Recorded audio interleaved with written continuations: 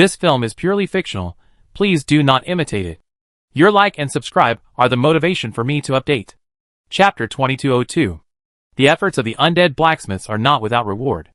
In just one day, they have figured out how to install these parts of the magic wand. At the same time, they also discovered a situation.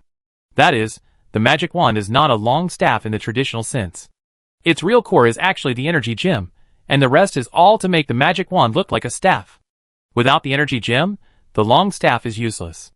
On the contrary, with the energy gem, the effect is the same whether there is a long staff or not.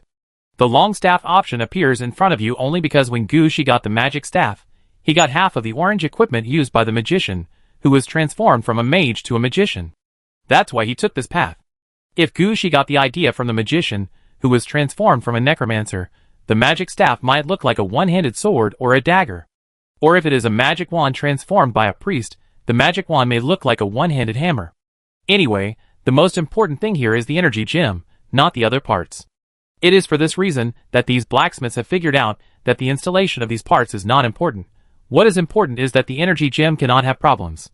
As long as the energy gem is intact, even if you hold a stick with a cloth strip wrapped around it, it is considered to have completed the production of the magic wand. As for whether it looks good or not, there is no need to worry about it. As long as the magic wand is placed there to warm up after the production is completed, everything will be done. It is precisely because of this understanding that all the blacksmiths here look at Gushi. They are waiting for Gushi to make a decision, whether to assemble the magic wand, what to assemble it into, and whether he has any artistic ideas. This question really hits the point of Gushi. Gushi's painting ability is very high. Gushi picked up a piece of paper and drew the style of his magic wand. Originally, Gushi didn't know all this. In his eyes, the magic wand was like the long magic wand in the hands of the tower magician, with a metal wand body and a yellow disc on top, and a green energy gem inlaid in the disc. Now it's different. Now Gushi can add his own things to it. For example, the style of the magic wand drawn by Gushi has begun to lean towards the long magic wand used by the Lich. The wand head is no longer a disc, but a skull engraved on it. Although the body of the staff is made of metal, Gushi plans to wrap spider silk around it. As for the end of the staff, Gushi plans to use obsidian to adjust and modify it. The blacksmiths did not raise any objections to the style drawn by Gushi. In their opinion, it is not a difficult task to just adjust the style. They can handle it easily when they install the magic staff. So as Gushi finished drawing the drawings, the blacksmiths started to act together. They cooperated in twos and threes, quickly adjusting and assembling the magic wand. After Gushi drew his idea and handed it over, he stopped pointing fingers. He just stared at it, and watched these parts quickly assembled in the hands of these blacksmiths. Gushi's face was obviously relieved. These blacksmiths did not disappoint Gushi. About 6 or 7 hours later, Gushi received a prompt from the system. The magic wand is assembled. Temporary task: broken magic wand, red. Enter the last step. You get the magic wand, quasi-red, undead weird direction. Now you can warm up the magic wand. Temporary task: broken magic wand task has changed. Temporary task: broken magic wand, red. Task description: warm up the magic wand that has been assembled. Task requirements: warm up the wand, 0/1000. Task reward: magic wand, red. Description 1. This magic wand is undead weird direction.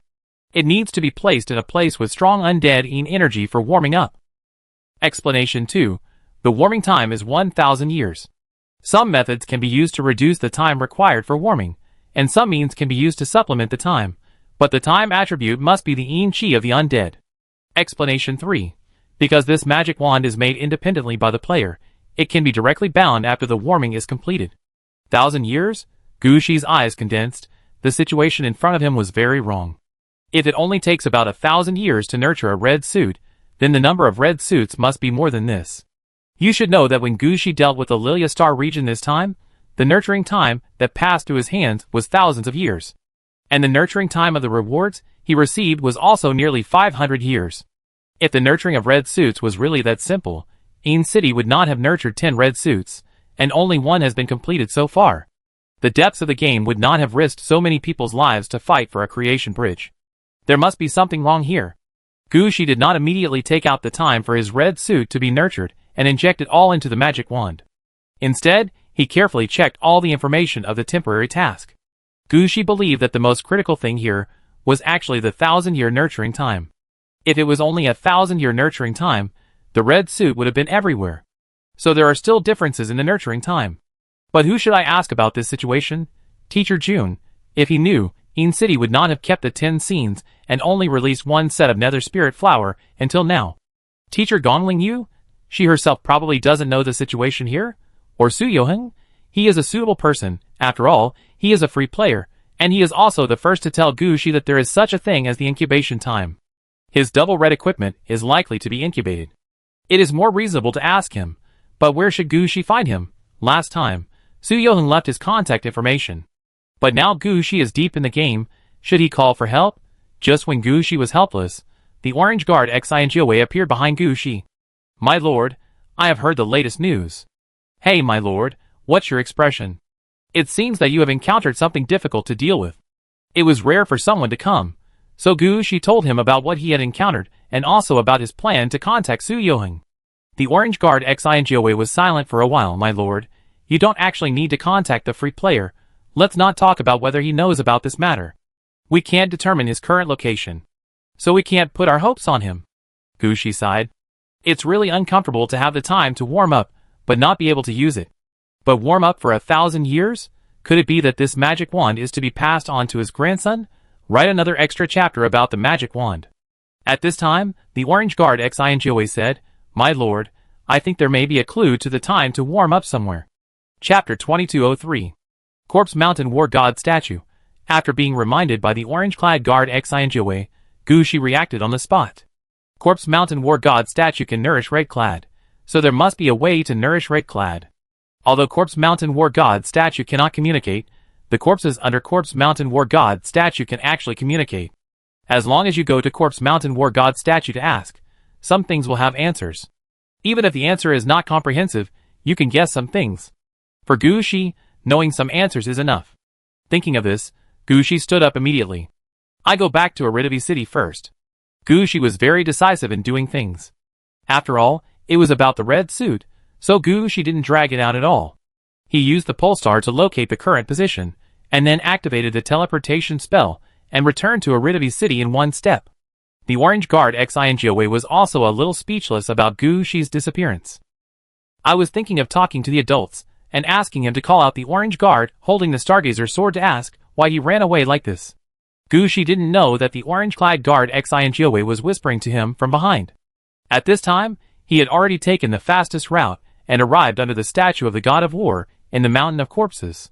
The contracted undead in the city of Aridov looked at Gu Shi in surprise.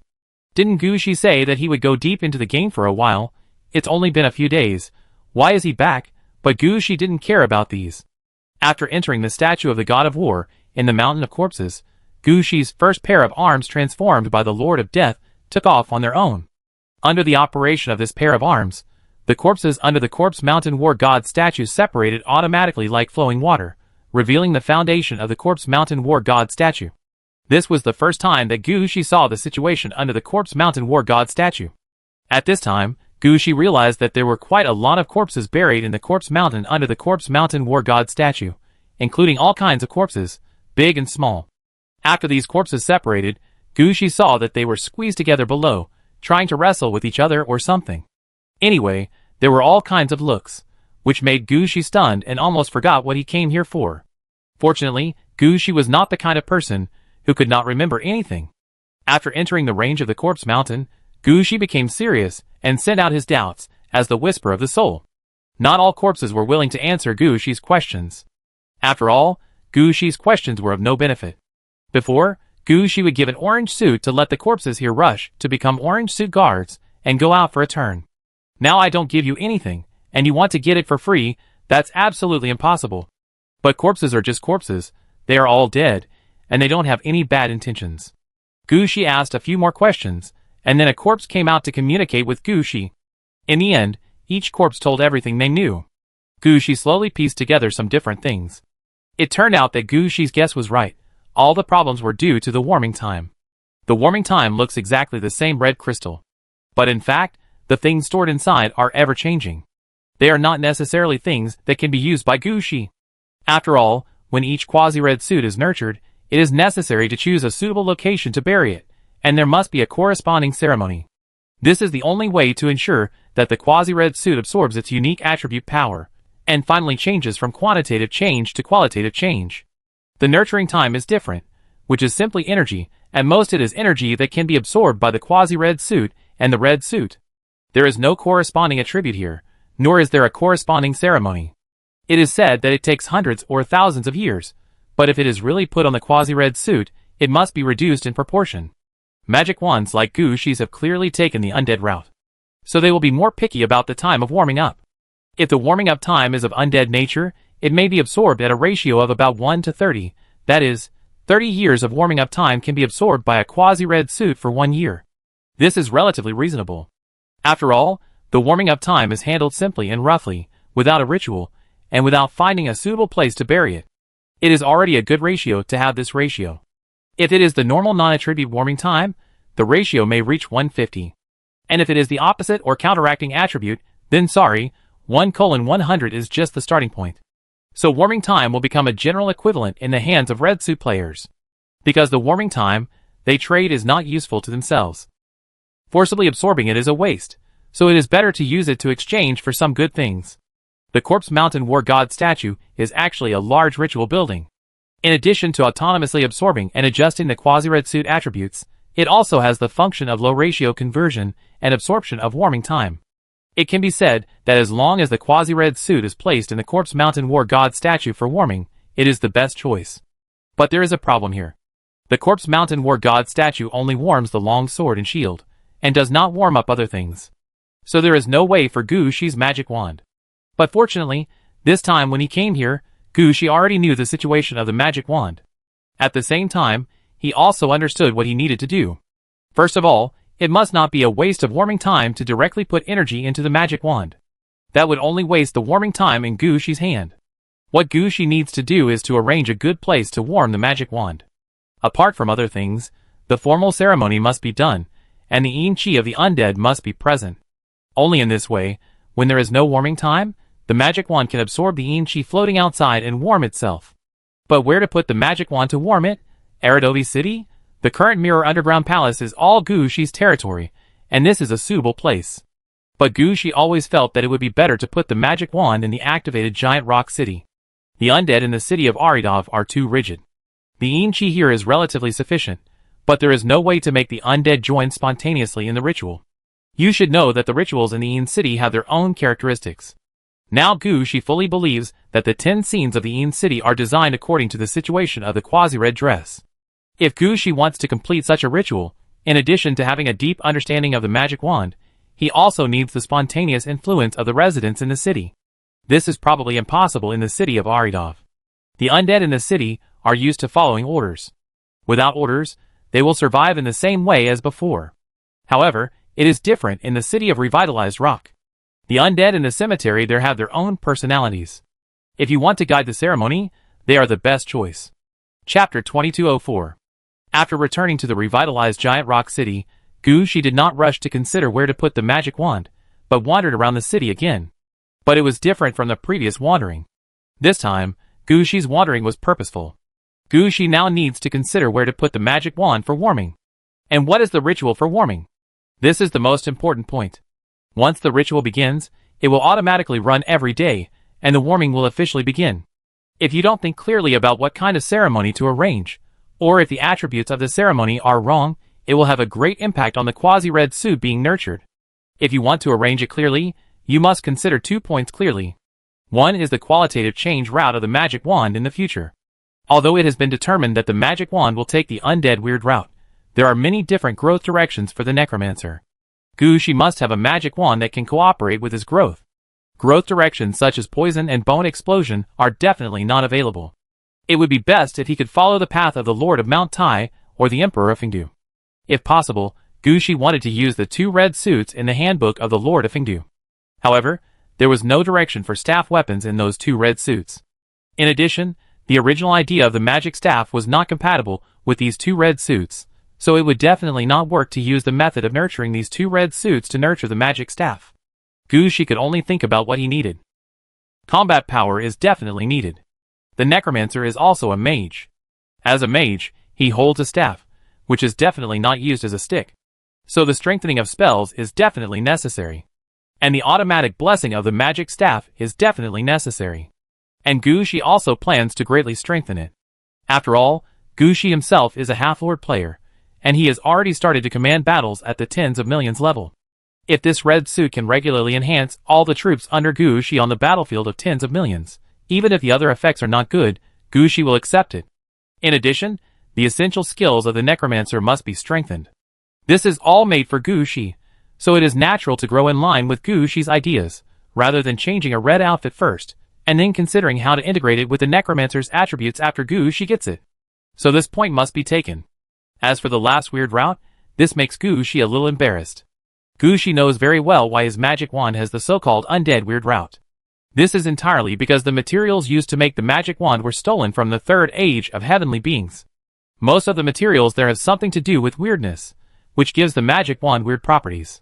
If Gushi wants to erase the weird route, this is actually possible, but it will consume some resources and materials.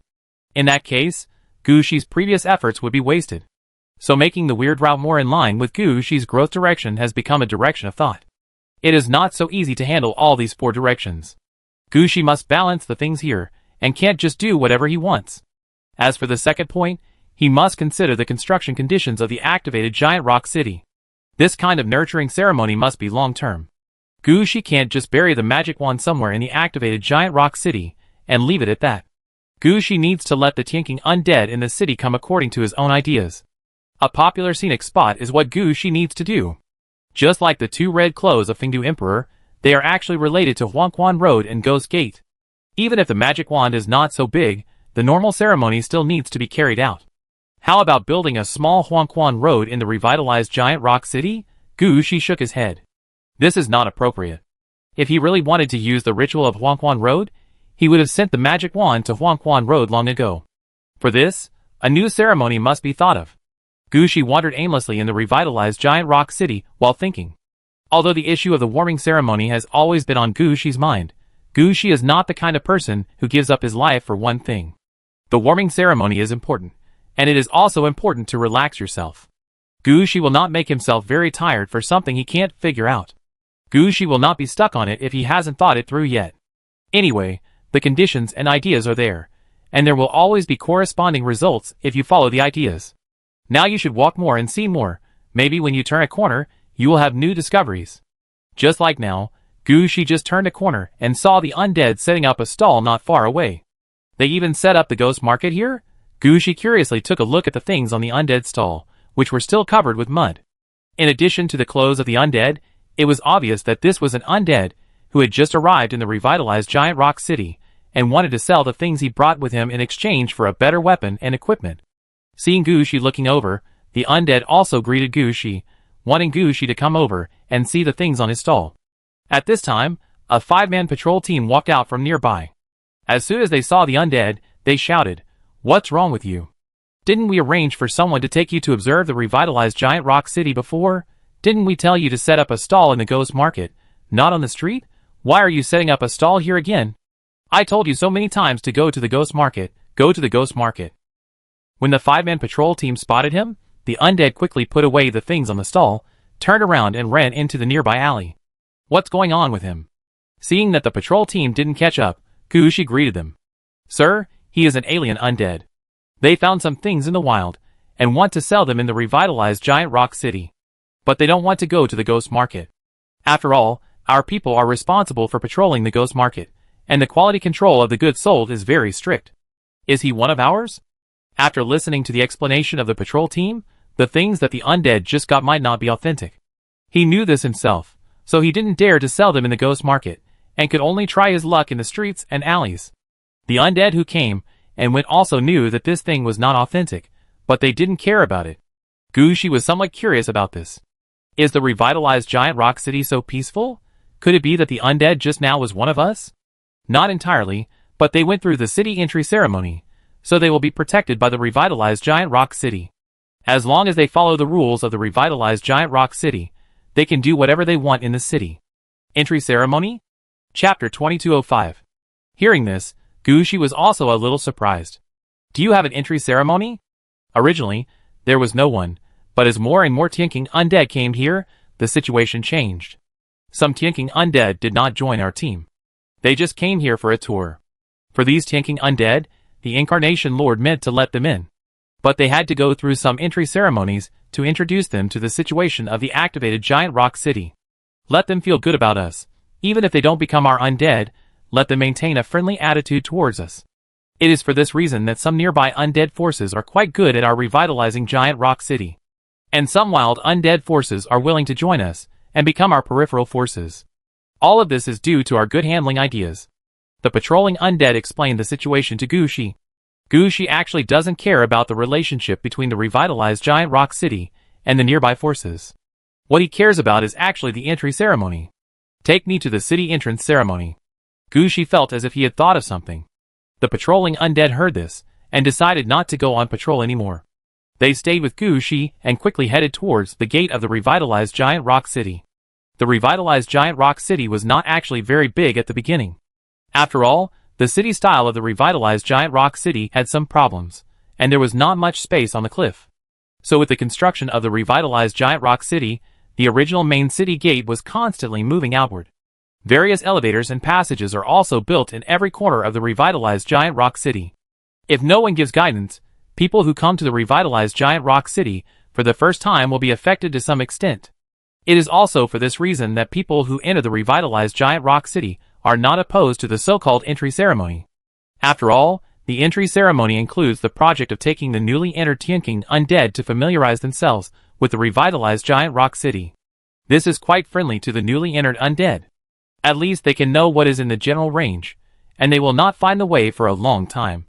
When Gushi followed the patrol team to the city gate, he already knew the situation inside. Given the current status of the revitalized Giant Rock City in the depths of the game, it will receive at least about 3,000 to 5,000 undead every day. About 10% of these undead will directly join the revitalized Giant Rock City and become residents of the revitalized Giant Rock City. About 50% will stay temporarily in the revitalized Giant Rock City, and the rest may leave directly on the same day. In any case, the number of undead that the revitalized Giant Rock City can receive every day is about 300 to 500. This is actually a good data. Although it is impossible to fight tens of millions of undead in one battle like Gushi, this way of increase is considered a continuous increase. And the Incarnation Lord treats all undead equally. Regardless of whether the foreign undead want to join him, or just take a look around here, they will all be taken around the city as a ceremony to activate the Giant Rock City. It can be said that every patrolling undead has led people in the ceremony of entering the city. They would take the initiative to tell Gushi what had happened before. These were all voices from the grassroots, and there were many things that Gushi had not noticed before. Now that the members of the patrol team had told them one by one, Gushi more or less understood what the Incarnation Lord meant. Although the Incarnation Lord under Gushi was a product of magic, he already had his own wisdom.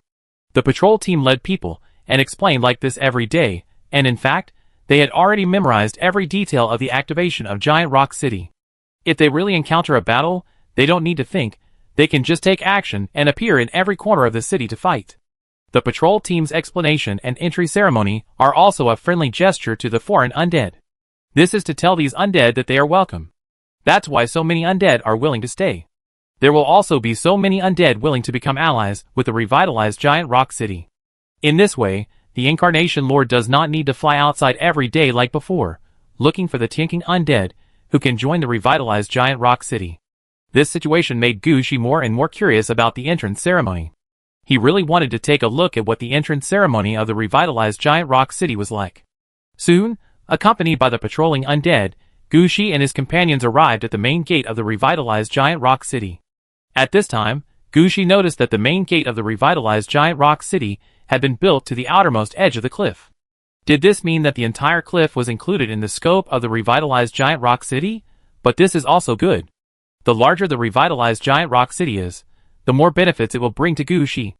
At this time, the patrolling undead pointed to the gate in the distance and said, "This is the gate of our revitalized Giant Rock City. Most of the undead came here. We didn't set up a defense line here. We are all undead, so it's useless to set up a defense line. At most, we ask the undead entering the city to touch there." Looking in the direction pointed by the patrolling undead, Gushi found that there was a bone more than 10 meters high stuck in the ground. All the undead entering the city must touch the bone before they can enter the city. After these undead enter the city, some patrolling undead would immediately pick out the undead who came to the revitalized Giant Rock City for the first time and take them to the revitalized Giant Rock City. What's the situation?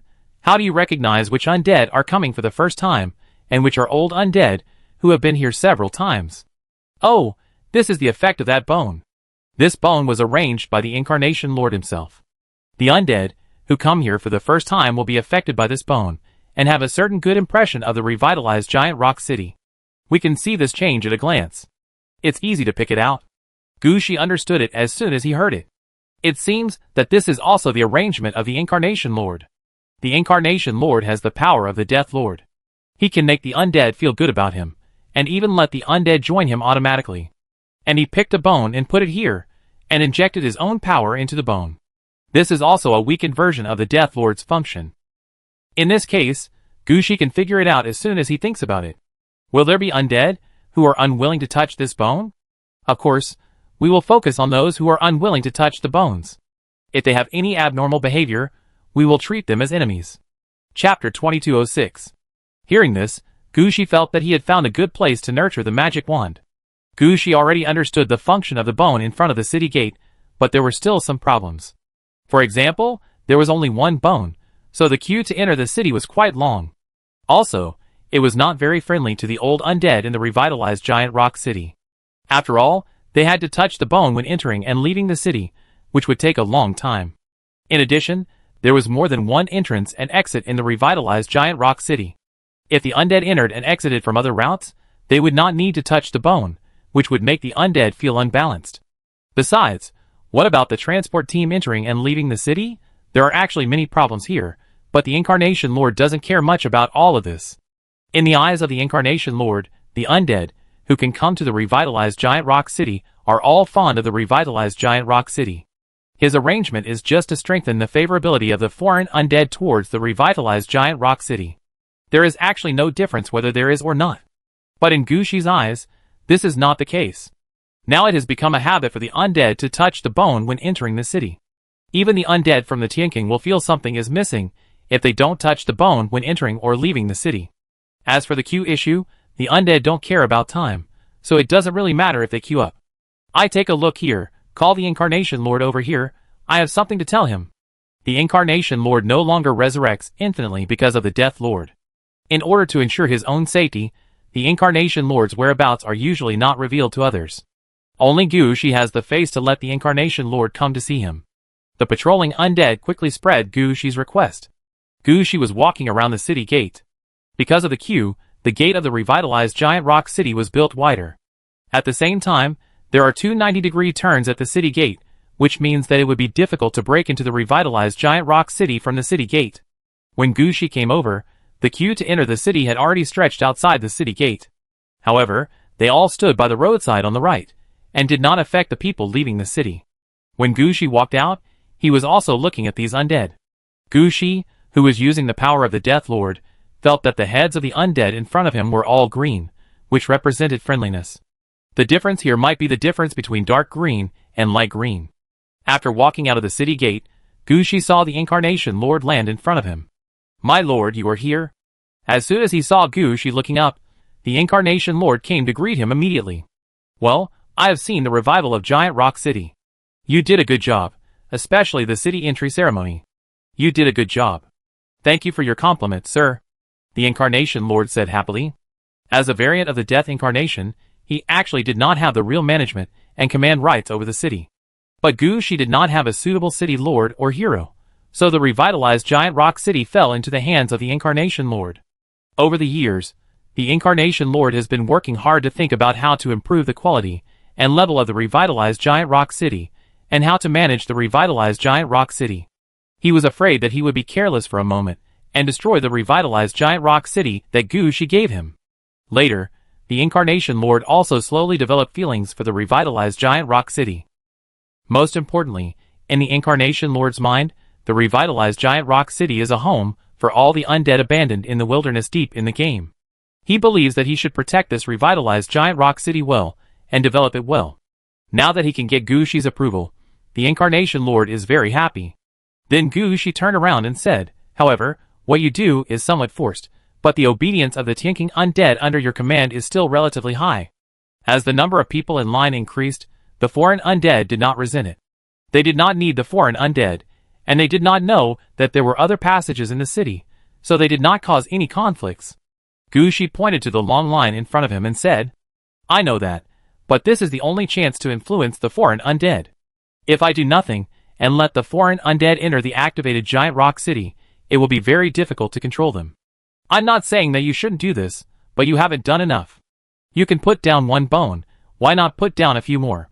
Similar bones can also be placed at other city gates, so that the speed of entering the city will be faster, and no one will be dissatisfied." The Lord of the Incarnation kept nodding his head, but he still said, "Sir, why don't you arrange a city lord to come over? I can still hold on now, but I feel that I can't hold on any more." Gushi was about to say that the Lord of the Incarnation did a good job, and there was no need to arrange more people. But he stopped immediately, because Gushi thought that he would put the magic wand here to warm it up. If there is no city lord, no incarnation to guard the city, and if the incarnation lord himself leaves for something, then this activated giant rock city will become an empty city without management.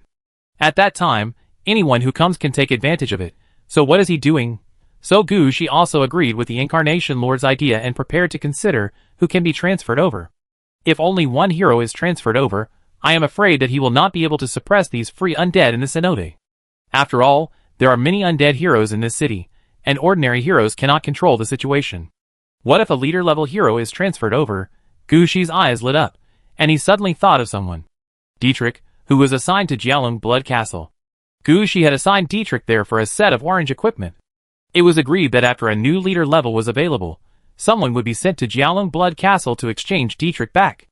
As a result, Gushi has not exchanged anyone back until now. The most important thing is that Jialong Blood Castle is not the Death City under Gushi's command. It is just a satellite city occupied by Gushi, which is a branch of the vampire army that provides Gushi with. It has been a long time since the Grand Lord died. Dietrich is still guarding the Dragon Blood Castle. He has not shown any dissatisfaction these days. At present, it is a good choice to let Dietrich handle the construction of the revitalized giant rock city. Okay, I understand. I will arrange for someone to come now. By the way, I asked you to come this time because I want to change the entry ceremony. The idea of queuing up to touch the bones is okay, but I always feel that it is a bit petty. I plan to change this entry ceremony. It just so happens that during this period of time, I have a further understanding of the ability of the Lord of Death. You see, this is what I think. Chapter 2207. Gushi explained his detailed plan. In fact, the principle is very simple. Gushi plans to put the magic wand in the activated giant rock city for nurturing. As for the nurturing ceremony, Gushi plans to use the entry ceremony of the Incarnation Lord to modify it. First of all, the queue for entering the city should not be changed. If you don't queue to enter the city, what's the point of this ceremony? However, after queuing to enter the city, you need to change the passive requirement of asking the undead to touch the bones to the active one. Gushi planned to stop touching bones and erect several pillars behind the city gate. All the returning undead had to touch the pillars. There was no benefit from touching bones before, but touching the pillars would give benefits. As long as the undead came and touched the pillars, they would get a random 1-hour buff. If the undead, who came over also offered some sacrifices, the buff time would be between 2 and 6 hours. Isn't this attractive now? The most important thing is that with the buff magic effect, the influence of the Incarnation Lord on the newly entered undead is hidden. No undead will know or discover this. And what Gushi wants is for the undead, who enter the city to touch the pillar carefully for a sense of ritual. As long as the undead touch the pillar carefully, the pillar will react and transfer the negative energy from the undead to the magic wand, and the magic wand will give feedback to the undead, and give the undead a magic bless.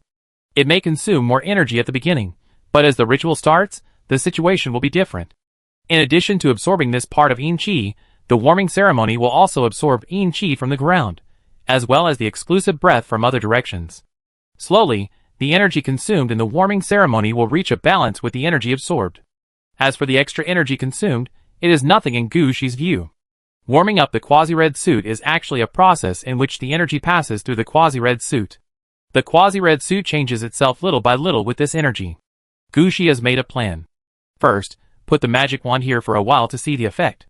If the effect is good, Gushi will slowly put the warming time he gets into the ritual and let the magic wand absorb it. In this way, the warming time of the magic wand can be adjusted by the warming time.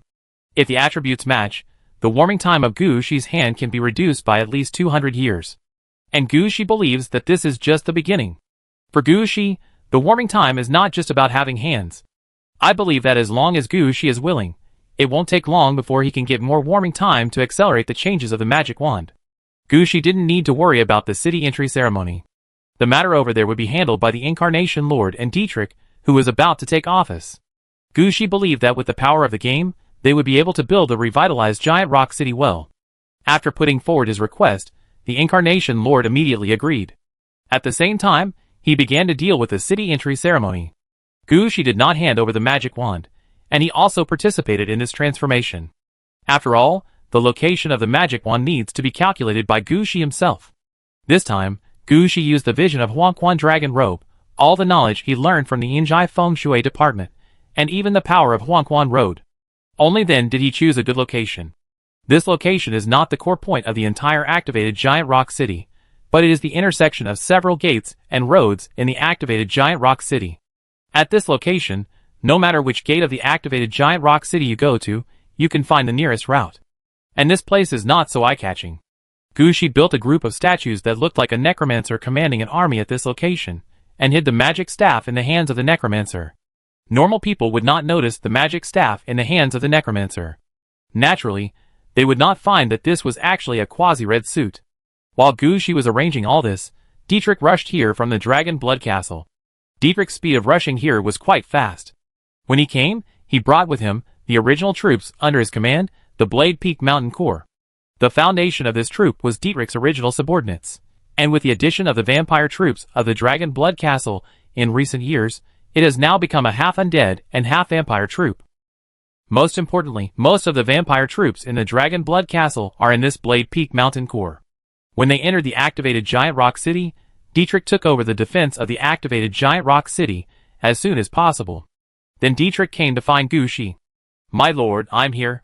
"Dietrich, your troops look good." Gushi looked at Dietrich. Although he had just changed his orange equipment, Dietrich did not become weaker because of this. On the contrary, because he had been fighting and managing at Jialong Blood Castle, his momentum was obviously stronger. At the same time, all kinds of weapons and equipment on his body had turned blood red. It was obvious that these were all special items for the vampires at Jialong Blood Castle. It can be seen that Dietrich has lived quite well in Jialong Blood Castle these years. "It's just normal, sir. There are usually wars in Jialong Blood Castle, but the intensity of the battles is really not that great. The most important thing is that there is actually an upper limit to the level there.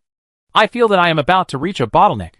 If you hadn't called me here this time, I would have applied to leave Jialong Blood Castle," Dietrich said seriously.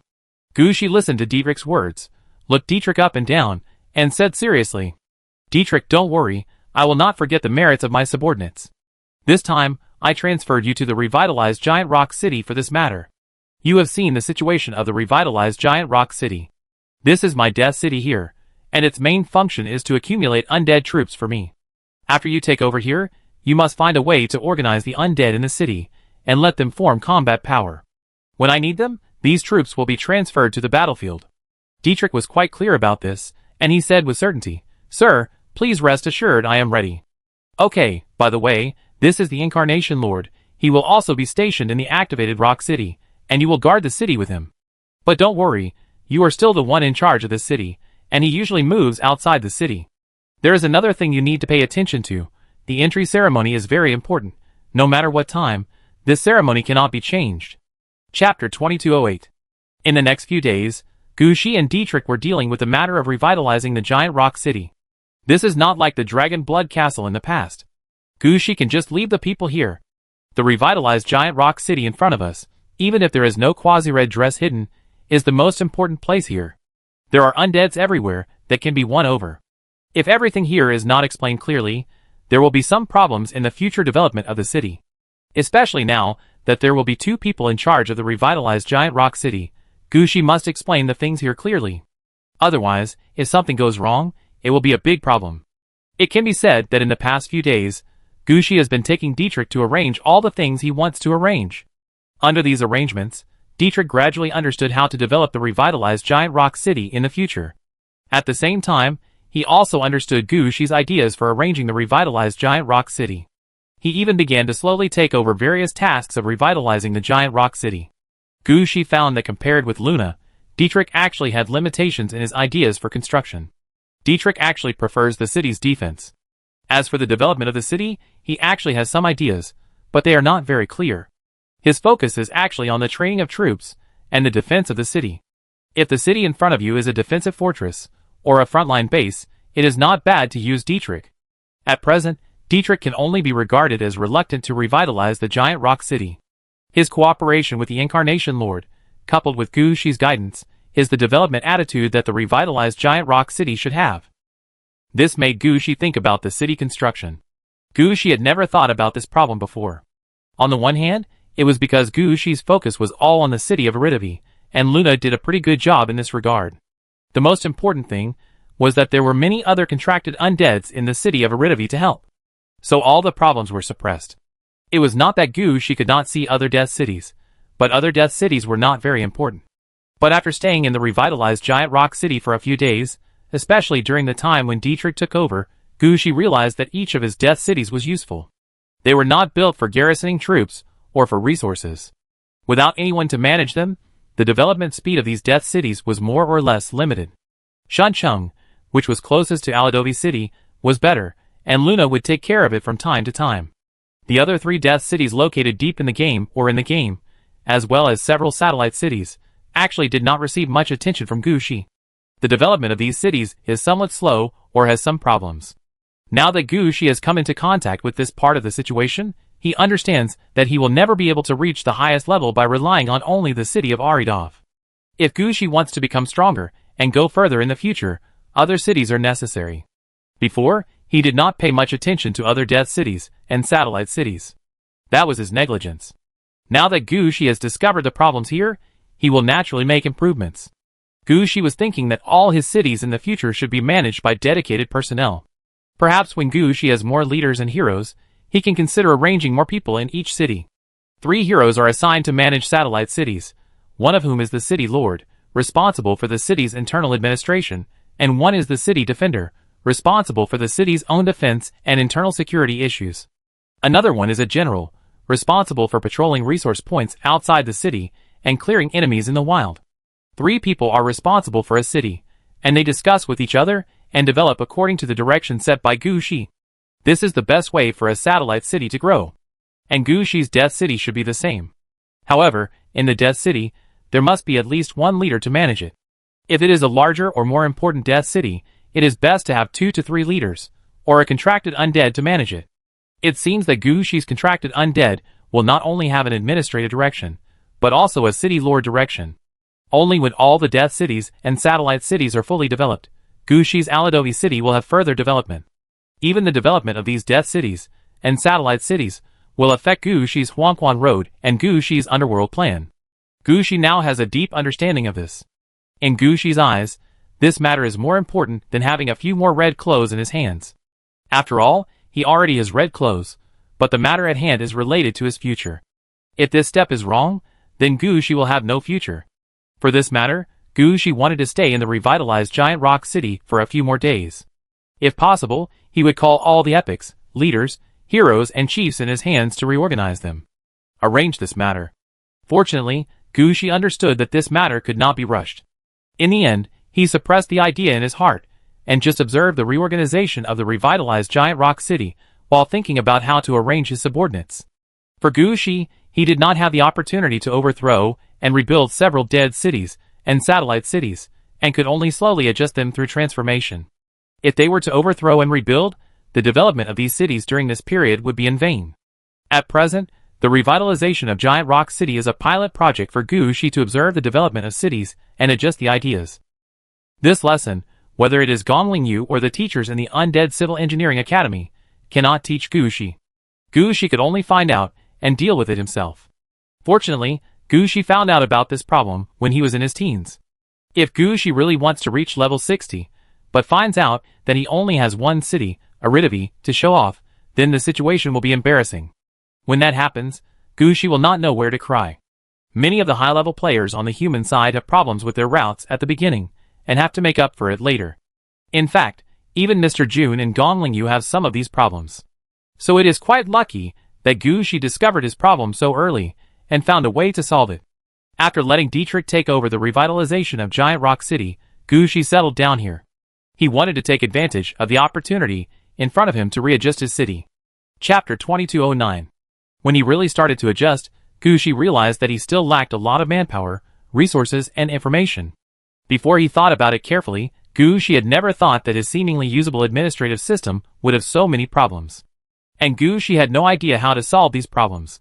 He could only write down the things he didn't understand every day, and let Yenryu go to the school of Hades University to ask the teacher. As for what he could ask, it really depended on luck. In this way, nearly 20 days passed in the blink of an eye. It was not until Shea came back with the latest news that Gu Shi realized that what he was going to do was just the beginning. If he really put all his energy into all his cities, he didn't know how long it would take.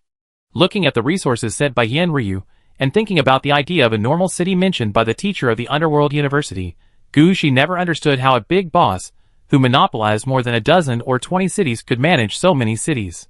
Could it be that it is really like what the university teacher said, that we can arrange for someone to go in, since the city is there anyway, and there is no need to manage it, just collect money once a week and collect resources once a month? If this goes on, will these cities still be ours? Gu Shi shook his head, and put the information in his hand on the table. Let's start with the Blood Sacrifice Ridge and Jialong Blood Fort, and the manpower will be carried out according to my arrangement. In addition, I have also made a plan to build a new city at the original location of Dragon City. That is my fiefdom, and the War Wolf is still roaming there. There is no reason for us to leave it alone. Before, I always thought that Dragon City had been moved to the Mirror Underground Palace, which was the last level on the road to the Underworld. So I didn't think of building another city at the original location of Dragon City. Now it seems that my thinking is somewhat wrong. I have already written the construction plan and ideas for this new Dragon City, and let Princess Anna allocate the manpower first. As for resources, Catherine will take over. No matter what, let's build the city first. Pushing the resources and orders in his hand forward, Gu Shi just closed his eyes, and the orders on the table disappeared. This is Lingxi contacting Gu Shi through dreams, and conveying Gu Shi's latest orders. After giving all the orders in his hand, Gu Shi looked up at Xiaoya. What's the situation? Is there any latest information? Sit down and talk. Hearing Gu Shi's words, Xiaoya sat down directly. At this time, Xiaoya was covered in dust and her skin was a little dry. She was wearing a black robe, a long sword on her back, and a pair of daggers on her waist. It was obvious that she had just come out of the wilderness deep in the game. It seems that the situation in the wilderness is very bad? Yes, sir. There seemed to be unusual movements in the wilderness deep in the game. Many wild players had begun to gather. It seemed that there were rumors that humans had gambled everything for Genesis. Now Genesis has a problem. Except for the original city, all other cities will be abandoned. Many barbarian players and game races that have fallen into the depths of the game have set their sights on human cities, wanting to take this opportunity to seize the city. No way, would anyone believe this kind of news? Gu Shi was a little speechless. Those barbarian players were fine, they had no organization, and all they could see every day was the food in front of them. It was understandable that they would be tempted by such news. But what about those game races that have fallen into the depths of the game? No matter how bad they are, they were rich before. Life in the depths of the game is pretty decent, they have their own cities, and even if they don't have cities, they always have bases. How could they bet all their strength on such gossip? This is irrational. Not only do some people believe it, but some people have gone crazy. Most of the human cities have been targeted. Chengxi City, Peixin City and Mowan City are better off, and no problems have been found for the time being. There are already clusters of wild players near some small cities, as well as teams of some game races. Xie described the situation outside in detail. Gu Shi didn't care much about the small cities of humans. He only paid attention to two cities, Balian City and Zhuolu City. Balian City was where Gu Shi was born and grew up. Although Gu Shi had left Balian City, he still cared about it. As for Zhuolu City, it was because this city was closer to Heiji City. If something happens to Swamp Record City, the nearby Black Pole City will definitely be affected. Even if Gu Shi doesn't want to join the war, he will be dragged into the war. As for the activated Giant Rock City, it is relatively safer. After all, most of the forces nearby are undead. Normal races will not look at this place. In addition, The reputation of the activated giant rock city is only spread among the undead. Not many people among the living and players know about this place. When Gushi asked about the situation of Balian City and Swamp Record City, Shea also said immediately, Balian City is too far away from here, and no detailed news has been received yet. However, from what we have already known, Balian City, Jiufeng City, and Hanyi City have united to form a three-city alliance to jointly resist foreign invasions, so nothing will happen for the time being. However, the situation in Zhuolu City is not very good. After all, Zhuolu City mainly produces archers, and its close combat ability is not strong, and it has been targeted by several forces. Hearing this, Gushi looked somewhat helpless. Is there any problem in Heiji City? No news yet, but judging from the current situation, there should be no problem. Shea thought about it seriously, and finally said something. Hearing this, Gushi's heart was finally relieved. Notify Heiji City to make defensive preparations. All outsiders who enter the attack range of Heiji City, I don't care if they are players or wild people, and I don't care if they are passing by or coming to Heiji City specifically. All of them are considered enemies. As long as they appear in the attack range of Heiji City, they will all be eliminated. At this point, Gushi paused. As for Zhuolu City, send people to keep an eye on it. If no one attacks Zhuolu City, it's fine. If someone attacks Zhuolu City, wait until Zhuolu City is taken down, and then send troops to kill the enemy. No matter what, no one can find out about the situation in Heiji City. At this point, Gushi hesitated. Also, find a way to protect the railway line in Zhuolu City. I'm afraid our connection with the outside world depends on this railway line. Chapter 2210. Gushi was right. The railway line in Zhuolu City was indeed the only channel for Gushi to communicate with the outside world. Then Shea explained to Gushi the situation near the activated giant rock city. Compared with the outside world that was ready to move, the area near the activated giant rock city was so safe. Because of the Incarnation Lord, all the ownerless undead nearby became Gushi's Tianqing undead and joined the activated giant rock city. And the organized undead also had a good relationship with the activated giant rock city. It felt like a vassal state in the civilization. They were already half of Gushi's power. Shea's intelligence here was quite smooth. It was for this reason that Shea also found out some information about the periphery of the activated giant rock city. It was at least 7 days away from the nearest human city. The distance mentioned here was the time it took Gushi to travel by the evil coffin. If the army was to march, the time would definitely be longer. Don't think that the evil coffin can now reach Mach 7, so the 7-day journey will be longer. Think about when Gushi flew from the rainforest to the Dragon Kingdom. It was twice the speed of sound, and he flew in the sky for more than 2 days. The evil coffin was running on the ground, and Mach 7 was not really fast. 7 days is not the farthest distance. It is precisely because it is far away from human cities that the activated giant rock city is safe, but it also loses the channel to contact humans. If Gushi wants to contact human cities, starting from the activated giant rock city, it will take more than 10 days before he can see any human shadow. Gushi came here this time not to develop and revitalize Giant Rock City and Black Pole City. Gushi's biggest goal is the heads in Changzi City. If possible, Gushi also plans to go to Yuanzu City to take a look at the situation of Genesis. After all, there is actually a powerful red suit waiting at the Genesis Bridge. Before, Gushi had never thought of moving the Genesis Bridge because he did not have the strength and opportunity. It's different now. After so many years, Genesis is still stuck halfway, so don't blame Gushi for coming to grab it. While listening to Shea's external intelligence, Gushi's mind was diverging outward, and he was thinking a lot. Shea seemed not to notice this, and kept explaining to Gushi the information she had inquired about. Of course, as the core of the intelligence, Changzi City and Octopus Head, Shea was only temporarily in contact with them, and the latest news would take a few more days to be delivered. How many more days do you have to wait? Gushi interrupted Shea. Well, if it's fast, it will take about 3 days, if it's slow, it will take 5 days, and more detailed information will probably take about 7 days. Gushi pressed his forehead. That's great, let's consider other things after the latest news about Changzi City or Octopus Head arrives. You did a good job this time, Shea. The intelligence is very detailed and very important to us. That's what I should do, Shea said seriously, but did not leave immediately. Why, is there anything else? Sir, I want to apply to form the 6th Intelligence Organization. As Shea spoke, she handed a report to Gushi. Gushi opened the report and found that it was Shea's application to set up an intelligence organization. Gushi had seen these reports several times. Whenever Shea encountered some situations, she would consider setting up a corresponding intelligence organization to get information. Now she already has 5 intelligence organizations. They are the First and the Tavern Intelligence Point, which are established in the taverns and hotels in Gushi City. They are mainly responsible for the collection of intelligence in Gushi City, the analysis of urban intelligence, the spread of gossip, and of course, they can also issue some small tasks of the underworld to the outside world. The more taverns there are in the city, the more detailed Gushi's understanding of the city will be. He can even learn about the things behind every piece of news in the city.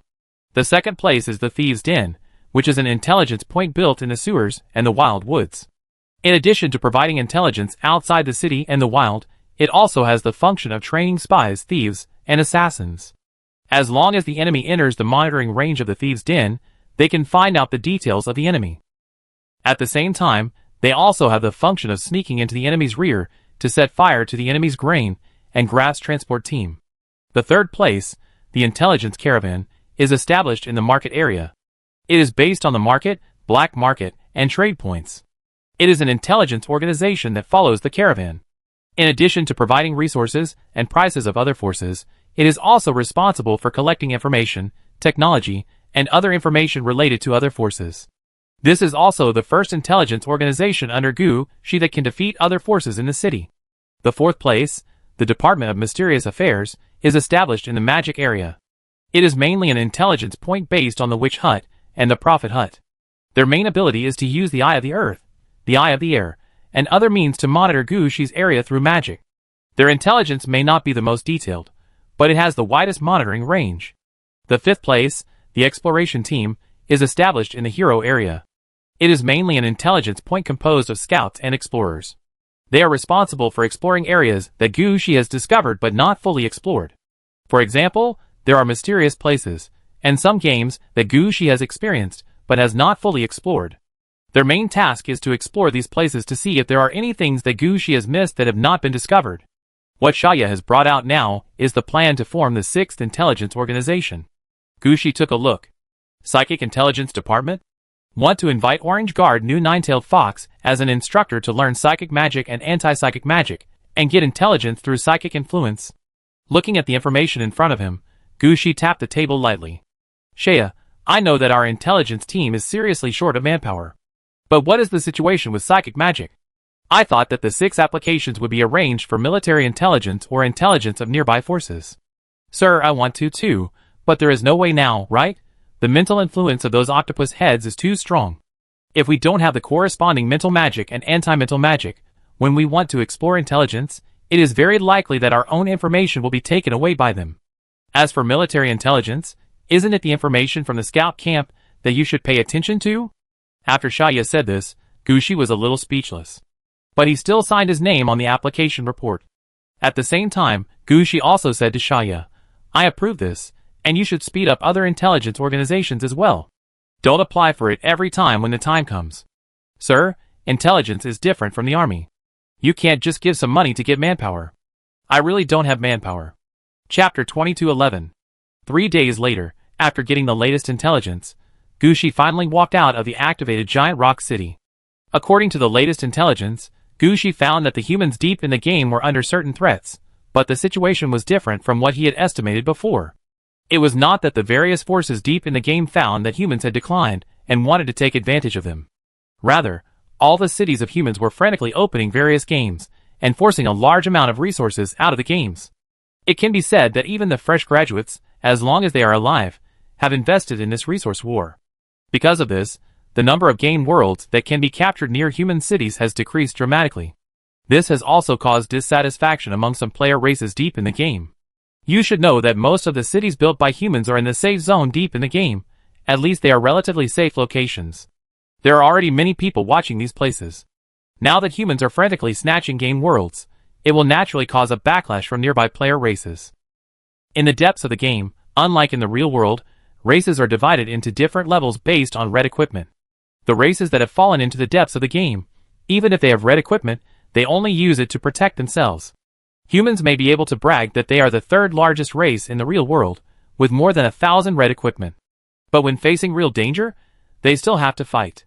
Not to mention humans, even if a celestial city falls into the depths of the game, It is the same situation. Humans started to rob the game world, which naturally angered the various races deep in the game. In the depths of the game, war broke out.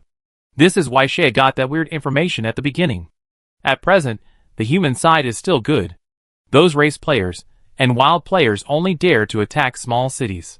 The original city of human beings and the three main cities have not been affected. And small and medium-sized cities are also saving themselves. Like the several cities near Balian City that Shea inquired about before, they united, which is a way for them to save themselves. But Gushi is not optimistic about them. Because Gushi knows too well why the cities were divided by humans in the depths of the game, it is nothing more than 4 words: professions and resources. There is no problem with several cities joining forces, but how to divide the resources, and how to resolve the conflicts between professions. This is more troublesome than foreign invasion. You should know that Gushi and his team killed so many players in Qiufeng City and Hanya City for a Balian festival, which shows the relationship between the 3 cities. Now they can join forces, but if there is a little problem, the first city to fight is the human city. Gushi found that now is the best time to attack, so he came out of the activated giant rock city 1 step ahead.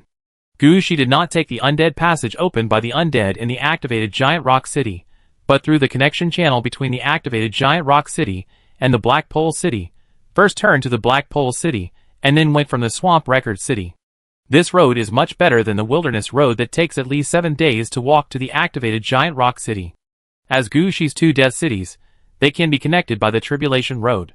As long as there is a Tribulation Road, no matter whether they are in the same world or not, the distance between the death cities is always 30 kilometers. In other words, it is only 30 kilometers for Gushi's men to go from the activated Giant Rock City to the Black Pole City. Not to mention the current Evil Coffin, even with Gushi's previous moving speed, 30 kilometers is just a matter of a few minutes. Transferring from the Black Pole City to the Swamp Record City, isn't that very convenient? Gushi must be stupid to take the Wilderness Road from the revitalized Giant Rock City. After entering the Black Pole City, Gushi did not stay for long. He just took a look here and drove the Evil Coffin out. The transformation of Black Pole City has not yet begun. As one of the 5 death cities under Gushi, Black Pole City is the most difficult to transform. Because the positioning of Black Pole City itself is to train undead arrow tower hunters. It is a training type war main city, and it is the first to go up when a battle between death cities occurs. After all, the undead arrow tower hunter is really useful in defensive battles. But it is also the most difficult to arrange people to manage it. Gushi does not have a leader who is suitable to command the undead arrow tower hunter, and there is not even a corresponding hero. How can Gushi arrange it? He can only arrange a city incarnation and place a dead city pillar here. The rest will have to wait until other dead cities are almost dealt with before considering it again. For now, let's leave it like this. Gushi did not delay here any longer, but drove the Evil Coffin quickly towards the direction of Zhuolu City. After leaving the area of Heiji City, Gushi began to find that some wild players were heading towards Zhuolu City. Most of these wild players were in human form, but they all had some traces of being transformed or modified. It can be clearly seen from them that these wild players all came from the same force. Gushi's eyesight was relatively strong, and when he saw them, they were still dozens of kilometers away. Moreover, these wild players seemed to have no habit of paying attention to their surroundings. In their eyes, they were the overlords of this area. Only others avoided them, not them. As for the troops that were larger than them, they could see them at a glance, and there was no need to prepare in advance. So they did not hide at all, but went towards the direction of Zhuolu City in 2s and 3s at their own speed. Gushi had been to the wilderness near Zhuolu City before. This is a mixture of swamps and forests. Because the road is difficult to travel, and there are many trees, the speed of the wild players' progress varies. In this case, the team of wild players is getting longer and longer, and some wild players have unknowingly fallen to the back of the team. Such a discovery made Gushi's eyes flash with a smile. Gushi just raised his hand, and the 3 orange-clad guards flashed behind Gushi, and then sneaked towards some wild players. After a while, a wild player entangled in a spider web was dragged in front of Gushi. Gushi looked up in the direction where the wild players were moving. Those wild players did not notice that their companions were missing. They were still walking forward in 2s and 3s. Gushi did not move, and the smelting crusher brought the wild player in front of Gushi. Gushi glanced at the wild player, and showed a kind smile on his face. "Hello, brother, what race of wild player are you?" Chapter 2212. When the savage player was grabbed by Gushi, He was also startled. He wanted to struggle, but when he saw Gushi's eyes that looked like he was looking at a dead person, he immediately backed down. Brother, don't do it. I'm a human, a pure human.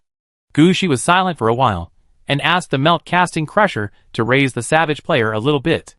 Although he looked like a human, he obviously had several mechanical modified parts on his body. What made Gushi speechless was that he had a long tail behind him. You are human like this? Brother, all players are like this. After gaining abilities, who wouldn't add something to themselves? Aren't the 2 pairs of arms behind you like this? After hearing what the wild player said, Gushi wanted to say, my 2 pairs of death hands are of red quality, okay? But he had to admit that the wild player was right. As a player, it is normal to like to add something to your body. Not to mention that there are necromancers who make themselves look like skeletons, even if it is a shooter who makes his ears pointy, and turns himself into an elf shooter, who hasn't seen this before. If the regular players are like this, isn't it normal for the wild players to put something on themselves?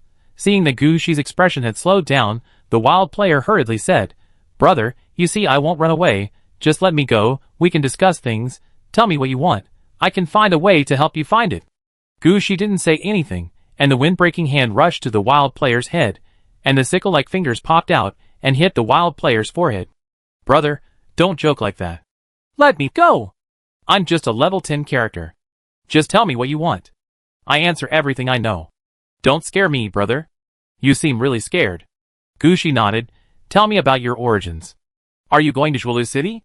Yes, we are going to Zhuolu City. But I'm not in the same group with them. I came here with my friend. I just want to come and take a look. I haven't seen a human city for a long time. I just want to go to the city to have a look. I'm not here to steal things. In the chaotic words of this wild player, Gushi still heard something. It turned out that this wave of wild players were just scattered soldiers nearby. They heard that the swamp city was taken down, and they wanted to go there to steal some things to enrich their living standards. After all, the wild players are not very good in other aspects except for survival and PK in the wild. When there is no game, their life is even worse than that of wolves in the wild. In the wild, they can only encounter a few game worlds. Just like the one in front of him. Since he killed someone in the city where he lived and fled to the wild, he has only entered the game 3 times. One time was when he was trying to reach level 10, and finally found the promotion world. He was tired of the days of having nothing in the wild. He wanted to live in a safe big house, eat and drink well, and go out to relax. The news that the Swamp Record City was taken down this time was also widely spread among the wild players. These scattered soldiers wanted to take advantage of this opportunity to run to Swamp Record City to grab some useful things. They really didn't have any idea. When he said this, the wild player still wanted to struggle and swear. But now his whole body was entangled in spider webs, and he couldn't move at all. He could only keep saying that he had no intention of attacking Swamp Record City. In the minds of the wild players, Gushi must be a player from Swamp Record City. If not, how could he intercept them halfway? Not to mention that Gushi's dress is very similar to the style of Swamp City. Although the savage farmer didn't know what the style of Swamp City was. No, I always feel that you are hiding something. Tell me, don't embarrass me. Gushi's voice was a little eerie. The savage player wanted to say something else, but Gushi's wind-breaking hand was already on his forehead. As long as he flicked his hand, the savage player's head would explode like a watermelon. Faced with such a situation, the savage player was also scared, and finally he had to tell a thing he had been hiding. It turns out that most of what he said before was true. After all, he is not a master of deception, and he can't make up a lot of lies in a short time. It's just that he concealed some things. In fact, these wild players were a step slower to arrive at Swamp Record City, not because they got the news late, but because they went to find someone. Among these wild players, there is a spy master who has a strong disguise skill, and can turn one player into another player. Of course, such a transformation must be conditional, such as having detailed information. The more detailed the information of the replaced player is, the better. It would be best if there is all the information from birth to the present. If not, at least there should be information such as occupation, level, and commonly used skills. As long as there is this information, the spy master can mix your identity in. Then they will be regular players with formal identities, and no longer wild players. Hearing this, Gushi was stunned for a moment. He is not a wild player, so he doesn't know what this kind of thing means to wild players. This means that they can return to human society, live and reside in cities again, join guilds, and participate in various games instead of eating dirt in the wild. It is for this reason that so many wild players come to Swamp City. Their idea is quite simple. Swamp City has been destroyed. They just follow the spy master to get an identity and pretend to be refugees who just escaped from Swamp City. When they use their new identity, they will be accepted in any city. As long as they can survive the first few days, they can integrate into human society. No more being a wild player in the wild. As for the things he robbed in the wild, they will also become their food and support their growth. Hearing the wild player say this, Gushi frowned slightly. You mean, there is a spy master who can help people get their identities? Gushi's heart moved. This is a good opportunity. When he was in Chengzi City before, he was targeted by someone, and he encountered all kinds of troubles when he left the city. Although I don't know what the current situation is, there are always some places that are not convenient to go. If someone can change their identity, this is a good idea. Where is the spy master? I want to meet him. Chapter 2213. Gushi carried the wild player and stepped on the evil coffin towards the wild player team. Who is it? As Gushi approached, the wild players also reacted. They all drew their weapons and turned their eyes to Gushi. If Gushi's appearance was not too unique, they would have rushed over long ago. In the eyes of these wild players, Gushi must be a high-level player, and he has at least one orange outfit in his hand. Facing the wild players deep in the game, Gushi did not have the idea of hiding his strength. He knew very well that these wild players were all crazy people who came from PvP. Even if they couldn't beat them, they would bite off a piece of the enemy's flesh. Only by telling these wild players from the beginning that my strength is much stronger than yours, even if there is a health bar on my head, you can't beat me, and coming up is just to die, can these wild players be calmed down? Let them not think of anything else. At this time, Gushi's situation was quite cool. Only a pair of arms appeared behind him, directly holding the wild player he had just caught. He stood at the front of the evil coffin, leaning on the secret sword staff in his hand. The secret sword staff radiated orange light, and people could tell at a glance that it was an orange equipment. But Gushi looked calm, as if he didn't care about the orange equipment in his hand at all. In the past, when such a person appeared in the wild deep in the game, he would definitely be noticed by the wild players at the first time. Either you suffer a loss, and you lose yourself. Or the wild players suffer a loss, and the entire wild player group loses. Anyway, in the deep wilderness of the game, those who dare to come out with orange equipment openly are all strong people who have fought with the blood of wild players. So when they saw Gushi's actions, all the wild players hesitated. They didn't know who Gushi was, and they didn't know whether Gushi could kill them all in a short time. Without waiting for the savage players to speak, Gushi raised his hand, and the savage player he was holding flew far away and fell heavily to the ground. I heard about your plan. Can you let the spy master come out to see? Hearing this, all the savage players stared at the one who had just been captured. This was their secret, and it was directly exposed by someone. What a thing. But Gushi didn't care about that. He calmly raised the secret realm sword staff in his hand. Don't worry, I won't ruin your plan. I came here just to borrow an identity. Of course you can fight, but the consequences will be like this. Gushi pointed the sword of the secret sword realm in his hand forward. It was not clear what he touched, and the person who was thrown to the ground screamed on the spot. Layer after layer of green scales appeared on his body, and these scales kept growing into his flesh and blood, as if they wanted to tear his skin.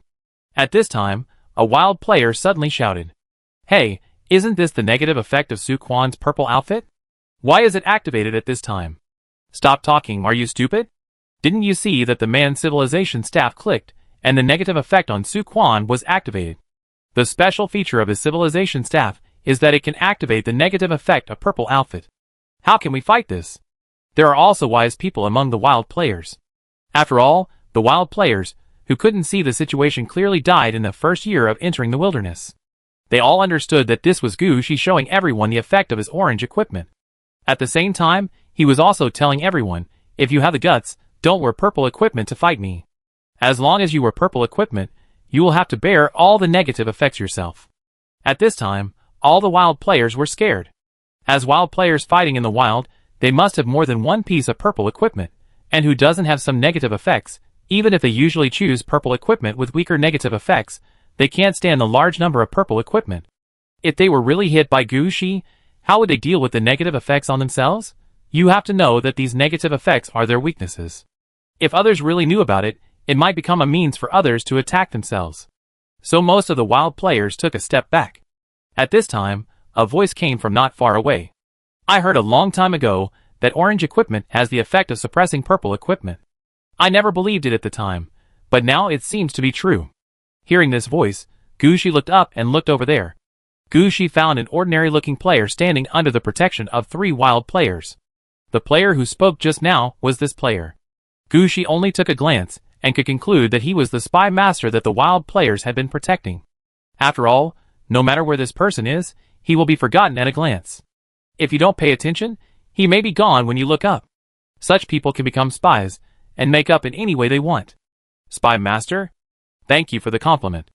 I am just an old spy who has passed level 20. I am not a master. Hearing what the spy master said, Gushi's eyes fell on the spy master's feet. He didn't notice it just now, but now it seems that there is something vaguely under the spy master's feet. It seems that this is the battle aura hidden by the spy master. But Gushi guessed that the battle aura of the spy master was used to erase his presence. Only in this way can the spy master easily survive in various places. Do you want to solve the trouble caused by the purple equipment on your body? Gushi glanced at the spy master, then raised his hand, and the Holy Spirit tree ring on his right hand was activated. A natural gift fell on the spy master. The spy master only felt his body relax, and the negative effects and damage caused by the previous use of purple equipment seemed to be wiped out. Looking at the spy master, a hint of joy appeared on his face, and Gushi said lightly, I can only help you erase these this time. If you still use purple equipment, I can't help you solve the negative effects. After all, I can't always be with you. If you want to completely solve your troubles, you'd better find a positive orange equipment, even if it doesn't suit your combat style, and use the orange equipment to suppress the negative effects of the purple equipment. Listening to Gushi's advice, the spy master shook his head.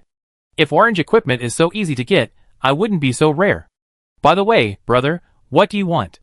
Chapter 2214. A normal identity that can enter the Changxi city, or even the Yuanzhou city. Gushi directly stated his request. After hearing what Gushi said, the spy master was speechless. Brother, you have chosen the most difficult path. Since the beginning of Genesis, the road to Yuanzhou city has been blocked a lot.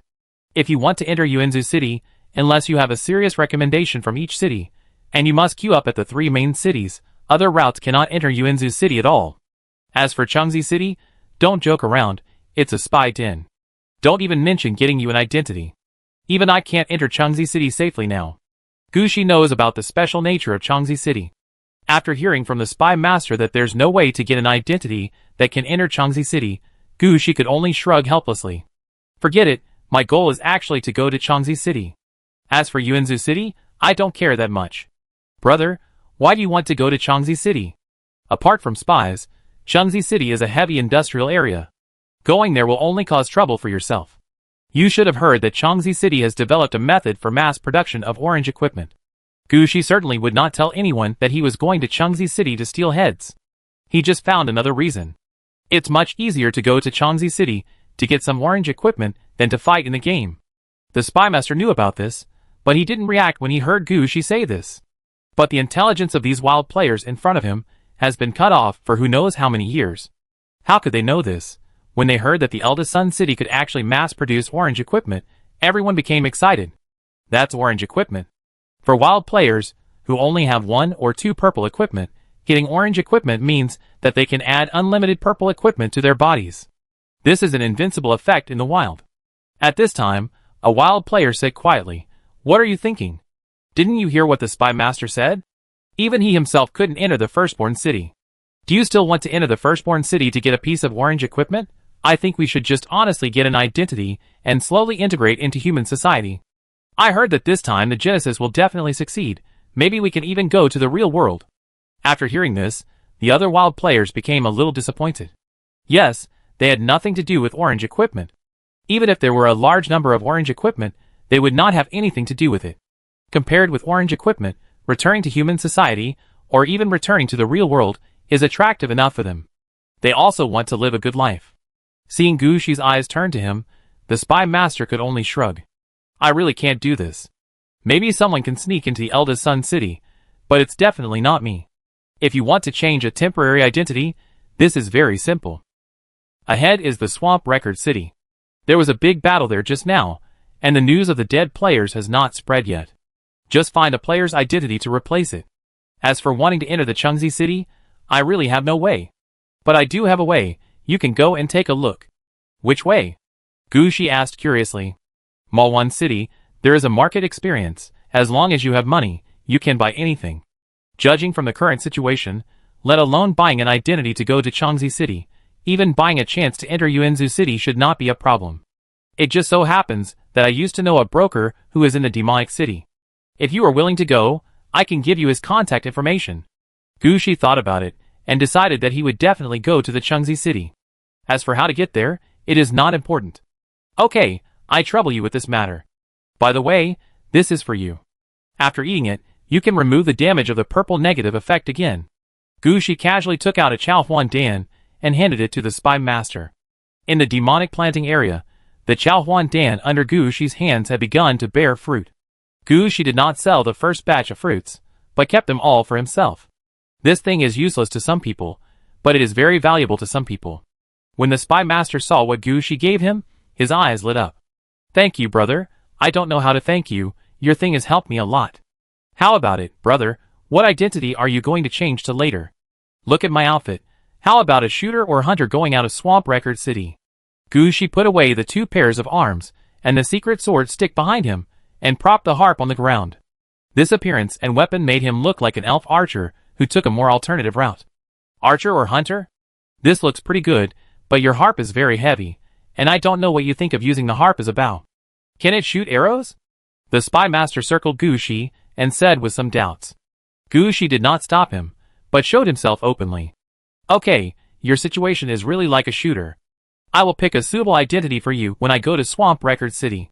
After a long round, the spy master agreed to this matter. The remaining wild players did not have any objections. After all, they are a completely loose organization. Even the wild players here have just known each other for a short time. They all came here for the same purpose. Gu Shi saw that they were also wild players, so no one should look down on each other. Anyway, Gu Shi didn't cause them much harm, so let's go to Swamp Record City together. So the wild player, who was just captured by Gu Shi, was also released. Turning around, the wild team that had stopped started moving forward again. This time, the wild team's speed of advancement was still the same as before, moving forward slowly, and the wild players were walking in 2s and 3s, and didn't seem to care much about the surroundings. However, standing in the wild player team, Gu Shi could still clearly feel that all the wild players were actually quite vigilant. At least when they are moving forward, they can always take into account the surrounding environment. This should be the instinct they have developed in the wild deep in the game. And when they are moving forward, they are not just moving forward quietly, but chatting there in groups of 3 or 2. Sometimes they talk about some things that happened in the wild. Maybe in their own thoughts, these are just entertainment when they are bored on the road, but Gu Shi, who is listening on the side, slowly understands some information about the wild players. For example, the one who came to attack the Swamp Record City this time is not actually a wild player from the human side, but a player race with a great background in the depths of the game. Chapter 2215. Gu Shi doesn't care much about the gossip about Zhuolu City, but he still has to pay attention to the game race with a great background. After all, Zhuolu City is not far from Heiji City. If this race takes a fancy to Heiji City, and then comes back to fight Heiji City after defeating Zhuolu City, then there will be fun. Gu Shi doesn't want humans to know about the reappearance of Heiji City. It seems that when he goes to Zhuolu City this time, he will have to deal with this game race. So Gu Shi joined the conversation of the wild players and asked about the situation of this game race. Soon Gu Shi learned from them what this famous game race was like. Compared to the octopus head wearing red clothes and falling into the depths of the game, this game race in front of him really has nothing but population. The Maiba tribe, in fact, more people call them rat heads, rats and insects. The biggest feature of this race is that they can eat and give birth, and they give birth faster than rabbits. 2 litters a month, each with 10 to 15 pups. Most importantly, the 2 litters come in turns. 1 litter is born, and the other is still pregnant. Among the pups born, there are usually 2 to 3 real rat-headed people with rat-headed bodies, and the rest are all rats. Among these rats, 80% are ordinary rats, and only 20% will grow to the size of wolfhounds and cooperate with rat-headed people in battle. About 1 giant rat will be born in every 10 litters, which can be used as a mount for rat-headed people. It can be said that a pair of rat-headed people can produce an army in a year. Fortunately, the rat-headed people also have their own problems. First, although they eat everything, such as weeds, grass seeds, and insects, food has become an important factor that restricts their number. Without enough food, even if the rat-headed people can reproduce, it is useless. Another point is that their employment rate is not high. About 10 rat-headed people can only produce one player, and the profession is mainly hunter, supplemented by thieves, poison warlocks, giant rat knights, etc. Otherwise, with the birth rate of rat-headed people, the game world deep in the game would have been robbed long ago. It can be said that as long as a pair of rat-headed people enter the game world, if their time is not restricted, it may take only a few years for the game world to become a world of rat-headed people. Most importantly, this kind of rat-headed people has another characteristic, that is, they are very sensitive to the smell of decay. They often appear on the battlefield or near the city that is about to fall. Swamp Record City was targeted by the rat-headed people for this reason. If the rat-headed people break into the Swamp City, they will eat everything they can eat. But in terms of weapons and equipment, they will only take what they can use. As for buildings, the rat-headed people don't really care, they are more used to living in caves. So there may be no corpses, no equipment, no food, etc. in the Swamp City. But various buildings, and other various resources, such as metal, wood and other construction resources, magic books in the magic tower, and various materials in the research room, will not be taken away. These are what the wild players want.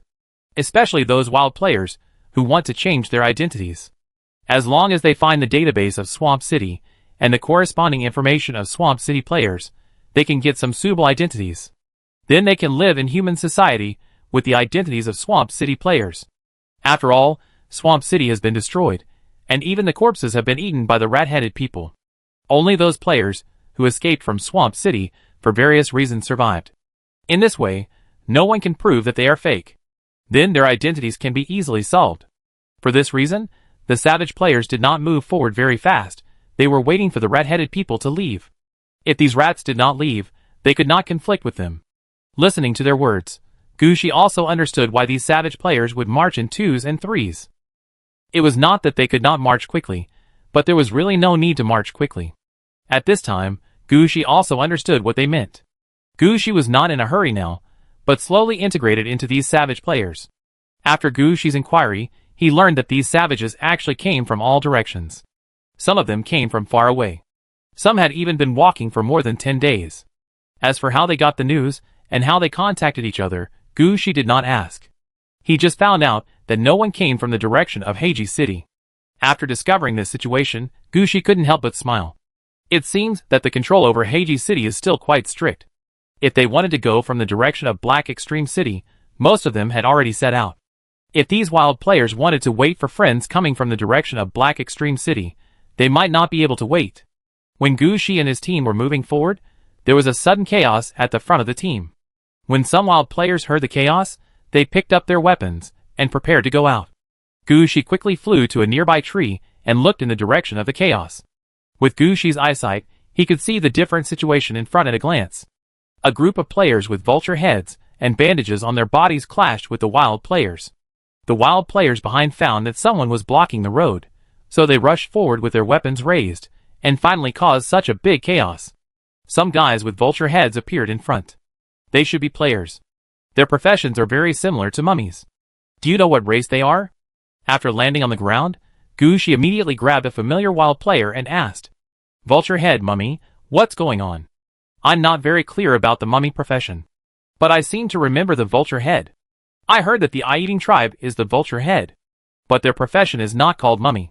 How did you see it? Fly up and stand higher to see it," Gushi said with a smile. Just then, another wild player said, "What you saw should be the guys from the corrupted sea tribe. They are the same as the eye-eating tribe, all vulture heads, but they eat carrion and salted fish. At the same time, they secrete a lot of salt liquid on the surface of their bodies, which is a very special seasoning. Many gourmet players are collecting this thing called scavenging salt at a high price. So brother, I don't quite understand what you mean by mummies, but the vulture head wrapped in bandages must be a player of the Sea of Sinister clan. They are making money." Chapter 2216. Can you play like this? Gushi didn't quite believe his ears. But the wild player said, "There's nothing we can do. Players who survive in the wild are all suffering. Any money they can earn is good. But why are they blocking our way? Is there nothing they need in Swamp Record City?" After hearing this, Gushi flew up again in silence and looked over there from a distance. Compared to the wild players, these vulture heads of the corrupted sea clan were obviously organized. They can fight on the ground or attack from the air. They can even use tactics like going around in the back. At the same time, there seemed to be some scouts and signal men in the sky conveying orders. It was obviously an organized action, but what was their reason? Gu Shi was also a little curious for a while. Of course, curiosity was curiosity, but Gu Shi had no intention of taking action. After all, the matter in front of him had nothing to do with him, and he was still far away from the battlefield. He just watched the excitement. But Gu Shi never thought that among so many players, he was the only one who flew up. Even if he just landed on a tree, he really flew. The vision of the wild players may not be so good that they can't see Gu Shi's small movements, but the vultures of the corrupted sea clan are different. They can see the existence of mice on the ground from thousands of meters in the air. Although Gu Shi is far away, Gu Shi is big, and Gu Shi flew up again, which is the most taboo thing for the corrupted sea clan. Although the corrupted sea clan can fly, their air combat ability is really not very strong. So the rule is that when they encounter a flying unit, they give priority to attacking the enemy's flying unit. When Gu Shi flew up to eat melons, he was directly targeted. Gu Shi, who was watching the excitement, couldn't help but feel nervous at this moment. What's going on? Am I being targeted by something? Mind Dark Lamp. Gu Shi took the initiative to use the Mind Dark Lamp sight. Then he found that there seemed to be several vulture heads of the corrupted sea clan flying towards him. Judging from their flight trajectory, they were coming for Gu Shi. What the hell? What happened to him? He just flew a distance. How come he was targeted by someone? Although he didn't understand what was going on. But Gu Shi was not the kind of person who didn't know how to fight back when he was surrounded. With the infinite counterattack aura turned on, how could he let others hit him? That was not his personality. After discovering the enemy's actions, Gu Shi took out the harp immediately. Gu Shi didn't remember the role he played in front of the spy master. Now that he is an archer, he must show his archer ability. As soon as the harp was taken out, the extra melting crusher raised the harp. This thing, which was unknown how heavy, was no different from an ordinary bow in the melting crusher. And Gu Shi's right hand played on the strings of the harp. Before the wild players could react, a whooshing sound came from the sky. The sound was so loud that all the wild players heard it. They looked up and saw Gu Shi's hand withdrawn from the harp strings. Then a group of vulture heads fell from the sky. Each of these vulture heads had a black feather arrow stuck in its forehead. Accurately hit, one-shot kill. Gu Shi's identity as a powerful archer was established. What a powerful bow. Only an elf archer can play such a trick. What an elf archer. Didn't you see that it was killed instantly? Elf archers play the knockback style. This kind of instant kill game is not for elf archers at all. I don't know if I saw it wrong just now. It seems that the bow is not in his hand, but is held by something. It is the mechanical arm behind him. It is understandable. Such a big bow cannot be used by just relying on the arm. Gu Shi did not listen to the words of the wild player below. He has already made a move, so Gu Shi will not drag it out. He will never let go of any enemy that appears in front of him. After locking the enemy, Gu Shi rushed forward quickly. The power of the Sky King allowed Gu Shi to fly in the air. Of course, in order to look better, Gu Shi pretended to be running on the branches. As for the flying sword, Gu Shi had no plan to release it for the time being. He used black feather arrows to deal with several wild players, which was enough to give face to these vulture-headed wild players. He couldn't fight these ordinary wild players, and wear double red clothes. That would be too embarrassing for Gu Shi. While walking forward, Gu Shi didn't stop the action of his hands. His right hand kept moving on the harp. Every time he moved, there was a whooshing sound. Then, a vulture head fell from the sky. It can be said that before Gu Shi took a few steps, most of the vulture heads were killed or injured. At this time, all the attention of the vulture heads was transferred to Gu Shi. They raised their weapons, flew, ran, and all rushed towards Gu Shi. In the eyes of these vulture heads, Gu Shi was just an archer. How many hands could he have, and how many arrows could he shoot at the same time? Against this kind of archer, their flying troops fought the best. In the past, let alone an archer, even if it was an archer corps, as long as they launched a charge, they could rush to the front of the archer corps under 3 waves of arrow rain. Next, it was their vulture heads' home court. So the vulture heads didn't take Gu Shi seriously at all. In their opinion, Gu Shi could only kill a dozen of them at most, and then they could kill Gu Shi. But the question is Gu Shi an ordinary person? Gu Shi was just pretending to hold the harp. The real move was the black feather arrow. Oh, after using the black feather arrow for so long, Gucci almost forgot that the original name of this black feather arrow was the sky-covering black feather arrow.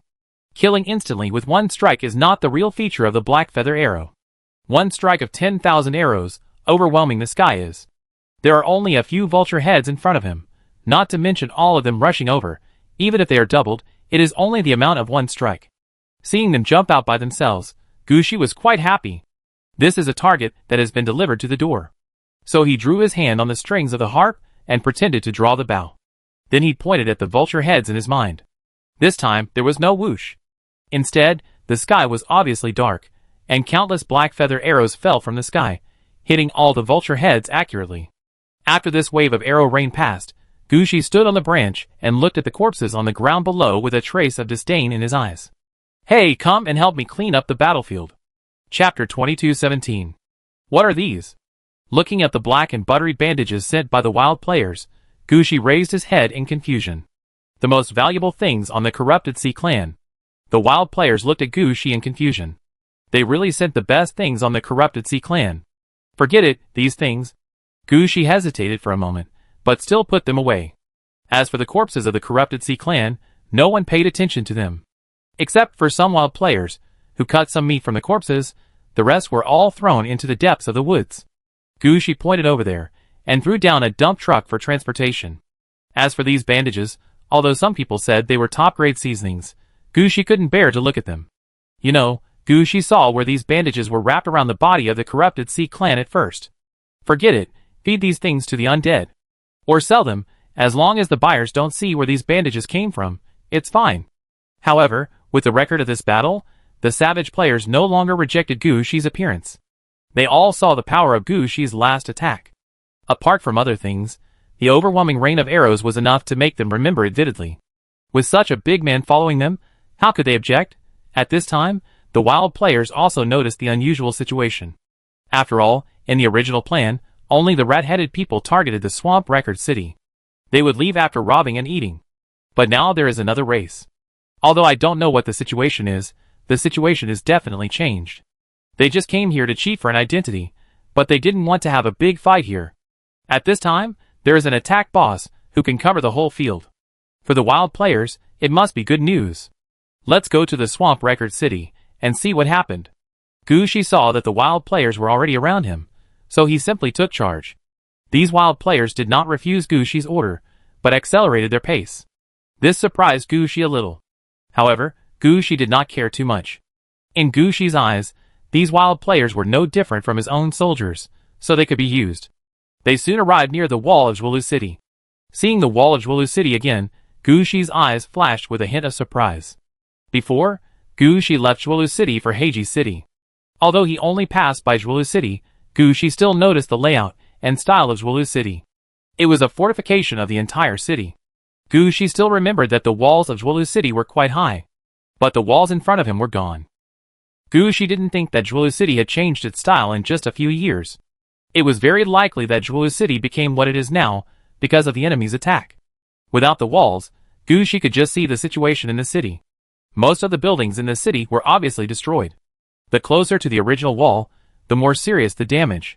For such a scene, Gucci only thought about it and understood the situation. The original style of the Swamp City is that the buildings can be used as fortresses. There are garrison troops in each building. It is impossible to take down the Swamp City without taking down the fortress. I think when the rat-headed people came, they definitely did not bring any siege weapons. They took down all these fortresses by force. As for the closer to the city center, the more troops are needed to take down the fortress. Maybe the rat-headed people did not take down the entire Swamp City. While Gucci was still thinking about the situation inside, a wild player started talking. This is Swamp Record City, no way. Isn't it said that human cities have walls around them? Cities without walls are really rare. Why are there no walls? Didn't you notice here? This is the foundation. The previous walls here have been pulled out. Pulled out? That's impossible. Where did the stones used to build the walls go? I don't know either. And did you notice that the city center has not been taken down? Did the rats retreat? Not likely. Those rats won't leave until they have eaten everything. And didn't you notice that there is no one in this city? What should we do? What else can we do? Don't forget what we are here for. Let's find the archives and information first. The wild players entered the Swamp City while talking. Gushi stood at a relatively high position nearby, intending to observe the current situation from a height. After all, the current situation is too different from what they thought on the way here. At first, they thought that the city was empty, but the buildings would be well maintained. They even worried that they might encounter the retreating rat-headed people. But the city in front of them was obviously not what they imagined. What happened in the swamp city? While Gushi was still thinking about this situation, the wild players had already rushed into the swamp city. Gushi saw them, but did not stop them. These were not his men. Gushi came to the swamp city for only two things. One was to see if the railway could still be used. The other one came here to find an identity. As for the things in Swamp City, Gushi really didn't care. After all, what could he get even if he turned the entire Swamp City upside down? It was nothing more than 1 to 3 pieces of orange equipment. Gushi, who had just received enough orange equipment from the human military, really didn't take these things seriously. Gushi only took a look at the wild players who entered Swamp City, and then his attention was focused on the train station in Swamp City and the meeting hall in the city center. The train station is located near the outskirts of the city of Swamp Records, so the entire station is gone. However, the rails are still there and have not been destroyed. As long as the rails are connected, perhaps we can find the next city by following the rails. As for the city council hall, it is relatively intact. If there were no defense personnel above the council hall, Gushi would have thought that the council hall had not experienced any war. Just as Gushi cast his eyes towards the council hall, Swamp Records was suddenly shrouded in a layer of dark green light. As soon as he saw this light, Gushi jumped up immediately. The Sky King effect was activated, and a strong wind blew directly into Swamp Records. And he flew backwards. If it was not difficult for him to come here, he might even want to go directly back to the activated giant rock city through the pole star. Chapter 2218. Gushi had just retreated more than 1,000 meters when the green light covering the swamp city disappeared. He and the wild players, who had not yet entered the city, were stunned to discover one thing. That is, all the wild players who entered the swamp city softened their bodies under the green light just now, slowly turned into green liquid, and flowed into the sewer of the swamp city. What's going on? Gushi was also shocked when he saw it. He was not sure if he could block this unknown light. The wild players who had not yet entered the city also gathered together, looking at the situation in Swamp City, and did not dare to take a step forward. They all saw that what happened just now was some means deployed in Swamp City. No wonder there was no one in Swamp City. It turned out that the players had not retreated, but had turned into water. What should they do now? Can they still enter Swamp City? At this moment, someone in the crowd said, "Do you smell it? It's a good smell? Now that you mention it, it's true." For a moment, the savage players were in chaos again. They looked around for the source of the fragrance, as if they had lost control. "Don't move." At this time, some savage players stood up and wanted to stop their companions from messing around. However, some players who smelled the fragrance didn't care about it. It seemed that the fragrance had attracted them, making them want to ignore everything and rush into the swamp city. Soon, conflicts broke out between the savage players. Such anomalies made Gushi retreat a distance. Even though Gushi didn't smell any fragrance now, he didn't plan to stay here any longer. Gushi even dragged the spy master away when he retreated. Others can die, but people like the spy master should be alive. Otherwise, where can Gushi find someone who can help him get a temporary identity? After retreating more than 20 kilometers, Gushi finally put the spy master down. "Don't be so nervous, I'm fine." The spy master who was put down smiled at Gushi. Then he straightened his clothes. "But I still have to thank you. At least you remembered me when you escaped. You are so calm. Did you figure out what the situation was?" "Not sure, I just remembered some previous intelligence." In addition to hiding himself and getting a temporary identity, the spy master also has certain abilities in intelligence. A spy master who has lived for so long will always know something different. "Oh, can you tell me about it?" Gushi asked curiously. He actually wanted to know what the current situation of Swamp City was like. "There's nothing I can't tell you," the spy master said decisively. "I always find out some things, such as why each city was built here, and the situation when these cities were built. I heard that when Swamp City was first built, it was a swamp full of plague, poison, and death." Gushi glanced at the ground and thought that it was still a swamp. It's just that the swamp is full of trees, and the roots and grass make the ground in front of us hardened. But the essence of this place is still a swamp.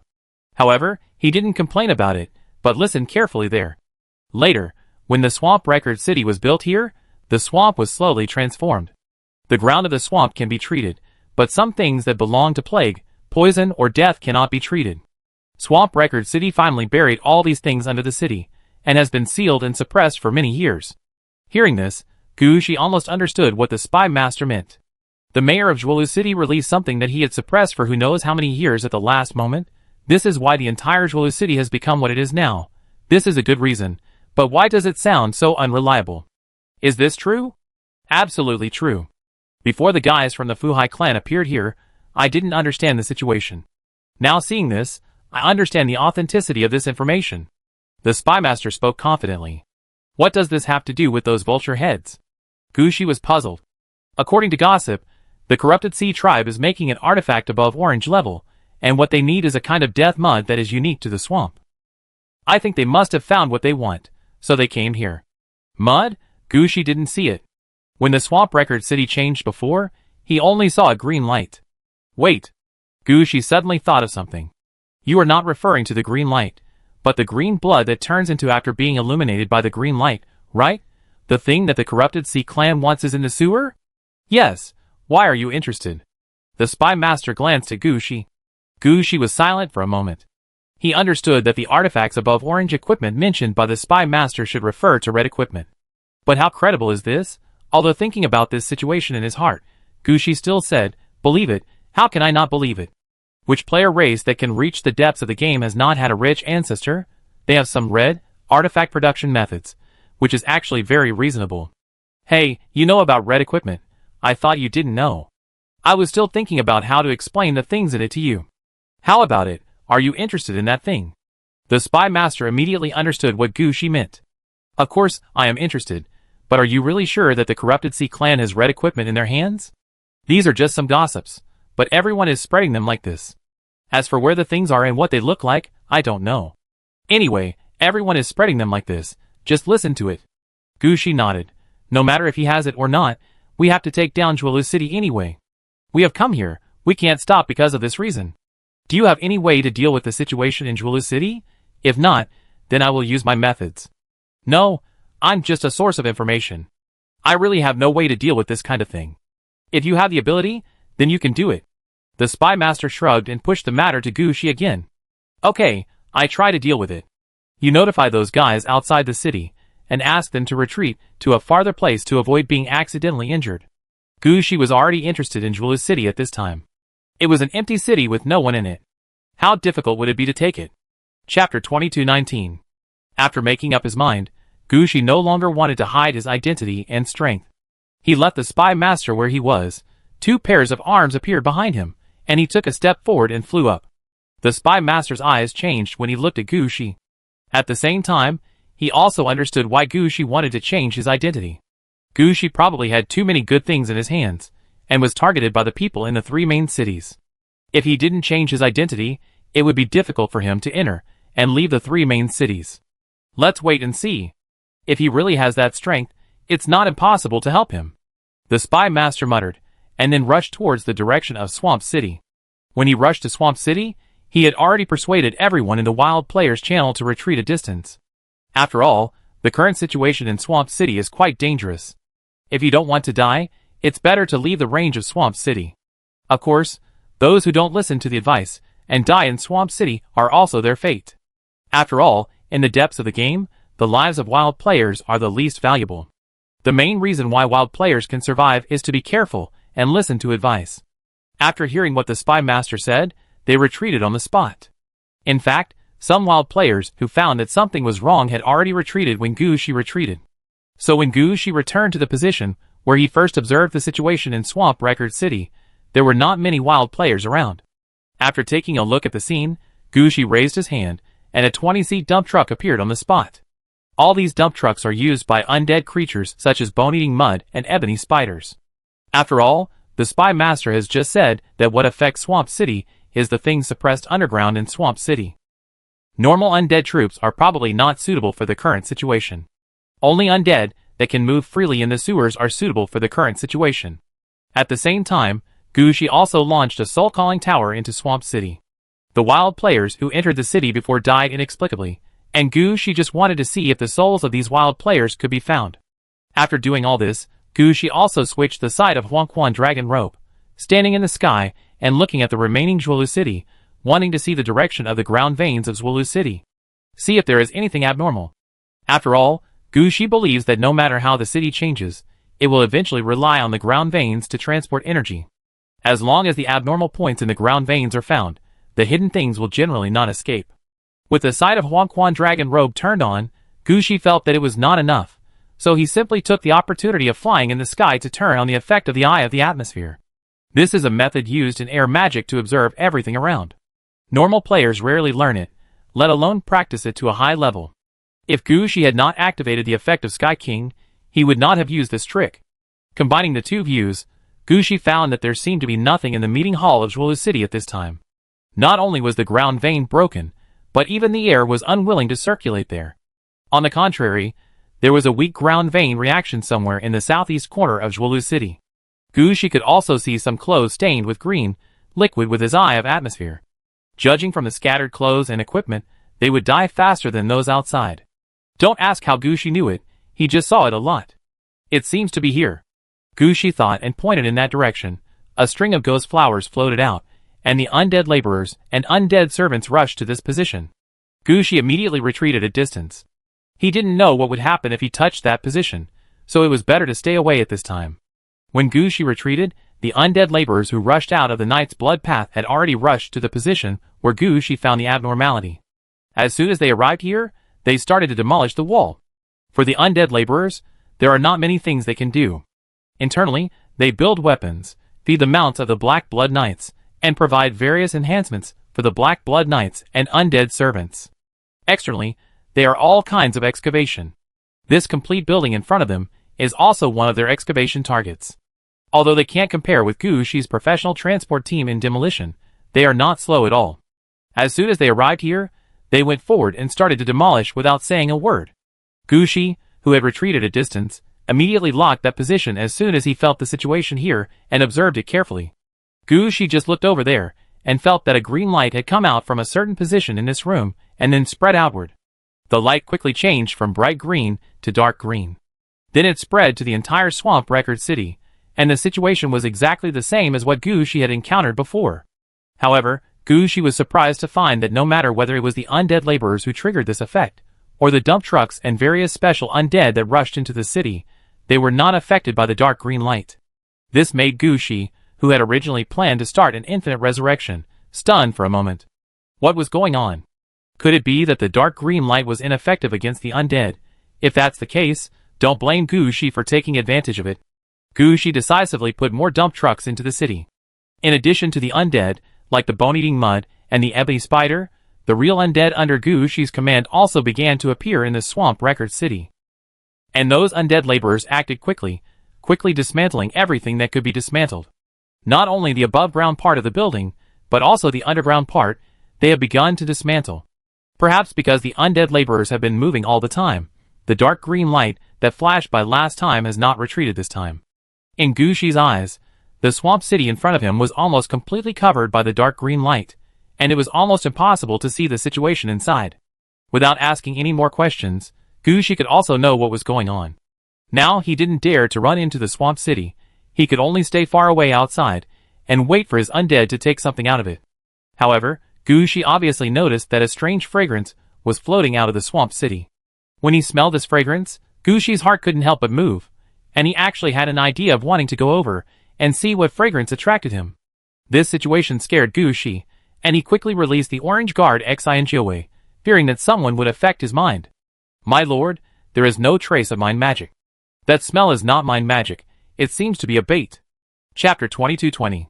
It's fine if it's not mind magic. Gu Shi doesn't really care whether it's bait or not. Gu Shi hates mind magic the most. That kind of method is simply inexplicable and hard to guard against. This has left a psychological shadow on Gu Shi. Now that he heard it's not mind magic, Gu Shi's expression changed visibly. Bait? That's the hunter's trap. I didn't expect that Zhuolu City had played this before. Gu Shi muttered. He thought Zhuolu City only trained archers. He didn't expect they had this trick up their sleeve. You know, there aren't many professions that can set traps, either hunters or guardians, but their nemesis is quite a lot. Any thief can disarm the trap. So serious people rarely go this way, not to mention the archers, who can attack the enemy remotely. Unless they have any special requirements, they really won't learn traps. Now in this swamp record city, there is a bait for traps. This means that there must be something hidden behind Jwelu City. After all, a decent city would not end up like this. After locking the target, Gushi discovered something when he observed Jwelu City again. The entire layout of Jwelu City seemed to deliberately avoid the area emitting dark green light for construction, and finally had to surround this area in the city. It can be said that this area has the least number of buildings and is the most targeted. Gushi didn't notice it before, because he didn't think about it. Now, as long as Gushi is not blind, he can see that there is another side of Swamp City hidden under this area. Fortunately, the undead are not afraid of this dark green light. Gushi thought to himself. Groups of undead rushed into the city, concentrating on the area with problems. The first thing they did when they rushed in was to demolish. After all, when there is no one blocking the way, the most common thing the undead do is to dig the ground. At this time, the bone-eating mud and ebony spider, who entered the sewer, also found something unusual in the sewer. Following the sewer all the way down, they found that after passing through the 3-layer sewer, there was an underground reservoir. The entire underground reservoir was about 1/3 the size of Swamp City. In the reservoir, all the water was a green liquid. This liquid had a fishy smell. It was obvious that all the liquids of the players that had been dissolved before were concentrated here. All of them turned into water in a reservoir, and there was no way to tell which ones were transformed by the regular players of Swamp Record City, and which ones were transformed by the wild players and rat heads who invaded Swamp Record City. Anyway, just looking at the water in this reservoir, you can know that these liquids in front of you must not have accumulated in a day or two. Bone-eating mud and ebony spiders did not dare to hide anything. After discovering that the situation was not right, they immediately reported the news to Gushi. However, because the dark green light in the city had not disappeared, Gushi could not enter Swamp Record City to check. So Gushi could only know the situation inside, but he couldn't see it with his own eyes. It wasn't until the undead laborers in the Knight's Blood Road found a dark green stone that everything was clear. The undead laborers immediately understood that there was something wrong with this dark green stone. So they wanted to take it into the Knight's Blood Road on the spot. But just as the undead laborers were about to drag the stone into the Knight's Blood Road, the ghost flower suddenly floated up, landed on the stone, and tightly wrapped the stone. In this way, the dark green light that originally enveloped the sky above the Swamp Record City disappeared, and everything returned to the original state. Through the nether spirit flower, Gushi felt the energy contained in the stone. This energy has exceeded the level of orange quality, but has not yet reached the level of red quality. This also reminded Gushi of the information given by the spy master. Could it be that the Fuhai tribe is really working on red equipment? If it is true, should we take it down and give it a try? While thinking about it, Gushi asked someone to send the wrap stone out of Swamp Record City. This thing is a bit strange. Gushi wants to see whether it is better to send it to the Yellow Spring Road or put it somewhere else. But Gushi never expected that when the undead laborer was about to leave the city with the stone, the change happened again. The stone wrapped in the dark flower disappeared on the spot when it was about to leave the city, and returned to the place where it was originally buried. This situation shocked Gushi, because the stone was not suppressed by the dark flower when it suddenly returned, and as soon as it turned around, the dark green light enveloped the sky above the Swamp Record City again. Gushi, who thought everything was settled, almost went in. Fortunately, Gushi was cautious and did not enter the Swamp City even if he took the stone, so he did not get killed at the last moment. With this accident, Gushi could not help but rethink what to do next. If there is no way to take this stone out of the Swamp City, it will be useless. Even if the stone has a strong energy, it is meaningless to Gushi.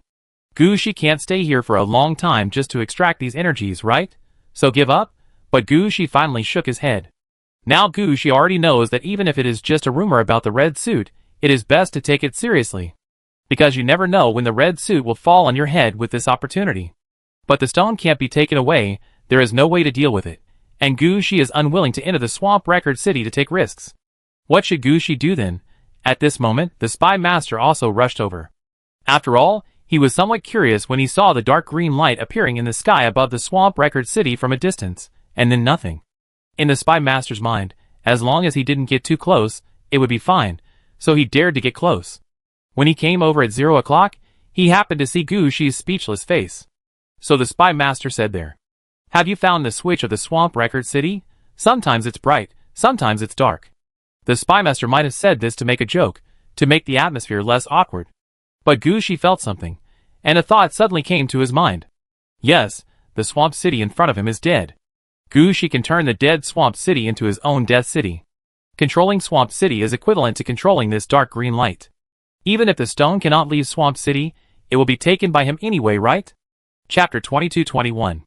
After thinking of a solution, Gushi flipped his hand, and a large number of ghost flowers quickly grew in the Swamp City.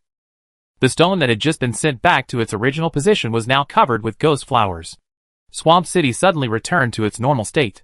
Gushi also took the initiative at this time, and countless ghost flowers fell from the sky and landed in every corner of Swamp City. What are you doing? Take down Swamp City. With Gushi's current strength, it is no longer as difficult for him to operate the Death City as before.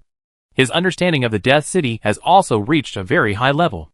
Under Gushi's operation, many stones were sent out from the Night Blood Road, and together with the ghost flower, a high tower was formed at the location of the stone just now.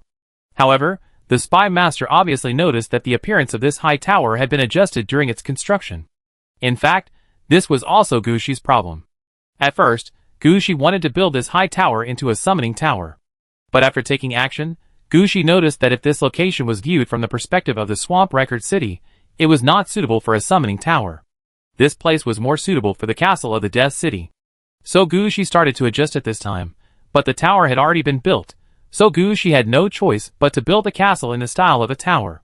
Fortunately, Gushi himself also studied tower-type cities, and after studying for so long, he still had the ability to make small adjustments. In the end, the tower was still built by Gushi, and the stone was embedded on the tower. The ghost flower covered the stone, blocking all the dark green light.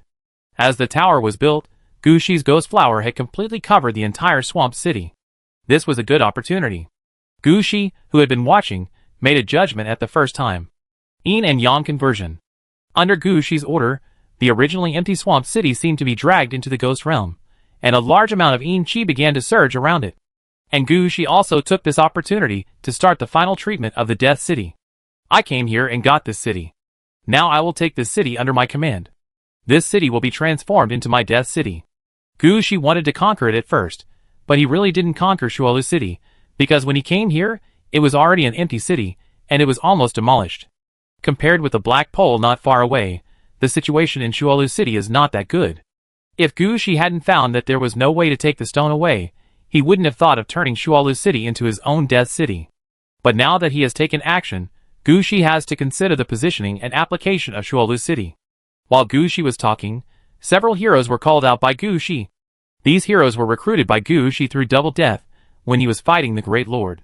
They have been under Gushi for more than a year, and have gone through all kinds of tests.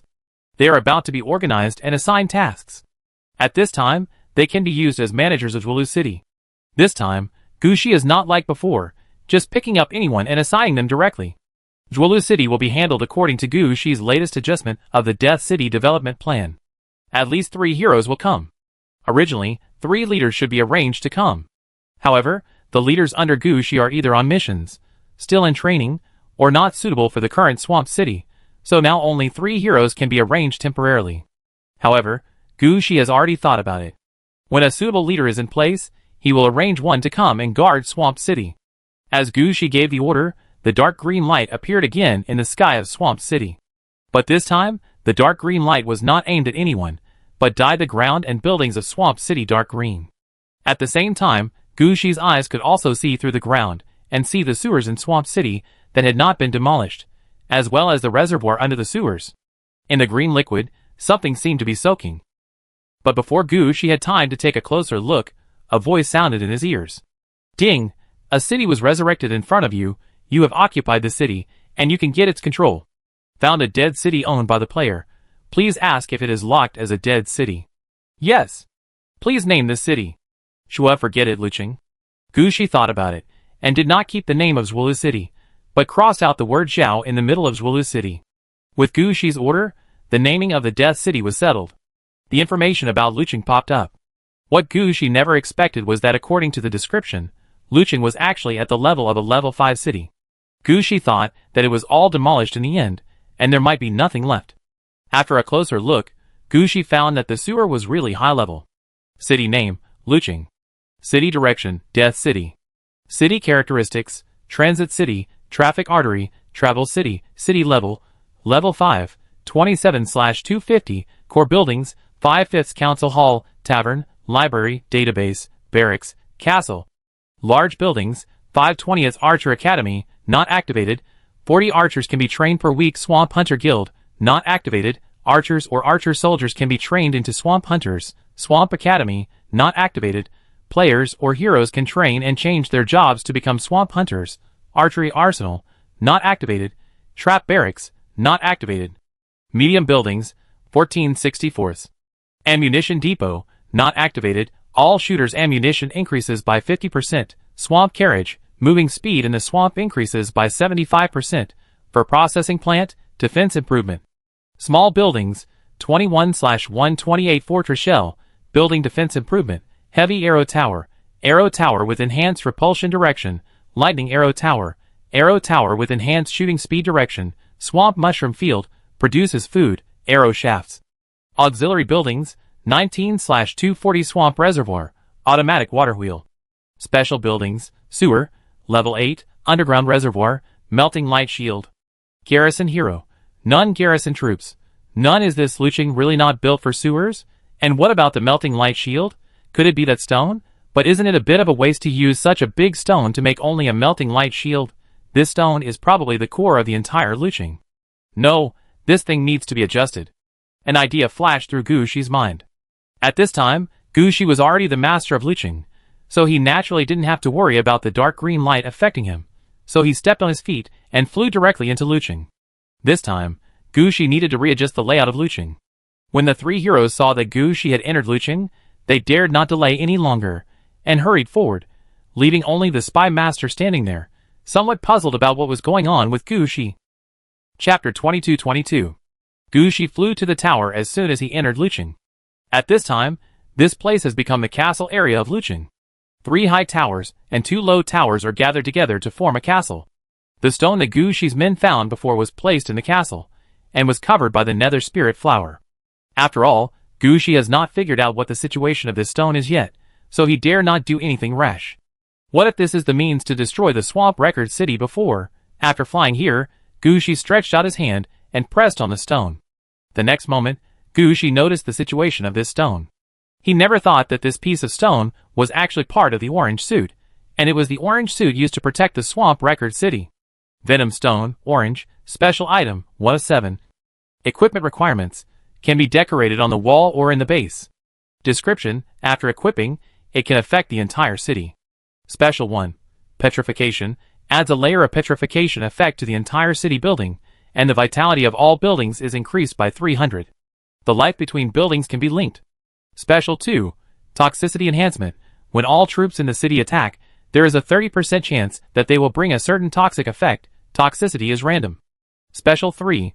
Light curtain, one of the 7-piece combination skills, can provide petrification effect and toxicity enhancement effect for the 7-piece light curtain. Special 4. Death Together, a 7-piece combination skill, and also the final finishing skill. After it is activated, a special field will be formed. All life that enters this field will turn into liquid until the energy is exhausted. Indiscriminate attack, a means of mutual destruction. Explanation 1. Don't ask, the question is that there are 7 more of the same thing. Explanation 2. After so many years, this thing is merged with the Swamp Record City. Even if the Swamp Record City is gone, this thing is still there. Explanation 3. This is a 7-piece set, not a suit. This is put together to die together, so don't ask if it can become a red suit, it's impossible. Looking at the thing in front of him, Gushi was also obviously stunned. No way, there are still 6 of these things. How did such a big Swamp Record City get taken down by someone? In the end, they had to resort to mutual destruction. How strong were the enemies who broke in at that time? Could it be that this thing was originally used for mutual destruction, but it was used too much and gradually turned into orange quality? But it's good that way. In the end, all these things will belong to Gushi. When he thought of the 6 more things of the same kind, Gushi's eyes lit up. Gushi thought about it seriously, and finally gave his subordinates an order. Let them search the city to see where the remaining 6 orange equipment are. You can go and look for them, even if you have to tear down Luching. After tearing down this place, the worst that can happen is that you can rebuild it from scratch. As long as you find the orange equipment, you don't have to worry about anything. Under Gushi's order, all the undead were busy again. This time they were really tearing down the building. And Gushi also found out the situation of this venom stone. The previous indiscriminate attack was just because the person controlling this thing was gone, and the energy was still being injected into it, so it was maintained like this. When the undead under Gushi got it, the effect had actually been removed. But at that time, Gushi was only thinking about taking this thing out of the Swamp Record City, which caused some problems. Now that he knows the function and characteristics of this thing, Gushi naturally has no intention of taking this orange equipment away. Gushi even wondered if his third pair of arms would use Luching, then would the 7 pieces of equipment arranged in it become part of the arms together. Of course, this is just an idea. After sending his men out, Gushi did not stop. Under the Luching, there was still liquid in the reservoir to be processed. That was the liquid transformed by the players. Even though Gushi had not touched the liquid yet, and did not know the situation inside, he could tell at a glance that it was either the vitality that reached the extreme or the death that reached the extreme. No matter which one it was useful to Gushi, and Gushi also knew that there was bait in the reservoir to attract everyone. This is also a problem. If Gushi does not find the bait, it may not be long before Luching will attract some foreign invaders. So when his men were looking for the other pieces of the 7-piece set, Gushi went directly into the sewer.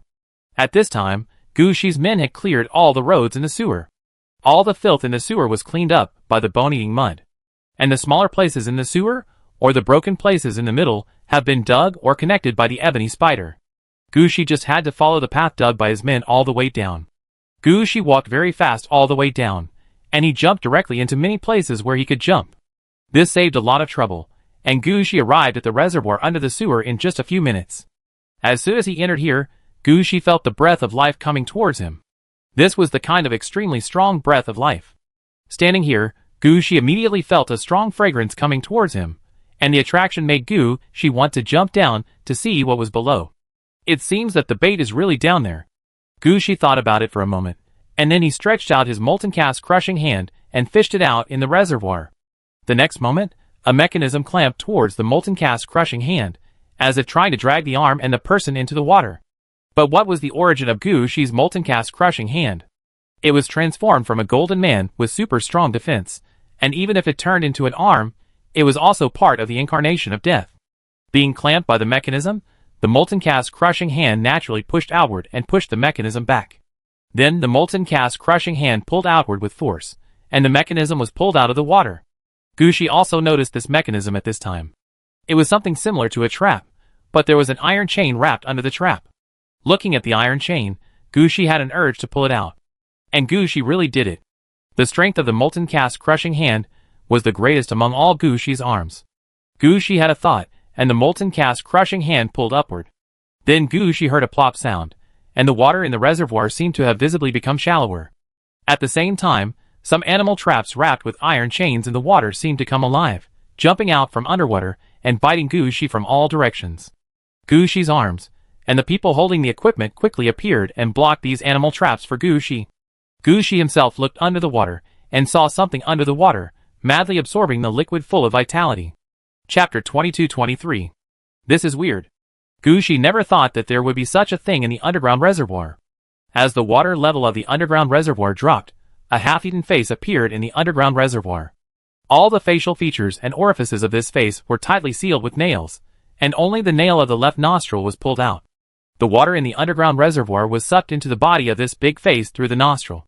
Looking at the big face that was almost gone, Gushi immediately thought about what was going on, and why he was sealed here. But his hand movements were much faster than his. The bone lighting hand pressed against the face, and a lightning bolt hit the nail on the face.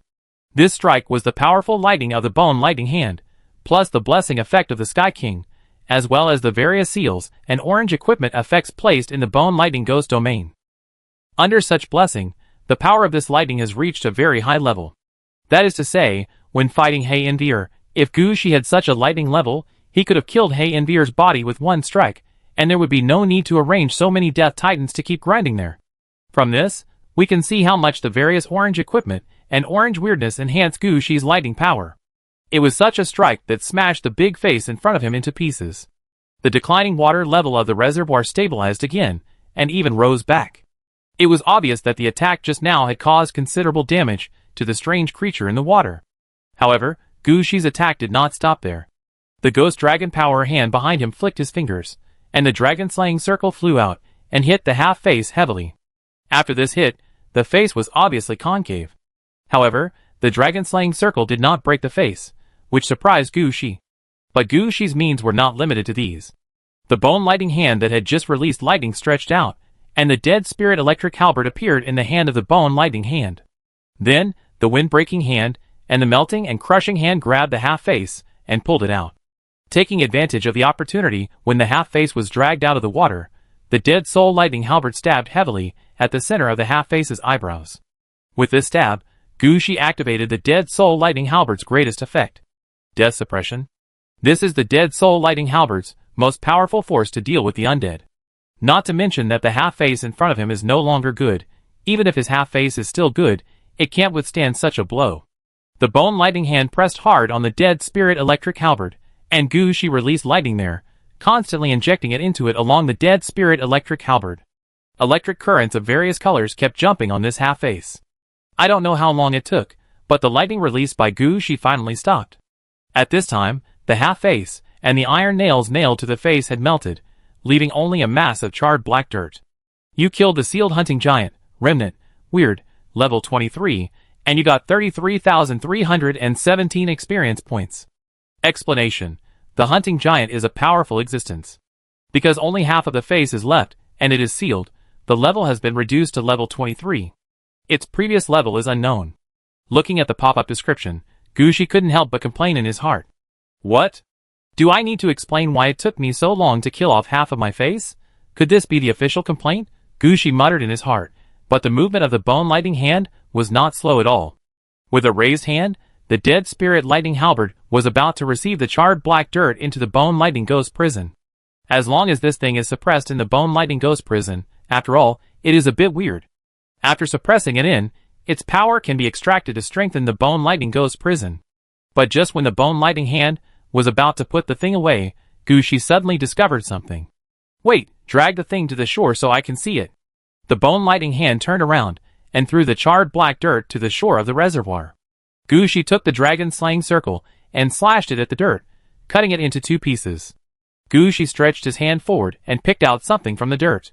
It was a stone-nosed bridge as high as a person, and there was dirty blood on the two nostrils. Hunter's nose, orange, strange item. It comes from the last remains of the hunting giant. It is a very special strange item that can easily smell the scent of the hunting target in the wild. If you just look at the information in front of you, a normal person will think that this is a very ordinary orange strange item, and it is useless to take it out. After all, this nose cannot be installed on your face, and it cannot play the role of orange equipment. But for Gu Shi, this is a good thing. The first seal of his head of goddesses has already collected Eye of Dark Wisdom, infinitely growing weird hair, and mouth that turns deception into reality. That is, the eyes of wisdom, the hair of harvest, and the mouth of love. Now with the addition of a hunting nose, he only needs an orange item, the ear of the earth, to complete the first seal. This is a big deal. You know, the head of goddesses is a free red dress. What if the head of goddesses has only the seal that is the most difficult, and the following are extremely simple to unlock the requirements? Then Gu Shi will get a red dress for free this time. So this opportunity can't be missed. If this nose is taken to the bone lightning ghost prison by the bone lightning hand, it can only serve as energy at most. But if it is placed with the head of the goddesses, it will be the key to unlocking the seal. So Gu Shi waved his hand, and a polar star positioning appeared above the reservoir. At the same time, the melting crushing hand reached forward and grabbed the nose as high as a person. Then Gu Shi looked around again. At this time, there was still half a pool of water in the reservoir. If it was before, Gu Shi would definitely find a way to transport all the water away. But now, Gu Shi has no time to care about these things. He took a step forward, and the next moment, he appeared in the city of Aridov. Gu Shi's arrival did not alarm anyone. He just held up the huge nose and walked to the place where the head of the goddesses was hidden. This place is managed by the incarnation of the town and Luna. In addition to Gu Shi, only the incarnation of the town can enter. Hongzhuang guarded it personally to ensure that no one would know the existence of this place. Now Gu Shi also came alone, without notifying anyone at all. He held up the nose, turned around, and finally walked to an unknown corner behind the main city of Aridov. There, a huge marble head was piled on the ground casually like garbage. Chapter 2224. The reason why this marble head is garbage is that it was thrown directly on the ground, with its head lying on its side, just like it fell from a statue, rolled on the ground for a few times, and was finally thrown here without anyone paying attention. The surface of the head is also scratched, and black oil paint has been painted on the eyes, which looks like the finishing touch of the head, but the paint is not very good, and it is obviously a mess. There are a lot of weeds and mosses growing on the top of the head, long and short, of all colors, looking like it is covered with different hairs.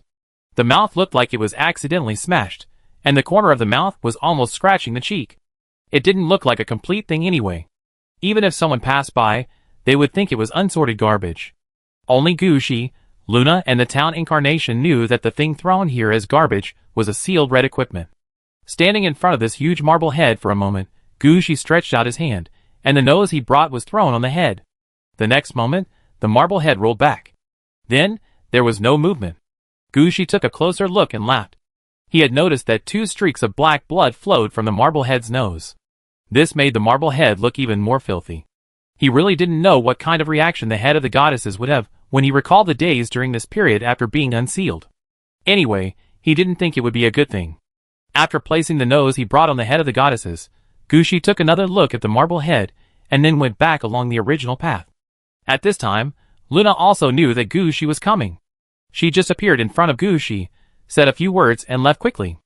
After all, Gucci's rectification of the Death City during this period made Luna, who was already very busy, even busier. Gucci could still rest, but Luna and the others really had no time to rest. This time, when she felt that Gucci had arrived in Aladovi City, Luna just took the time to come and take a look. What was Gucci doing here? Seeing Gucci coming to the head of the goddesses, Luna did not stay any longer. After all, she already knew Gucci's purpose this time, so there was no need to stay any longer. She still had a lot of things to deal with. So Luna glanced at Gucci and left quickly. And Gucci nodded to Luna, and flashed directly, returning to the reservoir through the pole star. At this time, there was still a large pool of liquid full of vitality in the reservoir. Gucci originally wanted to lead the liquid to the city of Aridov. But he immediately thought of one thing: the city in front of him was also his territory, so he should not mess around. These life fluids should be left here to serve as energy for Luching. After arranging his undead to go into the water to check if there were any other things that were missed underwater, Gucci no longer put his energy here. He quickly returned to the ground along the way he came. At this time, the spy master had also entered Luching.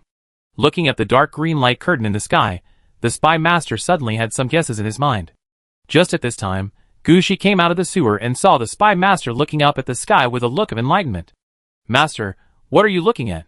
Gucci did not hesitate and called the spy master directly. The spy master turned around and said, "You are a necromancer, right? Is this the Death City among the 3 magic skills of death?" "Master, you have a good eye." Seeing that the spy master had guessed the situation, Gucci also said affirmatively, "I don't have a good eye. I just saw the Death City before. However, the Death City I saw took a long time and a lot of effort to build, not like you, who can easily get everything done. I think you must be a big boss like a necromancer.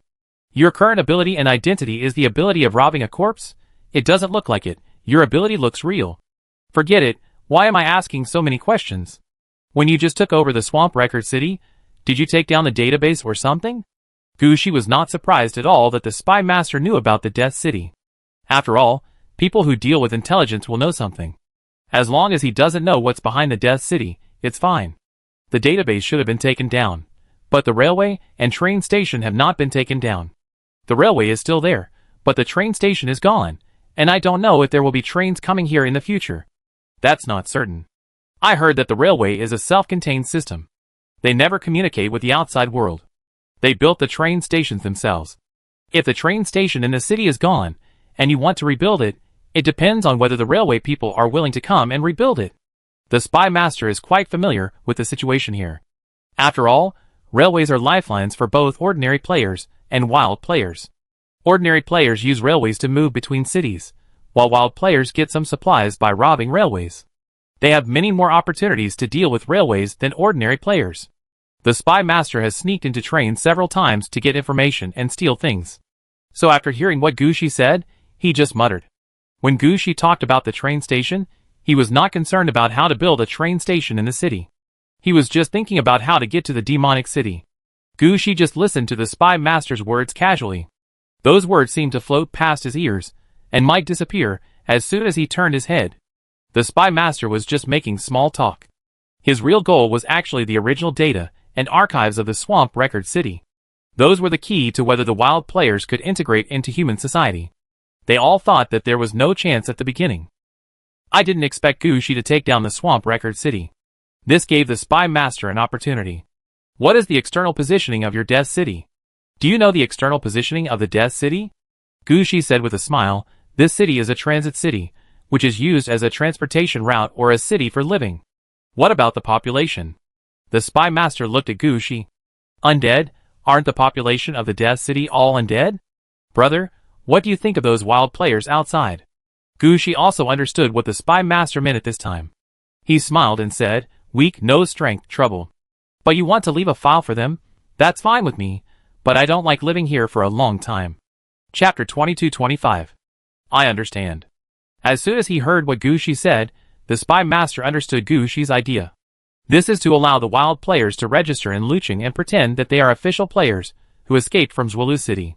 They can even pass by Lucheng and live here for a day or two.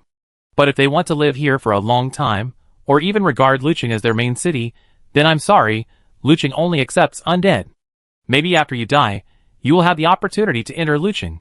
But it's definitely not possible now. As for the reason, Gushi gave it even more straightforward.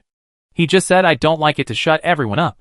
The spy master also understood the scale here, and he didn't promise anything to Gushi. But there is one thing, he will definitely not violate Gushi's taboo. As for the other wild players, they are not familiar with them, so why bother so much? The spy master said a few words to Gushi, and then went to the database to find information and files. And Gushi didn't go over to ask about this matter. At this time, Gushi was more concerned about the 7-piece set in the original Swamp City. After coming out of the sewer, Gushi noticed that all the buildings on the ground had been demolished, and even the bluestone slabs on the ground had been dug up. Fortunately, the undead labor force under Gushi still remembered that Lucheng was Gushi's Death City, and did not do it too much. Otherwise, this city might have been hollowed out in a blink of an eye. Through such excavation and sorting, the Lucheng in front of him became much cleaner. This made Gushi quite satisfied. After all, Gushi did not want the pure defense style of the previous Swamp Record City. Gushi used Lucheng as a transit city, so various traffic routes were the key to Lucheng. As for the defense system, the city wall outside the city was enough. If it really didn't work, Gushi could send troops from other Death Cities. There was no need to learn from the original Swamp Record City and turn the entire city into a fortress. At this time, Gushi's men had also brought news. They only found the remaining 3 of the 7 sets of venom, and there were still 3 pieces that were not found, because they had demolished most of the buildings on the ground and dug up the ground. No one knew why they couldn't find it.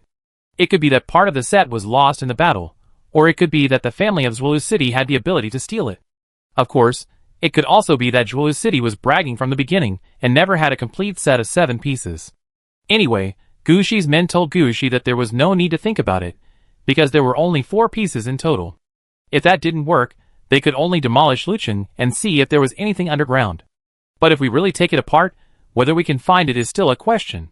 So Gushi thought about it, and finally handed this matter over to his heroes. Okay, send all the venom to the castle, call those heroes over, I want to make some arrangements. Gushi was preparing to arrange some arrangements for Lucheng. After that, there are arrangements for the Dead City Pillars, and the City Incarnation, the mobilization of the city defense troops, the arrangements for the city residents, etc. All of these need to be considered clearly. If we don't arrange these, then when will we have to wait? While Gushi was busy, the wild players finally realized that there was no danger here. So batches of wild players entered the Lucheng, which had no city walls yet. When they entered the city, they immediately saw Gushi's mud trucks and a large number of undeads parked in the city. The wild players were also confused and didn't know what was going on. Wasn't it agreed that there would be no one in this city? What's the situation with these extra undeads? However, the wild players are more or less discerning. They did not conflict with these undeads, but walked around in Lucheng in groups of 3 or 2, trying to see if there was anything they could find. Gushi had no time to care about them now, so he let them get some materials. Fortunately, Gushi was not short of those things now. If it was the old Gushi, he would definitely keep all the bones of these wild players. Still want to take the stuff away? You're overthinking. Around this time, the men Gushi had arranged to go to the sewers also came back. They brought Gushi a message that there was nothing left to salvage in the underground reservoir. The extremely concentrated life fluid was not good for either the undead or the living. There was nothing else in the reservoir except some discarded weapons and equipment. After Gu Shi's men salvaged these weapons and equipment, they found that these weapons had lost their proper function because they were filled with a large amount of life. Swords can't kill people, and armor can't protect people. Everything is describing one word, that is life. For this kind of thing, the undead didn't dare to deal with it, so they could only drag them all up and want to ask Gu Shi how to deal with it. For this, what can Gu Shi say? Swords that can't kill people, armor that mainly relies on vitality. This is a very alternative combination. He really doesn't know how to use it at all. But it's not appropriate to soak these things back. After all, it's a bit of a waste. Gu Shi thought for a moment, pointed at a hero and said, "Go to the meeting room and prepare to connect to the Ligia Road." During this period, apart from the reconstruction of the tavern, hotel, and barracks, all other time and energy should be spent on the construction of the road. The hero nodded and went down to work. This hero was the city lord selected by Gu Shi. Gu Shi had already arranged the division and construction direction of Luqing for him. So he knew what he had to do long ago, and when the matter fell on him, he immediately went down to deal with it. At this time, Gu Shi turned his head and looked at another hero. "You will take the troops to persuade and manage the wild players in the city. Keep an eye on them, and tell them not to cause any damage in the city." This hero was the city guarding hero prepared by Gu Shi. Originally, there should have been an incarnation of the city and a pillar of the dead city. However, Gu Shi did not have time to deal with this now, so he was idle now. Upon hearing Gu Shi's order, the hero jumped up immediately. "Sir, don't worry, I will let those wild players know whose territory this is." "No need to do that, you just need to know which places are our core locations, which places are not allowed for players to enter, and which places are free for them to move. You must know that the future development of Luqing may still rely on the efforts of these wild players." Gu Shi thought about it and said something, and finally he turned his attention to the last hero. "I made some mistakes in my estimation at the beginning. Your task will be temporarily removed from the clearing work near Luqing. After the Tribulation Road is built, you will be responsible for the transportation of materials. Did you see those weapons and equipment? They were all sent to the activated Giant Rock City through the Tribulation Road." Chapter 2226. Gu Shi was so busy dealing with the affairs of Luqing that he had no time to care about other things. By the time he realized what was happening, more than a day had passed. At this time, the wild players had also figured out what was going on. The wild players didn't care at all that Gu Shi had occupied the swamp city. They had been in the wild for so long, and everyone had seen one or two abandoned cities. But did they dare to occupy these cities? They dared not even think about it, because occupying a city requires considering population, food, resources, defense, and other aspects. If the barbarian players have such ability, they are not barbarian players. They have no objection to Gu Shi's willingness to occupy the city in front of them, and work hard to develop the city in front of them. In their eyes, this city is a settlement for them. It is enough for them to get supplies here. If some places are not allowed to go, then don't go. Anyway, the wild players are better at comforting themselves. After hearing about this situation, Gu Shi was also a little surprised. He always thought that the wild players were the kind of people who put fighting and killing first. Unexpectedly, they were so reasonable. It seems that I really blamed these wild players wrongly. So Gu Shi also secretly opened up some permissions, and asked people to transport more food. Although it may not be delicious, it can at least allow people to eat something. As for wanting to eat more and better things, you have to spend some money to buy them. Of course, for Gu Shi, he didn't want to come up with a currency system. Whether it was the currency used by the wild players, the currency used by the normal players, or even the currency used by other game races, Gu Shi was willing to accept it. In order to prevent the undead in Luqing from being confused by the chaotic currency, Gu Shi also asked Catherine to arrange some undead who knew business knowledge to come. As for whether he could make money, it was not important to Gu Shi. His real goal was just to make Luqing not lose money, and that was enough.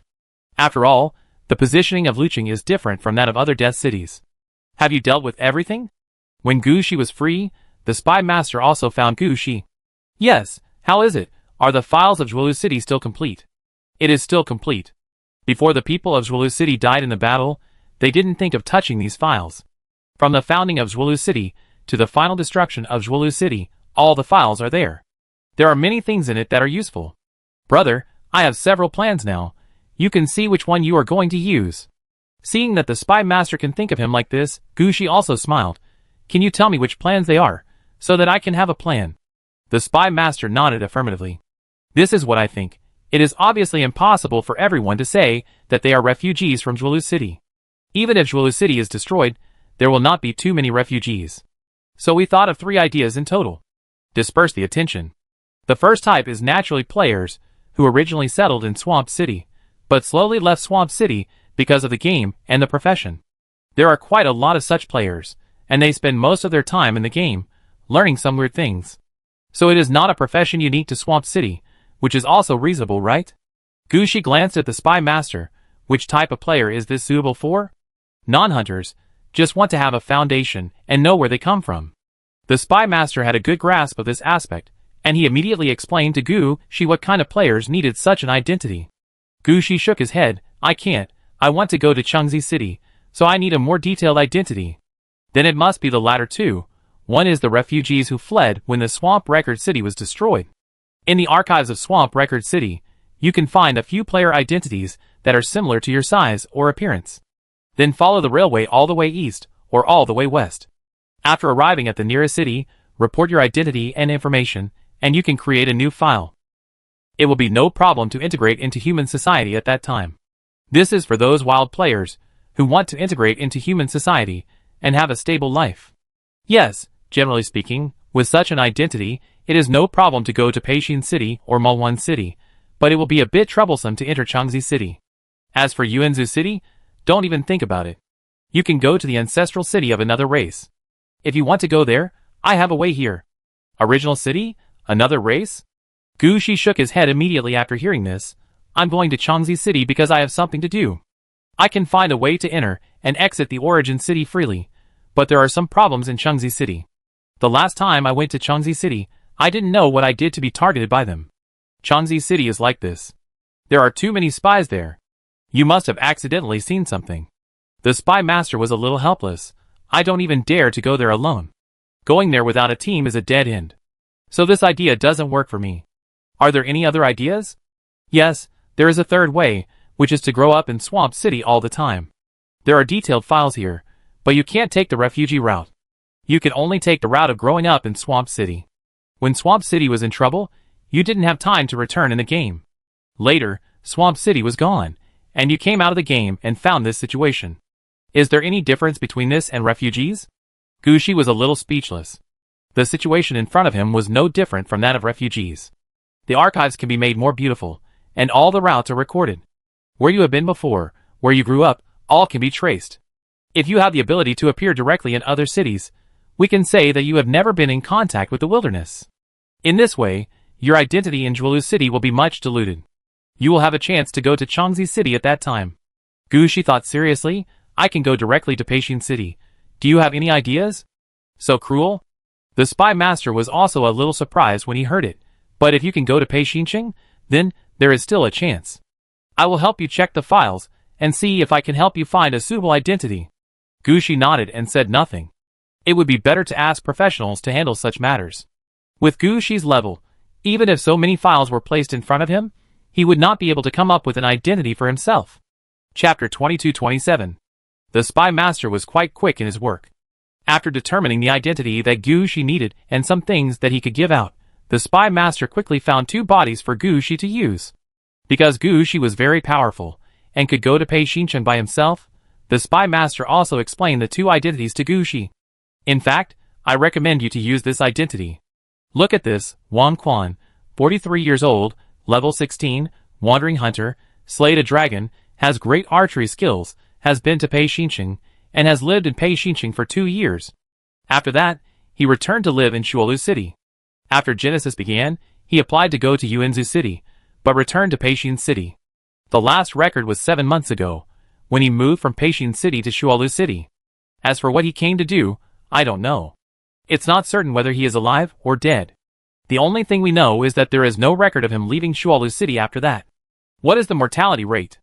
70%, and the remaining 30% may be in the game. The spy master said with certainty, if you use this identity, it should not be a problem in a short time. In addition, Wang Quan has been to Yuanzhou City and Peixin City, but has not been to Mulwan City and Chengzi City. These are all recorded. So there is no doubt about his identity. He should be able to get into Chengzi City. But it is not certain in Yuanzhou City, After all, there is no way to judge whether there are people who know him in Uinzu City. The spy master talked about this person's situation. Gushi understood that the spy master was thinking about himself. After all, his goal at the beginning was quite clear, to go to Changzi City. There is no intention to go to Uinzu City. What else? Listening to the situation in front of him, Gushi was silent for a while. This is Suzeo, 59 years old, level 16, wilderness hunter, has always lived in Swamp Record City, and has never been to other cities. Only when Genesis started, he was going to transfer from Peishin City to Uinzu City. As a result, Genesis started early, and he queued in Peishin City for more than a year, but could not enter Uinzu City. Finally, he found that his age was almost over, and wanted to come back and transform into an elf 3 months ago. There is no record of leaving or entering the game. That is to say, this person must be dead. Gushi immediately reacted to the current situation. He must be dead, but we can modify it here in the file record. There is no problem with this. Gushi thought about it seriously. These two are really suitable for his new identity. Suzeo has only been to Peishinching, not Yunzuching, which means that he has a pass and identity certificate to Yunzuching. And his identity background has also been reviewed. The most important thing is that he just came back from Peaksinching, and the ticket record from Peaksinching can be found. If Gushi can directly erase the ticket record, then he can directly appear in Peaksinching. Gushi said this idea. The spy master immediately shook his head. The railway records cannot be erased or changed. Not to mention that the railway has its own system. Even their waiters, ticket sellers, and train conductors may be professional spies. Their level is no worse than mine. It sounds like you've suffered a loss on the railway? Gushi asked curiously. The spy master was silent for a moment, shook his head, and didn't want to talk about this. Don't think about getting information on the railway. Our plan is to make a registration record that will be entered into the game immediately after returning to the Swamp Record City. 3 months is not a long time for players.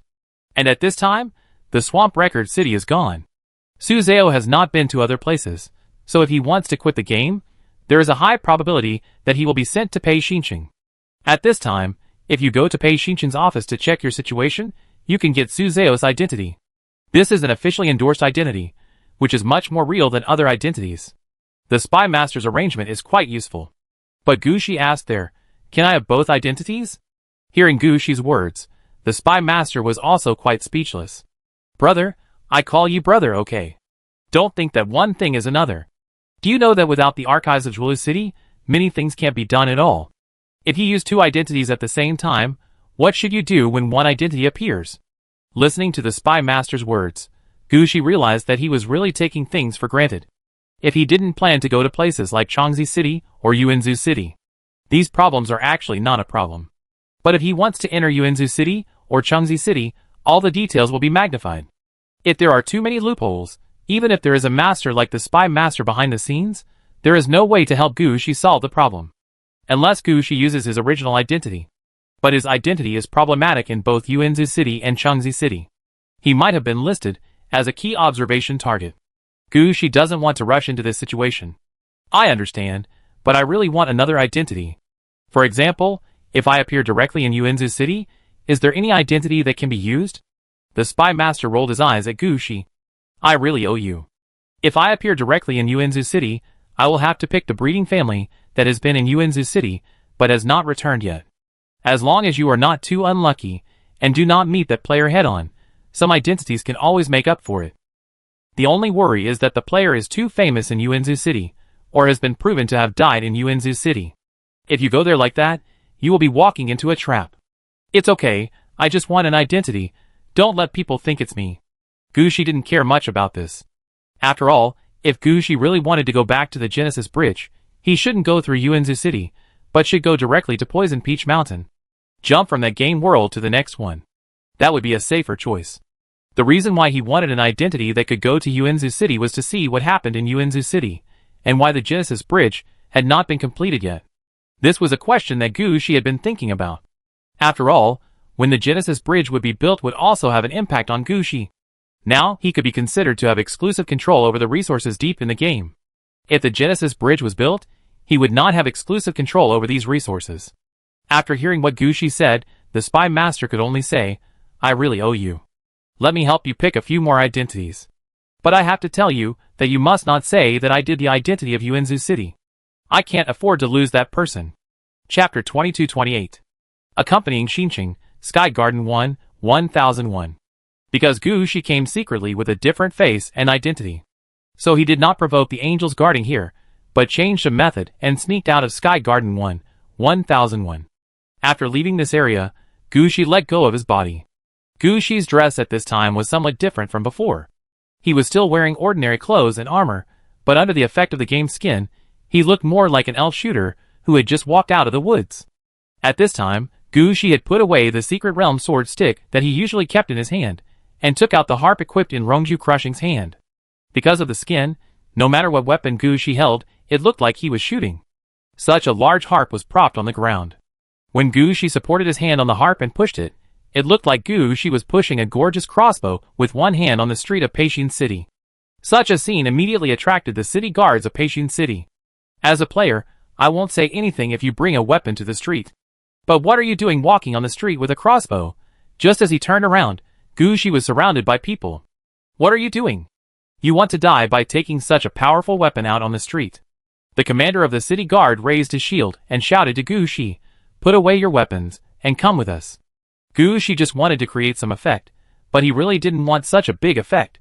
Looking at the scene in front of him, Gu Shi could only hope that the spy master's arrangement would be effective. Don't trap him. Gu Shi put away his harp while thinking. He had already done the job of pretending to be attractive, and now he had to let the official endorse his identity. Although this matter was a bit big, it's better to be big, isn't it? The city guards breathed a sigh of relief when they saw Gu Shi put away the harp. They were also afraid of the extremely gorgeous crossbow card just now. That thing is not an ordinary weapon. People will believe it if you say it can be used to slay dragons or attack cities. It's okay for such a weapon to appear in the game, but if it appears in the city, everyone will pay attention to it. Now that Gu Shi is willing to put away the crossbow card, it means that Gu Shi is still a good partner. They also put away their tense attitude. The leading commander even walked to Gu Shi's side. Come sit with us, don't worry, you haven't done anything serious, just register your situation, nothing will happen. Because Gu Shi was obedient, the commander also comforted Gu Shi. Gu Shi recalled the words of the spy master before leaving. After attracting attention, you must not mess around, you are not a professional spy, many techniques cannot be used. So you can only pretend that you know nothing. So Gu Shi didn't say anything, just smiled at the commander. I said it was an accident, do you believe it? Believe it, why don't you believe it? There are all kinds of accidents happening every day in the new city, we have seen a lot of them. Come with us, don't worry, as long as you are fine, we will let you out soon. Gu Shi pretended to be embarrassed and followed the commander and others to the police station on the nearby street. The other city guards also dispersed immediately and disappeared quickly on the street like they appeared. Tell me, what's going on with you? When they arrived at the police station, the commander gave a few instructions and handed Gu Shi over to a police officer. Just as the commander said, Gu Shi hadn't done anything serious, so it was enough to just record it and keep it in the archives. I don't know either. I just went to convert a sprite, but I ended up here as soon as I exited the game. I'm confused myself. Facing the situation in front of him, Gu Shi's main point was that he didn't know anything. You came to Peixin right after you came out of the game? Then your game is really economical. What's your name? Where are you from? Where did you enter the game? What's the game number? I check it out. Su Zhao from Zuoleking also entered the game from there. Wait, where did you say? Zuoleking? The police interrupted Gu Shi. Yes, Zuoleking, what's wrong? Is there any problem? Gu Shi looked at the police with a puzzled look. The police was silent for a moment. According to the news just sent, Zuoleking was gone 2 months ago. A notice was issued from above, asking all places to prepare for receiving refugees from Swamp City and players who have quit Swamp City. Do you have anything to prove that you are a player of Swamp City? Last time I was going to Yuanzu City, I made an identity certificate and a letter of introduction. Are these okay? Gu Shi immediately took out the documents prepared by the spy master. The police took it and looked at it, then looked at Gu Shi again. You also participated in Genesis. Why did you go back to Swamp City? The queue is too long. I have been in Peixin for more than a year, but I haven't waited for the train to Yuanzu City. If I wait any longer, I will miss the elf transformation. So I thought about going back to complete the elf transformation first. If I stay any longer, I will miss the Genesis, the elf transformation will not be completed, and I will not have the opportunity to reach level 20. That would be a big loss. The police nodded again and again. During this period, too many players were stranded in the three main cities because of the queue for Uinzu City. The troubles caused by these players every day almost made the police officers busy. They had to face a lot of queues to go to Uinzu City every day. They also felt for Gushi's complaints. So the police smiled and comforted Gushi. So, I don't know whether you are lucky or unlucky. While the police spoke, he did not stop his hands. He quickly checked the ID that Gushi took out. Gushi had come to accompany Shinchin before, and then left. The railway has records of these, and we can know whether Gushi is really Suzeo by comparing them. And this is exactly what the spy master wants to do. He has no way to get the information from the railway, but he can get Gushi's appearance. As long as they are roughly similar, it will be fine. After all, Gushi said that he was going to transform into an elf, and there will definitely be some small changes in his appearance. Anyway, as long as they are roughly the same, there will be no problem. Soon the police found the relevant information.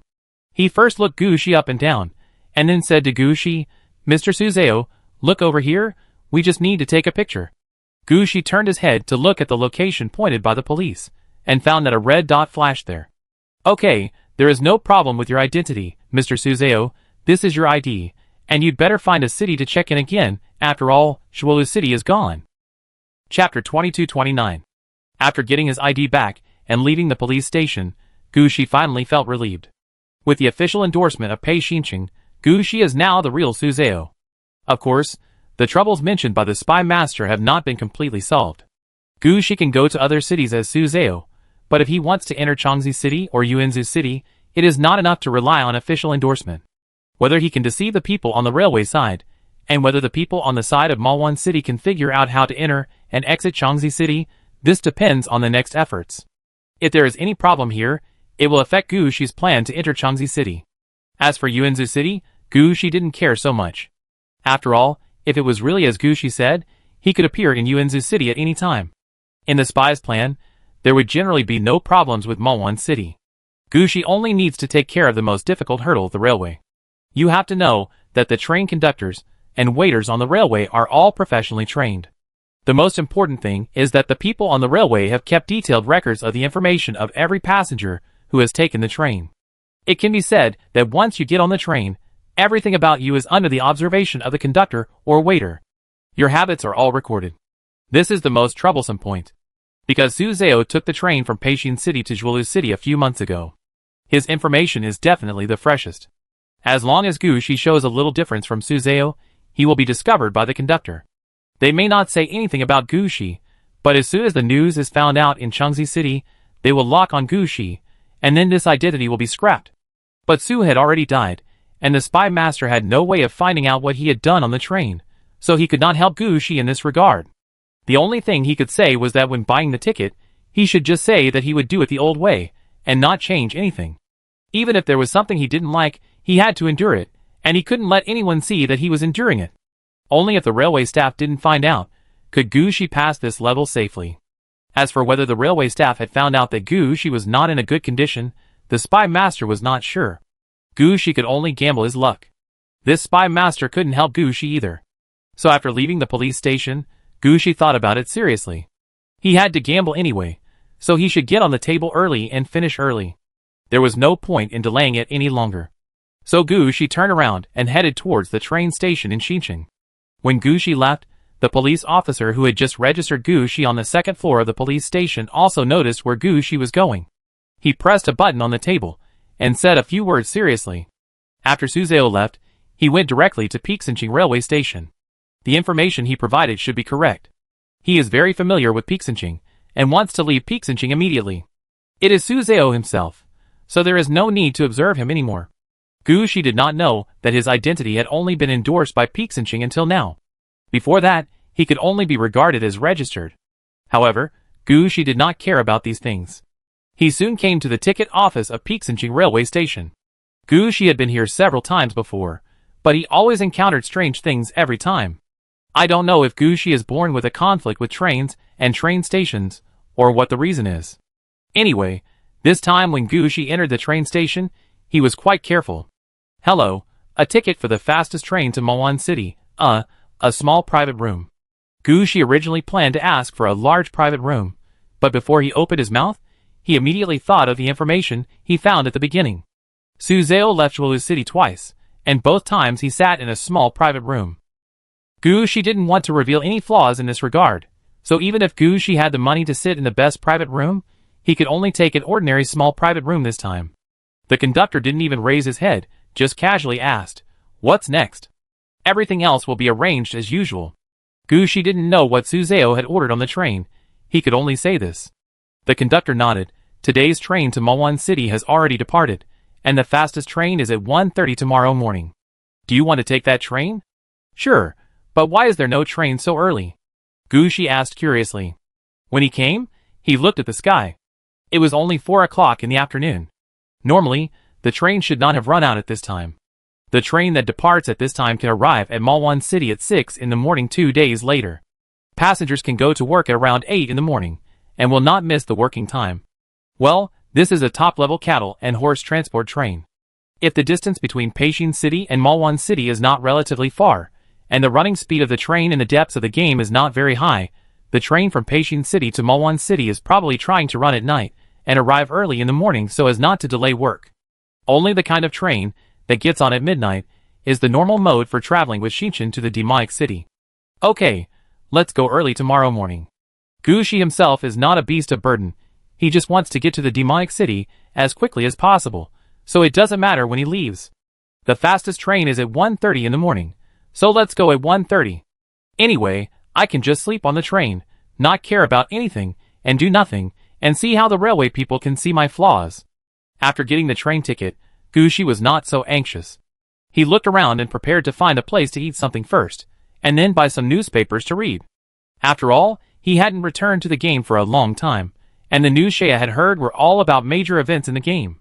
But Shea couldn't get so much details or gossip, or the development of some players' careers. Only the latest newspaper was the best way to get news.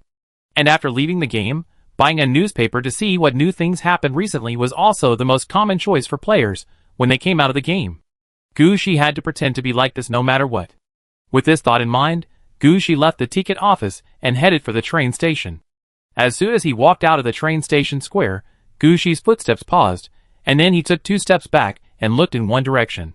There, the president of the Chaoyang Guangguang Guild was sitting at a roadside stall at the train station eating. From his appearance, it can be seen that he has been living a very miserable life these years. Gu Shi moved his footsteps, and was about to say hello to the former guild president, but he stopped as soon as he started. He is now Suzhou, not Gu Shi, and he must remember this identity. Chapter 2230. When Gu Shi finished his psychological suggestion, and was ready to contact the former guild leader as Suzhou, the leader of the Chaoyang Guangguang Guild had already finished his meal, and disappeared into the crowd. Gu Shi hesitated for a moment, but finally did not chase him. After all, in Gu Shi's eyes, the former guild leader no longer had the initial halo. There was no point in chasing him. Gu Shi just walked to the seat where the guild leader sat before, and looked up at the menu. Give me the freshest instant noodles. That's right, this stall sells instant noodles, of course not boiled water noodles, but noodles made with various soups and various ingredients. Not to mention other things, Gu Shi saw mutton offal, mutton, beef offal, beef and other soups. The large and small pieces of meat rolling in the soup. You can tell that the soup is made of real ingredients. After Gu Shi sat down, the stall owner just asked Gu Shi if he had any dietary restrictions, and then started his own operation. He cut the fresh fish, cooked instant noodles, and served the mutton offal soup. His hands moved quickly, and he was still talking to Gu Shi. Gu Shi was free anyway, so he was willing to talk to the stall owner while waiting for the instant noodles to come. After all, some of the information they were talking about was different from what he got from the newspaper. While Gu Shi was talking, he quickly turned to the cattle and horse train from Molwan City to Peichin City. Speaking of this, the stall owner laughed. You may not know that the cars running back and forth between Molwan City and Peichin City are all used to transport cattle and horses. When those people get on the car, they either write something non-stop, or they fall asleep. If you are watching a TV novel or something there, you will be embarrassed to say hello to others. Really? That's true. You don't know? I do a lot of business here. Every morning at around 6 o'clock, there are cattle and horses coming from Molwan City to Peichin City. You can see how they are in a hurry. Either their eyes are red, just finishing the documents, or they look energetic and obviously slept all the way. Every afternoon from 3 to 4 o'clock, there are cattle and horses coming from Peichin City to Molwan City. They are all in low spirits. I don't know if they were scolded or for some other reason. Anyway, they are quite easy to recognize, and their mental state is different when they come and when they leave. It's so funny. The stall owner was talking in detail. But Gucci had only one thing in his mind. After getting on the train, he could pretend to be busy with work or sleep all the way. This is better than pretending to be Suzeo and guessing Suzeo's preferences. Gucci's eyes jumped, and he felt that his trip was not in vain. Isn't this good news? Just at this time, the instant noodles that had just been made were delivered to Gucci. There was nothing special about the instant noodles themselves. The main thing was that the soup of the instant noodles was made from mutton offal and fresh fish soup, and you could feel a burst of freshness when you took a bite. When eating, you can't say that the stall owner's craftsmanship is good, you can only say that the ingredients are really fresh. Gucci ate all the instant noodles in a few mouthfuls, and even drank up the soup. At this time, the stall owner was still there pointing at the situation outside and said, "Actually, don't say I'm kidding you. There are people coming and going here every day, and many things can be seen at a glance.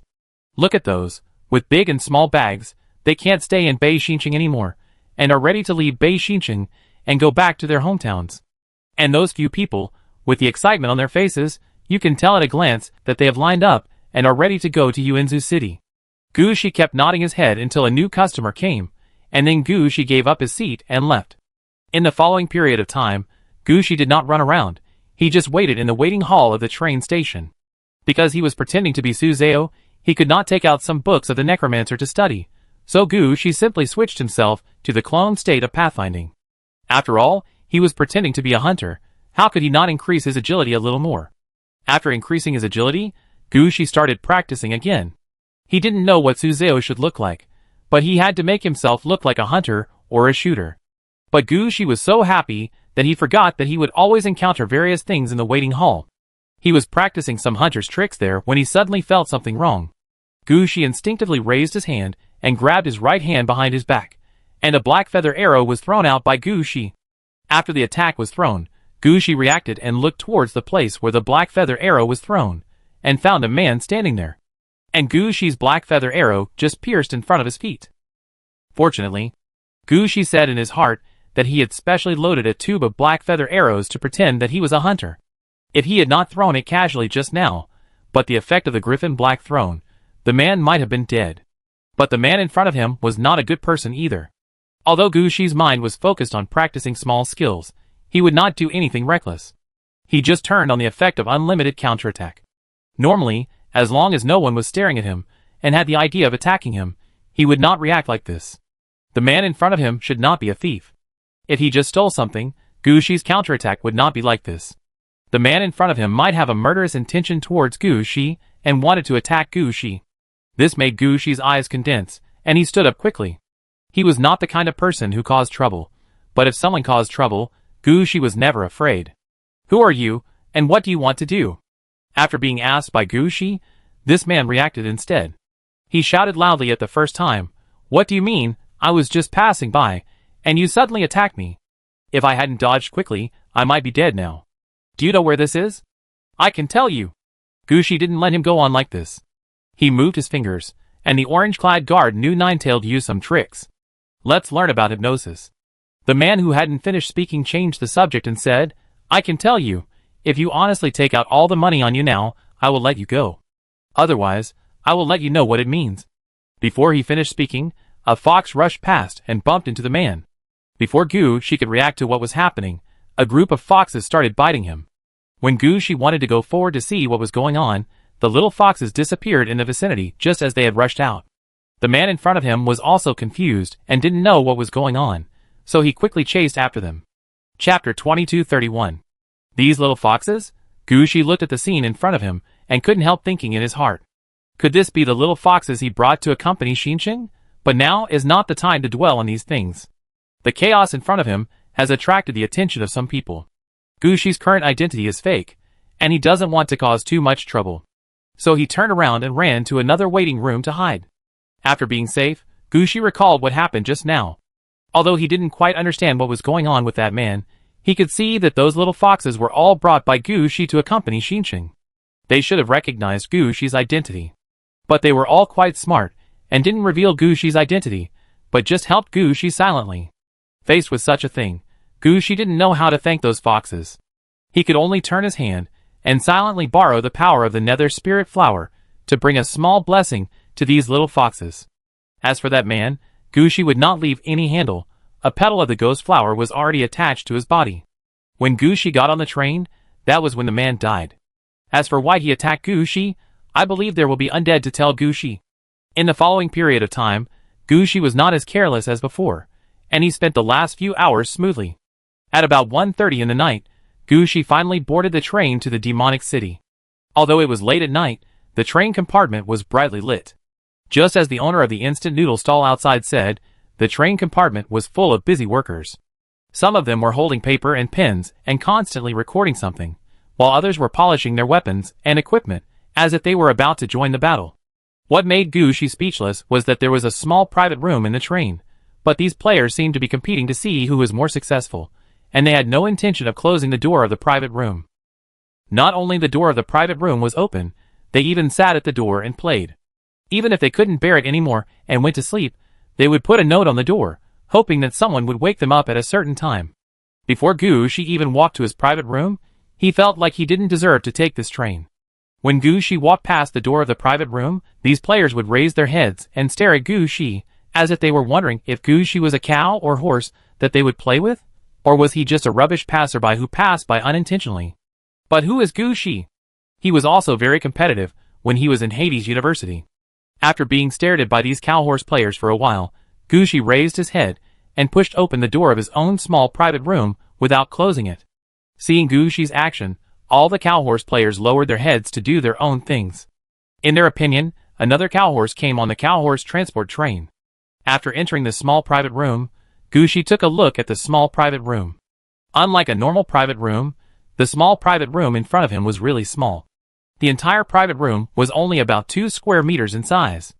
There was only one reclining chair and a small square table in the room, and there was no toilet.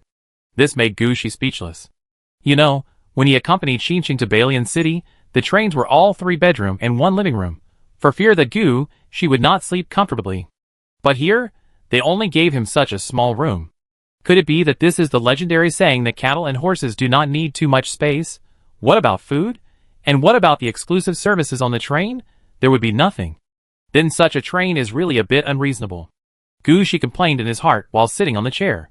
After sitting, Gushi found that this special train for cattle and horses was not inconsiderate, but the requirements of cattle and horses were different.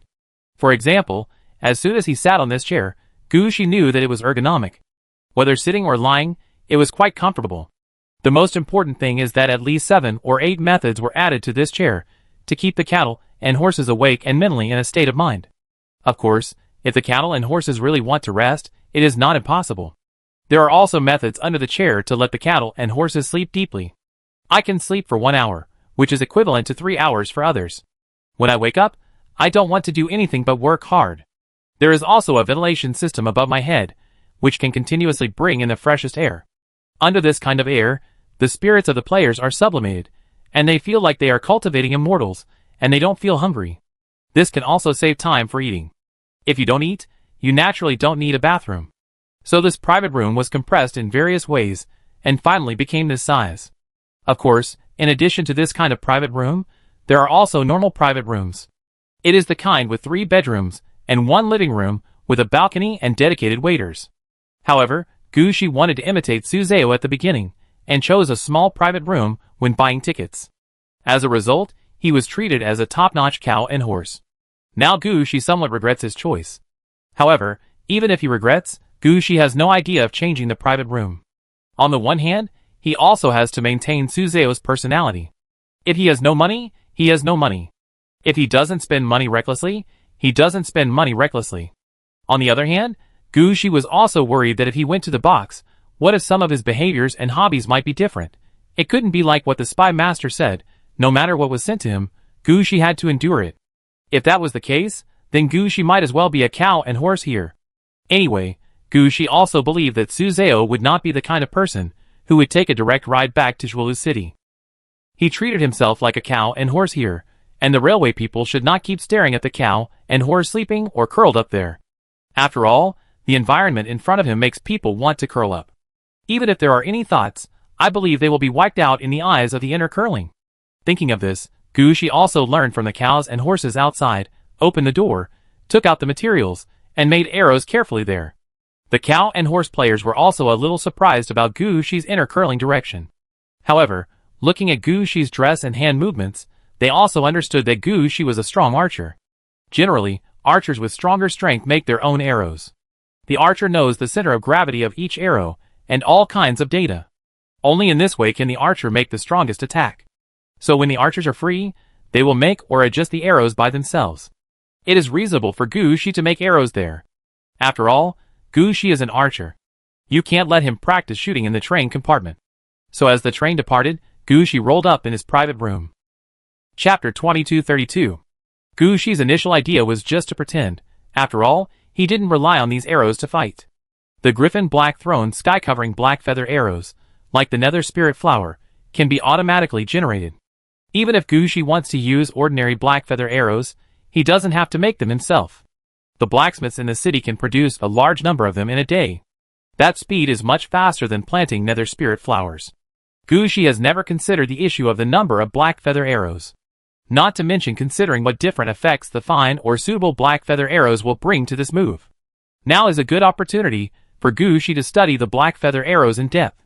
Gushi made black feather arrows very quickly at first, but then his speed became slower and slower. If anyone pays attention, they will find that Gushi's initial production method was batch production. And now he is making fine products. The Nyoma players did not react much to Gushi's actions. In their eyes, it is right for Gushi to roll, and it is abnormal if he does not roll. And just as Gushi guessed, the train attendants in the Nyoma train did not come to disturb the Nyoma players' plans. They didn't even think of selling peanuts and sunflower seeds door to door. They just reminded the current time, and which car was the dining car through the radio from time to time, and those who needed it could go there. At other times, they didn't remind anything. Such things are good for Gushi. He has always been worried about Suzeo's little habit problem. If you can't get involved now, then don't get involved. As for other things, Gushi really didn't react too much.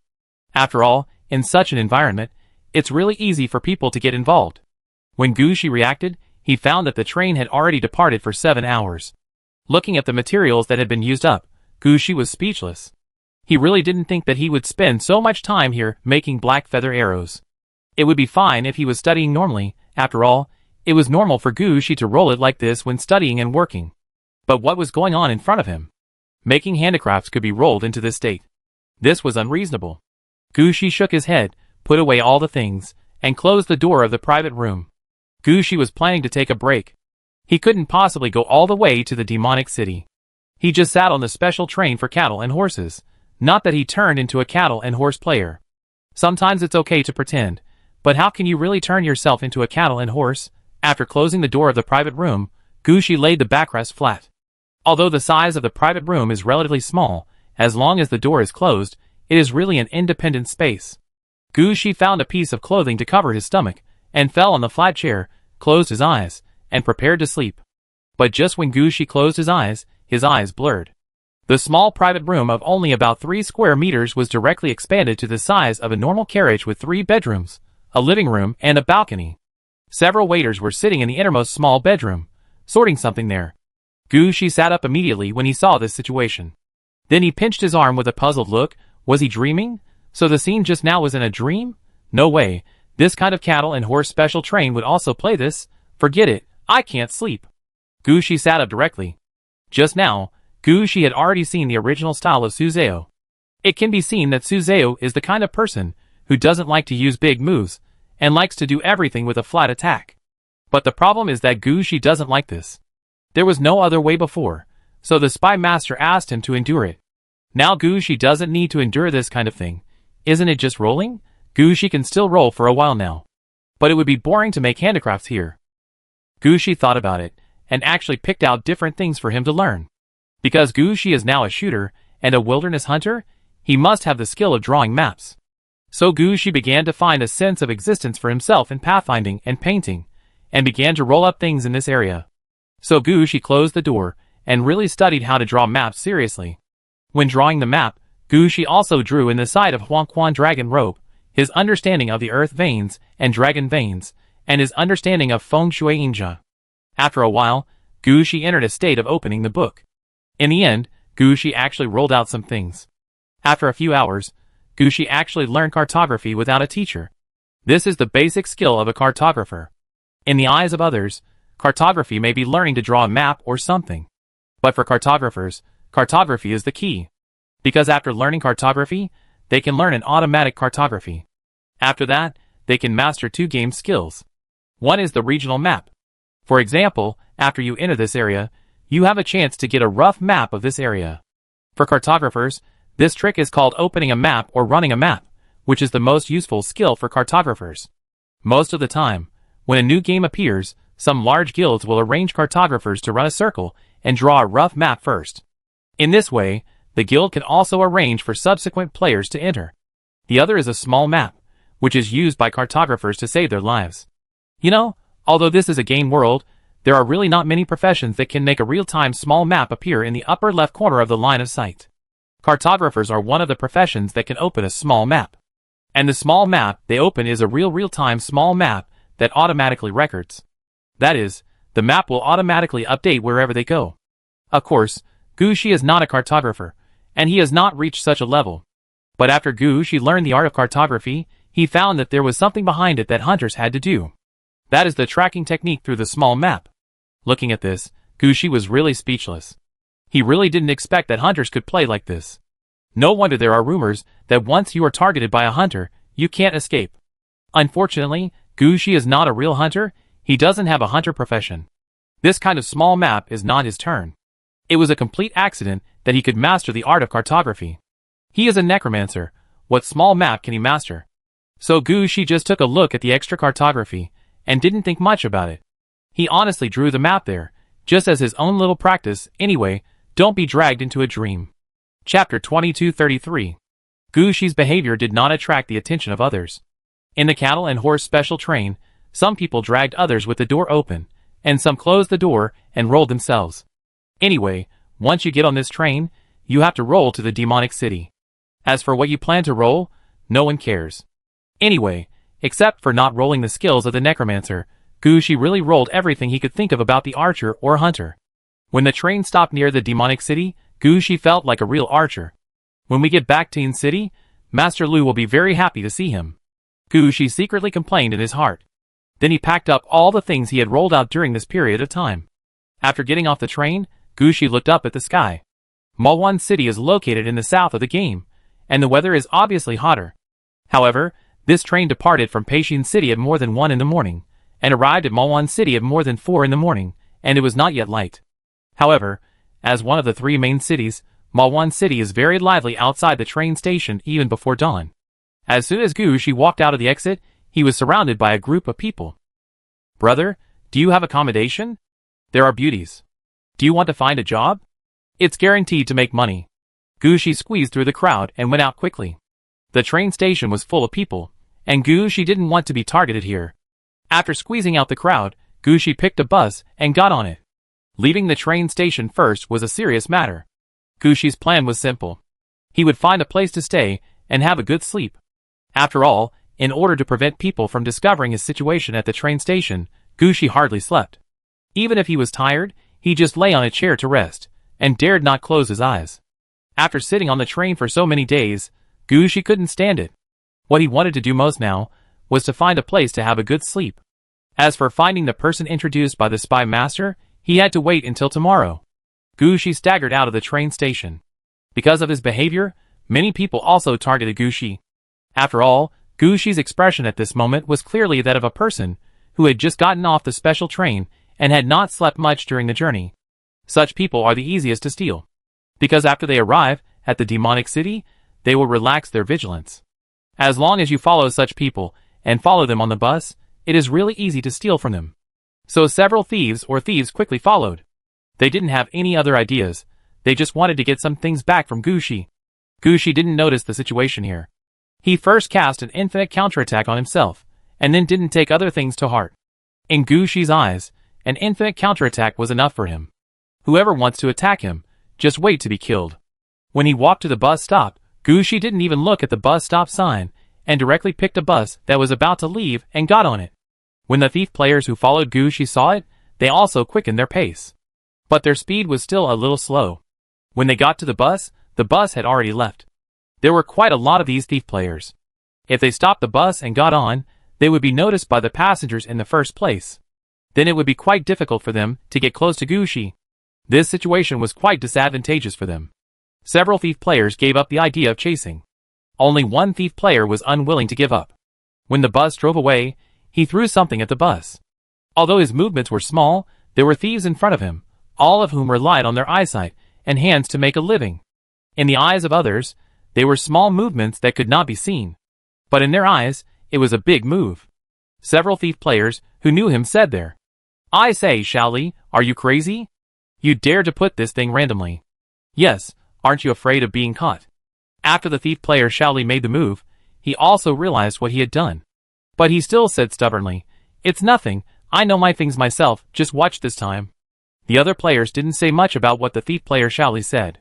At that time, they might as well go to the train station to take a closer look and see if there are more suitable targets.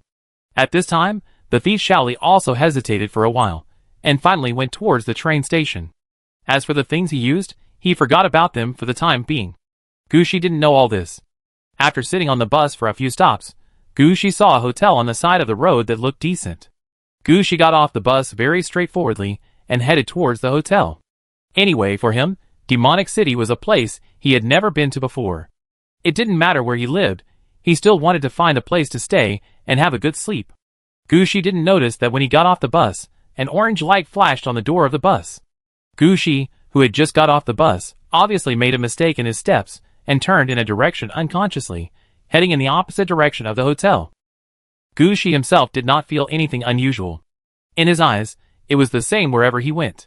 However, Gucci had only taken 2 steps when a petal of the nether spirit flower hit him in the face. This was the setting that Gucci made for the nether spirit flower. When his fate was adjusted or affected by someone, the nether spirit flower would remind Gucci. This made Gucci pause. He thought about it seriously, and then turned to look at the hotel that Gucci had seen on the bus just now. Originally, Gucci should have gone to that hotel after getting off the bus. As a result, Gucci is getting farther and farther away from the hotel. It seems that someone doesn't want Gucci to stay in that hotel. Although he doesn't know what's going on here, Gucci understands that if the enemy doesn't want him to do something, he has to do it. Only in this way can he break the enemy's plan. So Gucci turned around and went to the hotel he saw just now. When Gucci walked over, some troubles began to appear around him. Sometimes some discarded advertising leaflets thrown on the ground on the road would fly up and try to float in front of Gucci. Sometimes it was a breeze blowing on the ground, trying to change Gucci's direction. This time, Gucci's attention was always online, and he didn't need to observe it specifically. He could also know that someone was influencing his fate. However, this kind of influence on fate is not actually strong. It can only achieve the level of induction. Let alone changing fate. It may not even reach the fate choice of the nether spirit flower.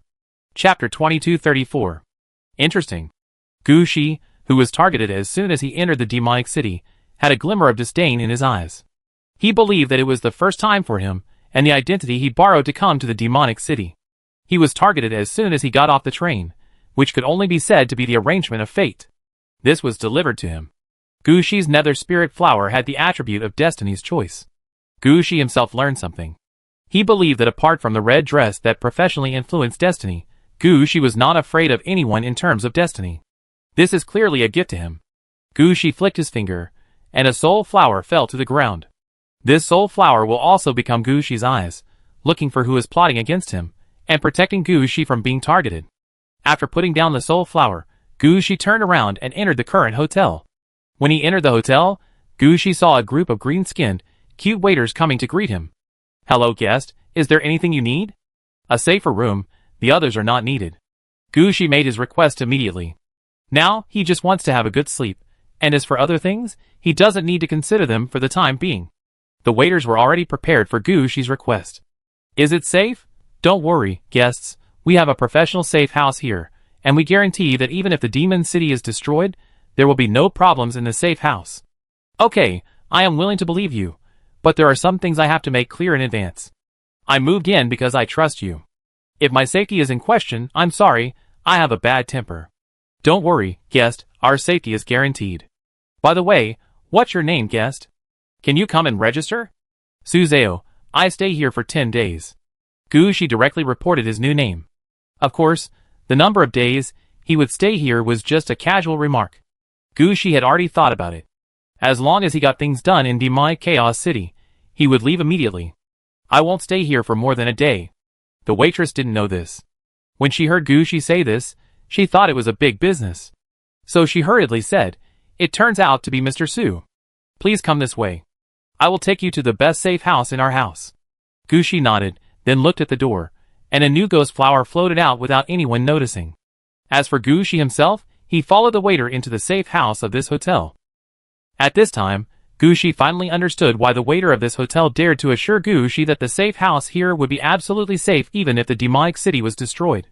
Although the door of the safe house could feel that it was made of wood when pushed, this thick would prove to Gushi that the wood could not be broken by itself. This is orange quality material, which our boss specially got. It can be said that all the materials of the entire safe house are of orange quality. The main feature is that it cannot be broken by external force. So many orange quality materials, but they didn't turn into orange equipment in the end. Gushi asked curiously, and he regretted it as soon as he said it. Because Suzeo had never gotten orange equipment, he said it in such a tone, which might not be in line with his character. But the waiter in front of him didn't notice this, and was still bragging. Why didn't you think about it? At the beginning, our boss wanted to turn the hotel into orange equipment, but later found that it would consume too many orange materials, and it might not be successful in the end. So I thought of building an orange quality floor.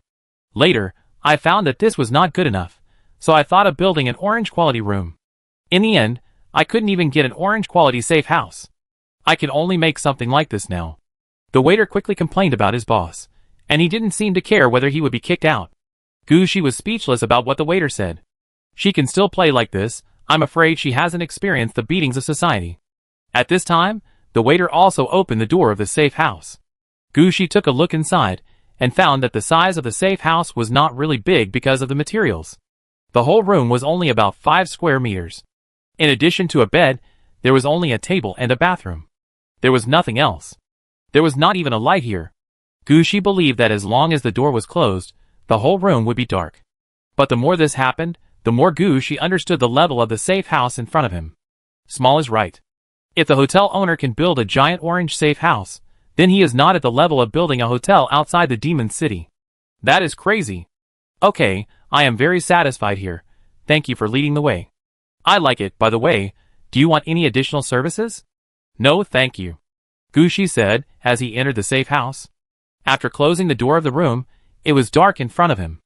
Although the darkness here is not as dark as the doomsday of light loss, it is also the kind of darkness that affects vision. The most important thing is that once the door of the room is closed, the connection with the outside world is directly cut off. Even the air and sound were cut off. Gushi could only hear his own heartbeat here. As for breathing, he also used compressed oxygen. Anyway, the main point is that as long as the door is not opened, no matter how many people are outside, they can't break in. This kind of safe house is quite good for Gushi. After all, Gushi's identity is fake, and he was targeted as soon as he came to Moan City. Gushi didn't want any problems before he figured out the route to Changzi City. So hiding himself in a safe house first was Gushi's best choice. He didn't want to accidentally expose his true identity when he fell asleep. This time, because of the cattle and horse special train, the hurdle on the train was passed. But next, there was the hurdle of going to Changzi City. If the flaw was discovered, it would be quite troublesome for him to enter Changzi City. So now Gushi was as careful as he could be. As for the people who were targeting Gushi, Gushi didn't take them seriously. In his opinion, this was just a small accident. It would be fine if the other party just hit himself. If he rushed in headfirst, he would be the fertilizer for the ghost flower. Now Gushi was most concerned about whether the bed in this safe house was soft. He needed to have a good sleep and get enough energy before dealing with his identity. Chapter 2235. Gushi closed the door of the safe house and fell asleep. But the thief player Xiao Li's methods and the nether spirit flower released by Gushi were not so idle at this time. The nether spirit flower was better. When Gushi released the nether spirit flower, it gave a passive effect, which only affected those who wanted to change Gushi's fate. But the thief player Xiao Li's methods were different. Its goal was very clear, to use the power of fate to lead Gushi to a certain place. Now Gushi has entered the safe house, and close the door, how to lead him. Normally, after discovering this situation, any player should know to stop. But the situation of the thief player Xiao Li was very wrong. His business at the train station today was quite unsuccessful. He failed to catch up with Gu Shi, and instead used up a good treasure he brought.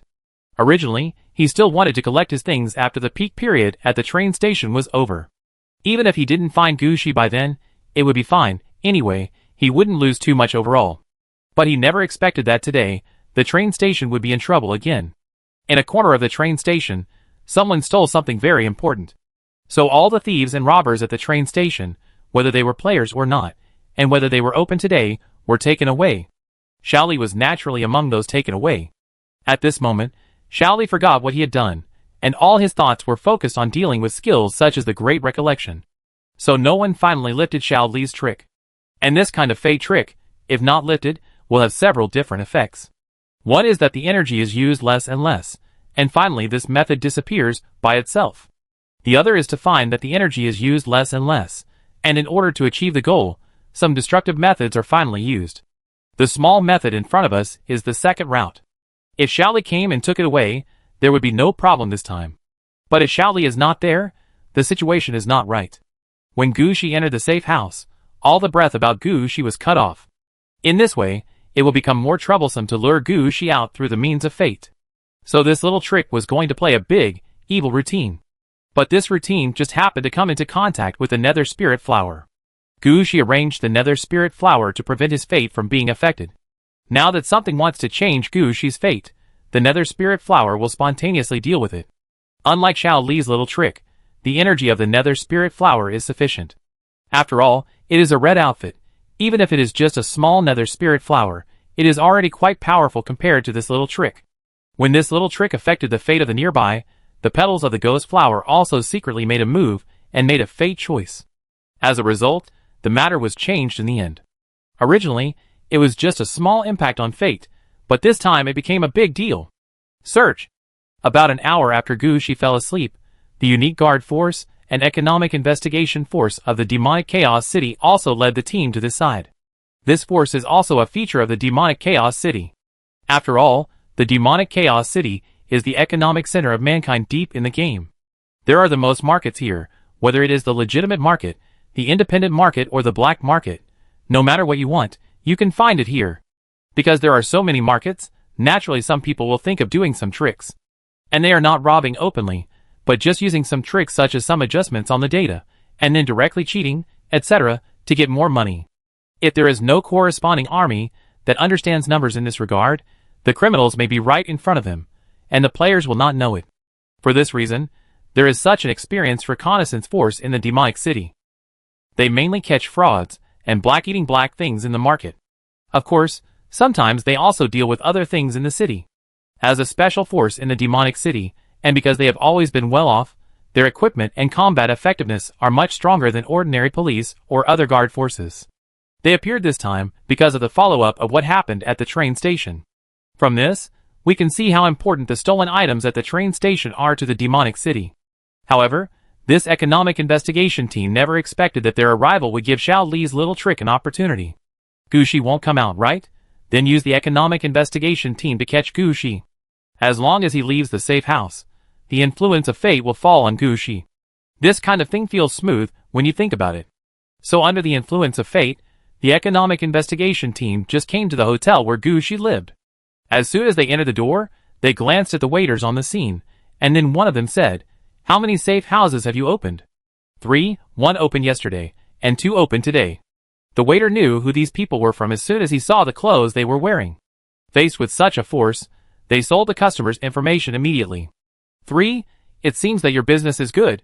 Forget about yesterday's, it's not. What time did they arrive today? They all arrived more than an hour ago. All more than an hour ago. Take us to see it. No, you should know that once the safe house is used, there is no way to get in unless the people inside come out. When the waiter heard this, he was shocked. Their hotel is all about credibility. If someone opens the safe house and takes it away while people are staying there, then they can't expect to continue running their hotel in the future. Such a hotel will not have any guests coming here. So even if they are against the economic investigation team, they cannot let anyone go to the safe house to take people away. Don't worry, We are not here to arrest people, on the contrary, we are here to protect people. This incident is a big deal, and we must protect the most important clues. You go and notify the people in the safe house, and tell them that our economic investigation team is fully equipped and ready to transfer people to our economic investigation team safe house, which is safer. No, if this gets out, we will not be able to continue to operate the hotel. No matter what, we will not do it. You can either arrange people to wait here, wait for the people in the safe house to come out by themselves, or leave immediately. The waiters did not listen to the proposal of the economic investigation team at all. They only had one idea now, that is, they must not embarrass the hotel. Chapter 2236. Seeing the hotel waiter in such a state, the people of the economic investigation team had no way to ask the hotel to call out the people in the safe house. After all, they all understood that if the people in the ordinary rooms of the hotel were taken away by the police, it was called cooperating with the police. But if the people in the safe house were called out and taken away, it would mean that the hotel was useless. This was a huge blow to the hotel's reputation. They were here to find people, not to flatten the hotel in front of them. They could afford to offend 1 or 2 hotels, but there was no need. So the Economic Investigation Corps said, okay, we will arrange 2 people to guard the door. When the people in the safe house come out, they will remind you. We are not here to arrest people, but to protect people. The person found something in the demonic city, and when the things were to be sent to the Yuanzhou city, they were stolen. Now there is only a backup left in the safe house. If this thing is also lost, the demonic city will be finished. The waiter finally understood what happened. They quickly agreed. As long as they were not asked to open the safe house, and did not affect the people inside the safe house, it would be fine. So the waiters quickly agreed to everything. And they arranged people to wait outside the safe house. As long as the people in the safe house opened the door, they could immediately pass the message. Gushi didn't know all this. He really didn't expect that he would be involved in a major event related to the future development of Demon City by accident. Gushi was really asleep at this time. Of course, even if Gushi fell asleep, he might not be able to rest. Lingxi found Gushi's dream as soon as possible, and told him what happened on the train before. I have already checked the situation on the train. It was not a dream specifically for the adults, but a dream for the entire train. After all the players on the train fell asleep, they would enter that dream space to do new work and study. Hearing this, Gushi was speechless. No way, there is still work and study in the dream. What kind of top-notch cattle and horses are these? That's not right. I clearly saw 3 bedrooms and 1 living room and the attendants in my dream. That's just a pie in the sky. You can only look at it, but you can't enter it, Lingxi said with certainty. Well, Gushi was speechless about this situation. I hope he won't encounter such a special train for cattle and horses when he goes from Moan City to Chengxi City. By the way, what else did you find out besides these? Gushi asked Lingxi again. If Lingxi only told Gushi about the situation of the special train for cattle and horses, there would be no need for him to make such a special trip. There must be something else here. Oh, I found that the people on the railway have a database of dreams. If the players don't sleep, they won't use the things in the database. If they sleep, then these data will be used to arrange the things that the players like, so that the players can work and study hard. Hearing this, Gushi's eyes lit up.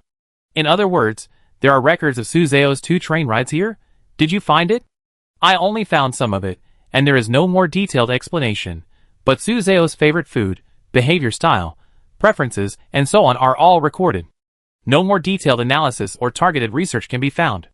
The main reason is that the adults didn't close their eyes during the journey, and I couldn't go too deep into their dreams. I understand. Is there any useful information? Gushi asked curiously. Some. This Suzeo doesn't like to eat meat, and he always eats salads made of mushrooms or vegetables. Lingxi talked about Suzeo's style of doing things.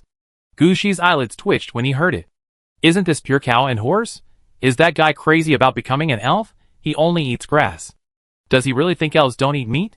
Gushi shook his head. Lingxi said again. His nickname is a tall and skinny woman.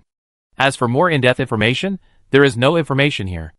Okay, it seems that he is really leaning towards the elf direction. This kind of person is really crazy about turning into an elf. Hearing this, Gushi couldn't help but shook his head. But this information finally made Gushi understand what kind of person Suzeo was. When he takes the train to Chengxi City next time, Gushi won't worry about any problems on his side. Can I enter the dream space of the train again? There is no way, and since the adults didn't take the train, I can't sneak in. Listening to Lingxi's words, Gushi even had the idea of whether he should take the train to Peaksinching again. However, Gushi quickly put this situation behind him. Going to the cattle and horse special train again would only increase the chance of being discovered. With this information at the moment, it is enough for Gushi. As long as Gushi can survive from Malwan City to Chengzi City, there will be no problem after entering Chengzi City. As for what will happen after arriving in Chengzi City, let's wait until after Chengzi City. Anyway, the most important thing now is how to sneak in. Seeing that Gushi's thoughts drifted to who knows where, Lingxi also said with a smile. Sir, you don't have to do that. With the current strength of our army, we actually have a chance to capture Chengzi City by surprise attack. Gushi shook his head. I know, but it doesn't make any sense. The players in Chengzi City are human players anyway. Although they are deep in the game, they are actually the same as the human players in the real world. As long as the Genesis Bridge is built, these human players can return to the real world. When there is one more person, human society will have one more power. Didn't you see my attitude towards those wild players? Why did I watch them make up an identity for themselves and integrate into human society without stopping or destroying them? That's because I understand that with one more human player, human society will have more combat power in the future. Even if they are PvP players, they are still human. So we can sneak into Chengzi City, or we can wait for them to move and find a way to steal it. But let's not talk about conquering Chengzi City. Give them hope. Although Gushi has never participated in a power council, he sometimes still puts himself in the perspective of the human high level to look at things. At the moment, he would first choose to consider the human society, which is actually very normal. After listening to Gushi's words, Lingxi did not persuade him anymore. The reason why she said this was just to tell Gushi that there are simpler and more direct ways to grab what he wants. Gushi is willing to sneak into the eldest son city secretly, so let him do so. Anyway, with the equipment Gushi has now, even if he faces a level 60 master, Gushi will not lose. Chapter 2237. Gushi slept well, but the waiters and soldiers of the Economic Investigation Corps in the hotel were not so comfortable. They stayed in front of several safe houses, and did not dare to leave. On the one hand, they were worried that the people in the safe house would run away, and on the other hand, they were also worried that someone would attack the people in the safe house. As the people of the Economic Investigation Corps said before, they came here not to catch people, but to protect people. At the same time, the demonic city was also in chaos. The Economic Investigation team went in and out of every hotel and checked every safe house. Especially during the time when Gushi stayed in the safe house, all the players who entered the safe house were under their surveillance. And the thieves and robbers who were caught from the train station are now in places like the police station, learning the great recall technique. They are all recalling one situation: who stole the most important documents of the demonic city at the train station. If they can't take it out, then sorry, they don't have to wait for tomorrow or anything like that. They may not be able to get through today. There are also many economic investigation teams patrolling the streets, just to find the stolen things. It can be said that everyone in the entire demonic city knows that a very important thing has been stolen, but no one knows what it is. For a time, the gossip in the demonic city was chaotic, and people were panicking. No one knew what would happen next. Even the number of pedestrians on the street has decreased a lot. But all this has nothing to do with Gushi. He really was there to catch up on his sleep this time. He slept for a whole day and night. If Lingxi hadn't entered Gushi's dream from time to time to remind him of the time, he might have forgotten his current situation. I still seem very sleepy. Gushi sat up after waking up and muttered something there. Because he had already woken up, Lingxi couldn't appear. Fortunately, the orange-clad guards and the people holding the equipment under Gushi were not affected. It was just that Gushi was preparing for the early morning, and he would not release the orange-clad guards and the people holding the equipment unless it was necessary. After he sat up, he just muttered and prepared to go out. After all, he had slept for so long, and his energy and other things had been restored. Now he was hungry, and Gushi took a look at the situation in the safe house. He found that the safe house actually only guaranteed safety, and nothing else was provided. In other words, if Gushi was hungry, he would have to eat the food he brought with him, or go out to eat. If Gushi wanted to get food, it would be quite simple. Whether he opened a door or asked Lingxi to deliver it, he could eat food immediately. But Gushi had to maintain his personality, so he couldn't do anything wrong. After looking at the situation around him, Gushi stood up, tidied his clothes, and then opened the door of the safe house. As soon as Gushi opened the door, his heart tightened, and the infinite counterattack function was activated, and a black feather arrow was thrown out by Gushi. Ding. When Gucci made his move, there was also a reaction outside, and a shield blocked Gucci's attack. Gucci was shocked, and he was ready to use the official black feather arrow immediately. But Gucci immediately suppressed this idea. The situation in front of him was just right, and the strength he showed was the strength that a level 16 elf archer should have. Anyone would know that Gucci had a problem when he used the black feather arrow to kill people in seconds. So Gucci kicked the door, and prepared to close the door of the safe house. At this moment, the voice of the hotel waiter came from outside the door. "Mr. Su, don't close the door, we have no ill intentions." "Whether we have ill intentions or not is not up to you, all of you, get out of here." "Mr. Su, we really have no ill intentions, we are here to protect you." The soldier of the Economic Investigation Unit also spoke at this time, but at this time, he was still holding a shield, fearing that Gucci would make a move and throw out another black feather arrow. Gucci was still willing to believe their words. After all, Gucci had only been in the demonic city for a short time, and he believed that he could not offend anyone. Even the thief he met before, Gucci had dealt with it with the nether spirit flower.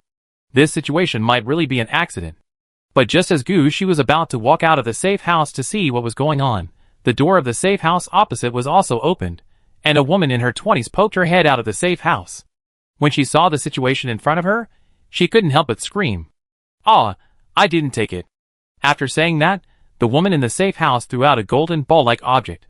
When the ball was thrown out, Gucci instinctively felt that something was wrong, and he immediately retreated and wanted to return to the safe house. But his movements were still a little slow. When the golden ball was thrown out, the body emitted a dazzling white light. Gucci and the others were also illuminated by this white light. At this time, Gucci clearly felt as if he was being dragged by an iron chain and dragged in one direction. Teleport? What is this situation? Gucci was speechless.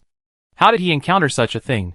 Where was he going to be sent? Before Gucci could react, he felt dizzy, and then he fell heavily to the ground. As soon as he landed, Gucci rolled on the spot, then he turned over and flew in one direction. When Gucci ran a distance away, some heavy objects fell down. Among these things were a lot of bricks and wood, and half of the safe house. It can be said that the previous attack directly teleported half of the hotel.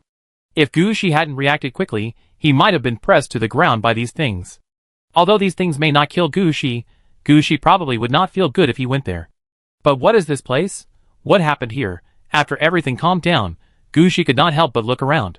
At this time, Gucci was completely confused and had no idea what happened.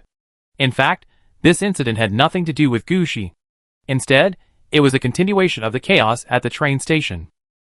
Didn't the thief and the thief player at the train station steal something? That was the teleportation tool used to enter this place before. This place was bought by a businessman in the demonic city by accident. He found a lot of orange quality materials in it, and he wanted to make a fortune. So the businessman destroyed all the passages into this territory, leaving only the main route and a backup teleportation point in his hands. But this matter was eventually known to others, and the Merchants Guild was suppressed, so the merchant had to flee the demonic city with the main route. Chapter 2238. Everyone knows what happened next. The merchant fled to the train station, and his belongings were stolen. His whereabouts are still unknown. When the Economic Investigation Team of Demon City heard about this, they immediately blocked the train station and arrested all the thieves and thief players, hoping to take back the stolen main route. Of course, if the main route cannot be found, the backup portal must also be obtained. As for why they are so nervous, it is entirely because the merchant whose belongings were stolen confessed that the supplies here are quite sufficient. According to the most conservative estimate, the value of the materials here should be enough to rebuild a demon city. Demon City has no other ideas, but they are most sensitive to the amount of funds. With this data, the top leaders of Demon City can be said to be directly crazy. As for why the merchant did not take the backup portal after the main route was lost, but went to the Economic Reconnaissance Team of Demon City, this question is actually quite easy to understand.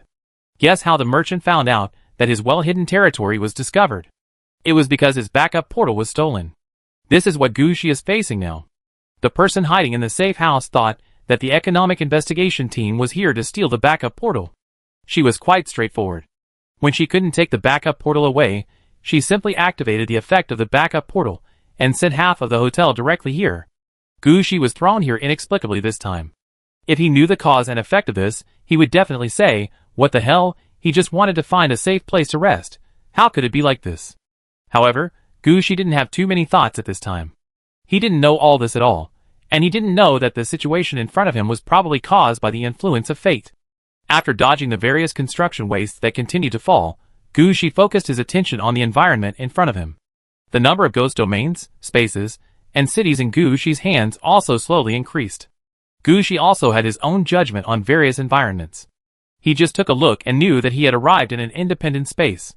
The size was not yet certain, but the nature was actually similar to the ghost prison in Gushi's hand. They all had independent attributes, independent entrances and exits, and even independent operating spaces. It's just that he doesn't know where this space is attached to for the time being. If you want to leave here, it's best to go deep into this space and see if you can find a way out. As for the fact that this space has no external passage, Gushi doesn't believe it. Let alone how many people are watching this space. Even the original owner of the space will leave a special passage for himself. As long as you look for it carefully, you can always find a way out. Besides, it doesn't matter if you can't find it. Gushi can completely turn this space into his own ghost prison by means of yin and yang conversion. After all, this can be regarded as a good thing delivered to the door. If Gushi doesn't take it, it's really a bit sorry for the opportunity in front of him. However, Gushi also understands that it is very simple to take it. But he must do it cleanly. When it comes to snatching space, no one must be left alive. Gushi also doesn't want the space he just snatched to be snatched back by someone else. Besides, Gushi's current identity is the wilderness hunter, the elf shooter, Suzeo. Not the underworld master Gushi. Gushi can't let anyone discover this flaw. If this happens, all his previous efforts will be in vain. Then Gushi will have to return to Lucheng and find the spy master to get a new identity for himself. Not only will it be troublesome, but he may not be able to find such a suitable identity in front of him.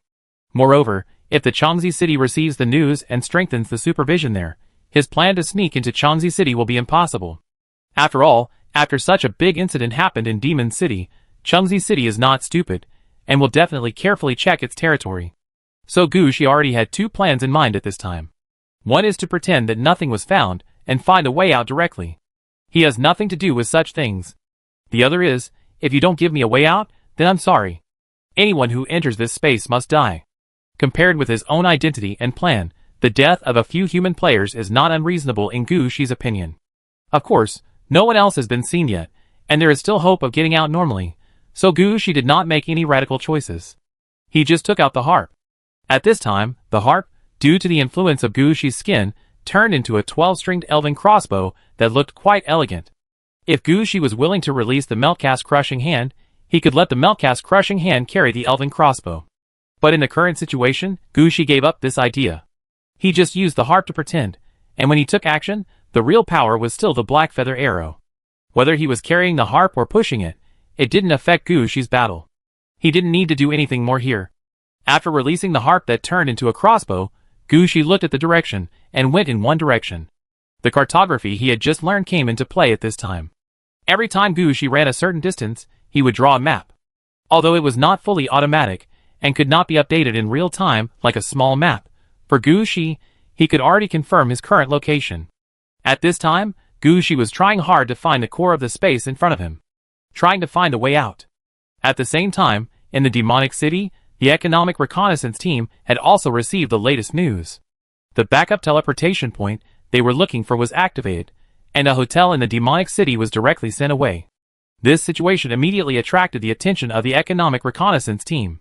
They really brought all their troops and rushed over in the shortest time. But that woman really put everything she had on it.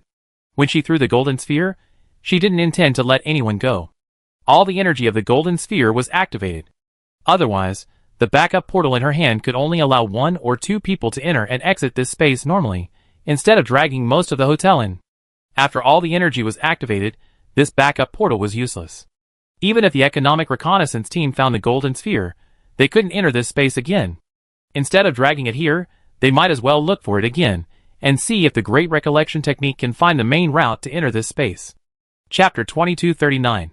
Gushi, who was moving quickly in this space, was increasingly surprised by the situation in front of him. As a necromancer, he was not very sensitive to any spiritual energy or natural aura. The only thing he could feel was that the air in the space in front of him was fresh. When he ran here, his breathing became smoother. In this space, there were thick forests. Although the trees in the forest were not as good as the golden apple tree or the grass elixir tree, they were better than the blood maple tree in the magic plant area. Gushi could clearly see that every tree cut down here could produce 1 or 2 units of orange wood. As for the forest in front of him, Gushi believed that he could replace all the wood in his own city of Aridov with orange quality wood. Am I crazy? How could I have such an idea? Gushi shook his head and temporarily suppressed the idea of occupying the space in front of him. At the same time, his movement speed slowed down significantly. At this time, Gushi was already thinking about what the trees in the forest in front of him could be used for. As he slowed down, Gushi discovered that in addition to trees, there were other different things in this forest. For example, the mushrooms under the trees, the size, color, and quality, aren't they orange quality alchemical materials? My God, there are too many of them. And are those flowers growing out of the soil over there? They shouldn't be flowers, they should be herbs. Although I don't know them, there must be something wrong with the number. Otherwise, let's take a look at this space. Not long after walking, Gushi changed his muttering. If other players hadn't appeared in the distance at this time, Gushi would have started to release the nether spirit flower. Who are you? This is a private territory. How did you get in? As soon as they saw Gushi, these players took the initiative to jump out with weapons. There were not too many of them, only a dozen or so in total. The leader should be above level 15, but definitely not level 20. The rest were about level 10. The equipment they had was pretty good. Gushi could see that most of their weapons and equipment were purple, but there was an orange piece of equipment that forced and strengthened the purple equipment. This was exactly why they were so confident. Even when they saw Gushi pushing a crossbow cart over, they didn't back off. Instead, they directly confronted Gushi and said, "How did you get in? This is not the place you should be, get out." Facing such a player, Gushi was also stunned. Well, you already have a way to die. However, Gushi still followed the humanitarian approach and asked them about their last words. No, he communicated with them. I didn't come here on purpose. Someone started something and sent me in. By the way, where is this place and how should I get out? Where? This is Mr. Du's private space. Does Mr. Du know? The owner of the Du Family Chamber of Commerce, among the top 10 chambers of commerce in Demonic Chaos City. His money can buy the land of the entire Demonic Chaos City. This is his private territory. No outsiders can enter or leave here. What if someone accidentally comes in? Gushi put his hand on the crossbow cart. What should I do? Of course I will die, but don't worry, we will help you choose a suitable place and bury you properly, and you don't have to thank me. Before he finished speaking, a whoosh sound came from the sky. Several black feather arrows fell from the sky and hit the foreheads of these players directly. The orange equipment on these players was activated immediately, trying to block the attack of the black feather arrows. But the problem is that Gushi's black feather arrows were not fired by the crossbow, but the killer move of the Griffin Black Throne. Enemies at level 60 can be killed instantly, so what reason do these less than level 20 beings have to live? They have orange equipment. What players? No matter how bad the Griffin Black Throne is, it is red equipment. With a sound of swishing, more than 10 players here all fell to the ground. The orange equipment on them flashed orange light for a while, and it was clear that they wanted to save them. Unfortunately, there was no chance. After killing these guys, Gushi stepped forward, and the petals of the ghost flower began to float out, and several undead servants and undead laborers ran out from the Knight's Blood Road. They were the result of the transformation of the few who had just died.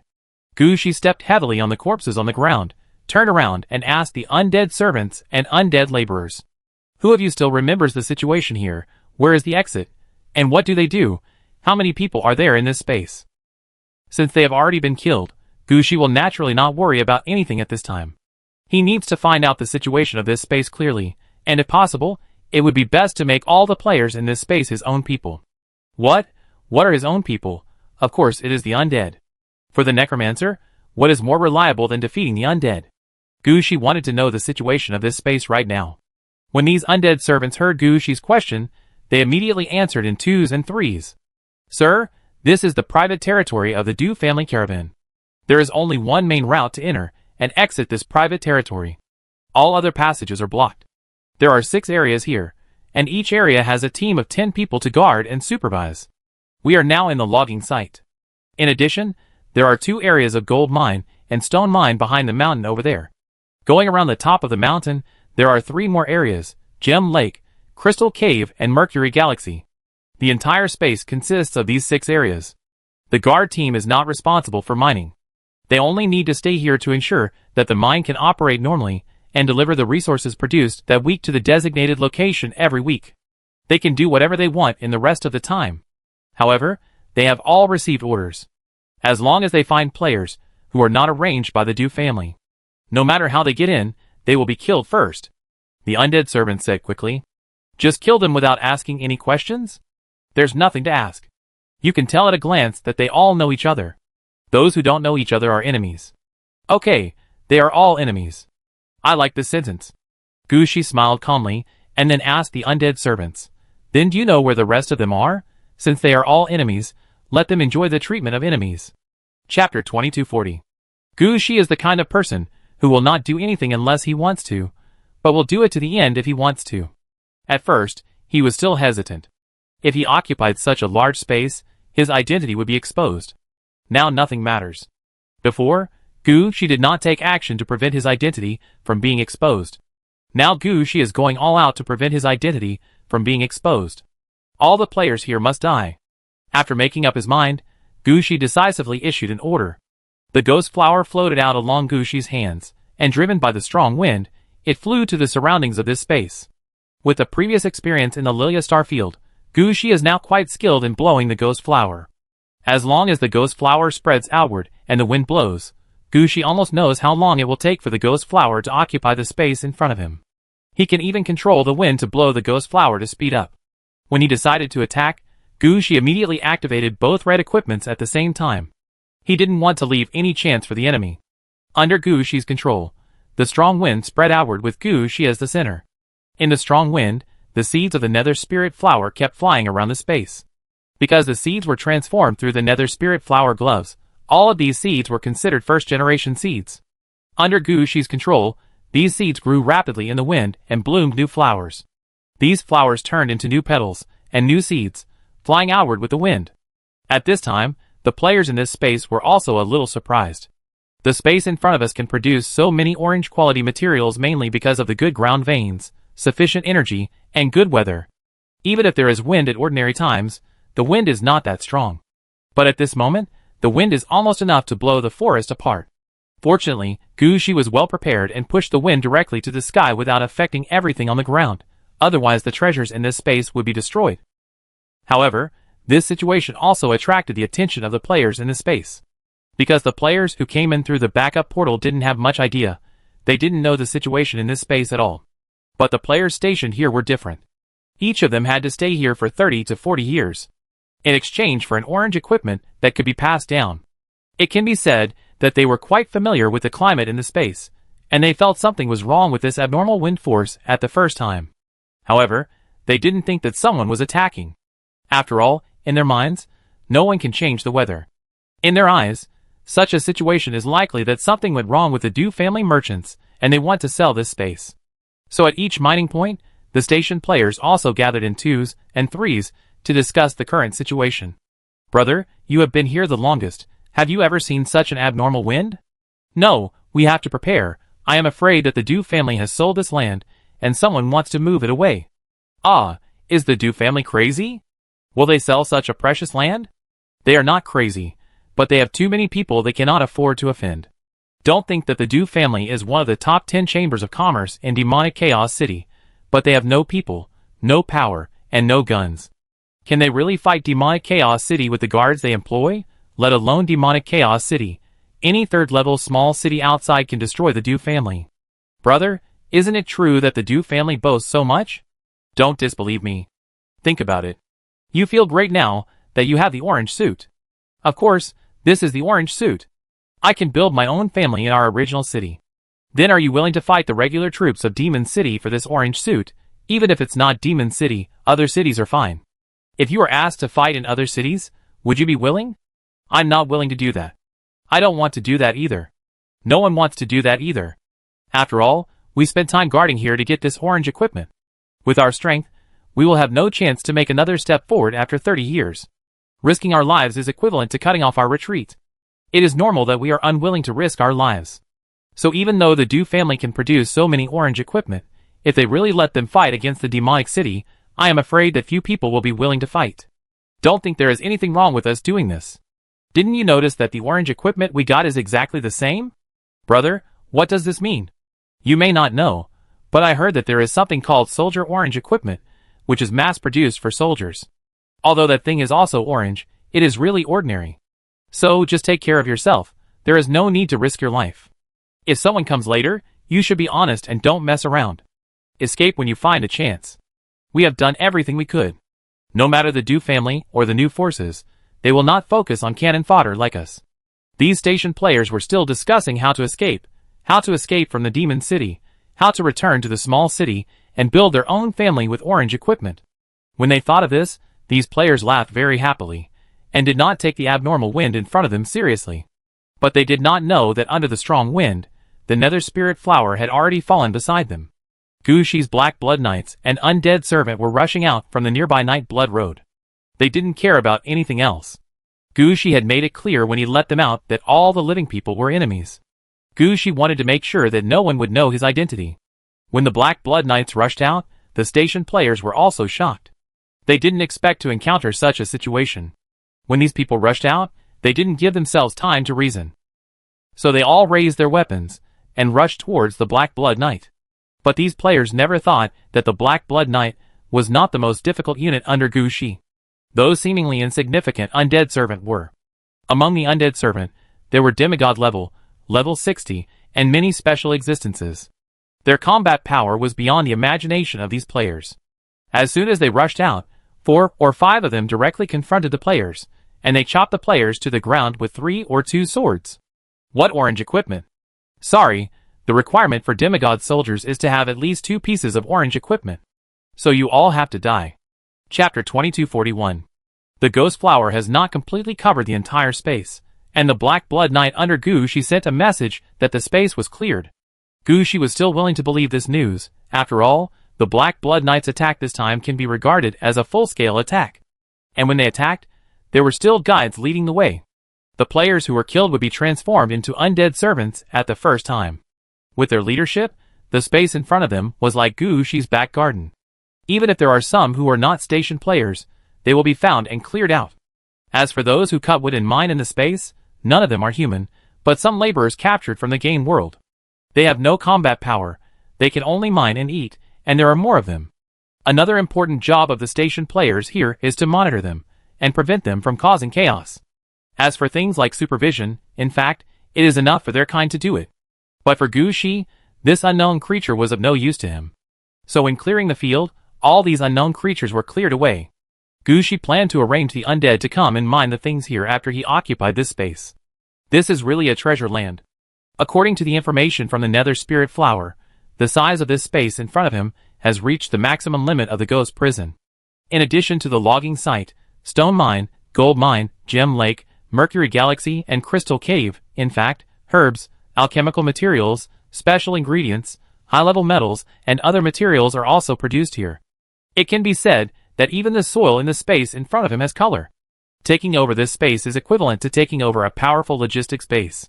So after completing the work of clearing the field, Gushi immediately prepared to start the yin-yang conversion of this space.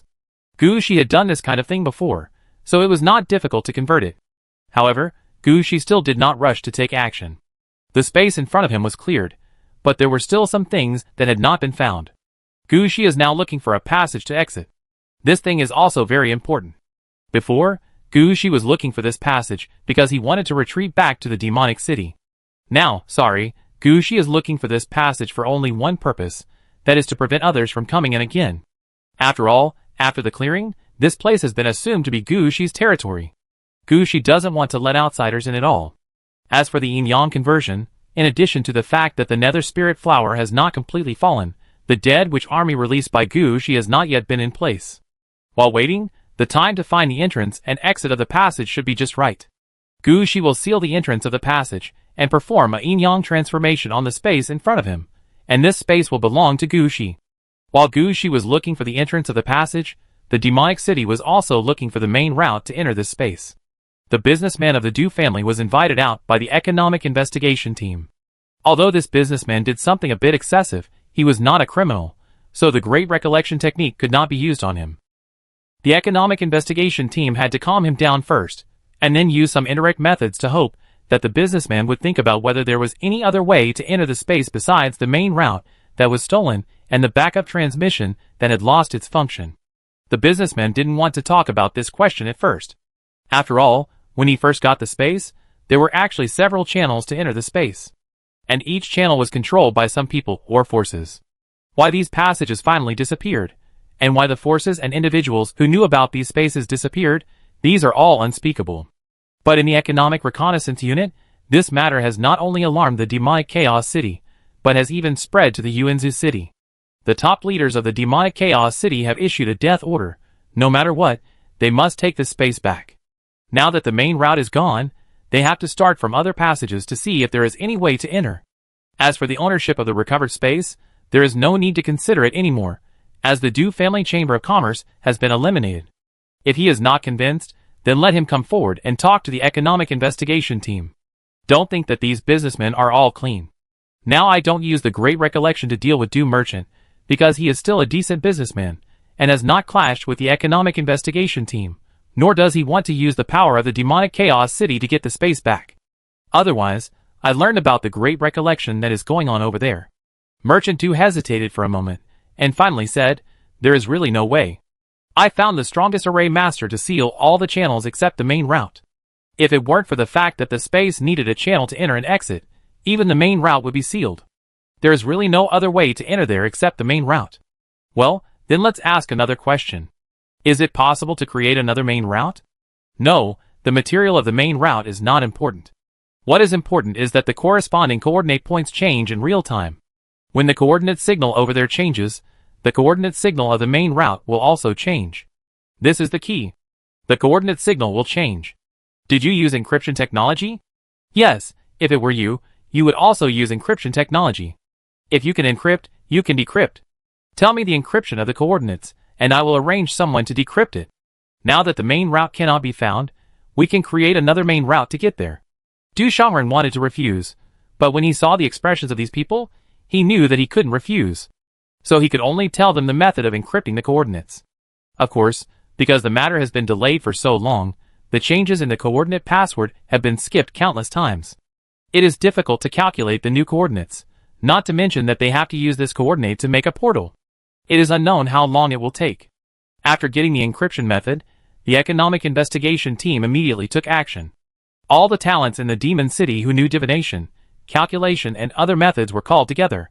They had only one task, which was to calculate the coordinates of the space in the shortest time.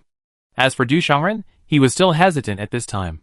Then I want to ask, is it true that the things that were stolen from me can't be found? Chapter 2242. In that space, Gu Shi also found a passage to leave the space. But when Gu Shi was invited here, he was also confused. Because the portal in front of him looked like a stone gate that had lost its energy, without any momentum of a portal. Even the nearby trees were more gorgeous than the stone gate in front of him.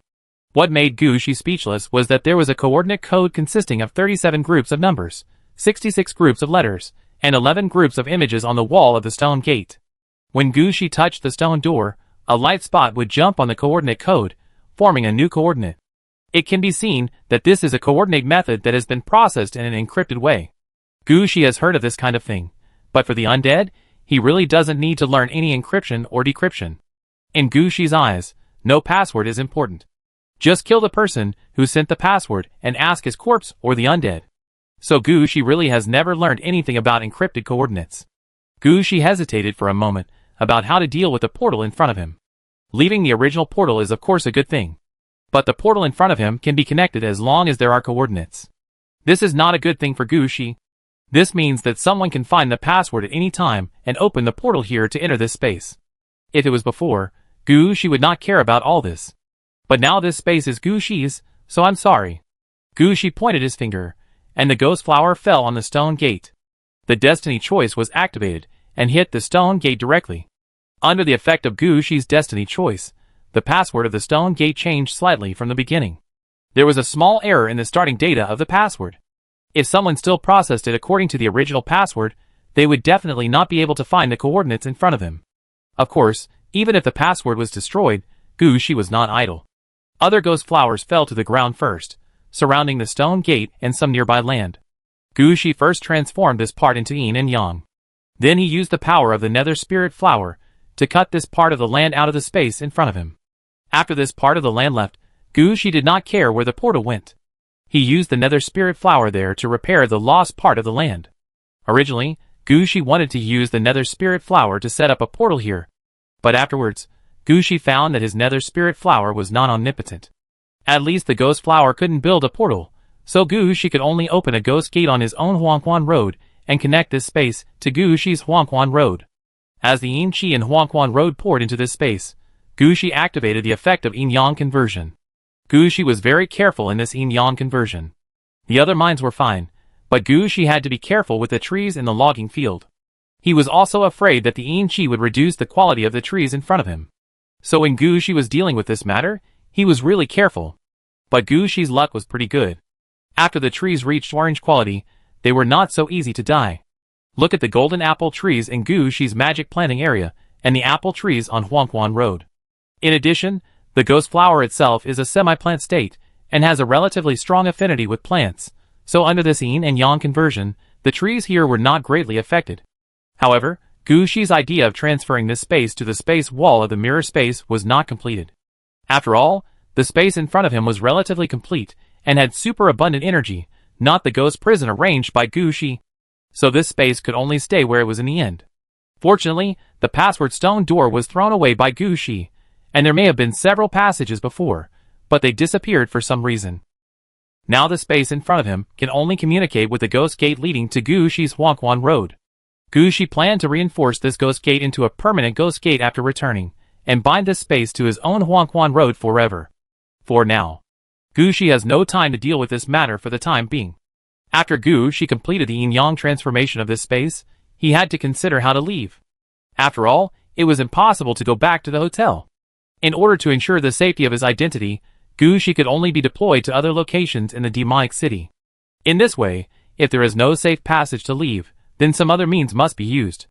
Fortunately, Gushi now has the habit of using the Polestar to locate at any time. When he came to the train station of Demonic City, and before entering the safe house, Gushi used the Polestar to locate, in order to be able to return quickly under certain circumstances.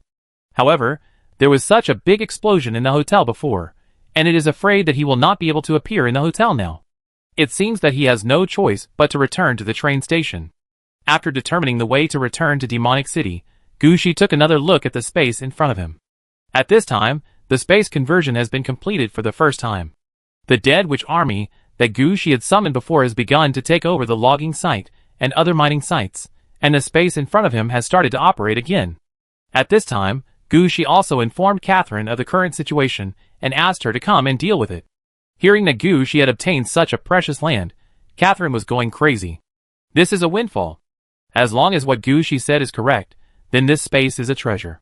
Not to mention the serious resources, all of them are of orange quality, and the auxiliary resources in it are enough to cause a sensation in the city of Aridov. Just like herbs and alchemical materials, they will drive you crazy.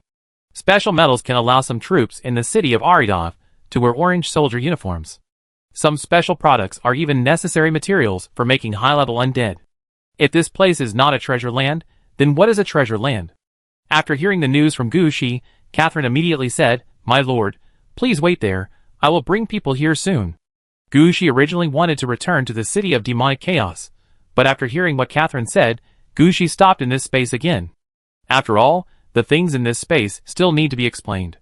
When he was free, Gushi did not waste time in this space. He simply took advantage of the effect of the Sky King and flew directly to a high altitude, observing the space in front of him from top to bottom. Gushi initially just wanted to see if there was anything in the space in front of him that he had not noticed, and see if there was anything that could be adjusted here. But as he looked, Gushi suddenly discovered that a strange light yellow light was radiating from a certain position in this space. Chapter 2243. This discovery surprised Gushi. Thinking that he was free, Gushi landed directly at the location where the earthy yellow light was radiating. As soon as he landed, Gushi felt that the gravity around him was affected. There was always a force trying to drag Gushi to the ground at this location. This situation scared Gushi. You should know that Gushi's current ability to fly is entirely from the effect of the Griffin Black Throne. No matter how bad the Griffin Black Throne is, it is still red equipment. Normal orange equipment can't affect the effect of red equipment at all. Only red equipment can deal with red equipment. But this kind of power even affected the effect of the Griffin Black Throne Sky King, and it wanted to drag Gushi to the ground. This situation also surprised Gushi. Could it be that this is the reason why this space has been producing orange equipment? There is a red equipment buried under this space, or a quasi-red equipment in the nurturing. However, the merchant of the Du family didn't know anything, and he didn't doubt it. After thinking about it, Gushi didn't wait for Catherine to come in, and pointed directly at the ground here. A large number of undead laborers rushed out from the Night Blood Road and dug into the ground here. However, they ran into trouble after the first digging. The ground was harder than steel, and the various tools carried by the undead workers could not dig the ground in front of them. This situation surprised Gushi even more. He thought about it, pointed again, and the seeds of the ghost flower fell to the ground. The ghost flower bloomed. These seeds quickly took root and sprouted in the ground, and finally broke through the ground and grew downwards. It really worked. Gushi made a judgment in his mind at the first time. It seems that there should be a quasi-red dress under it. Is this also an unexpected harvest? As the ground was pried up, Gushi immediately felt that something was wrong. The earthy yellow aura that came out from the ground was mixed with something different. This was not a quasi-red suit, and of course not a red suit either. This feeling made Gushi unable to judge the situation inside. But Gushi was still quick-witted. Facing the situation in front of him, Gushi immediately used the Nether Spirit Flower to patch up the pried place, so that the ground aura would no longer leak, and then he looked at the place in front of him again. Just a little bit of the breath just now made Gushi feel a lot. What was buried below was not the red suit that was being nurtured, nor was it the red suit. The earthy yellow breath carried a kind of deathly aura. Gushi had smelled this kind of breath too much. This was the smell of a corpse buried underground and half-rotten. So Gushi could be 100% sure that what was buried below was not the red suit or the quasi-red suit, but a corpse. But to be able to affect the red suit, this corpse must be extraordinary. Gushi contacted Catherine immediately. Have you come? If not, call Eve over as well. When Catherine heard this, how could there be a matter about Eve? However, no matter how confused she was, she did not oppose Gushi's idea. When she set out, she called Eve along the way, rushed to Huangquan Road together, and then entered the space in front of her through the ghost gate. As soon as she entered this space, Catherine's eyes lit up. In the eyes of others, this space is a forest with countless resources, but in Catherine's eyes, this space is full of money. Catherine really wanted to chop down everything here, turn it into money, and send it to the city of Aridov. Don't look, the adults are still waiting for us. Eve's eyes were also fixed on some herbs on the ground. These herbs were all high-quality materials that she wanted to get but couldn't find anywhere. If Gushi hadn't been waiting for them, Eve would have wanted to stop and see if these herbs could be tested immediately. Catherine finally reacted. Thank you, I thought too much, we leave now. It's okay, everyone helps each other. By the way, Catherine, when you take over this space, can you give me some materials first? It depends on the situation. We are good sisters. There is nothing wrong with this request. While talking, the two rushed to the location designated by Gushi. At this time, Gushi was not idle either. He was there to check the current situation underground. Although there was no way to dig out the body underground for the time being, Gushi still had his own way. The man wearing the Huangquan dragon robe appeared at the first time. To help Gushi check the direction of the ground vein. Gushi took his undead laborers to try out how big the body would be. As for how to try, isn't this a very simple thing? Let the undead laborers dig, and the places that can't be dug are the parts of the body. As for whether it will be too different from the actual size of the body, Gushi doesn't think so. After all, as a necromancer, Gushi knows best how long the buried body can affect the surrounding area. The corpse in front of him was not the kind of corpse that was treated as a corpse star. No matter how big it was, how big could it be? The reason why Gushi asked Eve to come over was mainly because he didn't want to destroy the environment of the space in front of him. After all, it was easy to dig here, but if you want to make full use of the earth energy and corpse energy without destroying the environment in front of you, it would take a lot of energy. Gushi couldn't stay here all the time. At the same time, he didn't want to destroy the development of the space in front of him, so Gushi had to deal with this matter one step ahead. After determining the burial area, Gushi also guessed what was going on. There was a very strong corpse buried below, that was certain. But what was the origin of this corpse? Would it be like the golden apple tree, not red, but better than red? While Gushi was still thinking about this situation, Catherine and Eve had already arrived here. Sir, we are here. As soon as she saw Gushi, Catherine greeted him immediately. Eve immediately looked at the place blocked by the ghost flower. As a researcher under Gucci, she was more sensitive to some things. Sir, is there a body buried here? Yes, I suspect this is the source of the energy of the entire space, so I called you over. See if this energy can be studied. My request is to dig out the body without affecting the operation of the entire space. Just dig it out? Eve looked at Gucci with some surprise. Dig it out first. As for how to deal with it in the future, we will talk about it later, Gucci said lightly. After all, for the necromancer, as long as the body is there, everything is not a problem. Chapter 2244. Okay. Eve also knew why Gucci asked her to come here, so she quickly began to measure on the spot. After handing this matter over to Eve, Gucci did not drag it out here any longer. After leaving a pole star positioning at the original place, he was ready to leave the space in front of him. Gucci knew very well that if he just dug hard, it would not be difficult to dig up the burial ground, but the difficulty lay in the requirements put forward by Gucci. Eve needed to investigate the situation in the space in front of her clearly, and consider everything before she could start digging. Gucci estimated that it would take at least 3 to 4 days to get everything done. Gucci certainly couldn't wait here forever. Gucci's idea was to deal with the things that had brought him to the demonic city first. When Eve said it was almost done, he would come back and dig out the body. Now, Gucci had to go out first. After explaining clearly what he had found out, Gucci activated the Polaris effect and disappeared from the space in front of him. When he appeared again, Gucci appeared in the bathroom of the demonic city train station. This is the location of the pole star that Gucci had laid out when he first arrived at the demonic city. This is also the habit that Gucci developed in the Lost Light world. Wherever he went, he always had to leave a pole star location to avoid any problems. In fact, not only the train station in the demonic city, but also the train station in Patian City, Gucci also left the corresponding pole star location. At this time, Gucci came out of the bathroom of the train station and was about to go out. But when he stepped out of the bathroom, Gucci felt many eyes falling on him for the first time. The soul dark lamp. Gucci switched the sight of the soul dark lamp, and immediately felt that his feeling was not an illusion. Many eyes were falling on him. It seemed that they were watching Gucci there. What was going on? Gucci lived in a safe house as soon as he came to the demonic city. When he wanted to go out later, something went wrong in the safe house, and blew him into that mysterious space. All along the way, Gucci really had no contact with the demonic city, and he didn't know that the demonic city had undergone earth-shaking changes in the past few days. At this time, he still thought that the situation in demonic city was the same as the previous few days. He never thought that because things were stolen at the demonic city train station on the day he came, the police force at the train station is now more than 10 times that of before.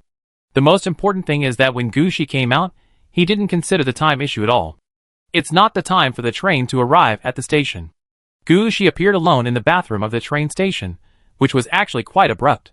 The police and the economic investigation team of Demonic City naturally focused all their attention on Gucci at the first time. Although Gucci didn't know what happened, he still pretended nothing happened and walked out of the train station. This time, Gucci didn't need to find a hotel to rest. At this time, Gucci planned to go directly to the spy master's friend to solve his identity problem. When Gucci walked out of the train station, he could still clearly feel that those eyes were always staring at him. This situation made Gucci frown.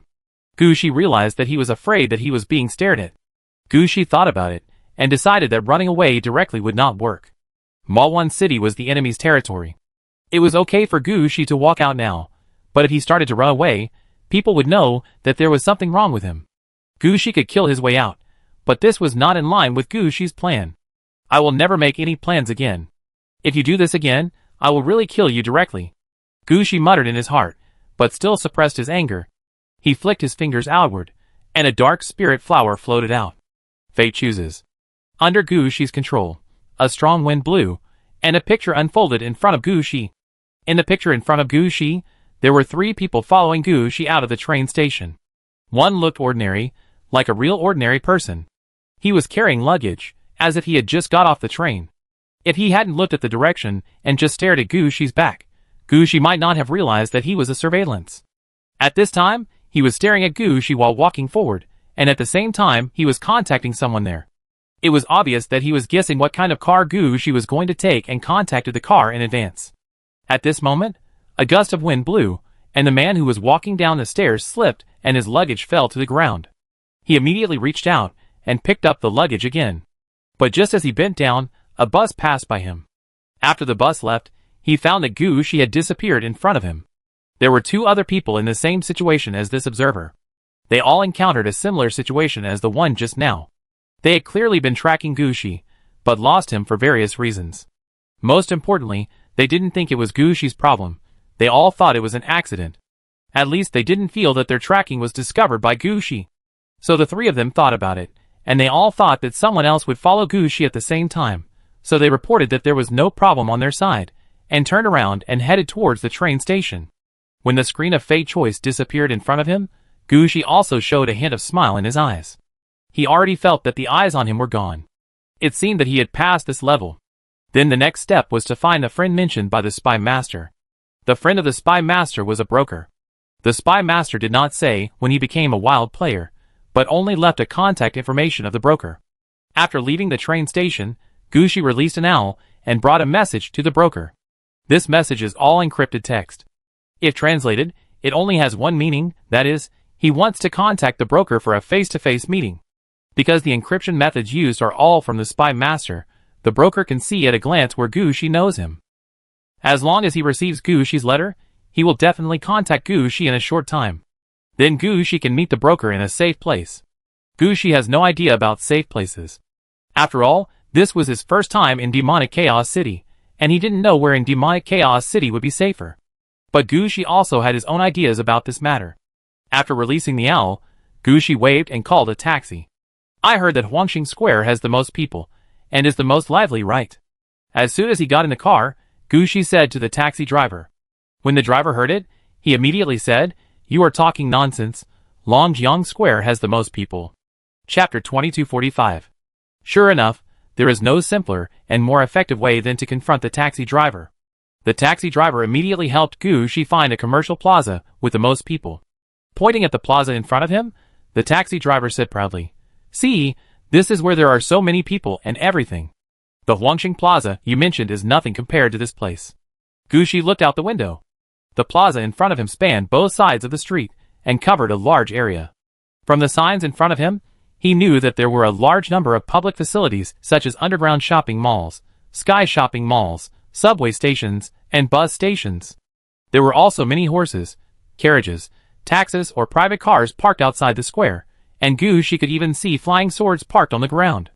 The number and variety of things parked here really exceeded Gushi's imagination. Sure enough, there are a lot of people.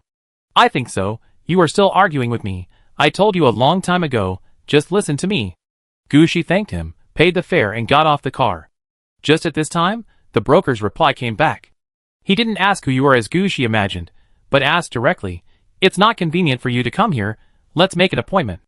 Longyang Square, there is a building that looks like a big tree. I wait under this building.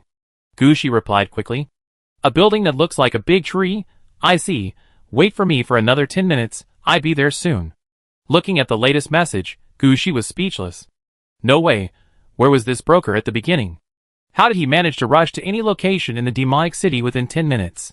You should know that it was not Gushi's own idea to come here, but he chose this place after a casual argument with the driver. I believe the broker had no way to know his location at the first time. Then how did he get here? Gushi's eyes condensed. Could it be that he had some secret mobile channel? Before Gushi figured out what was going on, the broker mentioned by the Spy Master had already arrived. This is a quasi-expert, who is close to level 20. He is wearing ordinary clothes. He follows the messenger who just delivered the letter to Gushi, and keeps looking around. He seems to be looking for something. But Gushi noticed that there is no orange flowing on him. It is obvious that this is the normal situation in the depths of the game. After all, there will only be 3 orange equipment in a level 3 city here. The news of the mass production of orange equipment in the Eldest Sun City has not spread yet. Some players are willing to become NPC soldiers in order to get orange equipment. It is quite reasonable that the person in front of him has reached level 20, but does not have a single orange suit. When the messenger stopped in front of Gushi, the broker came up to him immediately. You are Suzeo, right? Yes, let's find a place to talk. Gushi glanced at the busy square, and knew that there were many things that were not suitable to be discussed here. Okay, I know there is a good coffee shop nearby. How about we go there? Gushi was stunned for a moment. To talk about such things, shouldn't we find a more private place to talk? The coffee shops around here are obviously crowded places. Why would this person choose such a place? The broker also saw something at this time. he said. Something happened in the Demon City these days. All the people on the black side should go in and stay for a while. All the people on the gray side have been warned not to talk about anything in private. If there is anything to say, it can only be said in the hall in public. What happened? How did it become like this? Gushi immediately thought of what he encountered at the train station. At the same time, he also had that mysterious space. So he couldn't help but ask. You'd better not ask. This matter is not allowed. People like you who come from other places and have a complete identity should not get involved in such things. After hearing what the broker said, Gushi didn't ask, but he vaguely felt that the occurrence of such a thing in the demonic city this time was very likely related to his taking over the space. It seems that the benefits of this space are too great, and the entire demonic chaos city has started to move. Okay, let's find a place to sit first, but are you sure there are some things that can be discussed outside? There is nothing we can do now, but don't worry, the demonic chaos city is busy with one thing now, and other things are not a problem as long as they are not murder or arson. Tell me, what do you want to do? The broker started asking about Gushi's needs before he even got to the coffee shop. Gushi thought for a moment and said straightforwardly, I want to go to Chengzi City. You also know the situation in Chengzi City. Gushi didn't need to hint, the broker understood Gushi's situation. Gushi was introduced by the spy master, which means that Gushi's identity is fake. And Gushi said that he wanted to go to Chengzi City, which means that Gushi wanted to determine this identity and ensure that this identity can enter Chengzi City. If only the identity in front of him was determined, the broker could do it himself. After all, he had done this kind of thing before, and it was quite simple to handle. But Gushi asked to deal with the intelligence organization in Chengzi City, which was not something he could do. The broker shook his head, the timing is not right now. Now all the office staff in Malwan City are on the street. Don't look at how lively it is here, in fact, there are still many people watching behind the scenes. And your requirements are too high. If you don't force the approval of Chengzi City, there will be no problem. You are now forcing the identity recognized by the Chengzi City, which means you want to enter Chengzi City, right? Then you must at least have a reason to go to Chengzi City, right? Gushi was stunned for a moment, he really didn't think of this. This made Gushi speechless, he shouldn't have made so much trouble. When he came to the depths of the game, he should have directly determined the location of Chengzi City and killed directly. If he had done so earlier, he might have already got what he wanted. However, Gushi finally suppressed the will to fight in his heart, and he had been comforting himself in his heart. Chengzi City is an industrial city with many powerful blacksmiths. Once the Genesis Bridge is built, Chengzi City can be integrated into the human system immediately. This is the most precious wealth, and it cannot be destroyed like this. After completing his own psychological construction, Gushi asked the broker, What can you do now? Chapter 2246. The broker was somewhat helpless about Gushi's problem. In fact, he had similar business before, and he could send people to Chengzi City with a little effort. After all, the connection between Malwan City and Chengzi City is quite close, and many things that Malwan City needs are sent to Chengzi City for manufacturing. As long as there is a reasonable reason, it is not a problem to arrange people to go to Chengzi City. But isn't Malwan City in chaos right now? Many public institutions have stopped working, and as for those that are still working, their efficiency is also very slow. Before the space of the Du Family Chamber of Commerce is found, this chaos will probably not end in a short time. All those who are involved in the black and evil cults in the demonic city have been arrested, and all those who are involved in the gray have been warned. As for the white and ordinary people, they have also been affected. Now opening the game portal is strictly restricted, for fear that someone will escape into the game with something. At this time, sending Gushi to Chengzi City is not 10 times more difficult, but hundreds or thousands of times more difficult. The most important thing is that the broker can't think of a solution now. Seeing the broker's helpless look, Gushi's heart sank. Well, it's not like I didn't give you a choice, Gushi said lightly. He must go to Chengzi City. Whether he changes his identity and sneaks in, or drives a large army directly to kill, it's actually the same. The broker is originally in the business of people, and his ability to observe words and expressions is quite strong. As soon as Gushi said this, the broker felt something was wrong at the first time. Wait, don't worry, I just said it's difficult, not impossible. Let me think of a way. 2 days. I help you get everything done in 2 days. Hearing the broker say this, Gushi nodded. He can afford to wait for 2 days. The most important thing is that he can solve the problem in that space in these few days. After all, Gushi always feels uneasy if the body in the space is not dug out. But if he really has to wait until he gets on the train to dig it out, and disappear directly in the train, then he will probably not be able to reach Changzi City safely. Okay, 2 days is 2 days. After 2 days, you can arrive? Gu Shi paused for a moment, and then he remembered that the hotel he stayed in before seemed to have been bombed. Now he has no place to stay. So Gu Shi looked up, and saw a huge sign hanging not far away. Buddha's Compassion Hotel. Gu Shi thought to himself, such a big building, such a big sign, I think the environment there should be pretty good. The broker was stunned. Buddha's Compassion Hotel, this hotel is pretty good, you should like it there. After I have taken care of everything, I will come to you. Gu Shi nodded, indicating that the broker's arrangement was very good. At this time, the broker also raised his hand, and wiped the almost non-existent sweat on his forehead. When Gu Shi nodded, the broker felt that his pressure was reduced a little. When Gu Shi spoke just now, he had a fear that the entire human race was going to be wiped out. This feeling is quite real. For this feeling, the broker is willing to believe, because this is his innate ability since childhood. Whenever he did something dangerous, he would always feel uneasy in advance. If he continued like this, he would die. If he continued like this, the whole team would die. If he continued like this, something would go wrong in the demon city. But he had never felt so strongly as this time. He felt that if he rejected Gu Shi's request, all the humans in the depths of the game would be wiped out. Now that this feeling was finally gone, the broker finally felt relieved. As long as he could send Gu Shi to the Changzi City, he would be a hero who saved humanity. An idea flashed through the broker's mind, and he raised his head a little higher than usual when he walked. Gu Shi didn't know this, and he had already arrived downstairs of the hotel. Compared with the hotel where Gu Shi lived before, this hotel was obviously much larger. The whole hotel has a total of 30 floors. As soon as he entered the door, Gu Shi felt a scent of sandalwood and warm light coming towards him. As a necromancer, Gu Shi instinctively resisted this feeling. However, Gu Shi was now pretending to be an elf shooter and a wilderness hunter. This kind of light had no effect on him. At most, it was just no blessing.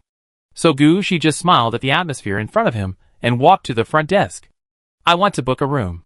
No problem, sir. We now have king-size rooms, business suites, and presidential suites to choose from. I don't know what kind of room you want. Gu Shi wanted to go directly to a presidential suite, but he thought that the broker was helping him find a solution, and he couldn't have any problems on his side.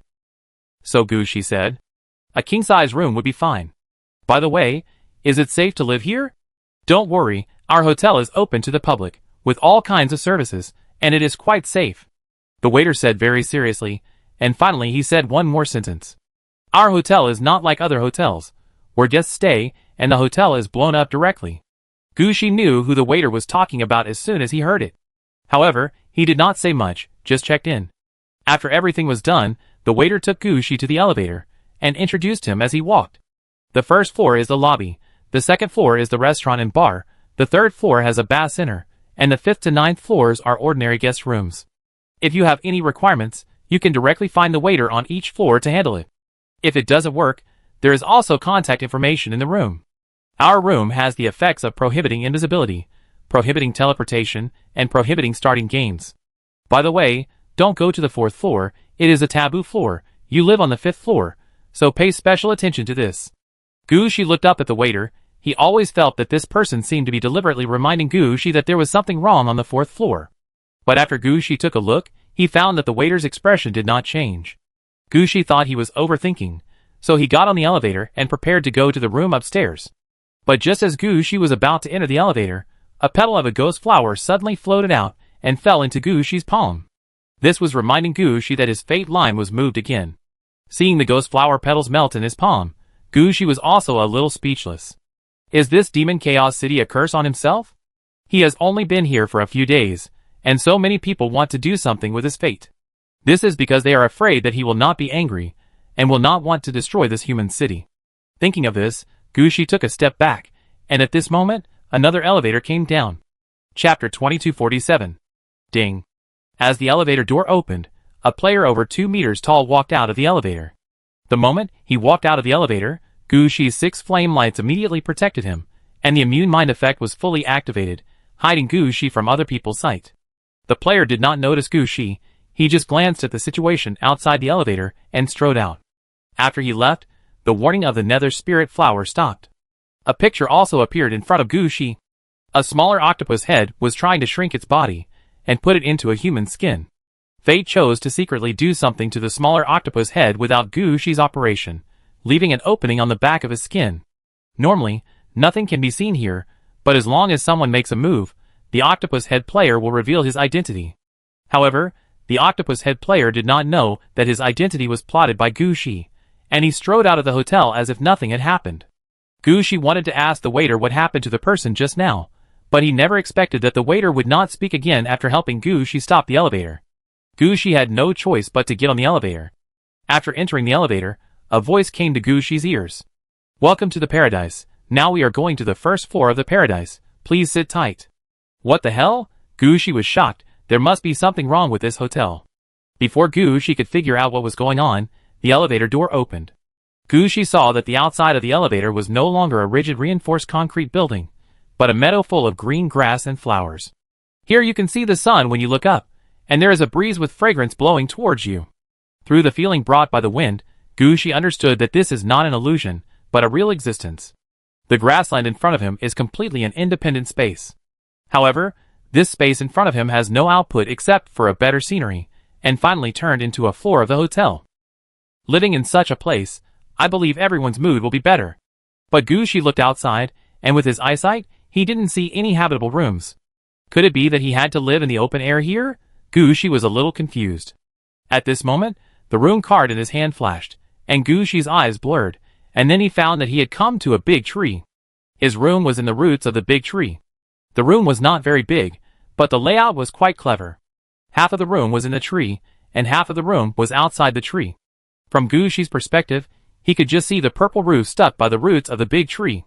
When you push open the door of the room, you will find that the whole room is more than 100 square meters in size.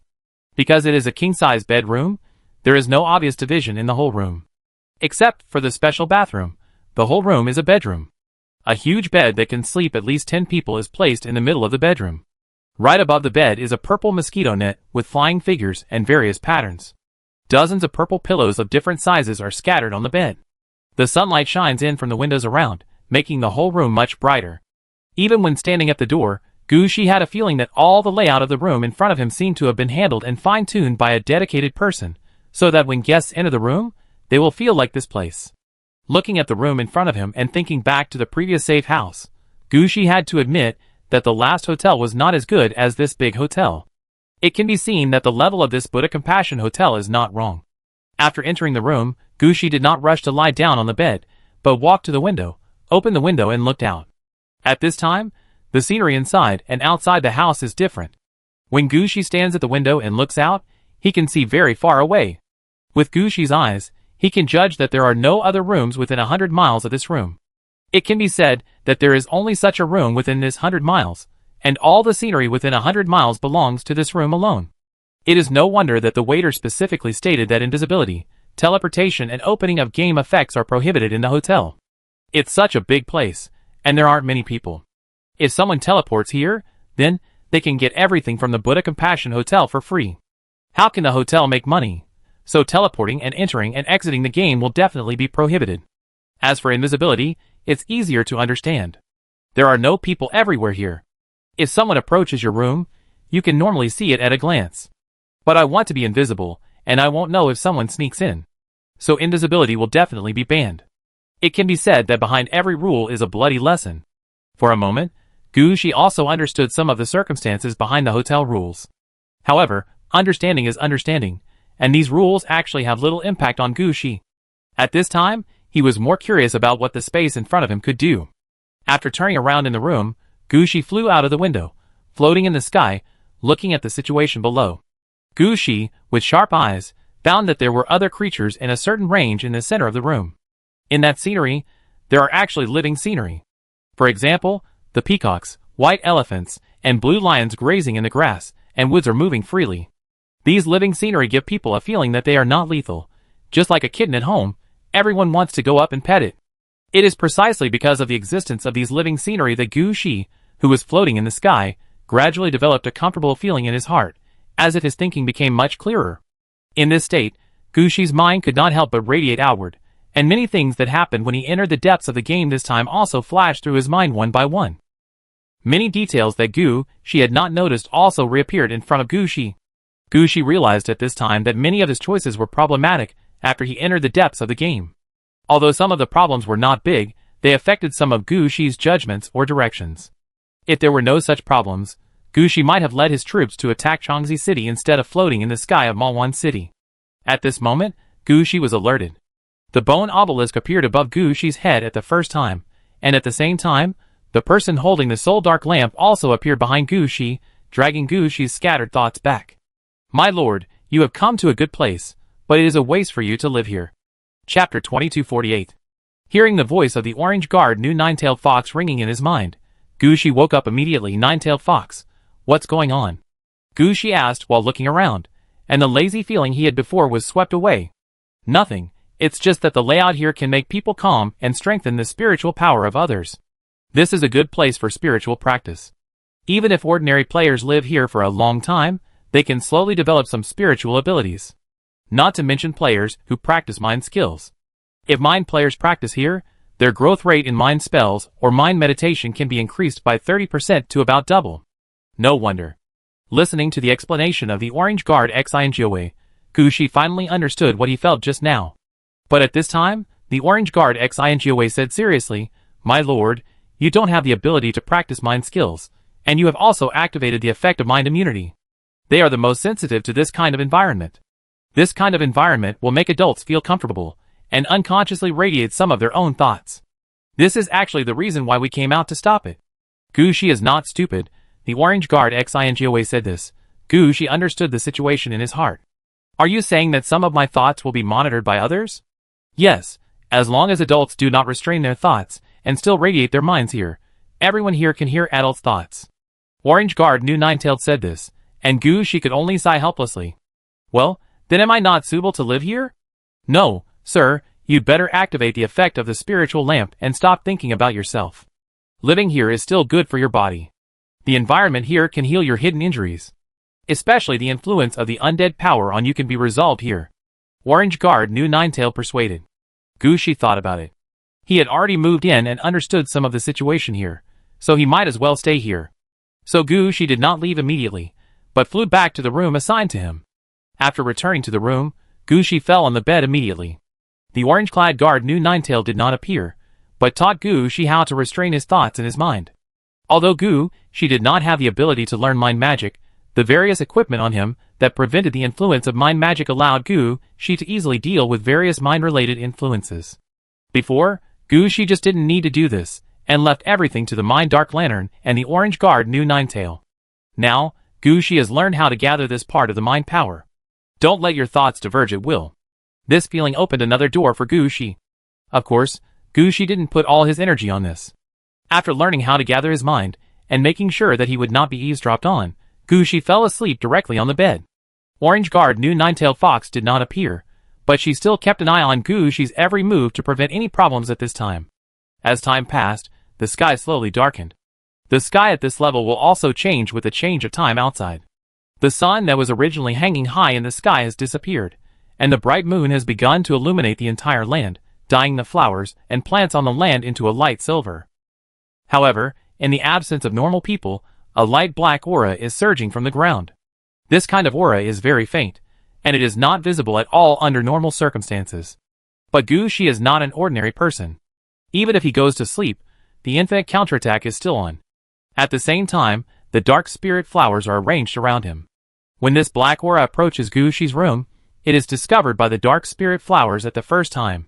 Although the dark spirit flowers can't do anything about the spiritual aspect, they are very sensitive to other auras.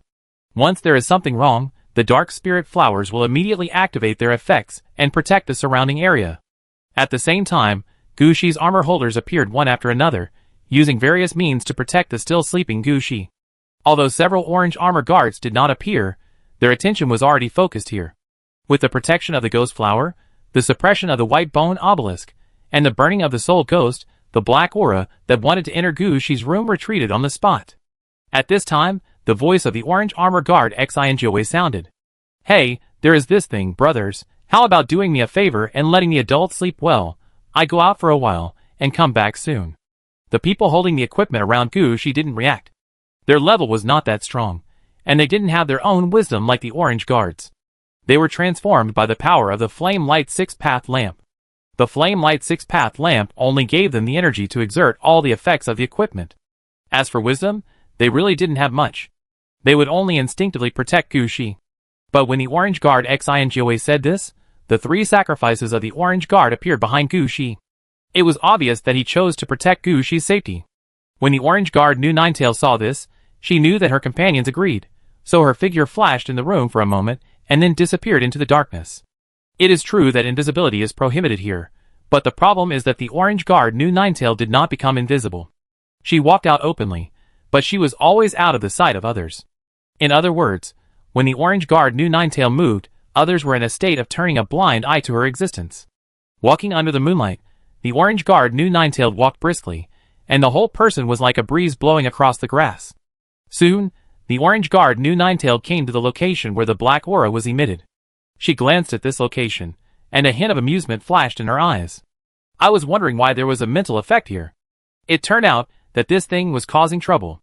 You said that if you put other things, I might let it go, but this thing, I really don't plan to let it go. After saying that, the Orange Guard Nu Ninetail dodged and jumped up at the location where the black aura appeared just now. She jumped high, and then like a sharp sword that could break everyone's mind, she cut open the earth. As the Orange Guard Nu Ninetail made this move, a large amount of black aura surged out from the ground. A pair of fox claws reached out from the black air, and grabbed the Orange Guard Nu Ninetailed. Chapter 2249. Chirp chirp. Gushi woke up to the sound of birdsong and flowers. As soon as he opened his eyes, he found that all his men in uniform were standing beside him, guarding him carefully. Gushi was stunned for a moment, and then he understood on the spot that something must have happened here yesterday. However, with the protection of the men in uniform, Gushi was safe all night. After thinking for a while, Gushi checked his own situation again, and was about to call out an orange-clad guard to ask what was going on. Unexpectedly, the voice of the Orange Guard Xingua rang in Gushi's ears. My lord, I want to tell you something. Don't get excited or show too much facial expression. Okay. Gushi responded silently in his heart. It's like this, my lord. A sealed guy on the 4th floor escaped last night. 4th floor? Gushi immediately remembered that when he checked in here, the waiter specifically told him that the 4th floor was a forbidden area and no one was allowed to go there. Gushi thought that the hotel was a normal building, with safety stairs and other ways to go up and down the stairs besides the elevator. That's why the waiter warned Gushi not to go down to the 4th floor. But Gushi never thought that each floor of the hotel was a space. Gushi had to spend a lot of time to get to the elevator, not to mention the safety stairs. This made Gushi forget about it. After all, he couldn't find a way to get to the 4th floor. But what did the Orange Guard Xingua say now? A guy who was sealed on the 4th floor escaped? What's going on? Hearing Gushi's question in his heart, the Orange Guard Xingua hurriedly explained. The 4th floor of the building is a sealed space, which contains some demons. The space of the entire building is operated by extracting the power of these demons. Oh, does that have anything to do with us? Gushi didn't quite understand. He just came here to stay for a few days. The demons had nothing to do with them. Each demon has its own unique power. In order to keep the demon alive, they are actually released for a period of time every night to let them get some benefits from the guests. The orange-clad guard Xingua explained. Gushi thought for a moment, is this why I woke up early this morning and the people with the clad guard stayed by my side? That's right, and the demon who came last night was a demon who mastered mind magic. I happened to be targeting him, and he used something to exchange for his safe departure. Orange Guard Nu Ninetail said seriously. Gushi was not really sure whether the demon had really left safely.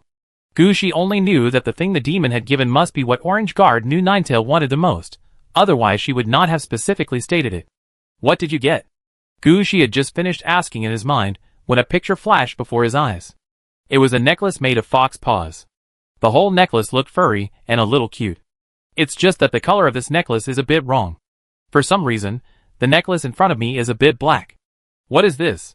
Before Gushi finished asking, the corresponding attributes of the necklace popped up in front of him. Fox claw necklace, orange, necklace, contaminated, can be purified. The holder is the Corpse Mountain War God statue. After equipping, all troops under the player, attack +1, defense +1, with a mind scream effect when attacking. Equipment requirements, intelligence 10. Special 1, Nine-Tail Divine Power, one of the kit combinations, collect 9 kits, and combine them into the Nine-Tailed Divine Power suit. After the suit is completed, you can automatically master all mind spells, all levels 40, and all troops under your command are immune to the influence of mind spells, forming a large-scale mind field. Special 2, Mind Shock, consumes 300 mana, and conducts a mind lightning attack. The person hit will fall into a state of mind loss, and temporarily become an unconscious puppet. If affected by mind shock for a long time, it will even become a hollow body. Special 3, Mind Reversal, consume 500 mana points, temporarily increase a certain attribute by 100 points, and thus reverse the entire battle situation. Only one attribute can be temporarily increased, which does not mean that multiple attributes cannot be increased at the same time. Special 4, Purple Mind, consume 500 mana points and a purple equipment, and transform the purple equipment into a Mind Warrior. The ability of the Mind Warrior is related to the condition of the purple equipment, and the duration is related to the quality of the purple equipment. Explanation 1. According to legend, a master killed a nine-tailed fox and made her body into a set of 9 pieces. If all the equipment can be collected, you can get all the power of the nine-tailed fox. Explanation 2. This set is contaminated by evil power and needs to be purified. The purification process does not affect the equipment effect. That's what I said. Gushi couldn't help but mutter in his heart. Orange-clad guard new nine-tailed usually doesn't attack much. Why would it suddenly take the initiative to attack? It turned out that he saw another nine-tailed divine power set. But by this calculation, Gushi has already obtained 4 sets of nine-tailed divine power sets. I believe that it won't take long for Gushi to collect 9 sets of nine-tailed divine power. Not bad, very good. The things have been taken down. What can Gushi say about orange-clad guard new nine-tailed? He could only comment like this, and then he didn't ask whether the demon really escaped or pretended to escape. Anyway, Gushi believed that the orange guard new nine-tailed would handle everything well without leaving any tricks. As for the demons on the 4th floor, even if Gushi knew about it, he didn't plan to kill them. After all, he was waiting for news here, not coming here to kill people. How many demons were locked up on the 4th floor? What did it have to do with him? On the contrary, Gushi's discovery in the Demon Chaos City these days made Gushi notice a situation. The utilization of space in the Demon Chaos City has reached a very high level. Let's not talk about the space of the Du Family Chamber of Commerce. Each floor of the hotel in front of us is an independent space, which can explain one thing. The Magic City has the ability to turn games into space. And it seems that it is obviously a relatively popular ability. This is quite useful for Gushi. After all, his Yellow Spring Road is still layered with space. If Gushi can get the most basic space means of the Magic City, it will be a great boost for Gushi to build the Yellow Spring Road and arrange the Armed Ghost Prison. Thinking of this, Gushi simply stood up. Now he is free, so Gushi is thinking about finding time to go to the Magic City to see if there are any basic space means for sale. Chapter 2250. After being teleported to the elevator with the door card, Gushi found several guests waiting for the elevator. They did not gather together to talk, but kept a distance from each other. It was obvious that they were all cautiously guarding against other players. When they saw Gushi coming, they just took a look and gave way to Gushi so that he could stand. As for talking, haha, what a joke, they didn't even talk to each other, so who would say hello to Gushi? Anyway, Gushi joined the awkward procession and waited for the elevator to arrive. Fortunately, they didn't have to wait long this time. In fact, before Gushi had finished looking at the players in front of him, the elevator arrived. Several people entered the elevator politely, and then one of them asked, "Which floor?" "Second floor." "First floor." "Third floor." "No, it's so early in the morning." "What's wrong with it being so early in the morning? Can't someone go to eat breakfast?" "That makes sense. I go too." While everyone was talking, the elevator quickly switched and sent Gushi to the restaurant on the 2nd floor. Compared to the huge space on the 5th floor, where you could hardly see anyone, the restaurant on the 2nd floor was much smaller. As soon as he entered the 2nd floor, Gushi saw a huge river passing in front of him, with platforms with large and small lotus flowers floating on the river. There was some food on each platform. Of course, some platforms were space. Before Gushi understood what was going on, the door card in his hand flashed, and a lotus leaf floated in front of Gushi. Gushi took a step forward and stepped on the lotus leaf, and the nearby lotus began to deliver all kinds of food to Gushi. Originally, such a fancy way of eating would definitely open people's eyes and make them full. But the problem is that the food here makes Gushi want to leave after just one look. All the food in front of him is grass. And it was all raw grass. No, it should be called salad. But the problem is that salad would at least be blanched with water, and add some salad dressing or something. Here it was really just a green belt, washed, cut, put in a basin and sent up. This kind of thing might be better for feeding cows, but it would depend on whether Gushi was willing to eat it. Anyway, Gushi really didn't want to eat this kind of thing. He stuffed a few pieces of green grass into his mouth, then turned around and put down the lotus leaf. But just as Gushi got up and prepared to leave, he suddenly felt a warmth in his stomach, and the whole person felt like he was floating. Gushi frowned, and found that he had only eaten a few things, and his physique had improved a little. It seems that this green grass is not useless. Cows have to eat grass to grow strong. Gushi muttered in his heart, and sat down to eat again. It was not until Gushi's stomach was full and his physique could not be strengthened that he took a few pieces of green grass and left. When leaving the hotel, the green grass he had just taken had been sent back to Yellow City. The people in the magic plant area were already studying what kind of vegetable it was, and whether it could be mass-produced. After leaving the hotel, Gushi paused for a moment. Then he smiled, determined a direction, and headed towards the commercial area of the square. When he came out, Gushi had already inquired about it. The space treatment in Mulwan City is as simple and convenient as buying and decorating a house in other cities. Most real estate agencies or decoration companies have such services. Of course, you could also go to the small market in Mulwan City to ask someone. After all, in the eyes of the players in Mulwan City, some things should be saved if they can be saved. But for Gushi, this kind of decoration company built in a large shopping mall can provide more comprehensive things. The most important thing is that they have their own stores. In common parlance, they can run away, but the temple cannot. If something really happens, it will be easier to find them. So Gushi did not run around. There was a suitable place in the mall near the square in front of him. Gushi did not pick anything. He asked someone about the situation, and found a decoration company called Jioyua in the Tianjia Mall in the square. After he stated his request, the front desk staff at Jioyua looked at Gushi as if he was crazy. Why, you don't do this business? Business? But you came at the wrong time. During this period, Mulwan City prohibits space positioning, prohibits the layout of new space, prohibits. Gushi thought of the current situation in Mulwan City as soon as he heard it. Fortunately, Gushi's words cleared his suspicion. If he really got the space of the Du Family Chamber of Commerce, why would he need to come here to find a decoration company? He must have found a way himself. Gushi also figured this out. It seems that he can't learn the way that the demonic city handles space. Gushi is somewhat helpless at this moment. But thinking about the many resources in that space, Gushi feels that it's okay to be helpless for a while. At worst, he can wait until he has dealt with other things in the demonic city. Anyway, after Gushi has the Polaris positioning, he can travel between the real world and the depths of the game at any time. But then, he has to choose a better location in the demonic city for positioning. While thinking about this, Gushi walked out of the decoration company. He hadn't taken a few steps when someone caught up with him. Brother, wait a minute. Gushi stopped and turned to look at the man who caught up with him. Seeing that Gushi didn't move forward, the man also slowed down his pace. When he approached Gushi, he even straightened his clothes. Brother, no sir, hello, can I introduce myself? I am a newly graduated space builder. This is my graduation certificate. This is my graduation project. Gushi was a little speechless. What is a space builder? Why hasn't he heard of this profession? However, the man in front of him did not explain the profession of space builder to Gushi, but took out various materials to show Gushi. When the materials were opened, Gushi found that the materials given by this person were all about how big the space was and where it was moved. He even had pictures of these spaces. Looking at these things, Gushi couldn't help but ask, "Wait, I'm not from Demon City. Can I ask what's going on?" "Ah, you're not. Oh, that's right, sir. It's not easy to live in Demon City. Can you imagine that a space smaller than a coffin costs 13,000 yuan a month to rent? People can't even walk into the house. They can only crawl in." "Oh, sorry, our teacher often said this when teaching us. We're used to it, we're used to it."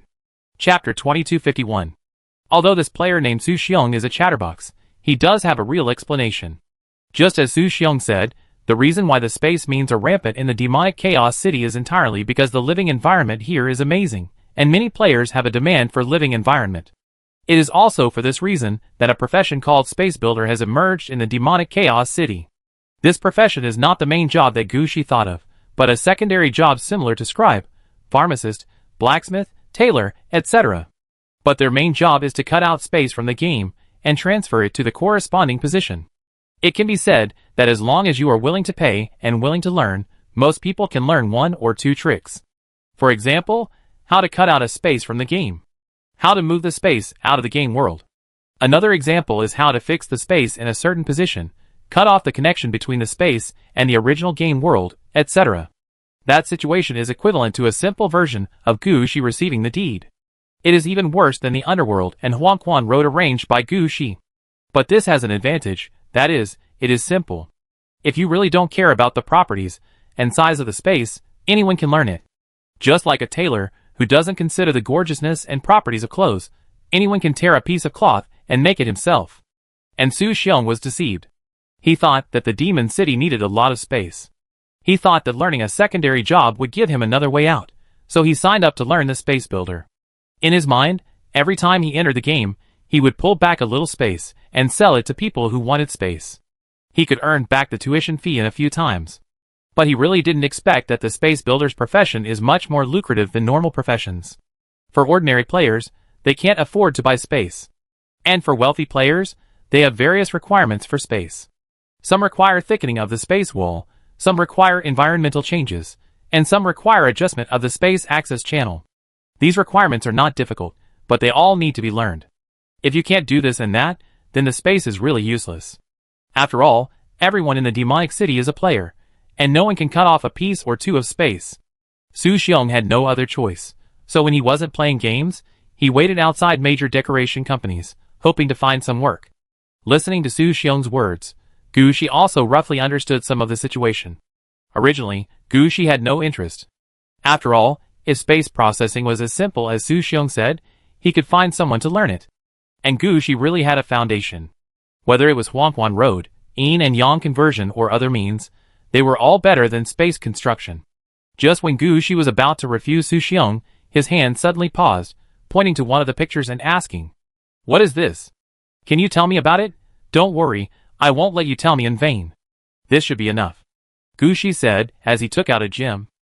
After seeing the gem, Su Xiong raised his hand, and the gem disappeared into his sleeve. "Sir, you are too polite. This is a finished product I renovated before." Now located at number 35 Liuzhai Street, Mawan City, a sub-landlord cut the rented house into small rooms and rented it out as a daily rental house. "But I can guarantee that when I transfer space, everything will be handled according to the standards. Water, energy, and safety are all up to standard. Take me to this place," Gu Shi said lightly. The reason why Gu Shi made such a request was that he just saw the land in the picture given by Su Xiong, and it looked familiar.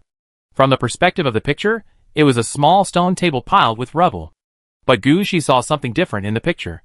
There were some symbols on the rubble that Gu Shi had seen before. That was the password stone door that Gu Shi had cleared before. Although Gu Shi didn't believe that things would be so coincidental, he had to be on guard. This little thing in front of him could lock the space he had just obtained. So it would be safer to go and see how much. Although Su Xiong was surprised by Gu Shi's request, he didn't refuse. He had come out to solicit customers to make money, so how could he not make money? Besides, he only had to run once and could make money. So why not do it? He even thought that he only had to make this trip and get so much money, so he felt a little uneasy. While leading the way, he kept telling Gu Shi about some things about space builders. Although he was just explaining there, and didn't talk about the corresponding skills. But Gu Shi had studied at the Hades University for so long, and he didn't know how much he had learned about the Yellow Spring Road and the Feng Shui of Yinzhai. Many of the principles here are the same. Although Gu Shi didn't master new skills, he saw many tricks that he couldn't learn at the Hades University. Although these things can't play any role in the real world, they are good for Gu Shi's Huangquan Road. At the same time, Gu Shi found that Su Xiong still had some research in the knowledge of space theory. Regarding the space layering and space attachment proposed by Gu Shi, he can also put forward his own corresponding views. In Su Xiong's words, he memorized everything he could memorize in order to get a certificate. In the end, he found that these certificates were really useless. If you don't have a good example, no one will choose you. But Gu Shi was very happy to listen, because many of the things Su Xiong said were things he could use right away. Some of them could even make up for Gu Shi's lack of basic knowledge. All the way down, Gu Shi felt that the trip was worthwhile, and he had new ideas for his Yellow Springs Road. After returning this time, he could think of ways to upgrade the Yellow Springs Road. At the same time, the new ghost prison would also begin construction. The method of cutting space in the Demon Chaos City was also useful, and even the underworld masters in the Hades University could use it. At the same time, Gushi can also play with something bigger. For example, the blessing and enhancement of space attributes. These are all things that Gushi had thought about before, but he had never been able to do. Now that he has a new idea, Gushi's eyes are bright. However, Su Xiong looked at Gushi more and more strangely. He didn't quite understand that the sponsor in front of him looked like an elf shooter, so how could he be so knowledgeable about the way to deal with these spaces? Fortunately, at this time, they had already arrived at the location of the space. Su Xiong contacted the second landlord for a few words, got the key, and entered the space he had arranged. Chapter 2252. What a weirdo. Just a few minutes later, Gushi walked out of the space decorated by Su Xiong with a happy face, holding a small piece of stone with strange words in his hand. Su Xiong couldn't understand Gushi's behavior at all. After Gushi left, Su Xiong touched his chin. Is there anything wrong with that kind of stone? Su Xiong immediately thought of a possibility. Then he patted his head, and a smile flashed in his eyes. This is really possible, otherwise why would an elf shooter care about space? He asked so many questions. This must be a secret passage to enter a certain space. This is a windfall for me. He seemed to remember that several of his friends had similar stones in their spaces.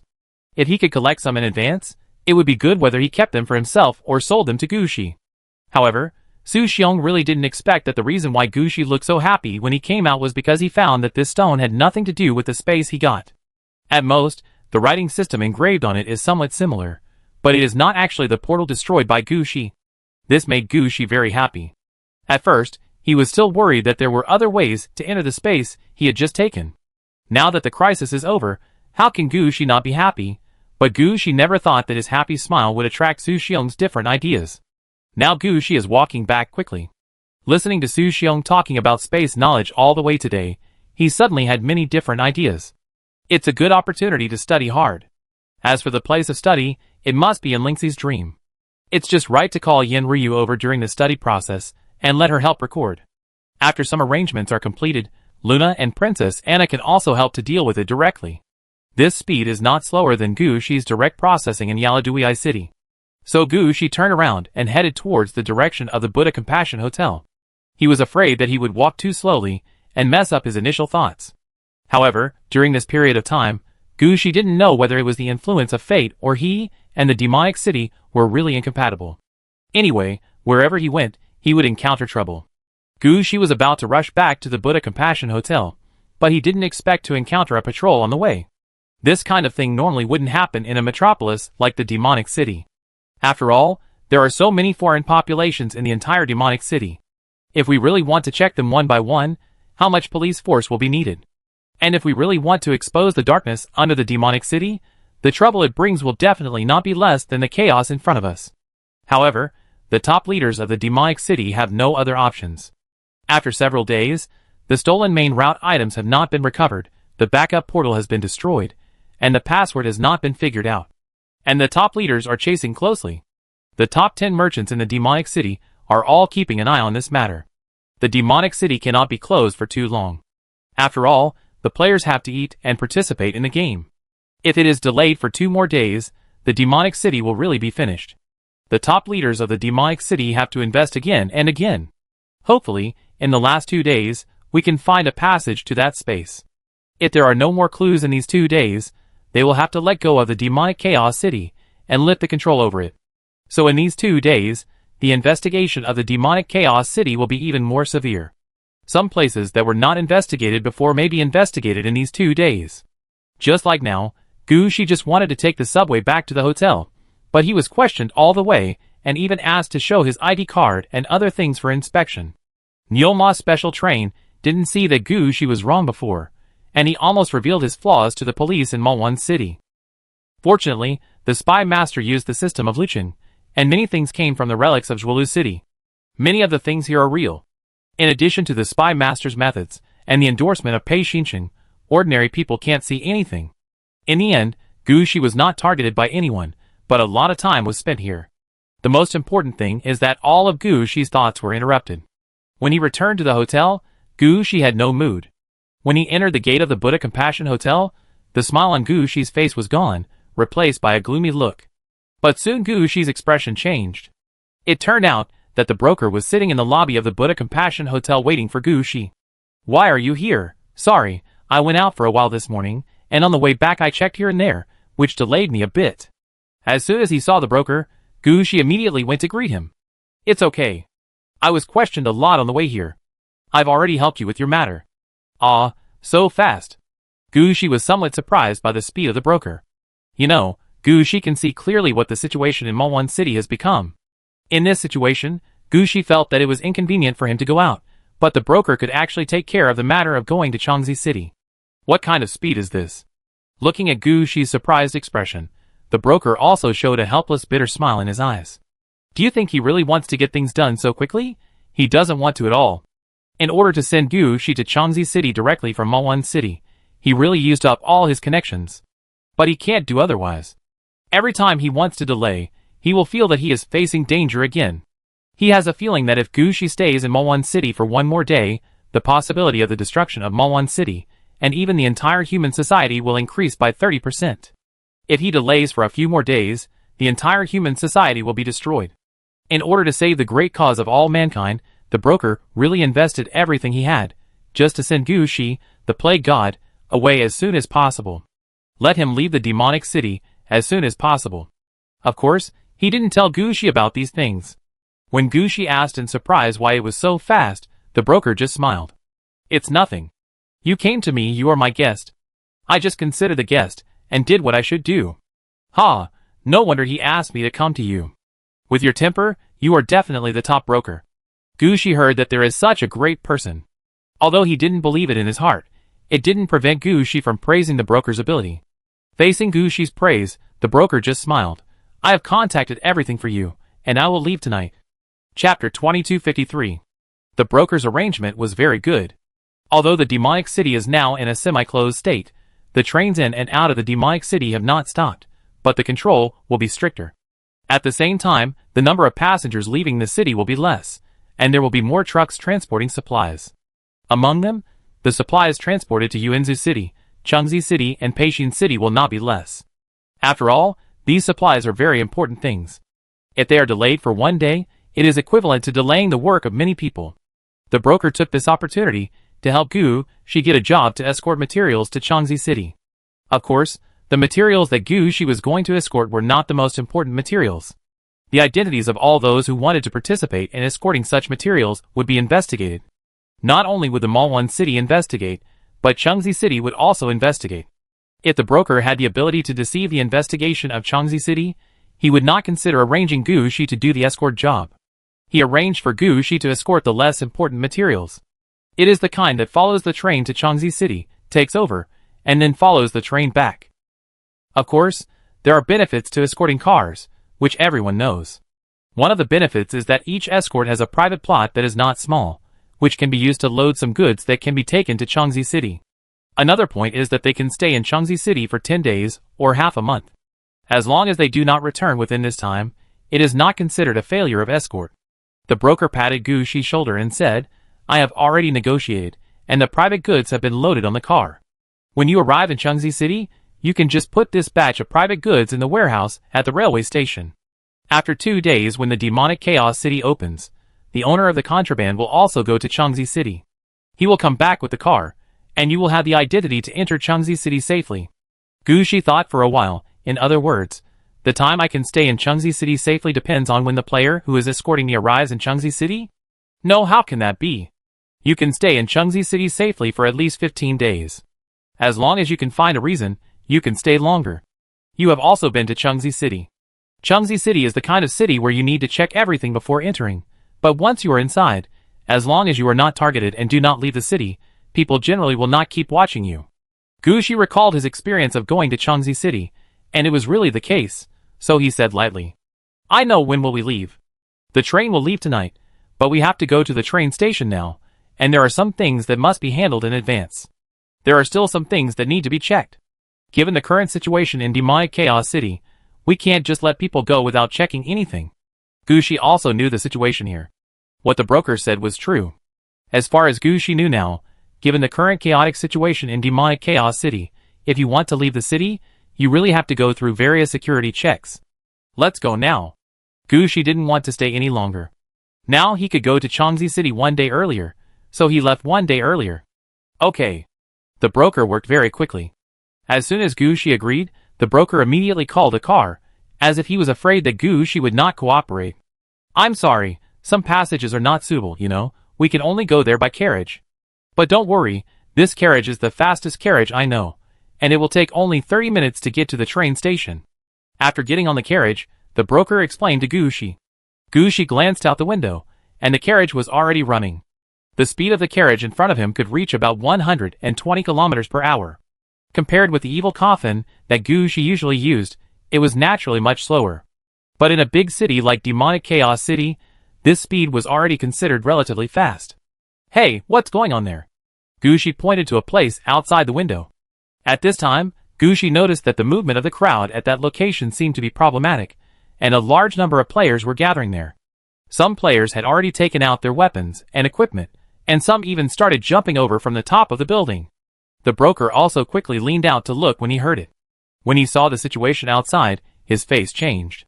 Then the broker turned to Gushi and said, "Don't worry about this matter, I will handle it."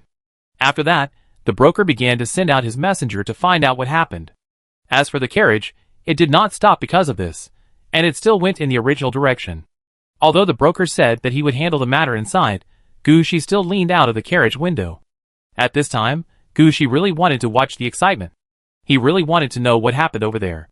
Go from Zwishan Road, don't go to Yohu Road, then turn to the alley of One Only, and go out from there. At this time, the broker had also received the message sent back. After taking a look at the information, he said decisively. When the coachman heard it, he immediately changed the direction of movement, but the speed of the carriage did not slow down at all. What happened outside?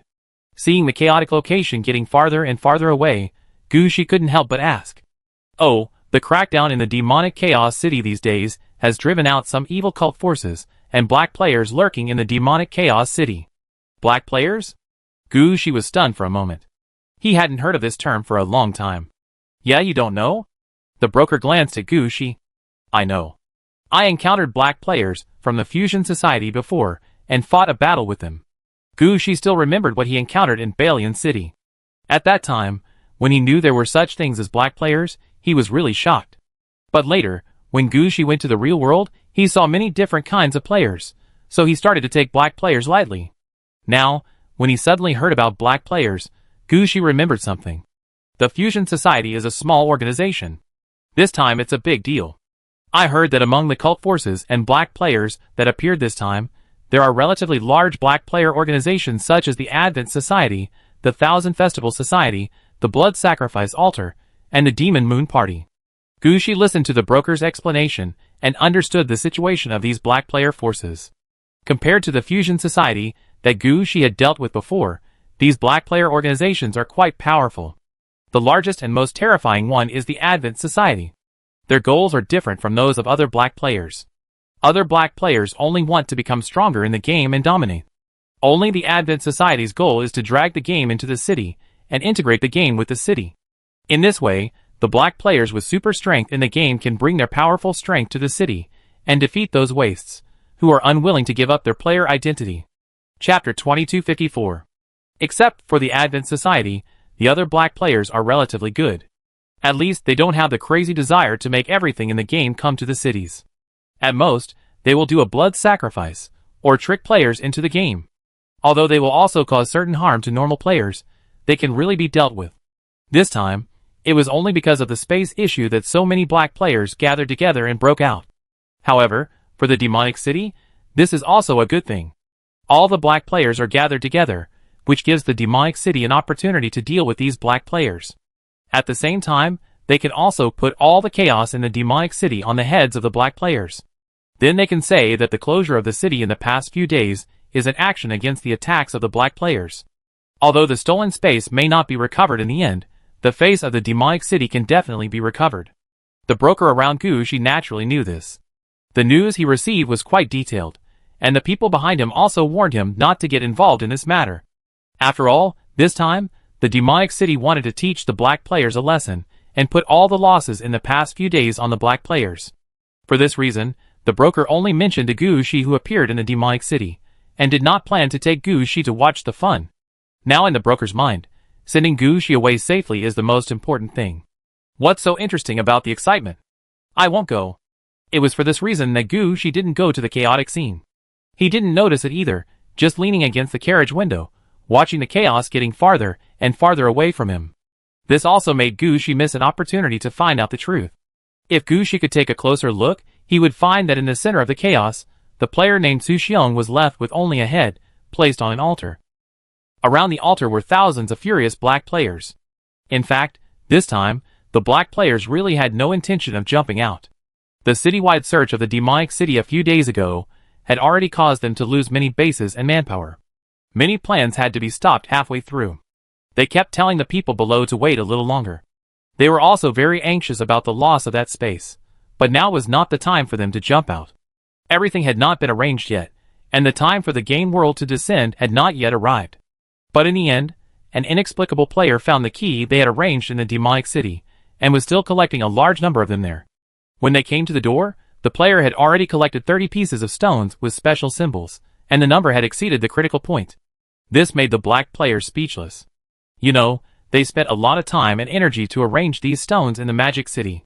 Each stone needs to be arranged in the game first, and then ordinary players will cut it in space and bring it back to the magic city.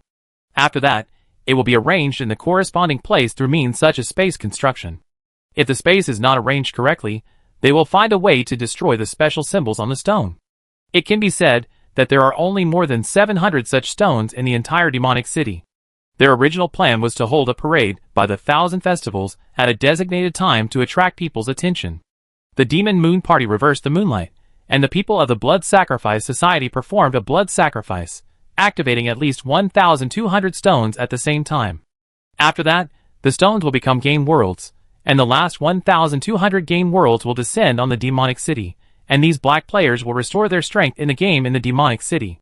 By that time, the magic city will become the most unique place in the depths of the game. As a result, they worked hard for a long time, but an ordinary player destroyed their efforts. More and more stones were found, and taken out or collected from the space they arranged. The most terrible thing is that when they found Suxiong had already collected 30 stones. These stones gathered together, and the quantitative change caused a qualitative change.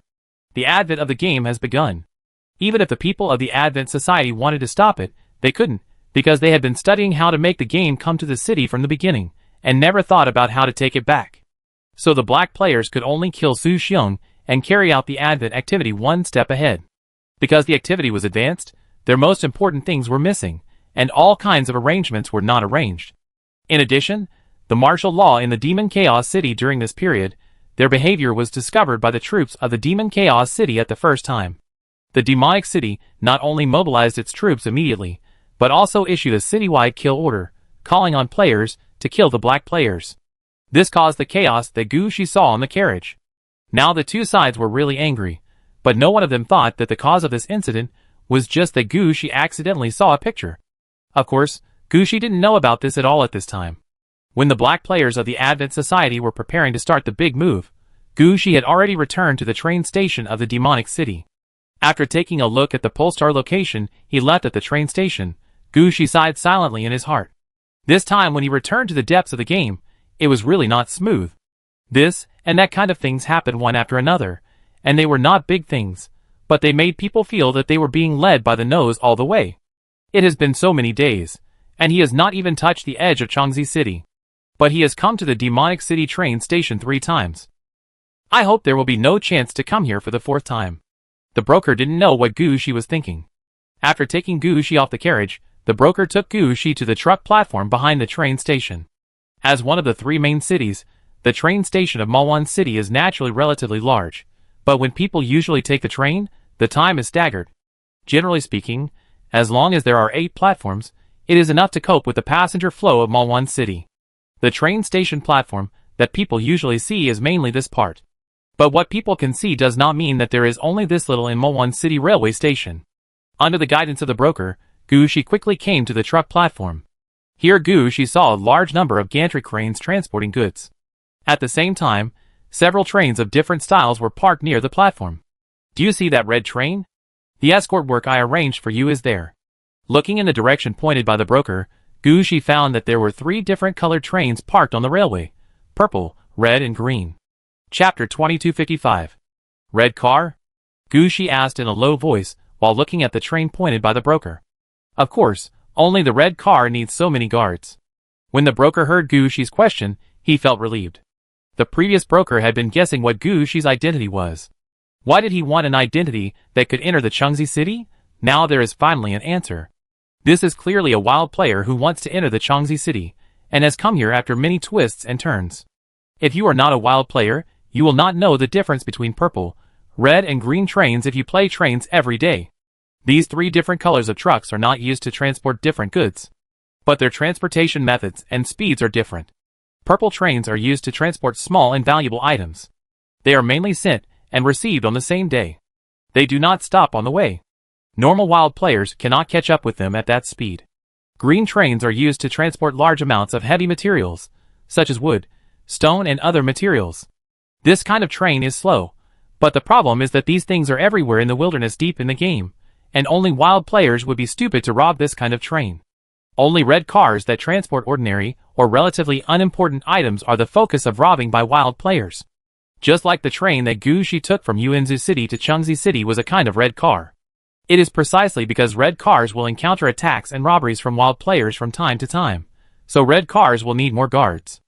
After knowing Gushi's identity, the broker was actually a little hesitant. After all, Gushi's identity was a wild player. What if Gushi contacted other wild players and robbed the red car when he set out to escort the red car?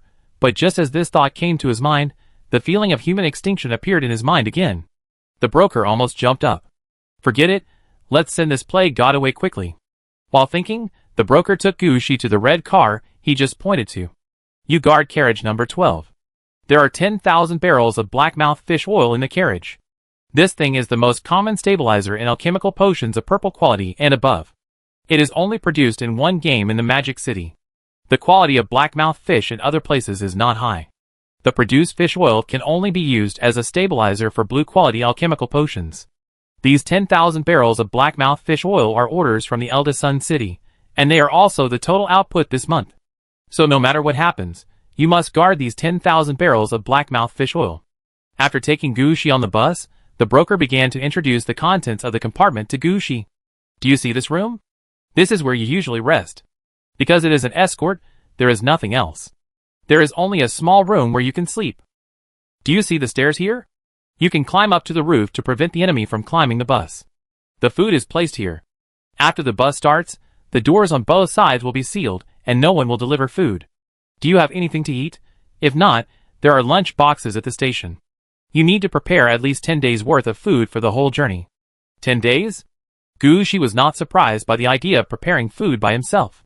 After all, apart from external attacks, food is the easiest place to tamper with during escort. You don't need too much. Just one portion of poisoned food can knock down all the escorting players. The demonic Chaos City must have suffered this loss before, so they asked for food to be brought by themselves. But isn't it too much to bring 10 days' worth? It's only been a few days since I accompanied Xinqing to demonic Chaos City. There are no stops along the way, so 10 days of food is not needed. Yes, 10 days. The broker said with certainty, although it only takes 2 days and 2 nights to get from Demon City to Chengxi City. No one knows if there will be any problems. We have encountered some problems before, and the result was that the food was not prepared enough. The train was taken back, but many players who were escorting it starved to death. So bring 10 days of food, so that there will be no problems. The broker explained some of the situations to Gushi. Gushi also listened carefully. After all, this was related to the next trip. If he didn't listen carefully, if something happened, Gushi wouldn't be able to find anyone to help him. The broker quickly explained everything here, even where the private space was, and what was inside. However, the broker specifically reminded Gushi, the private space contains other people's things. I helped you get the identity, you can't touch these things. When you arrive at Changzicheng Station, have someone transport them to warehouse number 9. Don't worry about the rest. Don't worry, thank you very much this time, Gushi said, as he stuffed a bag of gems into the broker's hands. When the gems were in his hands, the broker was obviously stunned. He then remembered that he had been busy for so long, but he seemed to have never mentioned the issue of charging to Gushi, nor did he ask Gushi for any deposit. It turned out that all his efforts for more than a day were voluntary labor. Thinking of this, the broker felt a headache. He really didn't understand what happened to him in the first place, and why he made such a choice. Fortunately, Gushi is an honest man, and these gems. Wait a minute. The broker opened his pocket and looked inside, and found that the quality of these gems was quite good.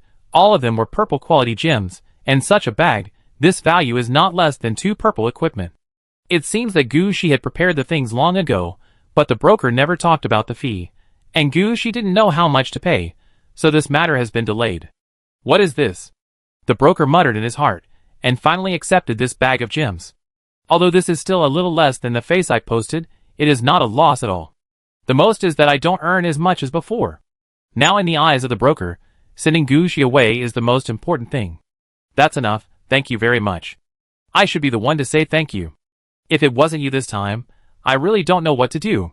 Next time I have the chance to come to Malwan City, I will definitely treat you to a drink. No, you better not treat me. People like us should talk about things when we have something to do, and don't look for it when we don't have anything to do. The broker didn't want to deal with Gushi anymore. Gushi had only been here for a few days, but he felt that humans were going to be wiped out several times. If he came a few more times, he was really afraid that he couldn't stand the pressure. I have something else to do in Demon City. You stay here. Don't worry about anything else. Just wait for the car to start. Don't do anything unless something happens on the way. Get off the car directly when you arrive at Changzi City. No need to say anything else. Goodbye. Chapter 2256.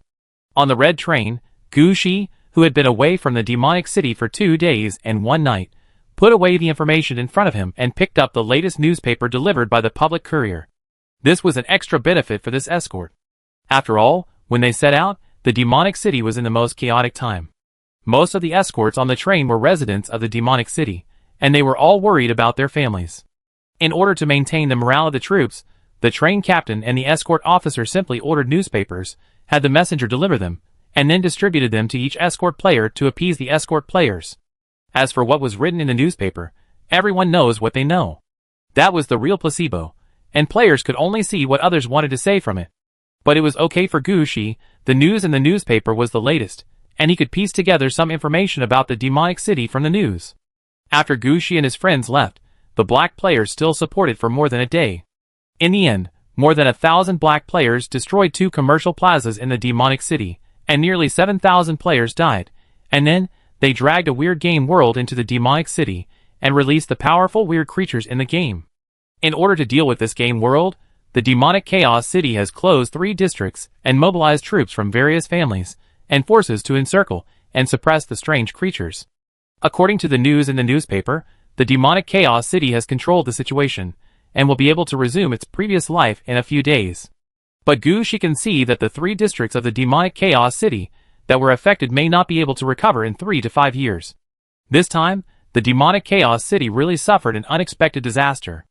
I don't know what the brains of those black players are. How could they think of playing a game in the place with the most people in the demonic chaos city? With such strength, wouldn't they stay hidden for a while longer? I really don't understand the train of thought of these people.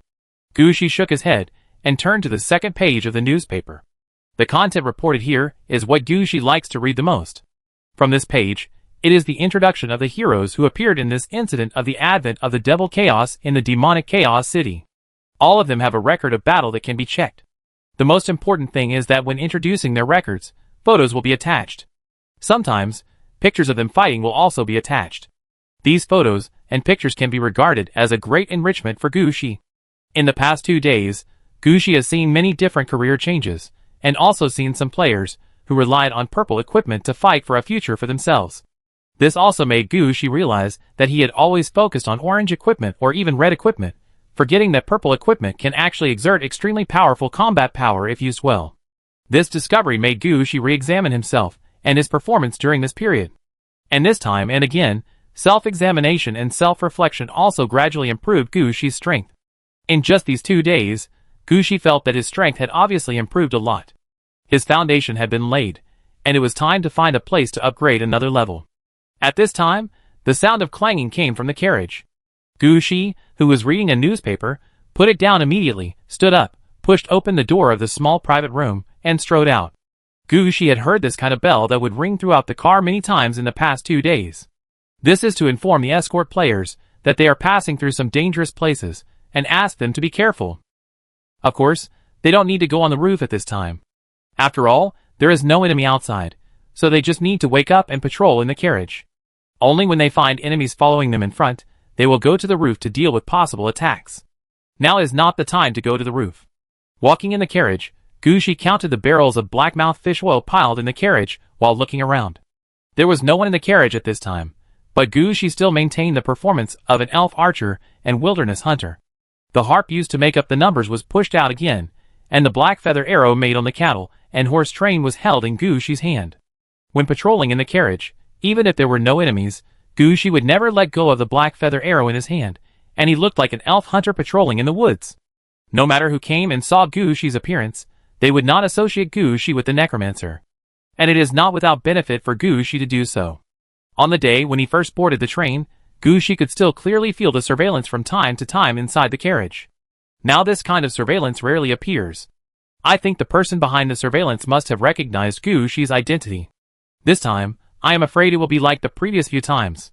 He will patrol a few steps only when the bell rings. After passing this area, he can go back to rest. With the black feather arrow in his hand, Gucci's steps are quite brisk. But as he was walking, Gucci paused. Then Gucci's eyes condensed, and the vision of the soul lamp quickly switched out. Gucci turned his head and looked around, and found that many eyes were cutting on him from the void. It seems that there will be a big battle this time.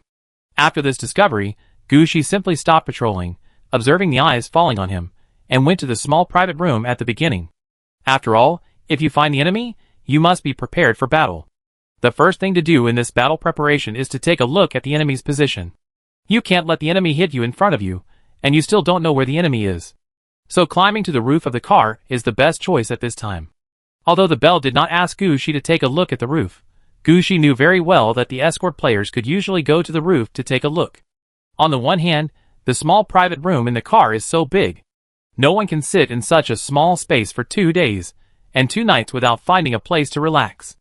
On the other hand, because the front and rear doors of the carriage were sealed when driving, the people in the front and rear carriages wanted to communicate, either by listening to the bell inside the carriage or chatting on the roof. In addition, the speed of the red car itself is not as fast as the purple car, and the escort players in the carriage can also go to the top of the carriage to take a look. As long as it is not too excessive, and it is not a critical moment, the conductor will not stop the players from doing so. For example, Gucci himself climbed to the roof several times and chatted with the players in the front and rear carriages. This time, Gucci wanted to find the enemy, but he naturally couldn't find it in the carriage. Only by climbing to the roof can you see the situation outside more comprehensively. Chapter 2257. As soon as he climbed up the stairs from the small compartment to the roof, Gucci saw that the player guarding the car in the next compartment also seemed to have discovered something, and climbed up to the roof 1 step ahead. "Suzeo, why are you here too?" The player was a bearded uncle, pushing a heavy machine gun beside him. It was obvious that he was also a shooter. But he should be taking the route of speed. However, the uncle looked at the harp that Gucci usually pushed, and thought that Gucci was taking the same route as him, so he was more enthusiastic when they met. "I heard the bell, and I've been patrolling down there, so I came up to take a look," Gucci explained while looking around. At this time, he was still switching to the vision of the soul dark lamp. As for the speed of the red car, it was nothing in Gucci's eyes. After all, he was used to the speed of Gucci's evil coffin reaching Mach 7.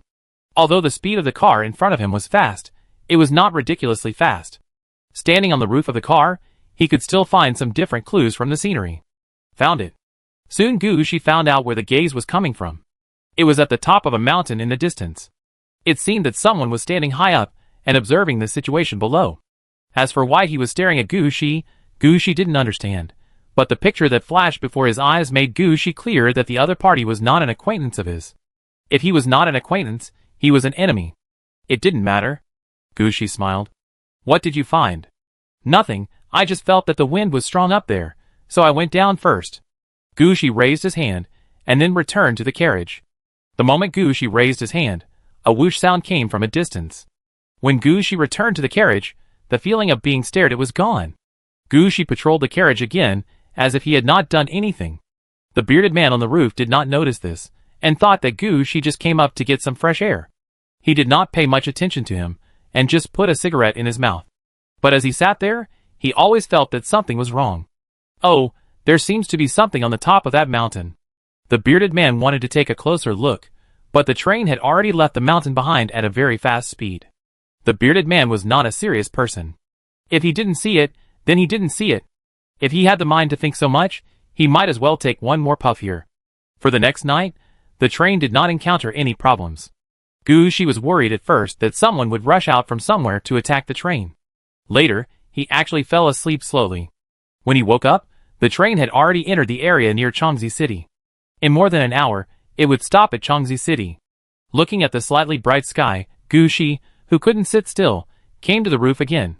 Gu Shi, who originally just wanted to get on and take a walk, was slightly stunned at this moment. At this time, he found that there were many huge dry bones in the wilderness outside Changzi City. The train was moving among these dry bones, and the heads of all the dry bones were facing the direction of Changzi City. It's spectacular, isn't it? You're late. The more spectacular one should be the road at 3 o'clock last night.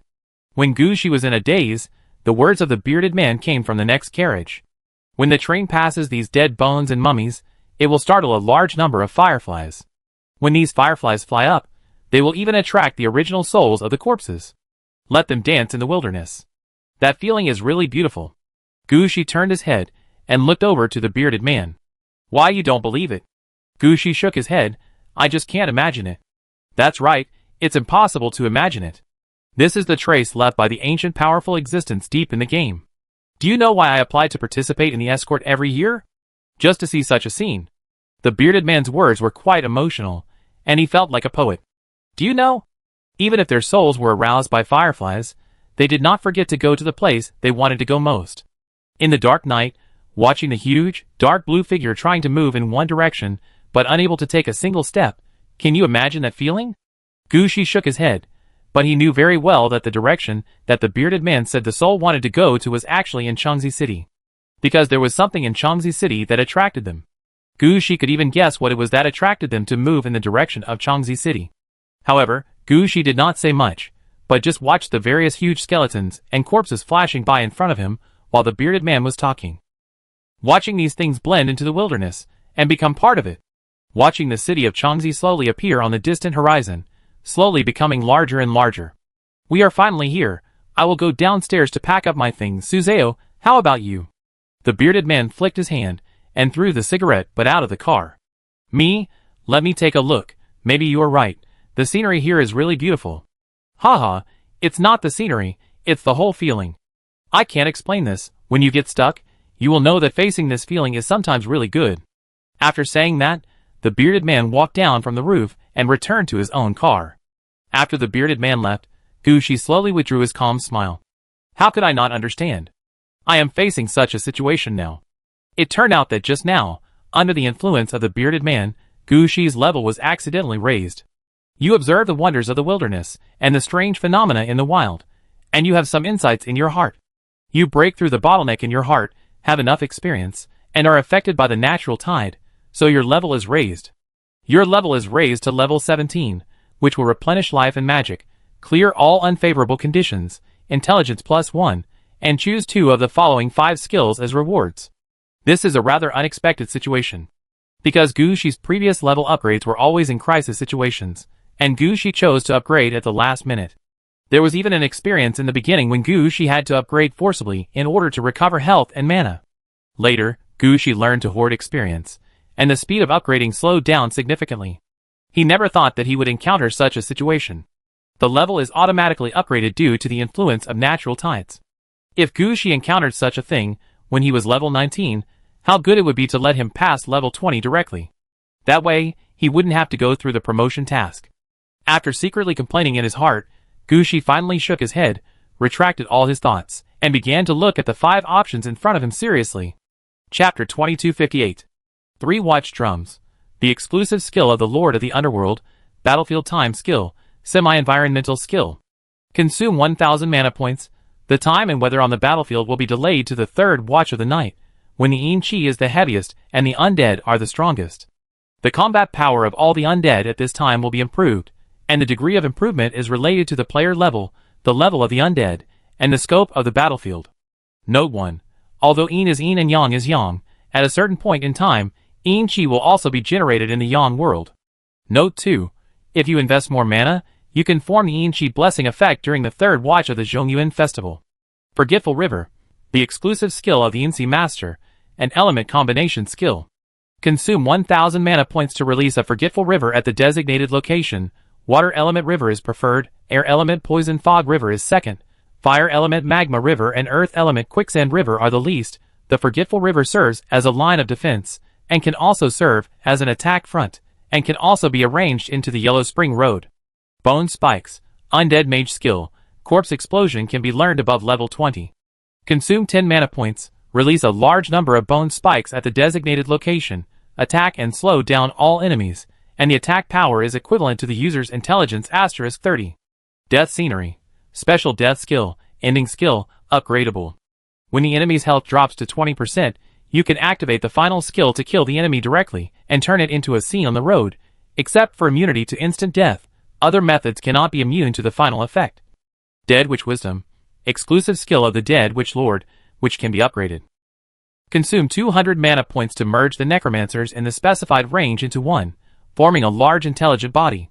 Looking at the 5 skills in front of him, Gu Shi now understands the thoughts of those underworld masters.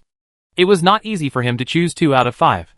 How did they give up some important skills when they chose 1 out of 4? You know, many skills seem so important that people don't want to give up any of them. Just like the situation in front of him, choosing 2 out of 5 directly gave 2 exclusive skills of the Lord of the Underworld. The Forgotten River appeared last time. It is a combination skill of the Lord of the Underworld and the elements, and it is also the prerequisite skill for many skills. Gu Shi is not sure whether the skill of the Forgotten River will appear again when he upgrades next time. If it doesn't appear, then the combination of the undead and elemental skills, will many of the skills of the Lord of the Underworld disappear in the future? As for the skill of the 3-hour drum, it goes without saying. This is the first battlefield time skill that Gu Shi encountered. Of course, it is not a time skill. Gu Shi looked at it carefully, and it should be considered a weather skill. However, Gu Shi really didn't expect that the Lord of the Underworld skill that can change the weather will appear so early. This skill is known to change the weather to the middle of the night, which is the strongest environment for the undead. At the same time, it can also strengthen the undead, which can be regarded as the most serious weather skill. Although Gu Shi already has 3 weather-type undead, this skill is definitely not too much. Not to mention that the skill of the 3-watch drum is obviously used to strengthen the undead army. This skill is one of the absolutely indispensable skills. The skill of the Bone Thorns, which is a sudden change in style, is actually the same as the death scenery, because Gu Shi saw the scenery on the roof and was affected mentally. The skill of Bone Ground Spike, which is obviously caused by the corpse explosion, is actually useless to Gu Shi. Gu Shi actually has mastered several skills like Ground Spike, and even knows how to use Bone Storm, but at Gu Shi's level, he no longer needs to use it himself. Gu Shi only practices many skills in his daily life, and in battle, they are really not as good as some of the skills that Gu Shi is familiar with. So Gu Shi doesn't need the skill of Bone Ground Spike at all. As for the death scene, it was different. Gu Shi could see that this was the final killing skill. Gu Shi originally thought that only warriors, especially those warriors who use giant swords, had killing skills. Unexpectedly, the necromancer actually had this kind of killing skill, and it was a direct 20% kill, which was actually a big move. You know, many ordinary warriors have to wait until the bloodline drops to 10% before they can kill. It can be said that this move in front of him is really a good skill in the eyes of other players. But there are 2 problems. If Gu Shi really wants to kill it himself, what kind of situation will that be? And compared with other skills, the death scenery in front of him is really not very attractive. He is excellent, but not so excellent that Gu Shi will give up everything. As for the last Dead Wizard Wisdom, this point makes Gu Shi feel a little interesting. This is to directly use the necromancers as sacrifices, concentrate their brains, and form something similar to the Wisdom Matrix. This is an idea. Next time, Gu Shi will find some necromancers to try and see if he can extract their wisdom. After quickly judging the 5 options in front of him, Gu Shi came up with an idea. There is nothing to choose this time. The exclusive skills of the 2 underworld masters have the highest cost performance. Although the other skills are good, and there are 2 skills that are obtained by watching the scenery, they will definitely not appear again when they upgrade next time. But Gu Shi really has no choice. He must have 2 skills of the Lord of the Underworld. So after thinking carefully about all the situations, Gushi made a decisive decision. I choose the three-watch drum and the forgotten river. After saying this, Gushi looked up and took another look at the scenery that flashed by in front of him, then left the roof and climbed into the car. After finding a place to sit down, Gushi raised his hand, and a ball of black liquid appeared in his hand. Gushi curled his lips and muttered there. I've become an elemental mage now. I get a set of elemental mage skins next time. When Gushi was studying the skills he had just acquired, the red car had already entered the city of Changxi City. The scenery in the wilderness was all blocked outside the city wall, and the breath of technology and life finally appeared at the window. Sitting in the small private room, Gushi could also hear bursts of cheers coming from the roof of the car. That was the escorting players venting their emotions there. After all, the tension in the past 2 days and 2 nights was so intense that ordinary players would be more or less unbearable. Now that they have finally entered Changxi City, they will of course shout happily there. Gushi did not join them in cheering at this time, but sat in his seat and thought calmly. Next, Gushi will face the most severe test of Changxi City. Whether he can stay in Changxi City depends on whether he can pass this level easily. He needs to be prepared. At this time, the speed of the train also slowed down a lot, and Gushi could clearly feel that the train was slowly approaching the station. Changxi City has arrived. Chapter 2259. We've arrived at the station. Let's see who runs out first. As the train stopped, Gushi heard a voice coming from outside. Then the doors at both ends of the train carriage opened at the same time. Before Gushi could react, the players escorting the train had already rushed out of the carriage and ran outside. Although he didn't know what was going on, Gushi still rushed out with them. Gushi had only run a few steps when he saw someone chasing him from behind. Gushi hesitated at this moment, wondering if he should run or not. What if his identity is exposed by running like this? Seeing that Gushi was about to slow down, the bearded man who rushed over from behind shouted, "Hurry up! They are arresting people to take over the shift." Arresting people to take over the shift? Is there such a thing? Although he didn't know what was going on, Gushi still quickened his pace and didn't let the people behind him catch up with him. After rushing out of the train station, the escorted players stopped and lined up there with their ID cards. Gushi walked behind the bearded man and asked, "Brother, what's going on? When you came, I told you that you could stay in Changxi City for 15 days. The bearded man didn't pretend to be mysterious and explained to Gushi directly, "After these 15 days, we escorts will have to go back to where we came from. If we are lucky, we can find another escort job along the way. If we are unlucky, there will be no work. Then, they can only take the bus back. Wouldn't that cost money? So some people are trying to find a way to catch someone to take our place." "Are they trying to steal our time in Changxi City?" Gushi asked. "How is that possible? Even if they want to, Changxi City won't recognize it. They are trying to steal a seat in the carriage. After they get it, they can be responsible for the escort of this carriage. Isn't that great? As long as you find out where the train is coming from, as long as it's the place you want to go, you can come and wait. There are so many trains, it's impossible not to find work. No, why don't you understand?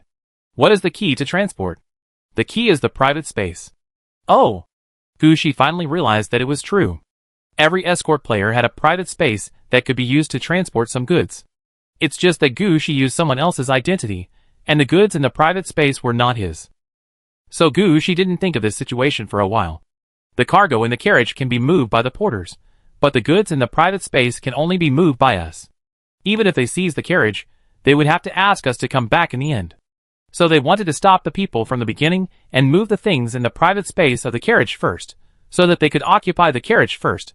Gushi did not ask why the escort players called this situation catching people to take over the shift, because he believed that when the big bearded man and his men were about to leave, they would definitely catch people here to take over the shift. After all, they often do this kind of thing, and maybe in a dozen days, they will be the ones catching people here to take over the shift. Laughing at them at this time is equivalent to slapping them in the face. Just at this time, Gushi's turn in the queue. Gushi did not ask any more questions, took out his ID, and dealt with various interrogations there. There was no need to consider the purpose of coming to Changxi City. After all, Gushi came here to escort supplies, and it was useless to ask so many questions. On the contrary, they were more concerned about Gushi's previous experience. After confirming that Gushi usually grew up in Juelu City, and had only been to Peixian City, Malwan City, and applied to go to Yuanzhou City, but did not queue up, they let Gushi enter Changxi City. Looking at the newly acquired certificate, Gushi realized that the areas he could go to this time were much fewer than the areas he could go to the last time he came to Changxi City. But it was reasonable to think about it.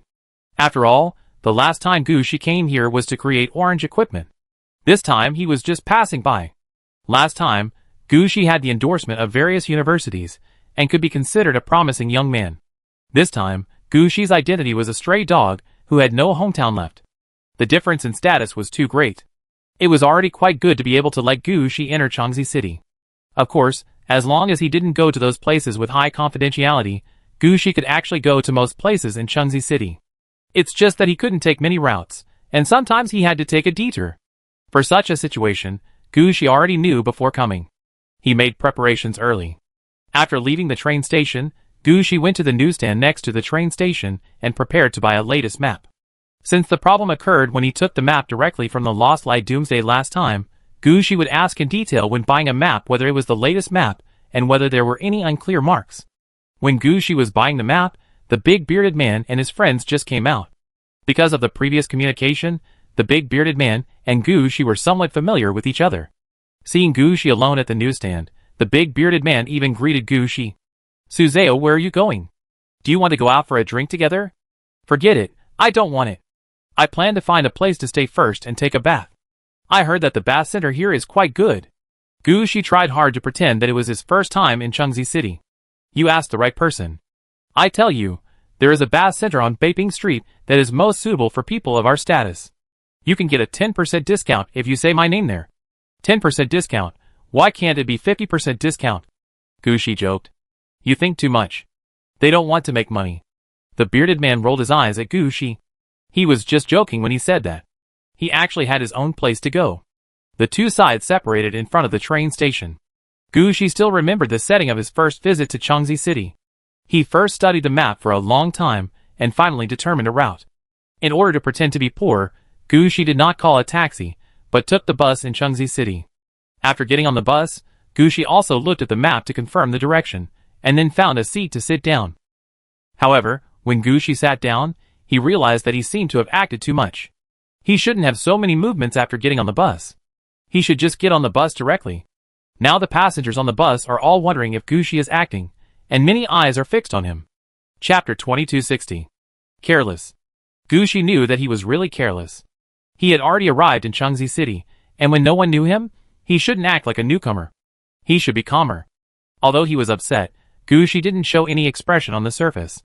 He knew that the people staring at him were just suspicious, but if he showed any abnormal behavior, he would be followed and monitored next. If he fails to handle another one, he will be unable to move in Changxi City, and may even be arrested as a spy. No wonder the spy master was not optimistic about Gushi's performance when he heard that Gushi was coming to Changxi City. Because Gushi is not a professional spy at all, it would be fine if he came in with his own identity and did nothing. Gushi would feel a little unnatural if he used someone else's identity.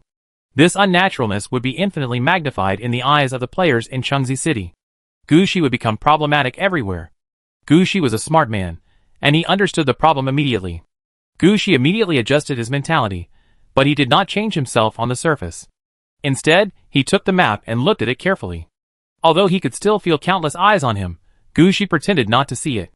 He just looked up from time to time when looking at the map to see where the bus was, or whether the environment outside the window had changed. Then, he would lower his head and look at the map. At the same time, Gushi also showed normal vigilance. If someone stared at Gushi for a long time, Gushi would also look up in that direction. After a long time, people staring at Gushi felt that it was meaningless. Gushi was simply not a walking 500,000. If Gushi was caught and the reward was not paid, it might cause dissatisfaction among some people. Forget it, just pretend that nothing like this happened. With this thought in mind, the passengers also retracted their gazes one by one. When Gushi got off the car, only two of them were still staring at him reluctantly. Gushi was very sensitive to changes in the environment around him. Especially at this time, Gushi focused all his attention on himself.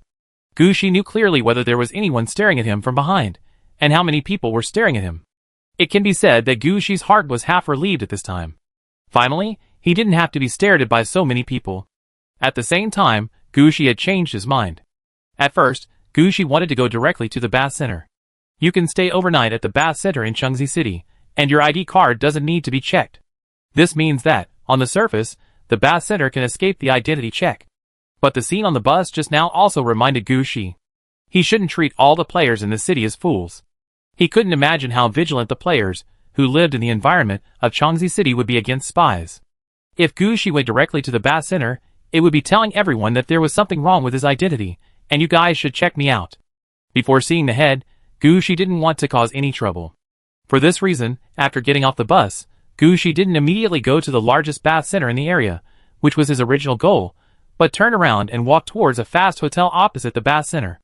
Compared with the big hotel he stayed in before in the demonic city, the rooms in this fast hotel are not very good, and are generally the choice of passing players for short stays.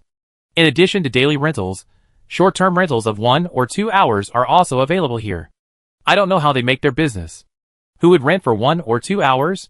Gu Shi shook his head and walked into the express hotel. Please show me your ID. As expected. With this sentence, Gu Shi felt that the two eyes that had been staring at him from behind finally disappeared. Gu Shi's face remained unchanged, and he immediately took out the ID he got after getting off the train. Because of the review by the railway and the immigration department, the front desk of the express hotel no longer needed to consider Gu Shi's identity issue. He just asked a question. How long do you plan to stay? 15 days. Gu Shi directly filled up the time. Anyway, Gu Shi also needs to find a place to stay. As long as this fast hotel will not cause trouble like the one in Malwan City, he can stay anywhere. Hearing what Gu Shi said, the front desk also raised his head, looked at Gu Shi again, and made a judgment in his heart. Gu Shi was clearly in Changxi City for the first time, and he didn't know the situation in Changxi City. He wanted to find a place to stay first, and spend a few days running around in Changxi City. The front desk has seen this kind of thing a lot. After all, hotels are for people who come to Changxi City for some reason. Everyone has different reasons for coming to Changxi City. As for the size of the matter, you just need to look at the length of time they stay to know. For someone like Gu Shi who stayed for 15 days, it is clear that he already has a target and has already determined the time to leave. This kind of person is the least likely to be a spy. Lowering his head, the front desk glanced at Gu Shi's ID again, quickly helped Gu Shi register, and gave him a door card. 5th floor. After that, he ignored Gu Shi. Gu Shi was speechless. Is the gap between a budget hotel and a big hotel so big? In a big hotel, there will be waiters to take people to the elevator. He just ignored it here. Seeing Gu Shi standing there, the front desk was also a little confused. He raised his head and looked at Gu Shi. What's wrong? Don't worry, the 5th floor is for long-term travelers, not the short-term rentals that are charged by the hour. It's very clean, and it has everything you need. If you want to take a bath, there is one across the street. Our guests can get a 20% discount. If you take our door card, they will deliver it to your door. It is very convenient. Listening to the front desk, Gu Shi finally said oh, and went out without checking his room first. Gu Shi didn't bring any luggage to Changxi City, and he didn't need to go upstairs to put his things. In addition, he had been on the train for several days, and his body smelled. Although Gu Shi had long been accustomed to such a life, he could handle it. How could Gu Shi let himself get dirty? So Gu Shi went out and headed for the bath center opposite, wanting to clean himself up first. He definitely didn't go there for the 20% discount. He just wanted to clean himself up. Seeing Gu Shi leave the door like this, the receptionist rolled her eyes. Same bastard, I wouldn't have told him if I had known. Chapter 2261. It was getting dark, and Gu Shi, who had been in the bath center for more than 6 hours, finally staggered out. I have to admit that the bath center in Changxi City is really big. All 5 floors are part of the bath center. You won't feel bored even if you stay in there for a whole day. When Gu Shi first went in, he wanted to pretend to be Suzeo, at least to maintain his character. But later he couldn't stand it anymore. Who doesn't use big moves and likes to use basic attacks? Anyway, Gu Shi couldn't appreciate this kind of set-in-stone style. Finally, he made some adjustments in this regard. He relaxed for a while before leaving. As soon as he came out, he found that it was already dark. But it was good that way. The place he was going to was only lively after dark. If he went there directly in broad daylight, people would think he was looking for it on purpose. That's right, this time Gu Shi was going to the tavern of the boss, who had entered the underground of Changxi City. Although he had only been there once, Gu Shi, who had the pathfinding skill, and could now draw maps, had already memorized the location of the tavern. He took the bus here because it was close to the tavern. Now it was getting dark, it was a good time to have a drink. After leaving the bath center, Gu Shi walked towards the tavern. At this time, Gushi had no time to observe the surroundings. He really went there directly, and soon found a tavern with fireworks in the alley on the side of the road. At this time, the tavern was still the same as before, and Gushi even saw a few familiar customers. But Gushi was a stranger now. When he pushed open the door of the tavern and walked in, the familiar customers just glanced at Gushi and didn't pay much attention to him. Gushi found a place to sit down, picked up the menu casually, and was about to speak when the boss had already served the prepared side dishes and 2 tails of white wine. "Don't look at it, this is for free. What do you want to eat? I heard that there is something called gong ho that is delicious. I haven't eaten it. Give me 5 skewers. Do you have fried noodles? Fry me a plate. A pair of lamb chops, a pair of kidneys, 15 skewers of roasted leeks. Is this wine good? Give me another 6 ounces or so. By the way, I don't want coriander." When Gushi said the last sentence, he secretly felt lucky in his heart. After all, Suzeo in the record didn't say whether he liked coriander or not. Anyway, he didn't have to care about Suzeo's preferences and ordered some of his favorites. As for the amount ordered, of course, it was a little less. After all, there was a buffet in the bath center, and Gushi was really full. "Okay, wait." The boss smiled and responded. At this time, Gushi had already picked up the 2 tails of white wine and drank it in one gulp. This time, Gushi's level had reached level 17, but when he drank this wine, it still stimulated Gushi's whole body to heat up, and sweat appeared directly on his forehead. Seeing Gushi like this, the regular customers in the tavern laughed again. Gushi raised the wine glass and shone it against the light. "This wine. You didn't expect it. This wine is very special." The regular customer immediately helped the boss brag. This was exactly what Gushi wanted. Sure enough, after a while, they talked about the boss's experience of entering the underground of Changzi City when he was a child and encountering a huge human head that was worshipped. At this time, the boss also brought up the wine and food that Gushi had ordered. Hearing what the regular customer said, the boss also laughed. "Don't listen to their bragging. Those are all jokes from my childhood." "Oh, I would like to listen to it." Gushi came here for this. He really wanted to find out how the boss got into the underground world. The boss had been teased by regular customers for so many years, and he was no longer surprised. He shook his head, said nothing more, and went downstairs to prepare other food. However, the regular customers of the tavern called Lao Wang Tu there, and the old customer, who was more familiar with this story than the boss, also began to brag to Gushi about the boss's experience. But Gushi looked unconvinced. When Lao Wang said something, Gushi would look at the boss and nod his head to believe him if he saw that the boss's face was calm and unchanged. If the boss had an awkward smile on his face, Gushi would know that he was bragging too much. Slowly, Lao Wang also saw something. He drank a glass of wine and pointed at Gushi and said, "Why, kid, you don't believe me? Do you think I'm bragging here?" "No, that's not the case. I just want to hear the real version." Gushi shook his head repeatedly. "What I said is true. I am not afraid to tell you that Lao Zhang and I were born in the same year. We have grown up together. I can tell Lao Zhang's story with my eyes closed. Don't disbelieve me. You can ask around. I have been talking about this story here for so many years. What I said at first is what I am saying now. I have not changed at all." Lao Wang slammed the table loudly, while Gushi was eating and drinking there, and occasionally responded. But at this time, Gushi noticed that everyone in the tavern nodded. The reason why they looked at Lao Wangto's bragging as if they were looking for fun was because Lao Wangto's stories were all the same. Only when new people came, they had the opportunity to have fun. Usually, when Lao Wangto talked to them, they would never listen. They almost memorized those things. But they never thought that Gushi was actually a picky person. After eating almost everything, Gushi said to the boss again, "Boss, another half a caddy of wine." "Oh, I saw you cooking some soup just now." "Oh, this is turtle stewed with kidneys. Do you want a pot?" "Kidneys? Will it taste good?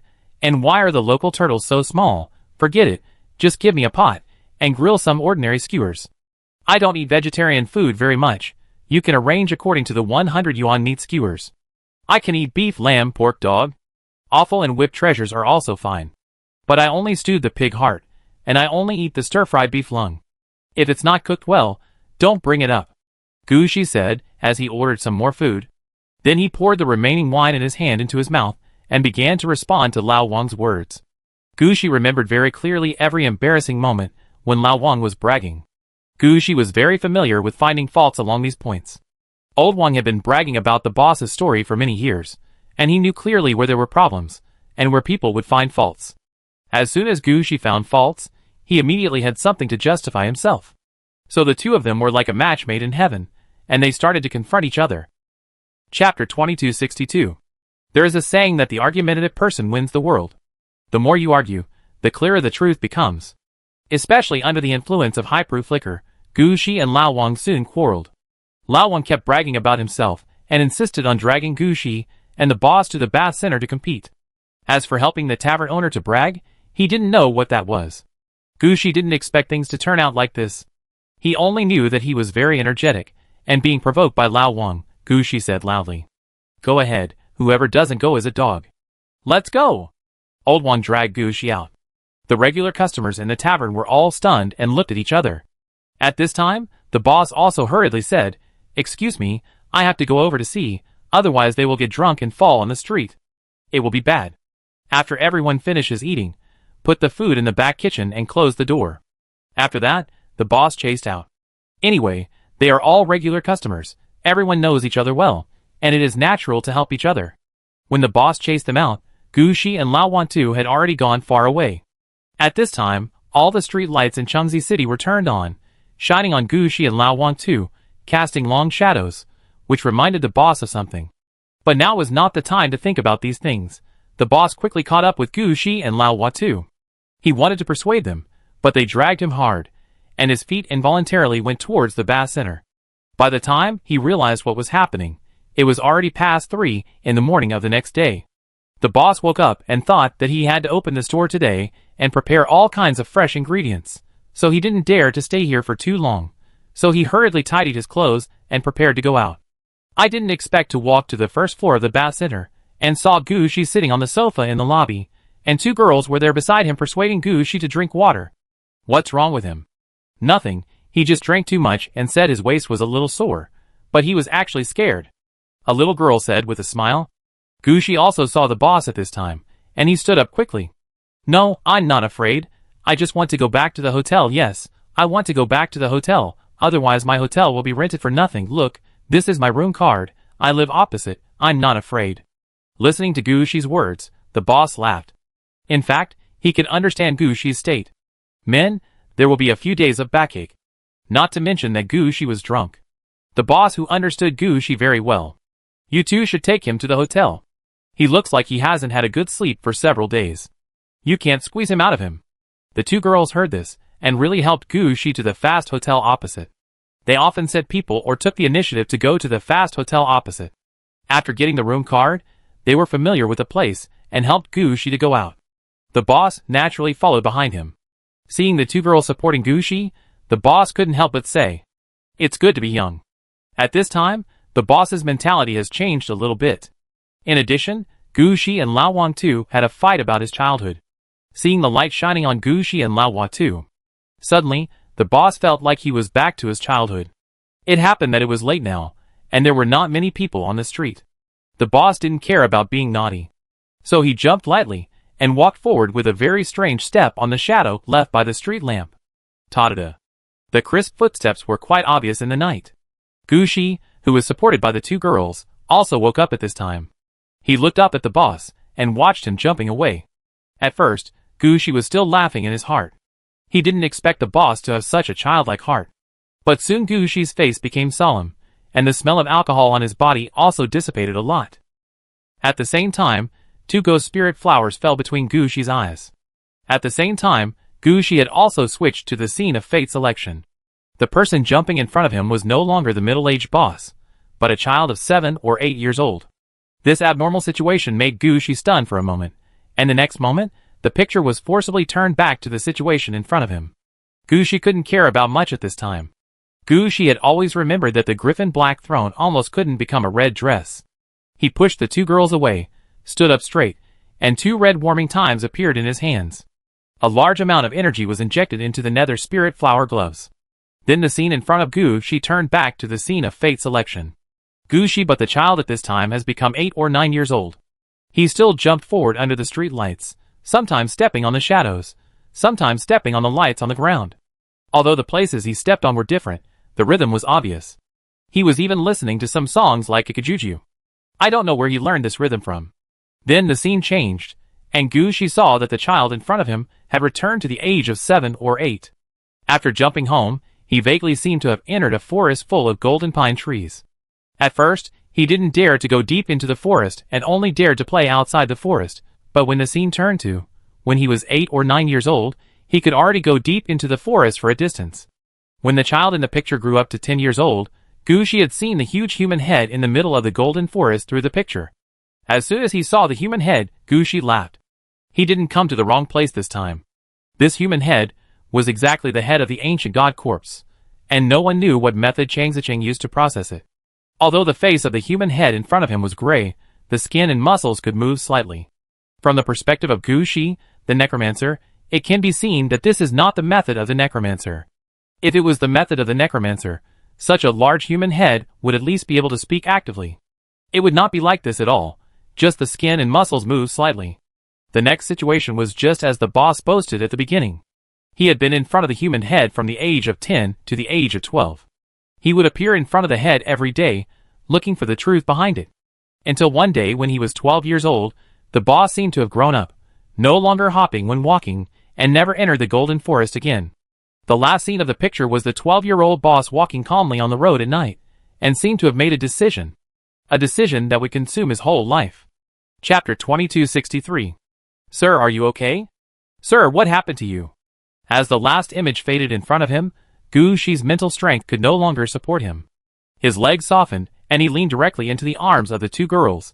This was the first time that Gucci used the red equipment and became like this. At this moment, Gucci felt as if his energy and spirit had been drained out countless times. Luckily, there were two girls accompanying him when he came out. If there was no one around, he might have fallen directly on the street. However, it only took Gucci a moment to straighten up and use the power of destiny. The two girls who were supporting Gucci thought that Gucci had finished drinking and had a head full of wind. They quickly helped Gucci to the side of the road to see if he wanted to vomit or something. At the same time, they also tried their best to use their strength to prevent Gucci from falling to the ground. At this time, Gucci also came back to his senses. He pointed to the express hotel not far away, and casually took out a gem and a room card. The two girls understood Gucci's idea immediately, and quickly helped Gucci walk towards the express hotel. At this time, Gucci's eyes were slightly closed, and his whole body was weak. The two girls really dragged Gucci to the express hotel. At the front desk of the express hotel, the person who helped Gucci register before was also a little stunned when she saw this situation. I just went out this morning. How come I am so weak when I turn around? This is a bit too much. At the moment, Gucci had never thought that he would be mistaken for Taik Suzy. At this moment, he just wanted to find a place to lie down, have a good sleep, and replenish his mental strength. After the two girls carried Gucci to the elevator and sent him to Gucci's room, they all looked at the room. The room was obviously cleaned and not in the same condition as before. The two put Gucci on the bed and looked at each other again. They were all hesitating whether they should leave now. You know, they just came to see Gucci off, but Gucci just stuffed a gemstone into their hands, which was quite expensive. If they just left like that, they would feel sorry for such a big gemstone. After discussing it, the two decided to stay, just in case Gucci needed them for something at night. So the two turned off the lights and stayed by Gucci's bed. In order to prevent Gucci from falling asleep and rolling over on the bed, they also wrapped Gucci tightly with a quilt. The next morning, Gucci woke up vaguely. He only felt a burst of pain all over his body, and at the same time, his body seemed to be tightly tied by something, unable to move at all. What was going on? Was he suffering from sleep paralysis? Gucci tried hard to raise his head, but found that he was tightly wrapped in a white quilt, and his hands and feet were pressed tightly. Two sleepy-looking girls were guarding Gucci like they were keeping vigil.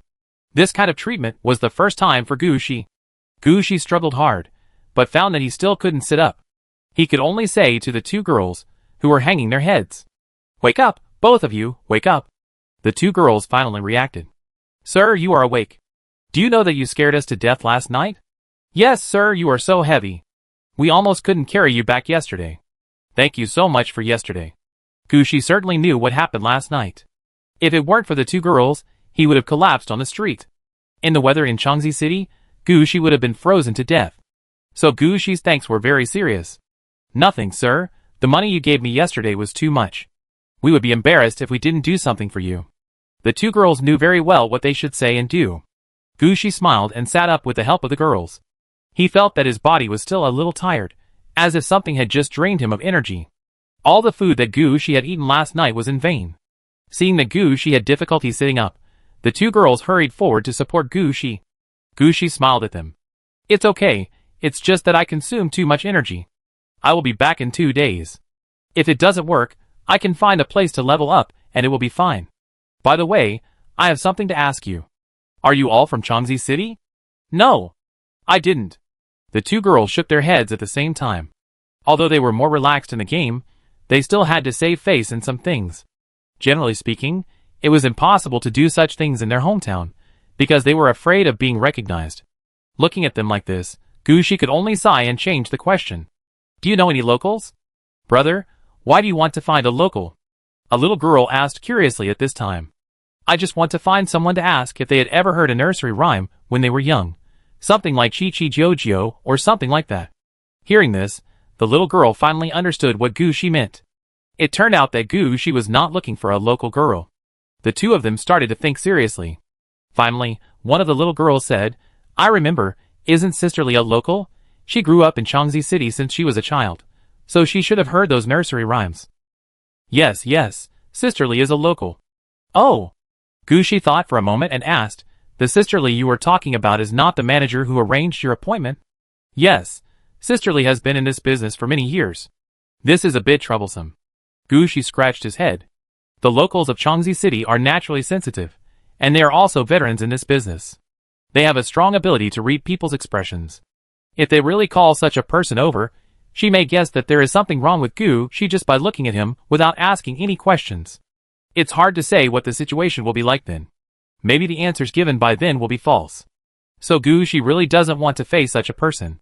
Looking at Gushi's expression, the two girls understood that Gushi didn't want to contact Sisterly, at least didn't want to talk about this matter. So they thought about it again, and one of the girls said, "I know a little sister, she is also local, but she only works part-time and doesn't come here often. If you have anything to ask, I can help you make an appointment with her." "Okay, you can make an appointment for me. Just say I'm asking about a nursery rhyme, and it took me a long time to find it in Changzi City. Please ask her to help with this." Chapter 2264. After the two girls left, Gushi did not rush to get up. Gushi had consumed too much energy last night. He had already forced himself to sit up and talk to the two girls. Now that the girls were gone, Gushi half leaned against the head of the bed and stuffed something into his mouth that could be used to replenish his energy. At the same time, Gushi was still thinking about one thing in his mind, whether to level up again.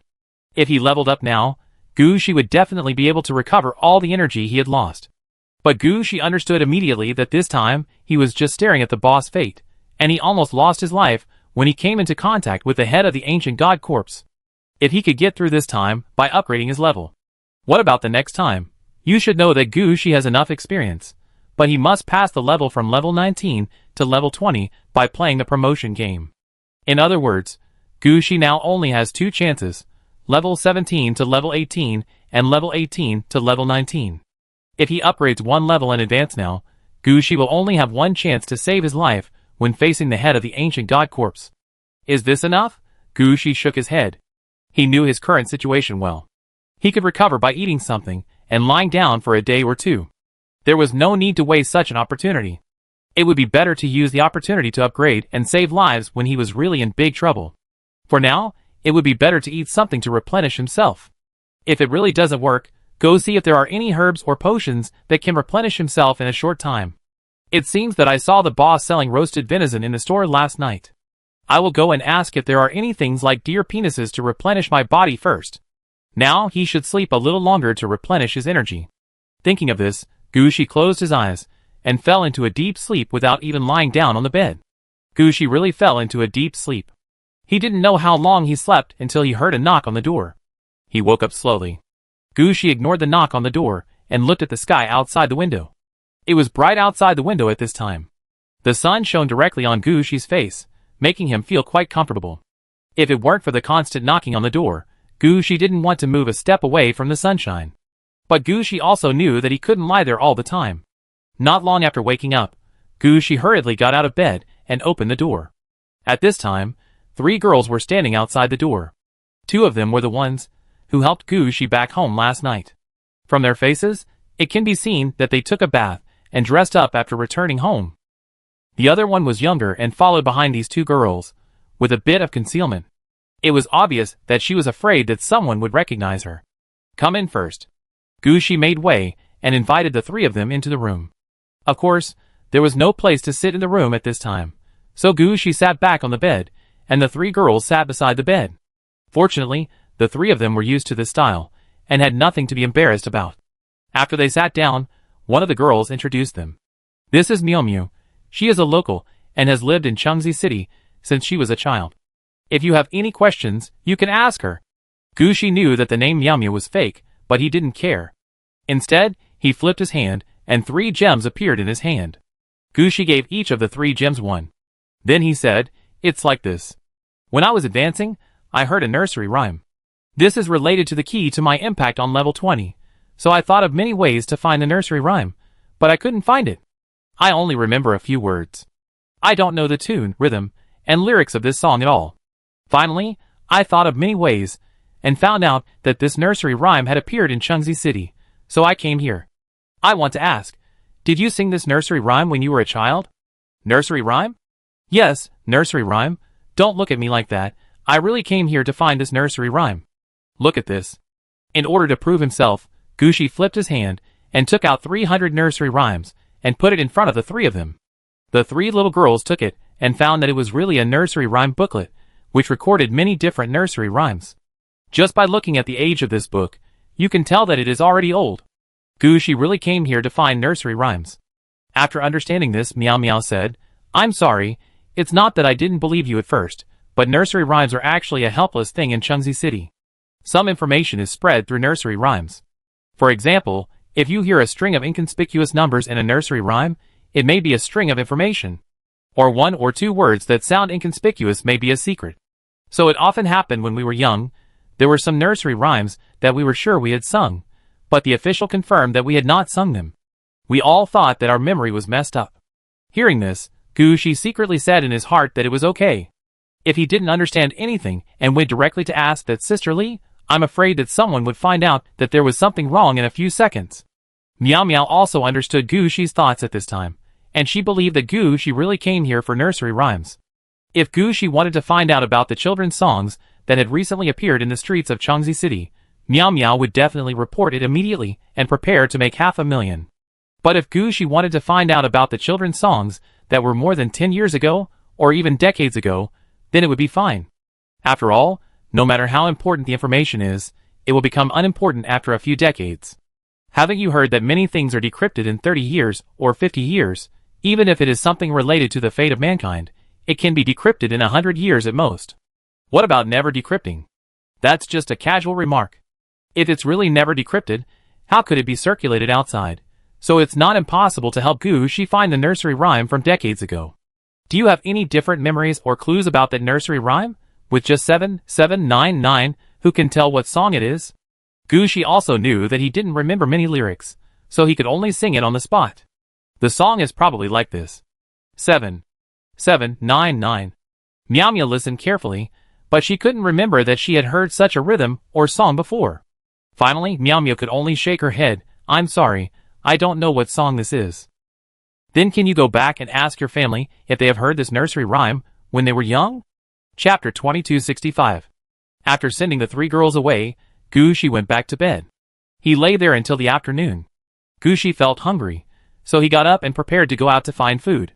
Gushi's spirits finally improved, and his lost strength was almost recovered. After all, Gushi is only in his 20s now, not nearly 60 years old as Suzeo's data showed. He is still relatively young among the players. In addition to the support of various potions from the players, Gushi is finally not like before, lying on the ground unable to move. But when he walked, his steps were still a little floating. After going downstairs, Gushi was about to go out, but he found that the receptionist was still the same one from yesterday. She was looking up at Gushi, with a look of strong recovery in her eyes. Gushi didn't pay too much attention to such a teasing look. He pushed open the door of the hall, and wanted to go out. At this time, the receptionist suddenly said, "Turn left when you go out. There is a herbal medicine shop. The medicine there is good, not tiger and wolf medicine." If you want to replenish your body, you can go there.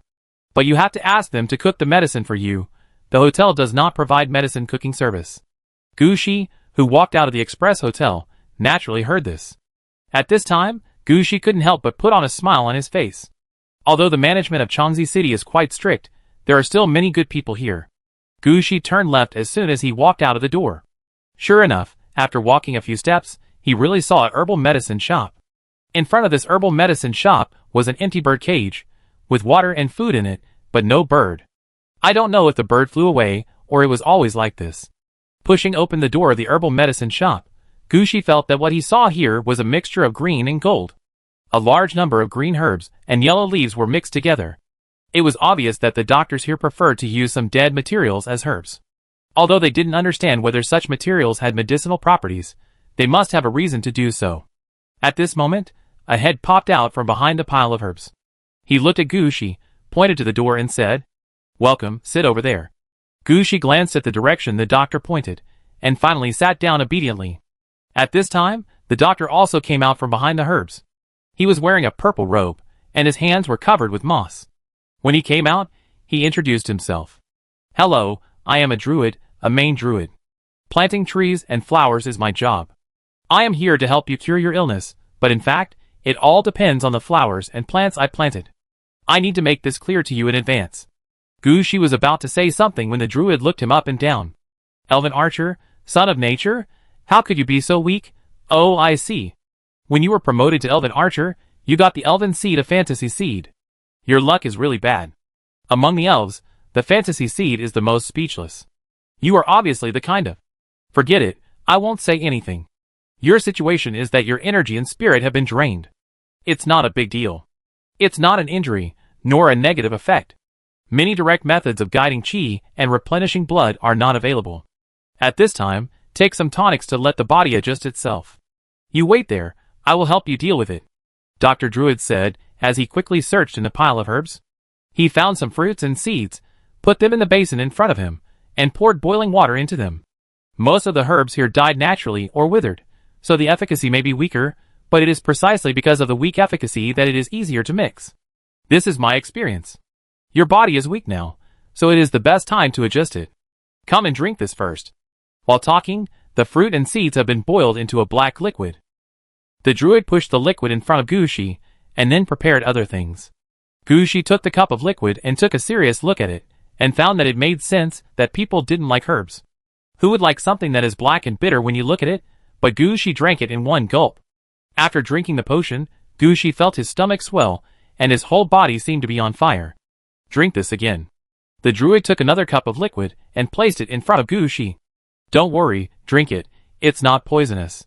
Gu Shi drank the other cup of liquid in one breath, without thinking. This time, the feeling of being on fire was gone. Instead, there was a feeling of fullness in the body. It seems that the energy that was drained away before is returned. It's a very effective medicine. Gu Shi said with satisfaction, "Are there any more?" "You have to drink 2 more cups, and you can almost make up for the loss. But I can only make up about 90% of it, and then you have to eat some warm tonic food to replenish your body. But you can't eat some things that make you get angry during this period of time. The most important thing is, don't play too far, or your foundation will not be able to hold on if it is drained away again." "I understand." Gu Shi didn't want to be drained, but the problem was that he had to face the ancient corpse this time. This kind of thing can be used to exchange for red clothes in human society. With Gu Shi's current strength, it would be strange if he didn't get drained when he came into contact again. "By the way, can you give me a few doses of the medicine you made, so I can drink it when I need it?" Gu Shi couldn't help but ask at this time. "No, the medicine I made is all prepared on the spot, and I need to see your personal situation before I can adjust it. Making these medicines in advance will not be effective, but will cause some adverse reactions. By the way, if possible, you'd better find a place with many trees to stay for a while every day and breathe in the fresh air. I feel that the corpse gas on you is quite heavy. Although players kill a lot of people, such heavy corpse gas is still relatively rare. If you don't want your elf's path to be cut off, it's best to stay in the woods more." Gu Shi was shocked.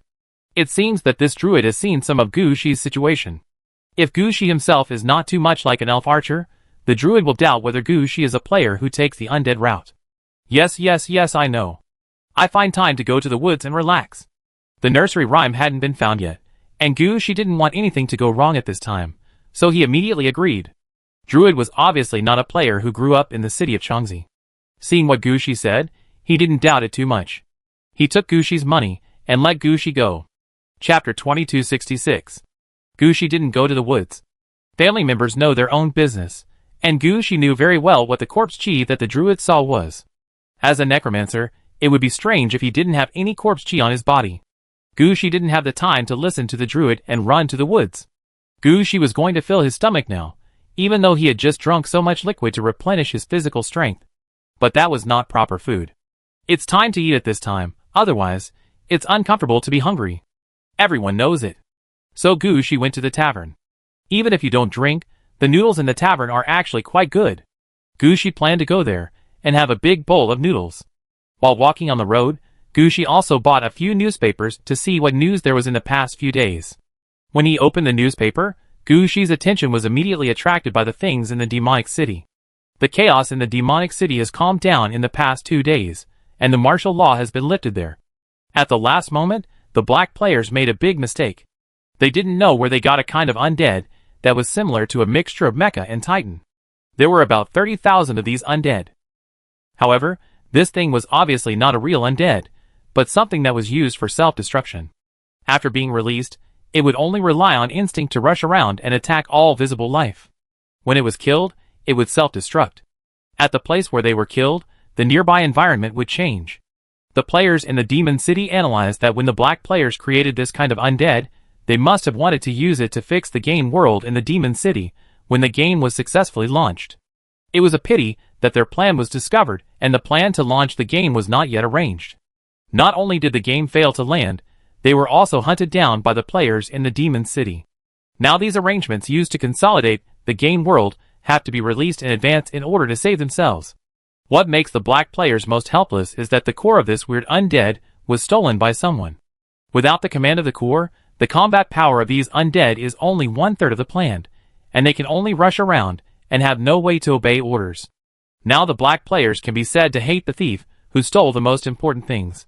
In their eyes, this thief is more hateful than the people in the demon city. This time they want to escape, and they must find the thief who stole the things to settle the account.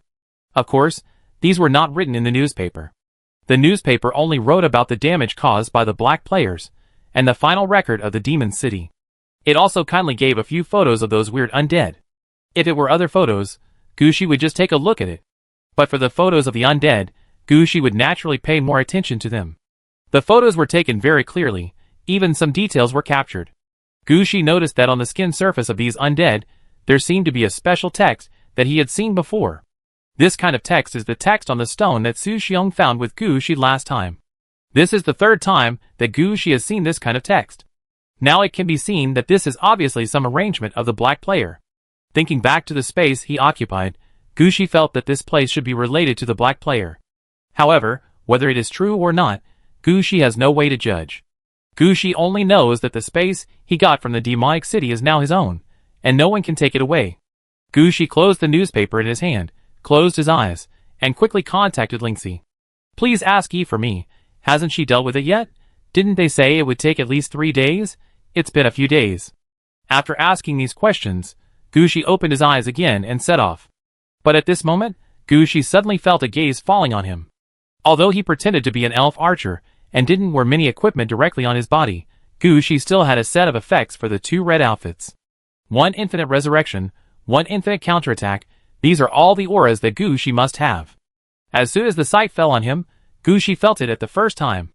Gushi was about to turn his head to see who was staring at him, but his action paused, and he quickly suppressed the thought in his mind, and finally did not turn his head.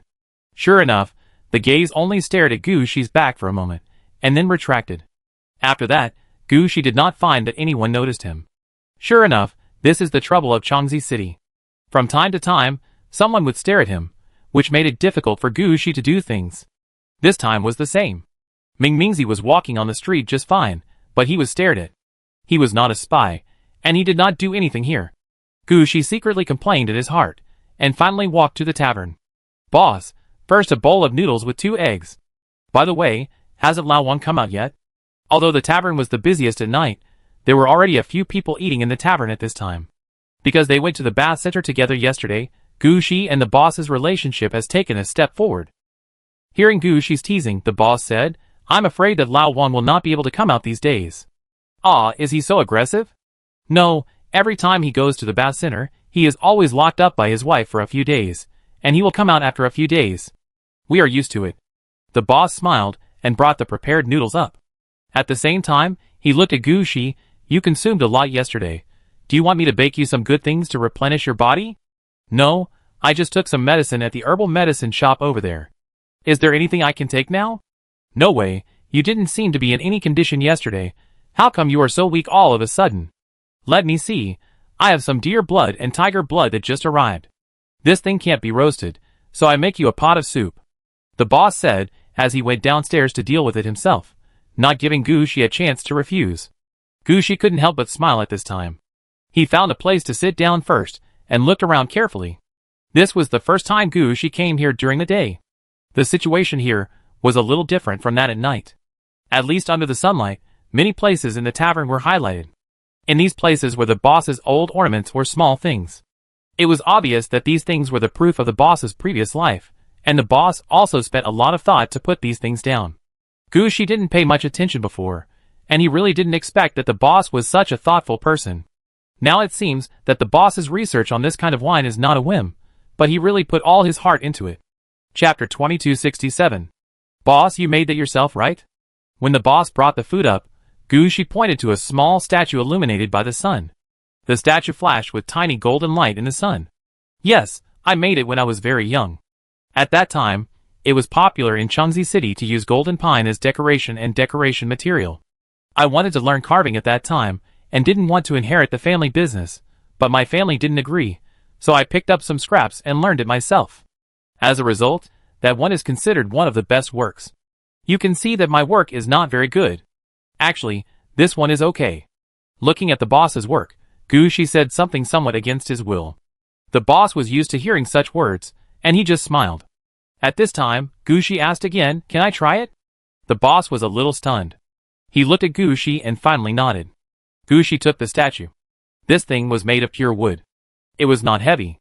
However, the golden light on it was not dyed or covered with gold powder, but radiated golden light from the inside out. It is obvious that the essence of this golden pine is that gold is born from within. "Is there any material of this golden pine now?" Gushi asked curiously. "No, what's the matter?" The boss shook his head. "Now it is rare to see this kind of golden pine, and golden pine is really not the best material for learning carving." Gushi smiled. "Don't worry, I originally wanted to be an artist." Gushi dipped his hand in water, drew a stroke on the table, and soon drew a portrait of the boss on the table. Looking at the painting in front of him, the boss also understood Gushi's ability. The boss thought for a while, "There are really not many places with golden pine now, but I remember I still have a small piece of scraps. If you don't mind, I can give it to you." "That's so embarrassing." "It's nothing. Anyway, there's no use for me to keep it. But the amount is not much, just a palm-sized piece." The boss put the food in front of Gushi, and really turned around to look for it in the kitchen. Gushi also put the statue back to its original position. Gushi now understood that he had found another piece of the puzzle that would allow the boss to enter the Golden Forest. This piece of golden pine which should come from the Golden Forest under the Chengzi City. It was for this reason that the boss had a connection with the Golden Forest when he was a child. The rapid delisting of the golden pine was probably because the people of Chengzi City discovered that someone was sneaking into the Golden Forest every day, and finally had to close the Golden Forest. If the boss hadn't left a piece of golden pine wood, even if Gushi found the corresponding nursery rhyme, it would take some time and effort to successfully enter the underground. While Gushi was thinking about this, the boss came out from the back kitchen. He held a small piece of golden pine wood in his hand. Just as the boss said, the size of this piece of golden pine wood was only the size of a fist. But Gushi took it with a smile. "Thank you, boss, you really helped me a lot." "What's the matter? They all laughed at my previous unfeasible ideas. Only you think I did a good job, that's enough. How about it? Do you want to carve something?" Gushi thought for a moment. "How about carving a human head with this size?" "Carving a head, of course it's okay." The boss nodded. He had this wood in his hands for quite a long time, and he certainly knew what this wood was suitable for carving. Gushi's words made him quite satisfied, so the boss stopped caring about Gushi and went about his own business. Gushi held a piece of wood in one hand and ate.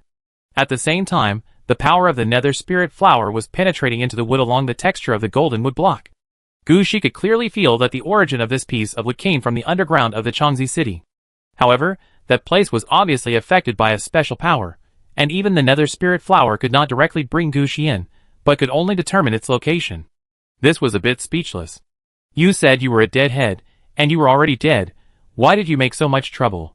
You just appear on the ground of Changzi city, and let Gushi take the head away. Gushi muttered in his heart, but his mouth was not idle. Gushi was very happy to eat the deer blood and tiger blood soup made by the boss. This thing can be called pure yang soup. After Gushi ate it, he felt that his whole body was hot, as if he was about to be burned. In this heat, Gushi could clearly feel that his lost physical strength was being quickly replenished. This made Gushi very happy. It seems that there is a formula for replenishing chi and blood in the future. Boss, I want to ask, why don't you add some dragon blood in it? I think dragon blood shouldn't be difficult to make. Of course not, but it will conflict with tiger blood, and there are too many types of dragons. Not all dragon blood can be used. If you can bring rusty dragon blood, can you still eat it? Besides, you can guarantee a daily supply of dragon blood, but tiger blood is different. I can get fresh tiger blood every day. After listening to Gushi's words, the boss explained casually. Gushi was about to ask a question when he heard it, but at this moment, Linksy sent a signal to Gushi. Gushi lowered his head and closed his eyes gently. Sir, I have contacted Eve, and she has already dealt with the new space. The reason why it took so long this time is entirely due to some special reasons. Has it been dealt with? Then tell her, I will find a time to go there later. It just so happens that I am still waiting for clues these 2 days. I can take this opportunity to dig out the body first. Gushi was quite satisfied when he heard that the space had dealt with the problem. It had been so many days. It was finally done. It just so happened that Meow Meow would not come back so soon after going to find Ergu, so Gushi thought that he might as well go to the space first and deal with the corpse. The newspaper just now made Gushi feel that this space might have some connection with the black player. It would be better for him to take over this space completely as soon as possible. Thinking of this, Gushi opened his eyes and swallowed all the food in 2 or 3 mouthfuls. Boss, the money is here. I go back and have a rest. I come back in the evening. Leave it there. The boss didn't even raise his head and replied casually. Gushi smiled and opened the door, turned around and walked out. Just as Gushi walked out of the tavern, a tall man over 2 meters tall walked in. He looked at Gushi with some doubts, and then said in a very strange voice, Boss, I heard that you have a very delicious wine here? Chapter 2268. After leaving the tavern, Gushi returned to the Express Hotel again. In any case, the room in the Express Hotel is now Gushi's. It is safe here for the time being. After closing the door of the room, Gushi carefully checked the surroundings. Gushi snapped his fingers, and the orange guard Xinjiawei appeared in the room. I go to the new space, you help me keep an eye on this. The orange guard Xinjiawei nodded, and sat directly on the sofa. When she sat down, her appearance had changed to the one Gushi is using now. No matter who comes to find him, they will think that this is Gushi. This is the power of the mind, a power that makes people believe. At this time, Gushi flashed and returned to that space through the effect of the polar star positioning. As soon as he entered the space, Gushi felt that the space in front of him seemed to have changed. Originally, the sky here was blue. Although there was no sun, the sun could always shine in the woods. But at this time, the color of the sky has turned gray-blue, as if a layer of gray cloth was covering the sky. At the same time, the grass on the ground had also begun to change, with some not too obvious blood beads appearing on the grass leaves. The spiritual energy in this space had turned into a very obvious Yin energy. This meant that the entire space was transforming towards the undead. As soon as Gushi appeared, Eve and Catherine came over at the same time. My lord. Looking at the two people's honest appearance, Gushi knew that they had not actually arranged things well. There must be other problems in the space in front of him. What happened? The minds in the space in front of us are too deeply bound to the space, especially the forest. If we use Yin Qi to force the conversion, the quality of wood, herbs and fruits will decline. For this matter, we have thought of many ways, and have been trying to balance everything in the space. It is only now that the Yin Qi and the spiritual energy of the space have been balanced. Our idea is to balance everything first. The lumberyard can continue to operate, but after cutting down the wood, the trees we want to replant should preferably be trees with Yin attributes or negative energy attributes. In this way, the herbs, mushrooms, and fruits in the woods are adjusted. Take time to slowly replace the trees in the space in front of you. How long will it take? What will happen after completion? Gushi is more concerned about these two questions.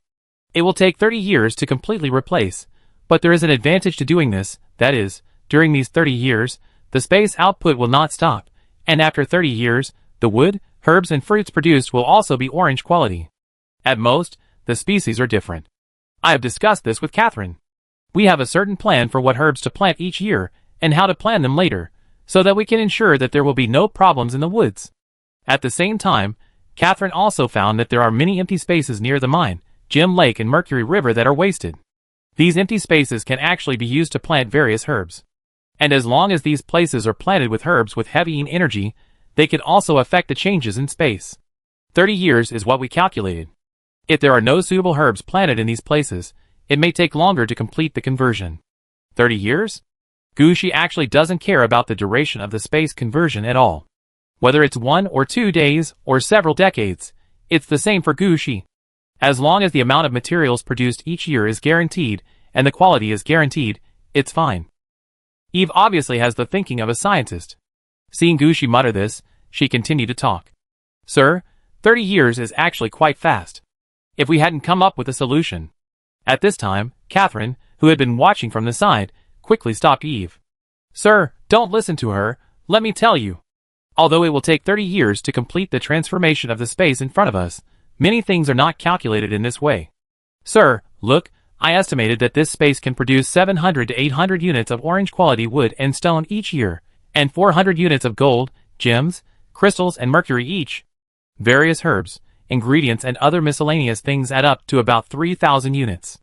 This is calculated based on the speed of not destroying everything in the space, and not overdeveloping.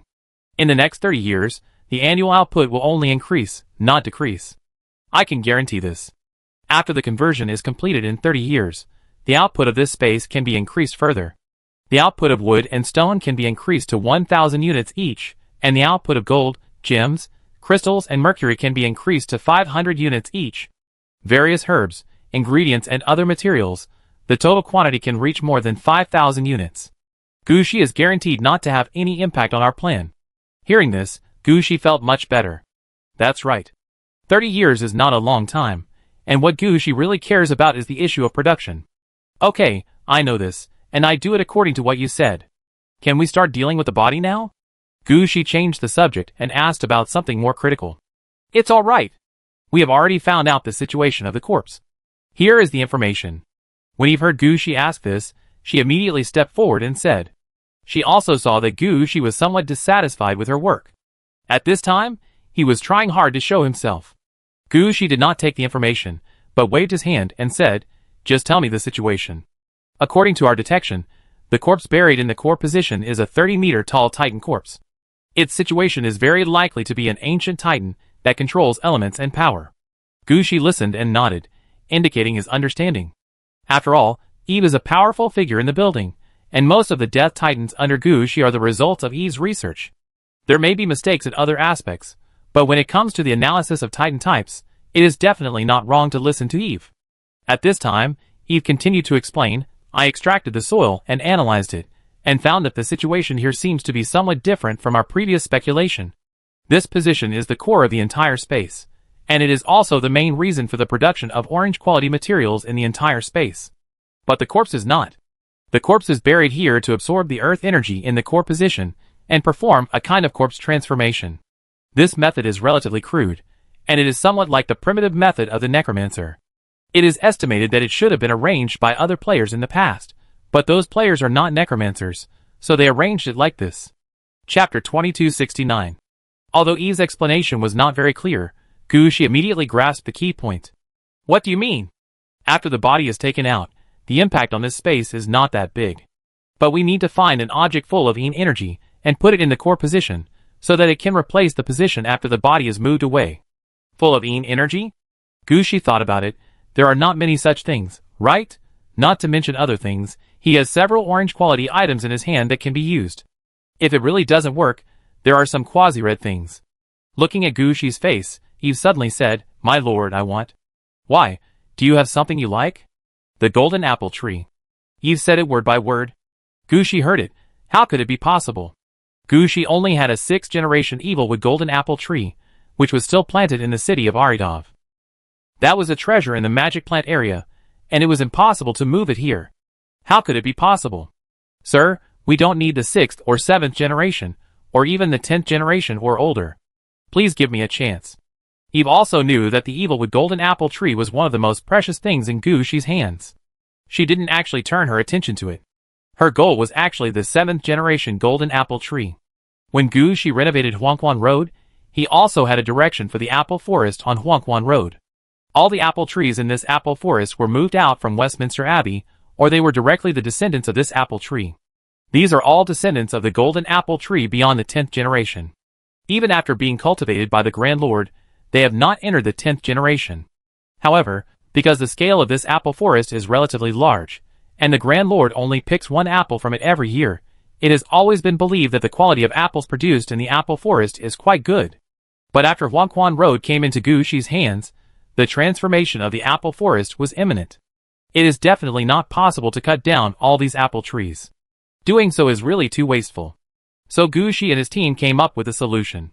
They took active branches from the Evilwood golden apple trees and grafted them onto the trees. Using these apple trees as the base and branches from the Evilwood golden apple trees as the grafts, they formed new apple trees. Now, all the apple trees in the apple forest on Huangquan Road have been treated in this way. According to the information obtained by Gushi, these apple trees have grown up. Among these apple trees, more than 60% can grow into the 8th generation of golden apple trees, and more than 10 trees can grow to the 7th generation. The remaining ones can also reach the level of the 9th generation golden apple tree. As for the new ones in the future, they can also be branched from these apple trees, which can ensure that all the new apple trees will have the quality of the 9th generation or above. It can be said that this has improved Gushi's foundation on the Inner Spring Road. And after you said this, she didn't want the Evilwood golden apple tree, which would definitely be one of the more than a dozen 7th generation trees in the apple forest. Gushi just hesitated for a moment about this. Although the dozen golden apple trees in the apple forest that can definitely grow into the 7th generation have corresponding functions, no matter how great their functions are, they cannot compare to the space in front of them. Gushi hesitated for a moment, and quickly made a decision.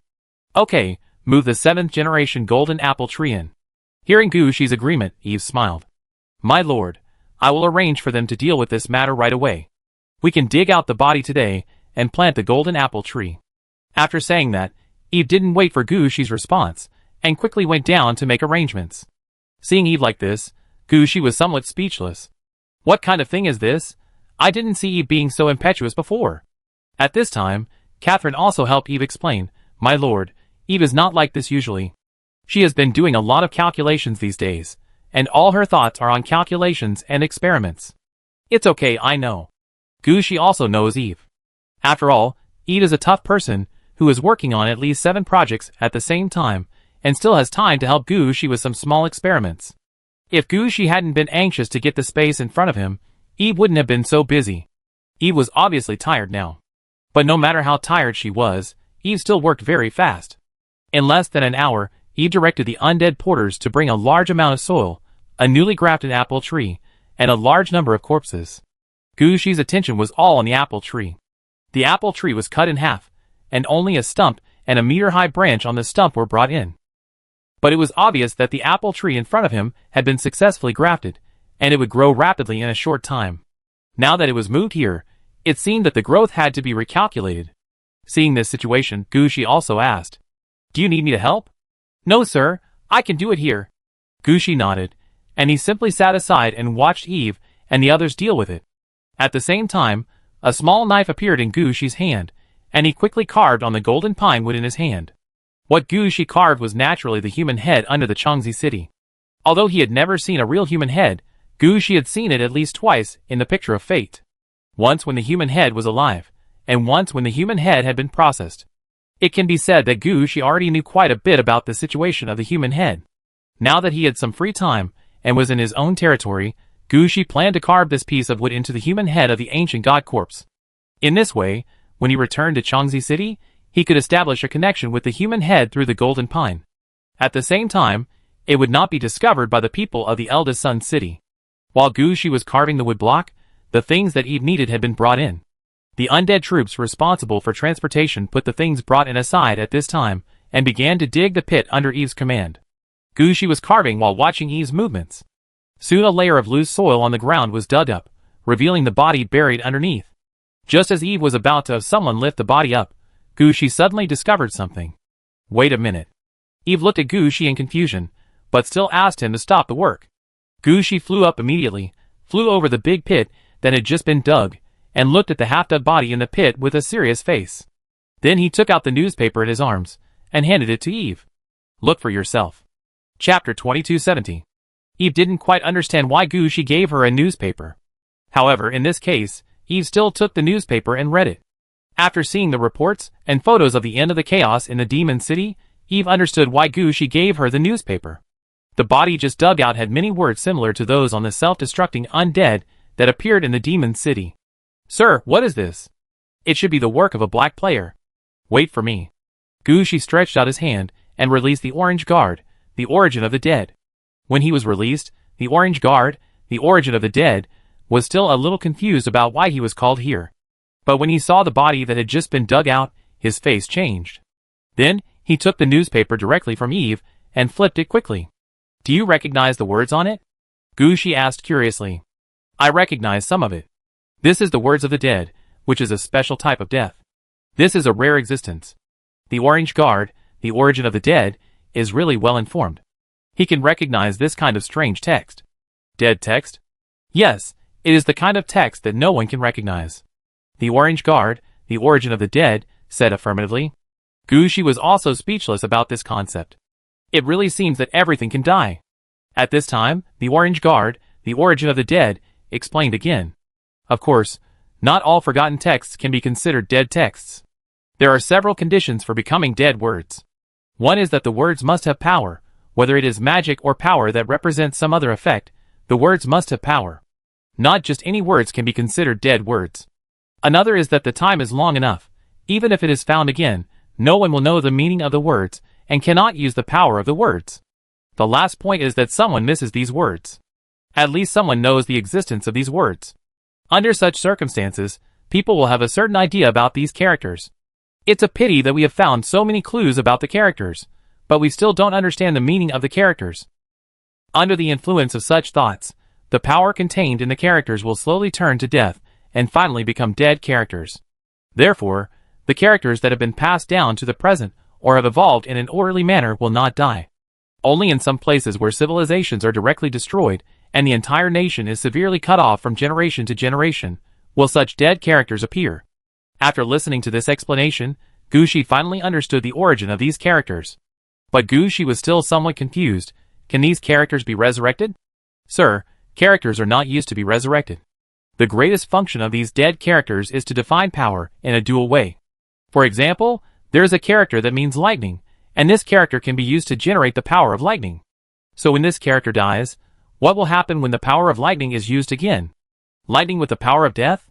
Orange Guard Undead Origin only gave a simple example, but Gushi understood the idea behind it. When Gushi looked at the corpse in front of him again, his eyes became different. So, this is a treasure.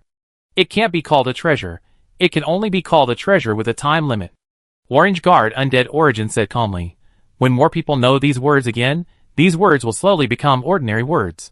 Sir, can I have this corpse for research? Do you want to record these dead words? Gushi was somewhat curious about the idea of the Orange Guard, the origin of the dead. In Gushi's opinion, the Orange Guard, the origin of the dead, should have seen these dead words appear and wanted to record them and make them part of the knowledge he possessed. This is actually quite reasonable. Like the other two Orange Guards, after seeing a way to improve themselves, they will take the initiative to attack.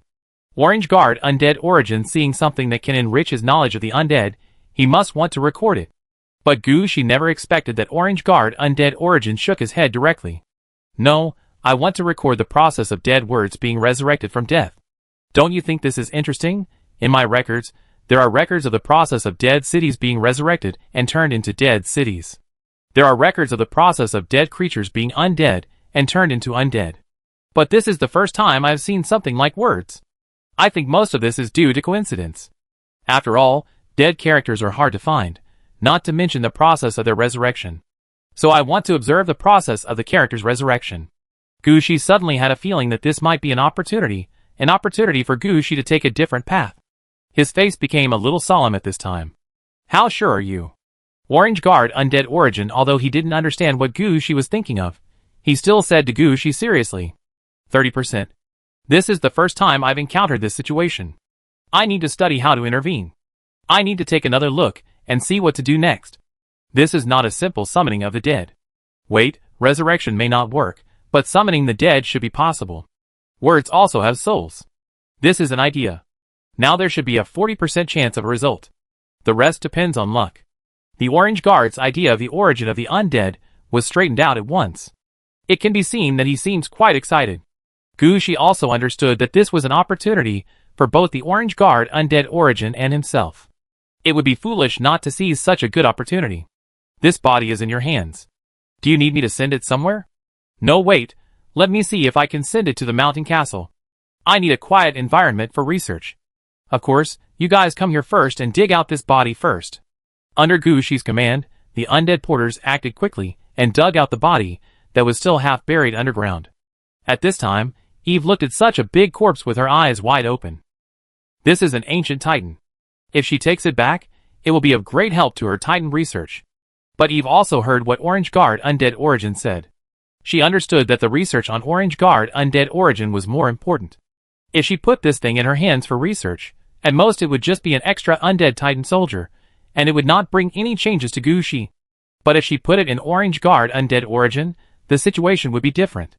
This obviously could be researched into something different. So Eve could only watch Gushi's men drag the corpse away and transport it out of this space. Chapter 2271. After the corpse was dragged away, the next thing was much simpler. Eve had been calculating here for so long that she had already made a detailed plan for the place in front of her. She did not ask anyone to dig down along the corpse. Eve was not at all curious about the things that produced the Earth's energy under the corpse. Instead, she buried all the ordinary corpses brought by her men into the deep pit that had just been vacated. These corpses were not thrown in randomly, but were arranged in a certain way, and were stacked in the deep pit layer by layer according to the size and attributes of the corpses. Eve would pour some potions on the corpses for each layer. Some of these potions were used to stimulate the Yin Qi and Corpse Qi of the corpses, some were used to stimulate the Earth Qi, and some were used to consolidate the surroundings to prevent the deep pit from collapsing. At this time, Gushi just sat aside and watched, and the carving that he had stopped in his hand started again. After a while, the corpses were piled up to the corresponding height. Eve also put various orange quality resources and materials collected from this space into the deep pit. Finally, the golden apple tree that was brought in was planted. As the golden apple tree was planted, Gushi felt the space in front of him tremble, and all the Yin Qi in the air gathered towards the golden apple tree that had just been planted. And in the breathing of the golden apple tree, it was transformed into a kind of Yin Qi with a natural breath and transmitted back to the space. In this way, after a few cycles, I believe that this golden apple tree will have a foothold in this space. As for when it can become the pillar of the space, it depends on the subsequent efforts of the workers in the space. Anyway, it's good to have come this far. The time required for the next step is at least 10 years. In Gushi's opinion, at this time, as long as a general direction is set, the rest will be left to time. Seeing that the matter of the space has come to an end, Gushi did not stay here any longer. You two should patrol again and check if there is anything missing. After the matter is handled, Catherine, you will arrange for someone to take over this space. The resources of this space will be supplied to the city of Aridity first, and then to other death cities, and the surplus will be sold. Catherine also knew what was the highest priority now, so she agreed on the spot. Gushi thought about it, and thought there was nothing more to say, so he flashed and activated the Polestar positioning left at the Express Hotel, and returned to the Express Hotel. At this time, the orange-clad guard Xingyoe was still sitting on the sofa. Seeing Gushi appear, the orange-clad guard Xingyoe turned back to his own appearance. Has anyone been here? Gushi sat down on the bed and asked casually. No, but I feel that a few eyes will scan here from time to time. Orange guard Xingyoe said casually. Are we being targeted? It doesn't look like it, but it looks like a random patrol. Orange guard Xingyoe thought about it, and said his own judgment. If it's a patrol, it doesn't matter. The situation in Changxi City is like this. They treat every outsider as a spy. Gushi had been to Changxi City once, and knew the situation in Changxi City. After hearing what the orange guard Xinjoe said, he also had his own judgment. Whatever, I'm not a spy anyway. Hey, someone is looking for you. The orange guard Xinjoe, who was about to speak, felt something unusual at the first time, and then she disappeared in front of Gushi like a puff of smoke. At this time, the door of the room was also knocked. Gushi got up and opened the door, and saw Meow Meow standing outside the room with her head down. Come in first. Meow Meow lowered her head, and went past Gushi. After entering the room, Meow Meow was not polite, and sat directly beside Gushi's bed, raised her feet high, and said proudly, I found out the nursery rhyme you wanted. Do you just want to listen to the song, or do you want to know the complete story behind the nursery rhyme? Listen to the song first, I want the rhythm. What? There is another piece of information behind the song? Yes, I heard from my mother that something happened in Uenzu City at that time. Some people wanted to spread this news, but the news was blocked too strictly at that time, so it was impossible to spread it. In the end, they could only put the news into a nursery rhyme, and sang it widely in Changzi City. As for whether the news was finally spread, my mother didn't know. But when she was a child, she played hopscotch there after class, and she sang this nursery rhyme. Oh, then I won't ask what the information is. Just listen to the rhythm of the nursery rhyme first. Gushi also knew that it was a taboo to talk about information casually in Changzi City. But nursery rhymes are not like that, and Gushi has made it clear that he is not here to seek information. He doesn't even need the lyrics of the nursery rhyme, just the rhythm.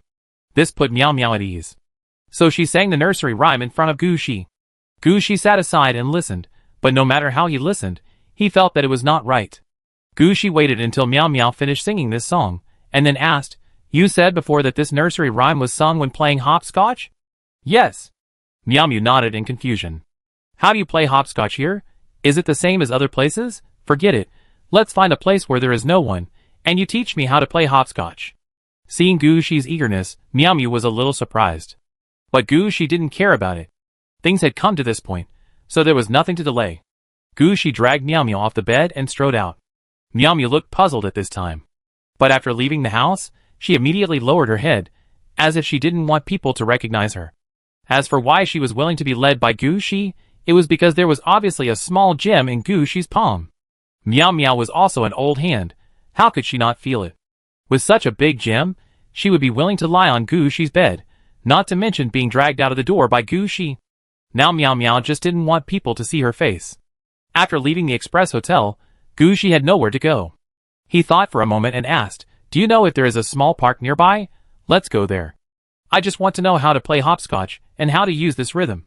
Meow Meow nodded, without saying anything more, but changed from being led by Gushi to leading Gushi. She just turned around and took Gushi to another direction. Chapter 2272. In the small park, Meow Meow drew a hopscotch map on the ground. While drawing, she explained to Gushi how to play hopscotch in Changzi City. Gushi knew that this might be the key to whether he could enter the underground of Changzi City. So even though it was a toy for children, Gushi still studied it seriously, and even played with Meow Meow in this small park. Small parks are actually not uncommon in Changzi City. Many people would go to the park for a stroll when they have nothing to do. When they saw Gushi and Meow Meow playing hopscotch, they did not come to disturb them. Instead, they smiled knowingly from a distance, thinking that Gushi and Meow Meow were a couple. In fact, they did not know that at this time, all of Gushi's thoughts were not on Meow Meow, but he was there recalling the rhythm and appearance of the tavern owner jumping under the streetlight. It was obvious that the owner used the streetlight as a hopscotch map. It was obvious that the rhythm of the owner's jumping was exactly the same as that of Meow Meow's. But Gushi couldn't jump to the point. Gushi was helpless and simply gave Meow Meow 2 more gems, and asked Meow Meow to play hopscotch with Gushi. At least let Gushi play this game clearly. Although she didn't know what Gushi wanted to do, Meow Meow tried her best for the sake of the 2 gems. She didn't care that other people were paying attention to her. As long as Gushi made a mistake, she would immediately start over with Gushi. Her attitude was like dragging her boyfriend to play in the park. Because someone was leading him, Gushi quickly combined the rhythm of the nursery rhyme with the movements of hopscotch. As the sky slowly darkened, Gushi said to Meow Meow, I feel it's almost time. Do you still want to go to work today? Meow Meow's face turned red. She understood that Gushi was asking her if she wanted to do a part-time job. So Meow Meow shook her head immediately. No, I have collected several gems in the past 2 days. I can stay at home for a month or 2. If possible, I plan to take this opportunity to play the game and see if I can upgrade my level. Oh, I didn't realize you're such a hard-working kid. I have no choice. I'm getting married soon. I have to upgrade my level to get rid of some bad marks on my body. Meow Meow said casually. When he heard this, Gushi couldn't help but blink, as if he wanted to ask, is she what she meant? Is upgrading still effective? Perhaps she saw what Gushi was thinking. Meow Meow's face turned red, and she punched Gushi on the shoulder. What are you thinking about? Nothing, really nothing. After laughing and joking, Meow Meow stayed with Gushi for a while, until the sky gradually darkened and the street lights were turned on again. Then she found an excuse to leave. Gushi looked up at the street lights, and made a quick decision in his heart. Tonight, he would try to see if his guess was correct. See if there is a way to enter the underground world of Changzi City. Of course, Gushi must get everything in Changzi City settled. Just now, Gushi received a reminder from the Orange Guard Xingoa that he was patrolled at least 3 times when he was learning hopscotch in the small park. It was only a few hours, and he didn't do anything out of the ordinary, but he was targeted. If he revealed something different, he would be unable to move in Changzi City. So it is better to do some things in advance. After staying in the park for a while, Gushi quickly thought about how to quietly step on the light and shadow of the street lamp to complete a hopscotch. The quietness here means not to be regarded as a weirdo. Thinking of this, Gushi set his sights on the tavern again. On the way back from drinking happily, stepping on the light and jumping back, this is actually understandable. Anyway, he has used the tavern as an excuse several times, so Gushi doesn't mind this time. Thinking of this, Gushi stood up and headed towards the tavern. Gushi had already thought about it. He would go to the tavern and have a couple of drinks first. Then he would pretend to be drunk. When there were no people around, he would jump on the empty street under the shadows of street lamps. After jumping, he would go back to the Express Hotel to rest. Let's see if today will be affected. Can he follow the boss's path to enter the underground of Changzi City? With this idea, Gushi's steps were obviously much lighter. But when Gushi arrived at the tavern, he found that something seemed a little wrong. There seemed to be something missing in the tavern. Gushi looked up and looked around. It was getting darker. At the same time, the tavern had started to do business. Many guests had already sat down at their respective seats to eat and drink. Except for Old Wang, who had not been able to come out for the past few days, other regular customers sat in their seats and ate the same food that had not changed for thousands of years. It seemed to be no different from before. Gushi looked around in confusion, and then looked at the tavern again. At this moment, Gushi's eyelids jumped. Some of the things that the boss carved with golden pine were gone. Gushi thought for a while, found a table and sat down, and said to the boss, "Boss, 8 tails of wine first, 10 skewers of venison and tiger meat each. 5 skewers of leeks, a dozen oysters. This is it for now, and we will order more later if it is not enough." The boss glanced at Gushi, raised his hand, and put a wine glass on Gushi's table first. At this time, Gushi suddenly asked, "Boss, do you think this place seems a little empty?" The place Gushi pointed to was the place where the boss had placed his sculptures before. The boss turned his head, and his eyes seemed to become a little blurry. "Really? I don't feel anything. How could there be a vacant place here? It's just right for a bucket of wine." The boss's reaction was obviously wrong. If Gushi hadn't been sure that the boss in front of him hadn't changed in appearance, someone would have suspected that he had changed. It seems that something must have happened today. Should we try again? An idea suddenly occurred to Gushi. Just as Gushi was about to speak again, the special bracelet on his left wrist moved slightly. The flame of the spiritual lamp appeared beside Gushi. This flame made Gushi's mind clear. The boss was affected by the power of the mind. Gushi made a judgment in his heart at the first time. However, there was no way to remind the boss of this matter. Gushi looked at the wine glass that had just been filled with wine, and suddenly smiled in his heart. This might be a way. "Boss, this glass is for you." Chapter 2273. Gushi poured a small glass of wine and pushed it towards the boss. Gushi, who had been to the tavern several times, knew that the boss usually didn't drink, but if someone invited him, he wouldn't refuse. At least Gushi saw the boss drink a lot yesterday.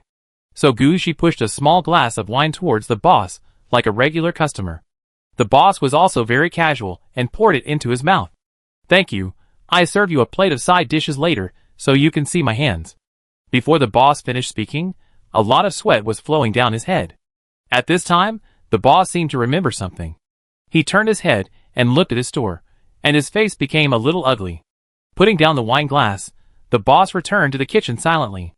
Gucci also put down the wine glass, tilted his head, and asked the familiar customer beside him, "Boss, what's going on?" "I don't know. I have never encountered such a situation." At this moment, the red light suddenly turned on in the tavern. Although there was no sound, the flashing red light still made all the familiar customers stand up. Gucci looked at the familiar customer, who had just spoken, with a puzzled look on his face. He said helplessly, "I know this is a spy." "Huh?" Gucci looked at the person in front of him with a puzzled look, but found that they stood at the door naturally, as if waiting for something. Gucci was puzzled at this time, but he finally followed those familiar customers and stood at the door waiting. At this time, several players in white clothes and holding lanterns rushed in from outside the door. Gucci could tell at a glance that the lanterns in their hands were the same as the street lamps outside, and they were all special tools. As soon as they entered the tavern, the players saw the familiar customers standing in front of the door. They didn't say much, and directly shone the lights on everyone. After completing this action, the leader asked there, "What's going on? Why did you turn on the alarm?" At this time, the boss also came out from the back kitchen. As he walked, he said, "I may have been brainwashed by someone through mental magic. I don't know when I was brainwashed, but I am sure that they took away a lot of my things. Look at those places. There should have been wooden carvings that I made. Now they are gone." Looking at the place where the boss pointed, everyone can see that it is empty. Although this place has obviously been covered up, the traces left by time are not so easy to erase. A few white-clothed players just went forward to inquire, and found that it was really as the boss said. There were ornaments here before. Although the dust has been cleaned, some changes caused by light or oil are not so easy to eliminate. Just take a look around, and you will know that there were things here originally, but now they have been taken away. Can you tell me the details of the situation? Also, do you have any suspects? When the white-clothed player was asking questions, Gucci noticed that most of the regular customers were looking around, as if they wanted to find out what was going on. Gucci was a little speechless. Could they listen to this? Aren't they afraid of being caught as spies? In fact, Gucci had wrongly blamed the residents of Changxi City. The residents of Changxi City have a strong anti-espionage awareness, but their nature of loving gossip and joining in the fun has not changed.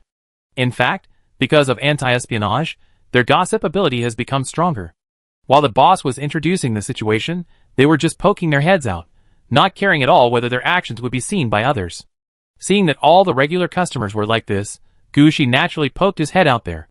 At this time, the white-clothed players had already figured out the situation. They said to the boss, "We already know about your situation, and we will investigate it thoroughly. We already have a rough goal. But you also know that some things are beyond our authority. So there are some things that we will not tell you even if there are results. For the things you lost, we can only try our best to help you get them back. As for whether it can be approved in the end, it depends on how big the incident is." The boss also understands some of the situations in Changxi City. If his things really become evidence in some major cases, it will be difficult to get them back. The boss could only sigh helplessly at this time, feeling sorry for his things. Those are all his childhood memories. After the white-clothed player recorded everything and left, the regular customers also surrounded him, wanting to know what was going on. The boss calmed down at this time and explained the situation to the regular customers. It turned out that a 2-meter-tall strongman came in the daytime. When he came in, he just wanted to eat noodles. As he ate, he slowly talked about the underground world of Changxi City. This is actually a reserved program in the tavern. The boss usually said that he didn't want to talk about it anymore. But when the regular customers helped to blow it, the boss didn't stop it, which shows the boss's thoughts. So when the strongman asked about this, the boss actually said a few words secretly. But because it was daytime, there were no regular customers to help brag, so he had to do it himself. After just a few words, the strongman asked all kinds of details. But the strongman obviously underestimated the boss. The boss is from Changxi City after all, and if someone keeps asking questions like this, there must be something wrong. So the boss stopped bragging and looked at the strongman seriously. It seemed that he wanted to find out what was going on with this strongman. The strongman also reacted quickly. When he saw the boss like this, he knew that the boss suspected him. So he glared at the boss, and the boss knew nothing. Hearing this, all the people who were listening to the story, including Gucci, cut off their words. This is really a story that ended halfway. Such a person would not have a little penis. The boss was actually helpless. He really didn't know what the situation was in the end. If Gucci hadn't invited him to have a drink, he might still be confused at this time. When he slowly reacts after a few days, he may have forgotten all of this. Then even if he sees the empty space in the tavern again, he will not remember what happened before. It's a pity that Gucci has a hand in everything. With Gucci's glass of wine, the boss remembered what happened before, and then there was the scene just now. I believe it won't be long before the strongman will be caught by the white-clothed player. After all, in the eldest son city, a spy who is discovered cannot escape. Chapter 2274. In order to thank the regular customers and Gucci for their help, the boss was quite generous. He immediately gave everyone a large glass of amber-colored white wine as a treat. The regular customers in the tavern were quite happy. They were all old customers here, and they all knew that the boss had several barrels of aged good wine that he had brewed when he was a child.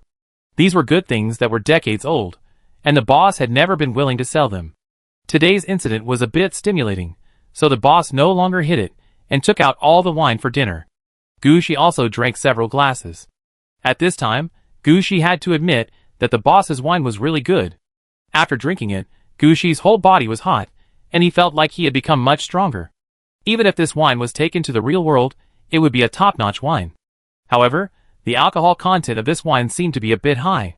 Gucci felt a bit dizzy after drinking a few glasses. But he didn't forget his plan. Although the boss had some problems, the problem had been solved. Gucci planned to take advantage of the alcohol and play hopscotch back to the Express Hotel. In order to avoid too many onlookers, Gucci drank until about 11 o'clock at night. There were not many people on the street at this time, and the street lights cut the street into grids. Gucci played hopscotch with Miamu all afternoon. Looking at the changes in light and shadow in front of him, he felt like he was standing on the hopscotch map again. At this time, the rhythm of the nursery rhyme also rang in Gucci's ears. He followed the rhythm and jumped step by step on the light or shadow. Gucci had not danced as smoothly as he did now this afternoon. As he danced, Gucci even forgot why he was playing hopscotch here. He just smiled happily and danced. Although it was already midnight, there were still people coming and going on the road of Changzi City. They were shocked at first when they saw Gucci's actions, and then they saw Gucci's red face and the strong smell of alcohol on his body, so they didn't care about Gucci anymore. Every night, there are drunk players running and jumping on the streets of Changzi City. Gucci's behavior is not the most excessive one. The one running naked on the street in front is the more excessive one. For someone like Gucci, at most he will make a scene. If there are people he knows, they will send Gucci back home. If there is no one he knows around Gucci, when he falls drunk, the patrol team will send him to a relatively safe place, at least to ensure that Gucci will not be hit and killed by a car passing by in the middle of the night. As for whether the drunk person would sleep well after being dragged away, no one cared. After all, it was much better than sleeping on the street. Gucci was not too much at this time, so many passers-by just looked at Gucci and walked away. No one paid any attention to Gucci. After Gucci jumped for nearly 30 minutes, he was sweating with the smell of alcohol. Although Gucci looked tired at this time, he was in high spirits. Gucci noticed that when he was playing hopscotch, the street lights on the roadside would flicker a little. The rhythm of the flickering was exactly the same as the rhythm of the nursery rhyme that Gucci used for hopscotch. It seemed to be true. Gucci's eyes lit up, and the last bit of drunkenness disappeared. Just as Gucci was about to jump again, he suddenly heard the time of the orange guard knew 9 tails. Something's going on. Activate the effect of the mind lamp.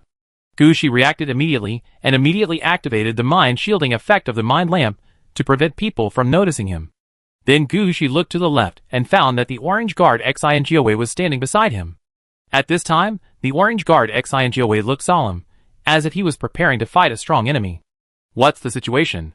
You made a lot of noise just now, and an enemy using mental spells is targeting you.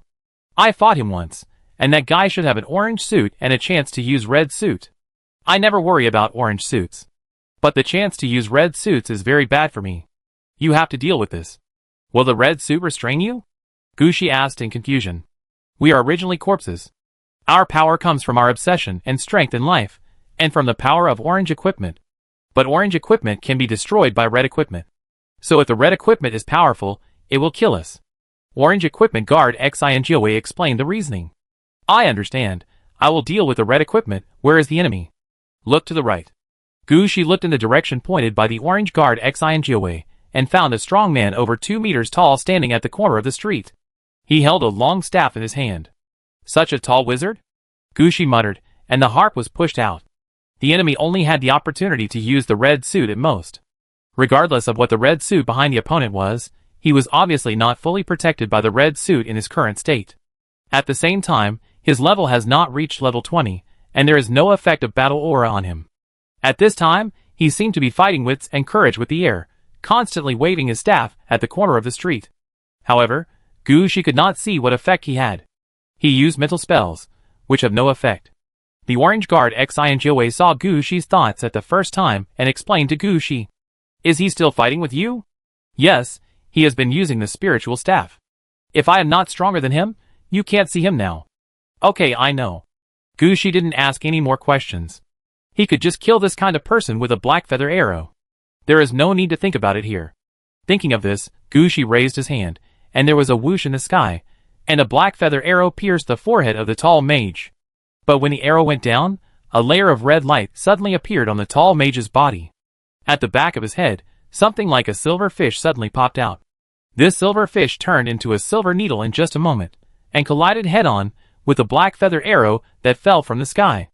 The black feather arrow that could have killed the enemy instantly exploded on the spot. When the shock wave of the explosion disappeared, the tall mage also disappeared. Gu Shi saw the situation there clearly. Gu Shi said solemnly, "It's the number of times the secret eye has been used. That guy is from the Zhoushu tribe." Chapter 2275. Gu Shi is the most familiar with the red outfit of the octopus head of the Shujo tribe. The last time Gu Shi killed the octopus head, he got the number of times the Eye of Secrets can be used. In order to deal with the octopus head, Gu Shi can be said to have done targeted research for a long time. Gu Shi will never make a mistake about the number of times the Eye of Secrets can be used. In addition, he can fight back and forth with the orange-equipped guard, the new Nine Tails, in terms of the mind with an orange equipment. This is obviously the performance of the whole tribe's psychic warlocks. If Gu Shi couldn't guess who the other party was, he really shouldn't stay in the game. Can you find him? Gu Shi asked immediately when the octopus head disappeared. The other party specializes in effects such as mind shielding. The real mind magic means are not strong, but those hidden little moves are quite annoying. The orange guard Xinjiawei muttered immediately. However, she still helped Gu Shi lock a position. The enemy is here. Following the direction pointed by the orange-clad guard Xinjiawei, Gu Shi actually saw a 2-meter-tall mage running out quickly. This tall mage ran very fast, and his steps were very heavy, but he did not attract anyone's attention. Even if passers-by walked by him, no one cared about his behavior. It was obvious that this was the power of mental shielding. Gu Shi himself often used this power to make people ignore him. Unexpectedly, he was almost tricked here. This situation made Gu Shi very unhappy. It's not that easy to run. Gu Shi didn't even think about it, and shot out a black feather arrow. Gu Shi didn't believe that this octopus head could use the secret eye again. The octopus head, who was fleeing, felt something was wrong at the first moment. He didn't think about it, and immediately rushed forward. He blocked the last attack with the power of the secret eye. But he could only use the secret eye once, and now he could no longer borrow such a powerful power.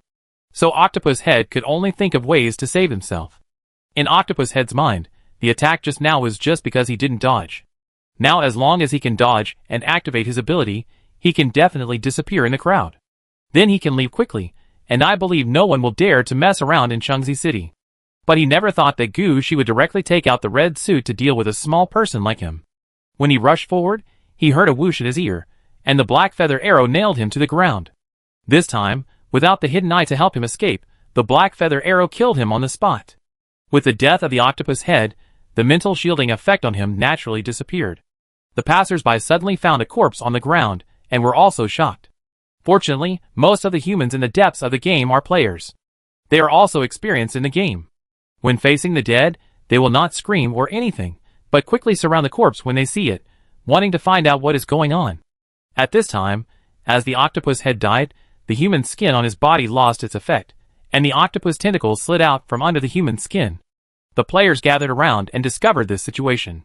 One of the players lifted the human skin on the octopus head and tore off half of the skin.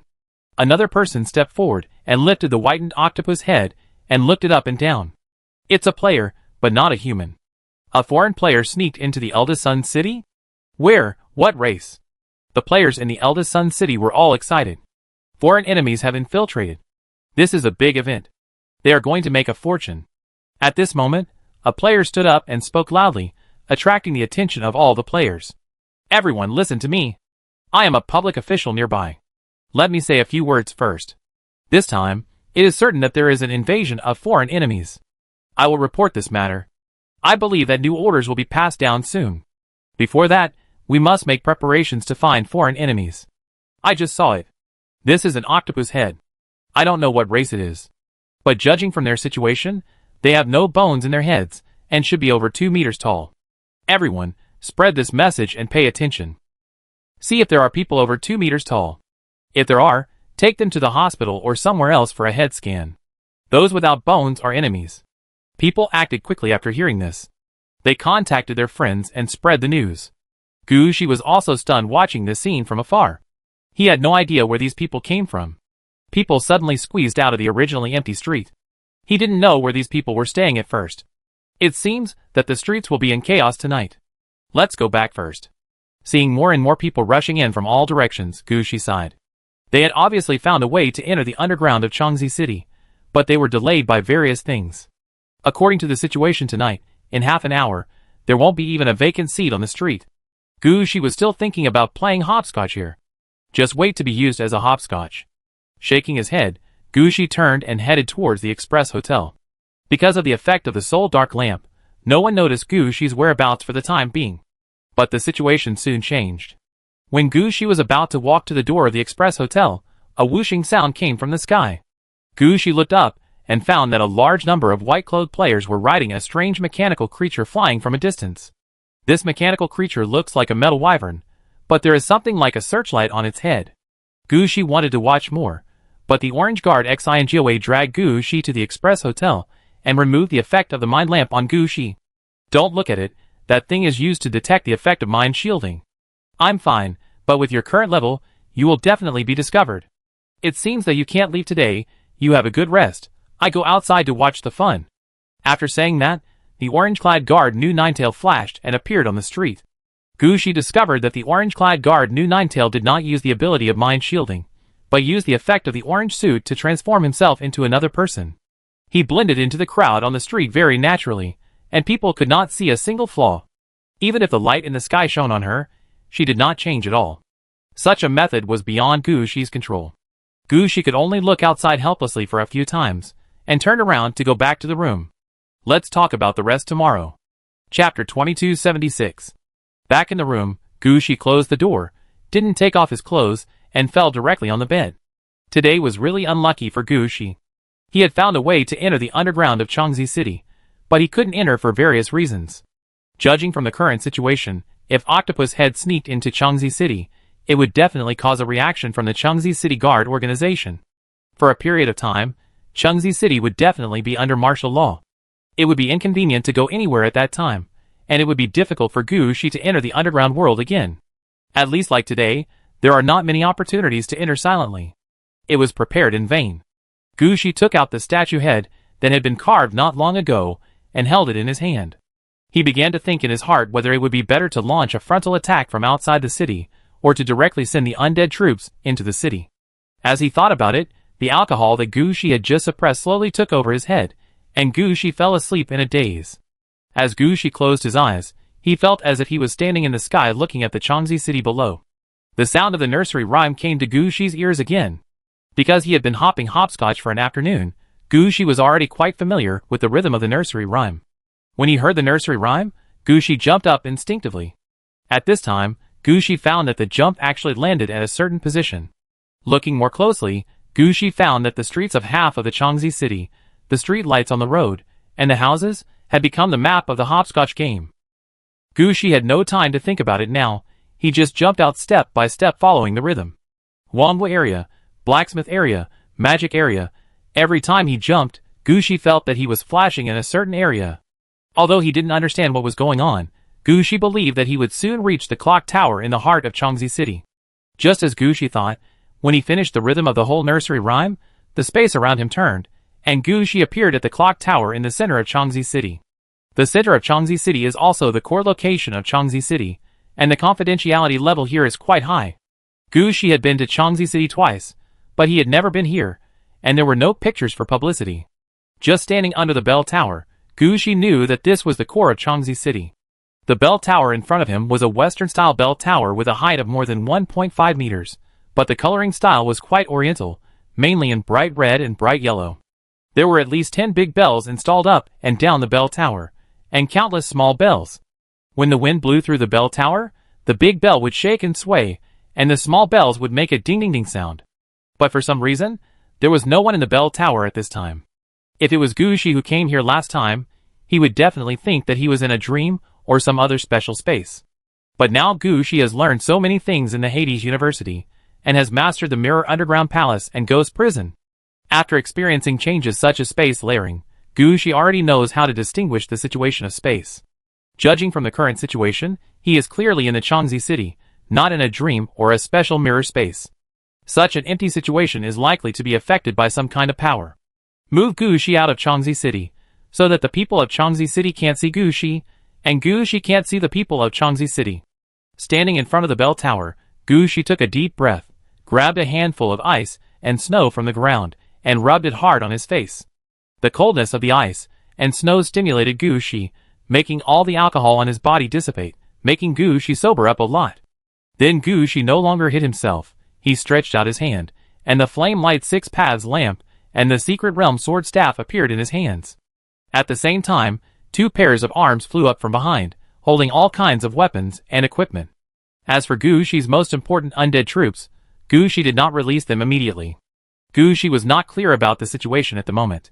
He was not sure whether the method that separated him from the people of Changzi City was only aimed at Gushi, or also at Gushi's subordinates.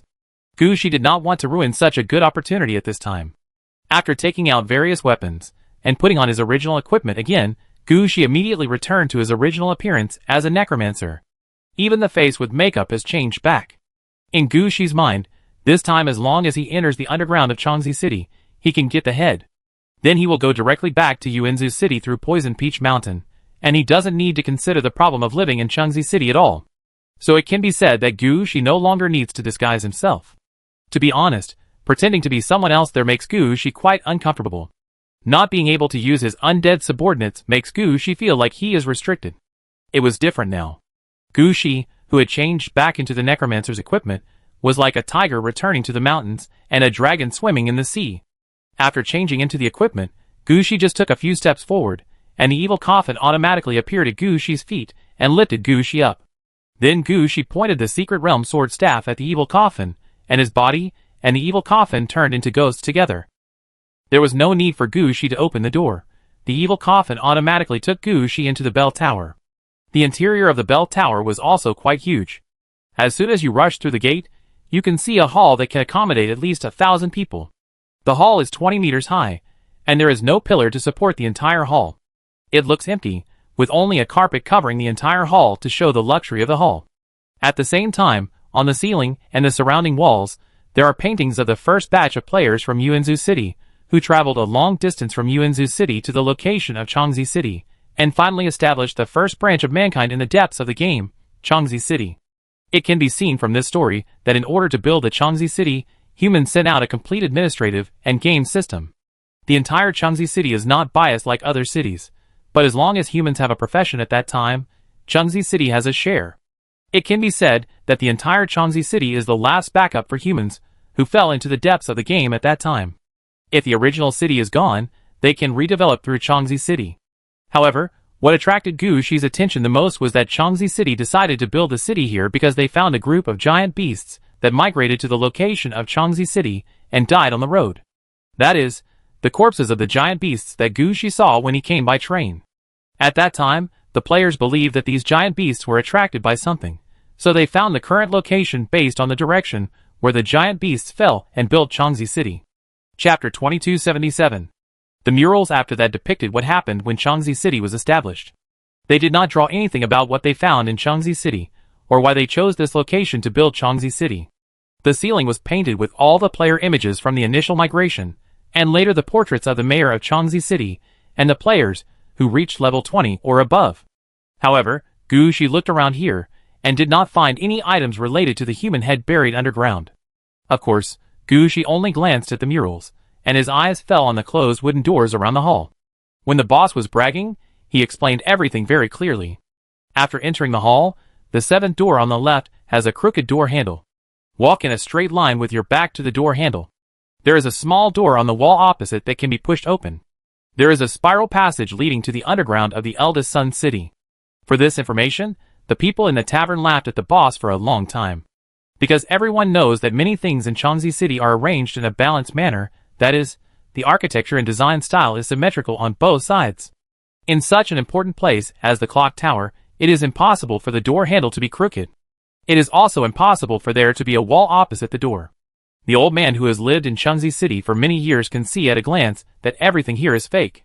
He even said a few more words for this boss. But at the moment, this information is Gu Shi's only chance.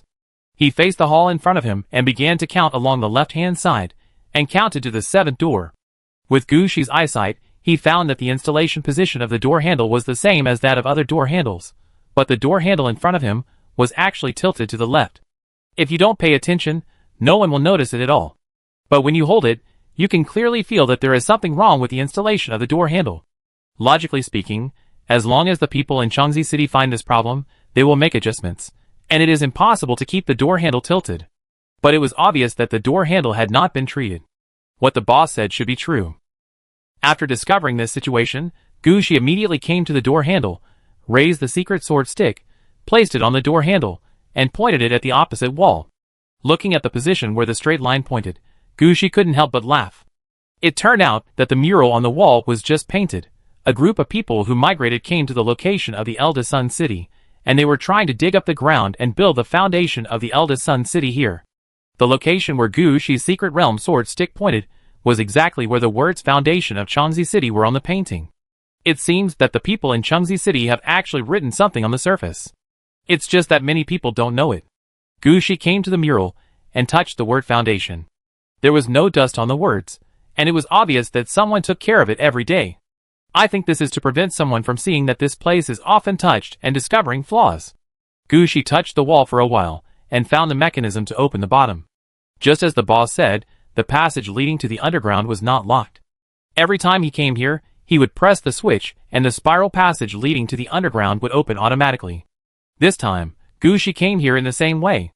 As Gu Shi found the switch there and pressed it down hard, the wall automatically opened to the right, revealing the bottomless spiral passage below. Gu Shi took a look at the size of the passage, and without thinking, he rushed down in the evil coffin. After all, he had come here, so Gu Shi would not hesitate. The evil coffin was already at its fastest speed, rushing down all the way. If there was no straight up and down passage in front of him, Gu Shi would actually want to jump directly and fly to the bottom through the Sky King, instead of circling here. After rushing down for a while, the evil coffin had brought Gu Shi to the depths of the underground. Although he didn't count the number of laps, Gu Shi immediately calculated the distance from the ground. He was now more than 300 meters underground. Gu Shi was somewhat speechless when he came down. Gu Shi rushed down in the evil coffin, and it took him a while. The boss was just a child. How did he manage to run to the bottom in a short time? Gu Shi really couldn't figure this out. Could it be that children were treated preferentially on this road? While muttering in his heart, Gu Shi controlled the evil coffin to move to the left. According to the boss's details, there is a short rock passage in front of us. You must rush through it to enter the Golden Pine Forest underground. This passage is not difficult to walk, but there are bends and some forks. The boss explained the situation of this passage very clearly. Left, left, left, left. You will never go wrong if you follow this route. The boss was very confident about this point, because he had walked this road countless times before. As long as you follow this order, there will be no problems. Gu Shi has always remembered this. When the evil coffin rushed forward, Gu Shi had already explained the route clearly. So the evil coffin moved very quickly, and just turned around and rushed into the passage. And Gu Shi also took this opportunity to look at the passage in front of him. The underground passage in front of him was actually quite large, with a distance of at least 40 meters between the ground and the ceiling. There was a fork in the road almost every 50 meters in the passage. There were usually 2 forks, sometimes 3, sometimes very obvious, sometimes very hidden, and it was very likely that one would pass by it without being careful. But Gu Shi and Xie Guan both have pathfinding skills. In this kind of maze, Gu Shi walked quite smoothly. In just a few minutes, Gu Shi rushed out of the passage and rushed into the forest under the Changxi City. When he entered the forest, Gu Shi felt a bright light in front of his eyes, as if it was dawn. But Gu Shi soon discovered that the light did not come from the sky, but from the golden forest on the ground. Each golden pine tree emits a faint golden light from the inside out. Although the light emitted by each golden pine tree is not strong, the forest here can illuminate the entire underground space. It allows people to see everything in front of them clearly in the underground space. See clearly the black liquid dripping along the black silk thread at the top of the underground space. See clearly the strange colored mushrooms under the golden pine trees. See clearly the strange insects flapping their wings in the woods. Chapter 2278. The boss didn't mention this. Gushi muttered as he looked at the strange insects buzzing in the woods. These strange insects are mainly purple, green, red and bright yellow, about 70 centimeters long, with the upper body like a fly and the lower body like a flower, and they fly very fast. When they gather together, they look like clouds of different colors. This is clearly a group of dragonflies with different attributes. Gushi has seen this kind of thing before, and he has a troop of corpse poison flies under his command. The biggest feature of this swarm-like undead army is that the more you fight, the more they will appear, and they can also split themselves. Although their level is not high, they are still quite useful in some places. Gushi usually releases this swarm-like army outside the city of Aridov. Now the number is increasing, and there is even the possibility of forming a cluster. It can be said that the strength and number of these dragonflies are nothing in Gushi's eyes. Not to mention the other swarms under his command, the corpse poison fly troops can kill all these dragonflies. The reason why Gushi was muttering was not because of the number of dragonflies here. He was curious about how these dragonflies appeared. You know, when you come here, you can guarantee that you have not come into contact with any enemies. He did not meet anyone, so why did he encounter so many dragonflies before he entered the Golden Forest? In fact, Gushi did not know that the boss came in like this. The troops guarding the Golden Forest have always been confused. They clearly felt someone coming in, but they didn't see any human figure, and they couldn't catch anyone. Later, they thought of many ways. Human eyes and magic couldn't catch people, right? So they didn't need humans.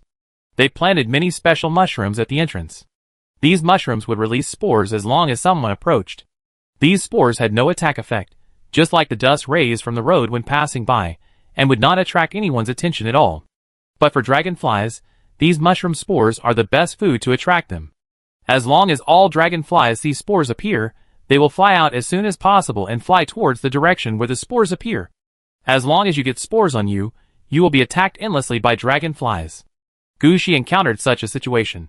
As for why these dragonflies were invisible at first, and suddenly appeared later, it was because the dragonflies had locked onto Gushi, so Gushi would naturally see these guys. We are already here, it seems unreasonable not to fight, Gushi said as he raised his hand, and the steel gate appeared behind him. The steel gate, which had been upgraded several levels, immediately blocked the passage for Gushi to enter. Since they have already decided to fight, Gushi will definitely use his strongest strength to fight. He will not allow anyone to suddenly attack from behind. So blocking the passage first is the first thing Gushi has to do. Then the garrison gate is pushed towards the direction of the Golden Forest. Didn't the opponent release the dragonfly? Gushi's undead insect swarm troops can all be released. Although they don't have a corresponding hero to lead them, their number is enough to crush them.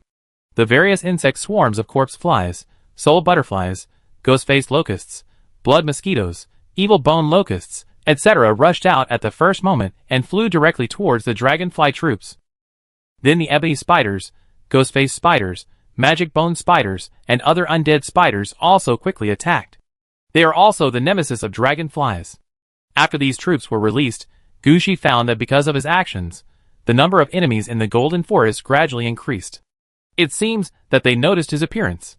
Gushi smiled, raised his hand, and blew out the ghost flower.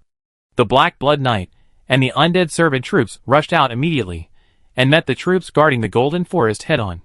The troops guarding here belonged to the players guarding here in the Eldest Sun Town. They were mainly jungle shooters and druids, who fought in the forest. In addition, there were some mages on the human head side, who were researchers studying human heads. Finally, there were some psychics, who were used to deal with intruders. The number of players of these four professions is not that large, adding up to about 7 40-man teams. Normally, it is enough to guard such a large golden forest. But today, facing Gushi's army, this amount of troops is not enough. However, these guards belong to the core guard force of Changzi City, and are also the key reinforcement force of Changzi City. Each of them has an orange equipment in his hand. And the orange equipment in their hands is really the orange equipment made by Changzi City, not the orange equipment used by the soldiers that Gushi saw in Molon City. Although it is not possible to build it specifically for all players, We have tried our best to fit the characteristics of these players. It can be said that in the eyes of these players, they are less than 300 people and can challenge a 10,000-man army. Even if 30,000 or 40,000 people break into the Golden Forest, they can rely on the forest for defense, delay the enemy, and wait for the arrival of reinforcements from Changxi City. As for the lack of reinforcements, they have never thought about it. In their eyes, the entrance to this underground forest is right in the center of Changxi City. Just randomly dispatch some players. There will be no lack of reinforcements. But they never expected that the Black Blood Knights and undead servant released by Gu Shi were notoriously unreasonable among Gu Shi's troops. On the surface, their appearance and equipment are exactly the same. But if you don't fight, you don't know what kind of existence you are facing. Maybe you can fight 10 or 8 Black Blood Knights by yourself, and find that these guys don't seem to be that strong. Maybe you look at the skeleton soldiers in front of you alone, and want to pick up a soft persimmon, but before you get forward, you are chopped by the opponent's sword. Anyway, if you only look at the appearance, you really can't be sure of the other party's background and strength. If it's an ordinary undead, it's fine. If you accidentally encounter a demigod or level 60 undead, then I'm sorry. I have the orange equipment you have, and I have the orange equipment you don't have. My level is higher than yours. Although I am a soldier, and you are a player, you may not be able to beat me. Not to mention that there are quite a lot of such soldiers. Gu Shi's Black Blood Knights and undead servants are not like his other soldiers. They have to be mobilized to the city gate or put on a mud truck before they can be deployed. As long as there are ghost flowers, Gu Shi can send as many as he wants. This time, Gu Shi was quite straightforward, and he wanted to make a quick decision. He directly released all his Black Blood Knights and undead servants. After doing this, Gu Shi started to send mud trucks and let them rush to the center of the Golden Forest, without paying any attention to the battle here. In Gu Shi's eyes, these players who were guarding here were doomed. Chapter 2279. After releasing the Night Blood Road, Gu Shi really ignored the battle in the Golden Forest. He released 10 mud trucks for the main battle and 10 mud trucks for the undead porters, put them in front to clear the way, and he followed behind and rushed towards the center of the Golden Forest. Although Gu Shi has the title of being 3 feet high, in this situation, Gu Shi can still distinguish between the important and the urgent. The golden pine trees here, and the mushrooms of various colors under the trees, are good things that can be seen with the naked eye. But compared with the head of the ancient god corpse, these things are not worth mentioning. Gu Shi's current target is only the head of the ancient god corpse. He will not stop until he sees the head. This is why Gu Shi started killing directly after entering this underground space. Now that he has reached this position, all those who stand in front of Gu Shi are his enemies. When rushing inside, Gu Shi also noticed that there are actually other guards in the Golden Forest. It's not just the less than 300 players guarding. In addition to the dragonfly that discovered Gu Shi at the beginning, there are also some beast troops in this forest. It seems that most of the druids guarding here are from the Zhu direction. The Zhu is a promotion direction for druids, which is somewhat similar to the branch route of summoning the undead after the necromancer reaches level 5. Zhu druids mainly summon beasts and special creatures to fight together. When taking this route, they can also choose elemental or natural spells, or the transformation route to practice concurrently. Of course, there are also pure Zhu druids.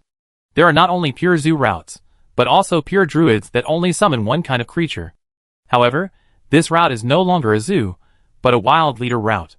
This is a branch of the Zhu, and I won't explain it in detail here. As a branch of the druid route, the Zhu needs the largest forest. After all, the creatures they summon need food to supplement and strengthen. In this Golden Forest, there are at most 40 Zhu druids at the same time. When Gu Shi rushed in, he clearly felt the enthusiasm of the Zhu druids. In the front were more than 40 special beasts, with obviously different colors and sizes. Following behind were a large number of ordinary beasts. Among these beasts, bears, wolves, lions were the main ones, wild boars, snakes, and turtles were the auxiliary ones. There were eagles and crows in the sky, and vines that could move freely on the ground. In addition, there was something like a ball of light flashing back and forth among the beasts. This ball of light is spirituality, an auxiliary means that can increase the attack, defense, or vitality of the beasts. For druids, this spirituality is equivalent to the leader, and the special beast is equivalent to the hero. As soon as these beasts rushed out, the special beast in the front rushed towards Gu Shi. If it were an ordinary player, facing the attacks of beasts from all directions, they might be scared. But who is Gu Shi, a necromancer? He used to face attacks from thousands of undead. In Gu Shi's opinion, these beasts were not high level, not many in number, and at most a little fierce. But so what? They were not as good as the war wolves under Gu Shi's command. At the moment, Gu Shi had no intention of picking a unit to fight with him. He directly asked the undead in the dump truck to stop the attack of these beasts. At the same time, Gu Shi released 10 new dump trucks and asked them to rush forward and carve out a bloody path for themselves. The beasts on the ground and underground were blocked by the dump trucks at the first time. But no one stopped the eagles and crows in the sky, and they still flew towards Gu Shi. Gu Shi looked up, and a trace of disdain flashed in his eyes.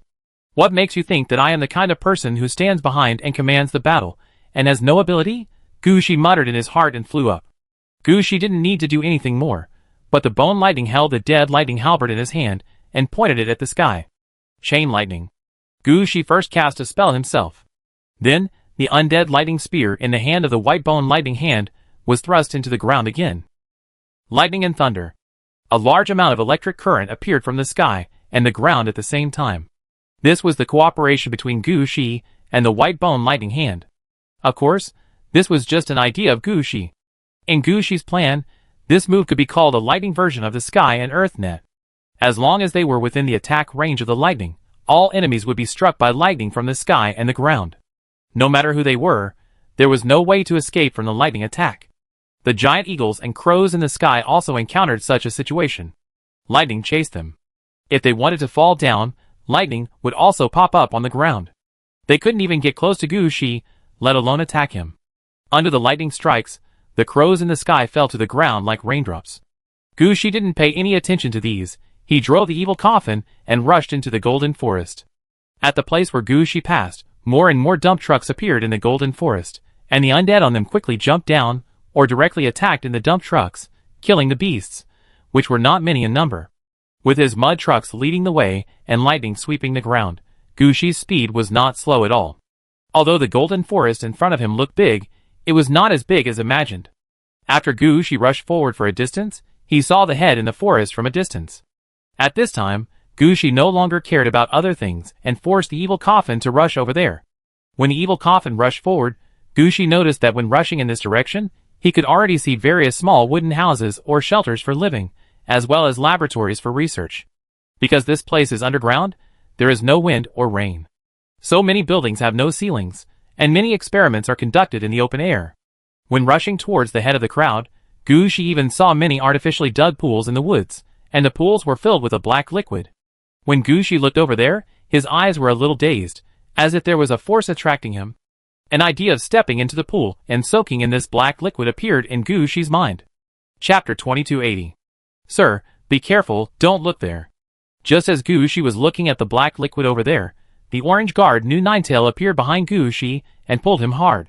Gu Shi immediately retracted his gaze and asked with some confusion, "What is that?" The chaotic liquid condensed by the obsessions and thoughts of countless people is a poison to the psychic. In every drop of this liquid, there are countless people's chaotic thoughts. If a psychic gets a little bit of it, he will be overwhelmed by these chaotic thoughts. The final outcome is either to become an idiot without any consciousness, or to directly become this black thing. There is no other ending. So it is better not to touch it. Don't even look over there. Why? It is understandable not to touch Gu Shi, but what is the reason for not even looking over there? People with super strong psychic power are more likely to be attracted. The orange guard Nu Ninetail said seriously. It was obvious that the orange-clad guard, the Nu Ninetailed fox, was also quite resistant to this thing. Okay, let's go around it, Gu Shi ordered decisively.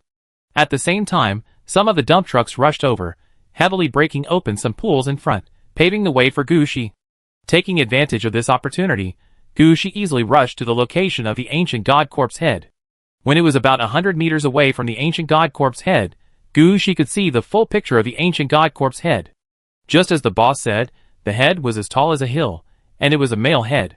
The head was placed on the ground, and the beard was like tentacles, extending to 30 meters away. From a distance, it looked like a golden carpet. Countless black silk threads fell from the sky and pierced the head. How to describe that feeling? In Gu Shi's eyes, this head did not look like something to be worshipped, but like a sacrifice. The black silk threads seemed to be extracting the remaining power in the head. From the current perspective, Gu Shi looked at it carefully for a moment, and he had already made a judgment in his mind. The head in front of him was generally dead, but there was still a trace of activity inside the head. It was this trace of activity that allowed the head to emit some mental fluctuations. If it was just an ordinary head, even if there were some mental fluctuations, it would be useless. But who made this head come from the ancient god? Even a little bit of mental fluctuations can attract the attention of many people. The huge beasts in the wild of Changzi City, as well as the humans who migrated here, were all attracted by this spiritual fluctuation. However, all the huge beasts died on the way here. The humans who migrated here found the human head, and found a way to extract spiritual power based on the spiritual fluctuation of the human head.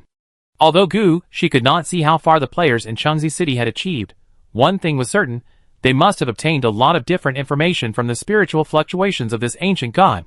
Think about the speed of technological development in Changzi City, and the orange equipment manufacturing method that has just become popular in Changzi City. Gu Shi can understand that this head of the ancient god is the most critical root of Changzi City. If this thing does not come from the ancient god, if this thing does not involve dozens of red equipment and countless new game worlds, Gu Shi may not touch this head for the time being. He will wait until the Genesis Bridge is built, and all the residents of Changzi City are moved to the real world before taking action. But this head is related to the red suit and the new game world. And the use of the eldest son city has little effect, so it's embarrassing. Gu Shi will definitely not let go of this head. Turn around. Under Gu Shi's command, the evil coffin circled the head from a distance. And Gu Shi was there observing the head in front of him, thinking about how to put this head away. Although he has not yet mastered the task of moving the head, Gu Shi feels that it should not be possible. If the head could be moved, Changzi City would not leave it here. They would definitely find a better place to hide the head, and then use better instruments to study it, instead of just leaving it here for open-air research like now. Of course, it is also possible that Changzi City cannot keep the head. After all, there is no reason why Yuanzhou City would not be tempted by such an important thing as the head. You have to know that Yuanzhou City has spent so many years thinking about it, and how much manpower and material resources have been put into it, and the current Genesis has not been completed yet. If there is such a head, perhaps the progress of Genesis in Yuanzhou City can be faster. So if Gu Shi wants to take the head, he must find other ways. For example, digging down along the ground, or directly building a city gate to send the head to Gu Shi's death city. Gu Shi's mind flashed one thought after another. But in the end, he shook his head. Changzi City has existed for so many years, and Changzi City's professional system is quite complete. There are players of various professions, and it is impossible that there has not been a necromancer who controls the Death City. It can be said that the people of Changzi City have definitely thought of various methods. Some of Chang Gui's methods may not work on a human head. If you want to remove the head, you can only use some unconventional methods. When the evil coffin stopped, Gu Shi simply sat on the evil coffin and thought seriously about what he could take out. Every time he thought of one, Gu Shi would directly deny it. At the beginning, Gu Shi still wanted to act independently, but later he thought about using all his abilities to see if he could combine them. But no matter what, the feasibility of Gu Shi's plan is not high. The only chance is to use the Nether Spirit Flower. The Nether Spirit Flower will cover the entire head, and then use the effect of Fate Selection to affect the head before it falls to the ground. Only in this way can the head be moved. The remaining methods are not feasible. But Fate. Affect the fate of the ancient gods. Gu Shi is not sure what the final result will be, but it is certain that Gu Shi's own fate will be affected. At the same time, Gu Shi's physical strength, magic power, and even vitality may not be able to support it. Although Gu Shi can now upgrade twice, facing this kind of ancient god's head, Gu Shi is really unsure. This is also the reason why Gu Shi knew that the Nether Spirit Flower could be used, but he never took action. If only the last chance of the acts of creation was still there. Gu Shi muttered to himself in his heart, and his heart gradually calmed down. Staring at the head in front of him, listening to the sound of the battle that was slowly calming down, Gu Shi, who hesitated for a long time, finally stood up. Fight. Chapter 2281. As Gu Shi stood up, a series of drum beats sounded around him. This sound was somewhat similar to Gu Shi's exclusive BGM. When the drum beats sounded, the area around him became noticeably darker, and even the light from the golden tree was not as bright as before. The third watch drum. Specially used for battlefields, time control, and strengthening of Yin Qi. Gu Shi used this move first to temporarily change the environment and make it easier for him to deal with it. At the same time, the ghost flower also floated out quickly. This time, Gu Shi did not generously cover the entire golden forest with the ghost flower, but concentrated it, and all fell on the head. And the two pairs of arms behind Gu Shi were not idle either, the ghost dragon power hand, and the Bone Lightning Hand were there to cooperate in preparing spells. The spell that Gushi was going to use this time was naturally not a lightning spell. Gushi used spells such as the Gathering Magic, the Ghost Battlefield, the Dead Witch Force Field, and the Dead Witch Army. The purpose is to transform the surrounding environment into a Een attribute. The wind-breaking and crushing hands were not idle either. Although these two arms were for force, their essence was still transformed from the incarnation of death. So when Gushi had no time to deal with them, these two arms were constantly releasing the incarnation of death. The method of releasing the incarnation of death was naturally to use the Death Legion. However, Gushi could only release two types of incarnations of death at a time. But it didn't matter. Gushi had already considered the environment in front of him before he took action.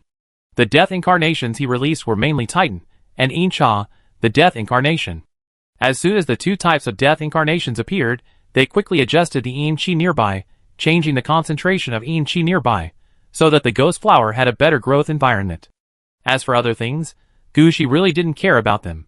At this time, he needed to focus on dealing with the people in front of him, and Gushi couldn't care about the outside things at all. Gushi only had time to issue an order to the outside, asking them to block all the passages into the Golden Forest, and even into this underground space. At least before Gushi takes the head, no one is allowed to enter here. After that, Gushi's attention was no longer on the outside. He now needs to increase the concentration of Een Chi near the head. Only by doing this step can his next plan succeed.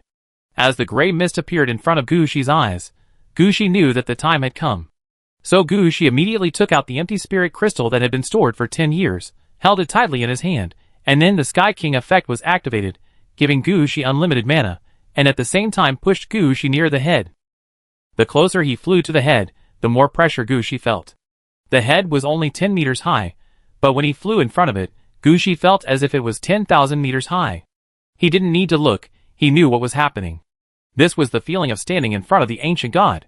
Although there was only one head, the pressure was definitely not ordinary. If it was a normal player, he might not be able to survive after reaching here. Fortunately, Gushi had seen death himself. Although death is not an ancient god, it is not much different. Gushi compared death with the head of the ancient god in front of him in his mind, and withstood the pressure. Flying in front of the head, Gushi reached out and touched the head. Fate Choice. When Gushi activated the effect of Fate Choice, he felt that his mana was drained on the spot. Even the infinite mana replenishment of the Sky King could not keep up with the speed of the current extraction. However, Gushi understood at this time that whether he could take away this head was the key. Gushi shouted, Ground Vein Node mana should be used first, then Virtual Life should be drawn first, then Ordinary Life. If it doesn't work, upgrade it by force. As for life, turn on Infinite Resurrection and save your life. After shouting this, Gushi felt a picture appear in front of him. This picture is a picture of a human head flying from the void to the depths of the game. During the flight, the human head will change to other directions. Sometimes it will even crash into the running game world, and sometimes it will fly directly at an extremely fast speed. That situation was nothing like an uncontrolled meteorite flying directly. Every time Gu Shiming's head turned, it was a turning point of fate. If Gu Shiming's strength was strong enough, he could make adjustments at this time. But when facing the head, Gu Shiming's strength was seriously insufficient. If he was now level 60, if he had a full set of red clothes, if he was already the Emperor of Fengdu, he might have more opportunities to adjust. Gushi couldn't do this at the moment. He only had one chance to adjust his fate. Whether he could succeed or not depended on this one time.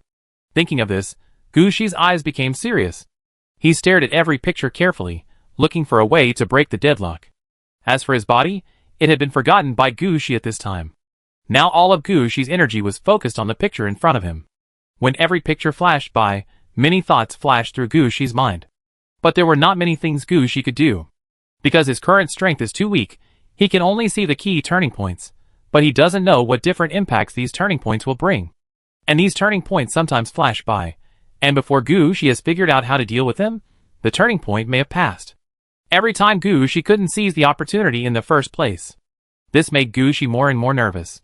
But Gushi tried hard to calm himself down, because he knew very well what he was consuming to do this. If Gushi couldn't seize the most appropriate opportunity, his efforts would be in vain.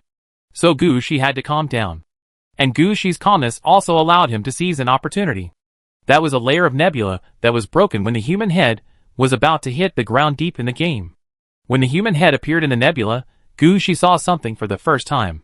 This thing gave Gushi an opportunity, and he activated the destiny choice, introducing a beam of light from the nebula into the nostrils of the human head. After completing all this, Gushi felt his whole body go numb, and the screen of fate selection popped up, and he fell heavily to the ground. Gushi rolled on the ground, and before he could get up from the ground, a series of voices came to his ears. Your mana was not replenished in time and was drained, and your vitality is being drained. Your vitality is affected, please replenish it in time. Your life will reach the limit, and your level will automatically increase. Your level will be increased to level 18, which will replenish life and mana, clear all unfavorable conditions, Constitution +1, and choose 2 of the following 5 skills as rewards. Chapter 2282. Upgraded? Gushi did not look at the options after the upgrade, he immediately got up from the ground. Gushi, who had just stood up, could not help but feel his feet soften. He found that the mana he had replenished after the upgrade was drained again. If Gushi did not make a decision, he might start to drain his life. He put a few bottles of magic potion into his mouth, and then he checked the effect of the fate choice just now. The reason why Gushi took action when the head passed through the nebula, instead of waiting for the head to fall to the ground, was entirely because Gushi saw something that Gushi recognized in the nebula. The Stargazer's sword. Of course, this Stargazer's sword is not the quasi-red sword in Gushi's hand, but the Stargazer's sword in the hand of the giant transformed from the stars. It is for this reason that Gushi realized that the nebula that the human head passed through was very likely the original appearance of the giant. So Gushi took action at this time.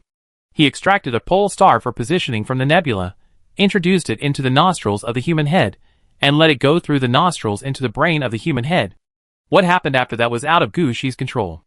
After all, Gushi had already used up his only chance to change his fate. If Gushi still wanted to change the fate of the head, it would be best to wait until he reached level 60. Gushi didn't have that strength now. After doing what he wanted to do, Gushi immediately stood up straight. The magic potion he had just swallowed, coupled with the rapid replenishment of the Sky King's infinite mana, restored Gushi's mana to the highest level. Gushi did not delay any longer. He had already done half of the work, and the next step had to be accelerated. The yin and yang of the nether spirit flower have been transformed. Everyone, get moving. Continue to strengthen the yin chi here. Naiha Bridge, Huangquan Road, and Taoshan Ghost Gate, come out. Under Gushi's order, Huangquan Road was launched into the golden forest in front of him. But this time, Gushi could be said to have invested all of himself. He launched Taoshan, which was located at the beginning of Huangquan Road. The Peach Mountain, there was actually the throne of the Great Lord at the beginning. Later, the body of the Great Lord killed by Gushi was also hung there. It can be said that this is now the starting point of the Yellow Spring Road, and the key to the Yellow Spring Road. Now what Gushi has to do is to send the head to the space of the Great Lord's throne under the Peach Mountain. This is why Gushi took action in the nebula. Gushi had only one request, which was to leave the Great Lord's location and inject it into the head of the ancient god corpse. Only in this way can Gushi's Peach Mountain fall accurately on this head. Only in this way, when Gushi puts away the Peach Mountain, the head will be taken away. This is Gushi's only chance. No matter what, Gushi has to try. Fortunately, although the choice of fate this time is a bit difficult, it is finally completed. The 2 targets locked, one is a dead thing that has died, and the other is an existence that has not been born yet, but has died in fate. Therefore, Gushi's choice does not have a big impact on fate. At most, the existence of the ancient god will consume more energy. The final outcome was actually quite successful. When the Peach Mountain was dropped, it just happened to cover all the heads. And the things that were separated in advance in fate were gathered together again at this time. In the space inside the Peach Mountain, the body of the king just fell on the head. Then Gushi decisively launched the yin-yang transformation and integrated the nearby land into the Yellow Spring Road. This time, the matter was considered a success. Just as Gushi was happy and ready to send the head and the Yellow Spring Road away, he suddenly found that something was wrong. His Yellow Spring Road could not bear the weight of the human head, and seemed to be torn apart from the game world where Victoria City was located. This situation shocked Gushi. You should know that before Gushi's Yellow Spring Road and the underworld were completed, his underworld was actually called the Mirror Underground Palace, and it still existed in Victoria City. The current situation is clearly about to break away from Victoria City and become an independent world. This situation is a blow to Gushi's Mirror Underground Palace. You should know that Gushi's underworld has not yet taken shape. Normally, even if he follows the path of the Lord of Mount Tai, Gushi should have his own underworld at level 20. At level 25, he has his own underworld administrative system. Only at this time can the underworld be separated from the original world and run on its own. Now that it is directly torn out of Victoria's City, the speed of Gu Shi's mirror underground palace will slow down, and it may even be attacked and invaded from the void or other games. Even for various reasons, part of the land will be lost. Before Gu Shi has no way to protect his own mirror underground palace. Tearing the underworld from the game is the most undesirable thing. But now there is no other way. Gu Shi's Huangquan Road and the underworld can't support this head at all. After all, this head comes from the ancient god. If you activate it casually, it will be hundreds of new game worlds. And Gu Shi's mirror underground palace is just a small space attached to a game world. The head of the ancient god can destroy the world of Victoria's City at any time. It's like a watermelon growing on a twig. Either the watermelon has the support of the earth, or the twig breaks directly. Facing the situation in front of him, Gu Shi's eyes also flashed a trace of shock. But he immediately had an idea. Gu Shi flashed and directly entered the inner space of Taoshan. At this time, Gu Shi had already done this step, and he would definitely not let the head run away like this. Gu Shi has already completed the most critical step. There is no reason why he can't do anything. Isn't it just torn out from the world of Victoria's City? As long as there is this head, it doesn't matter if there is no game world. This head can provide as many game worlds as you want. So Gu Shi only has one idea, betting everything, and binding the Yellow Spring Road and the mirror space to this head. As long as the binding is successful, even if there is no Victoria's City, the mirror space can continue. For this reason, Gu Shi must activate the head of the ancient god corpse at this time. At least he must move this thing along with his own Yellow Spring Road. When he entered the interior of Taoshan, the first thing Gu Shi saw was not the head, but the corpse of the Great Lord hanging on the top of the interior space of Taoshan. At this time, the part of the material inside the head resonated with the corpse of the Great Lord, and was pulling the head up from the ground. Countless light moved back and forth between the corpse and the head, as if they were planning to merge them together. Chapter 2283. Although there is a plan and idea for dealing with the head, when it comes to this step, there are still a lot of things that cannot be sorted out. Gu Shi's Peach Mountain is actually quite large, at least not comparable to the golden forest in front of us. The distance from the ground to the ceiling of this underground space is only more than 100 meters. The space inside Gu Shi's Peach Mountain starts at about 600 meters. The body of the prince was directly hung at the highest position inside the Peach Mountain. After Gu Shi sent the head in this time, a strong suction force was generated between the two sides.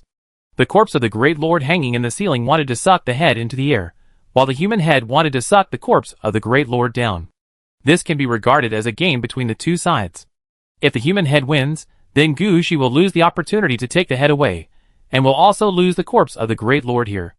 It can be said that for this head, Gu Shi really gambled everything. Gu Shi, who entered the interior of Taoshan, saw at a glance that the situation was not favorable to him. At this time, he had to change all this in a short time. And there was only one way to change it, which was to merge the location of the head with the internal space of Taoshan in the shortest time, and then collect the Yellow Spring Road and send it away together. This short time was not 1 or 2 days, but less than an hour. Because Gu Shi had already seen that the body of the prince could not hold out for that long. If it dragged on, even Taoshan would not be able to leave. So Gu Shi immediately began to draw out all his magic power, and release the Death Legion. This time, the Death Core has only one goal. Death Incarnation In Cha. This kind of death incarnation was made by Gu Shi from the corpse he got from the military last time. At that time, many death incarnations were made, but among all the death incarnations, the only auxiliary type was the Death Incarnation In Cha. Now Gu Shi has only one request, that all death incarnations work hard and use their lives to change the current environment. Originally, inside Taoshan, the death and Yin energy here would be much stronger than outside. But after the human head was locked in this space, the death and Yin chi fluctuated greatly. The current death incarnations and Yin messengers have only one goal, which is to use their lives to sort out the land brought in by the human head. Let it merge with the internal space of Taoshan. Originally, they didn't have to die. But Gu Shi needed to hurry now, so there was no other way. These death incarnations and Yin messengers didn't hesitate at all, lined up, and walked to the designated location, and then their bodies melted away, and everything on the nearby ground was straightened out. This is the specialty of the Yin Cha. They can handle everything on the ground like the Death Incarnation Titan, but they will handle it more purely. Gu Shi kept sending out the Death Incarnation Yin Cha, in order to get everything done in a short time. With such a large investment, Gu Shi finally sorted out everything in less than half an hour. At this time, the head had not left the ground for half an inch. On the contrary, the body of the great lord that had been hanging on the ceiling had been dragged down about 1 meter. From this, we can see how big the gap in strength between the two sides is. But Gu Shi didn't care about these at all. What he wanted was that the corpse of the great lord could hold the head. Gu Shi really didn't care about the rest. At this point, there was not much that Gu Shi needed to do. Seeing that the land dragged into the inner space of Taos Han had merged with Taos Han, Gu Shi decisively took the next step. Retract the Huangquan Road.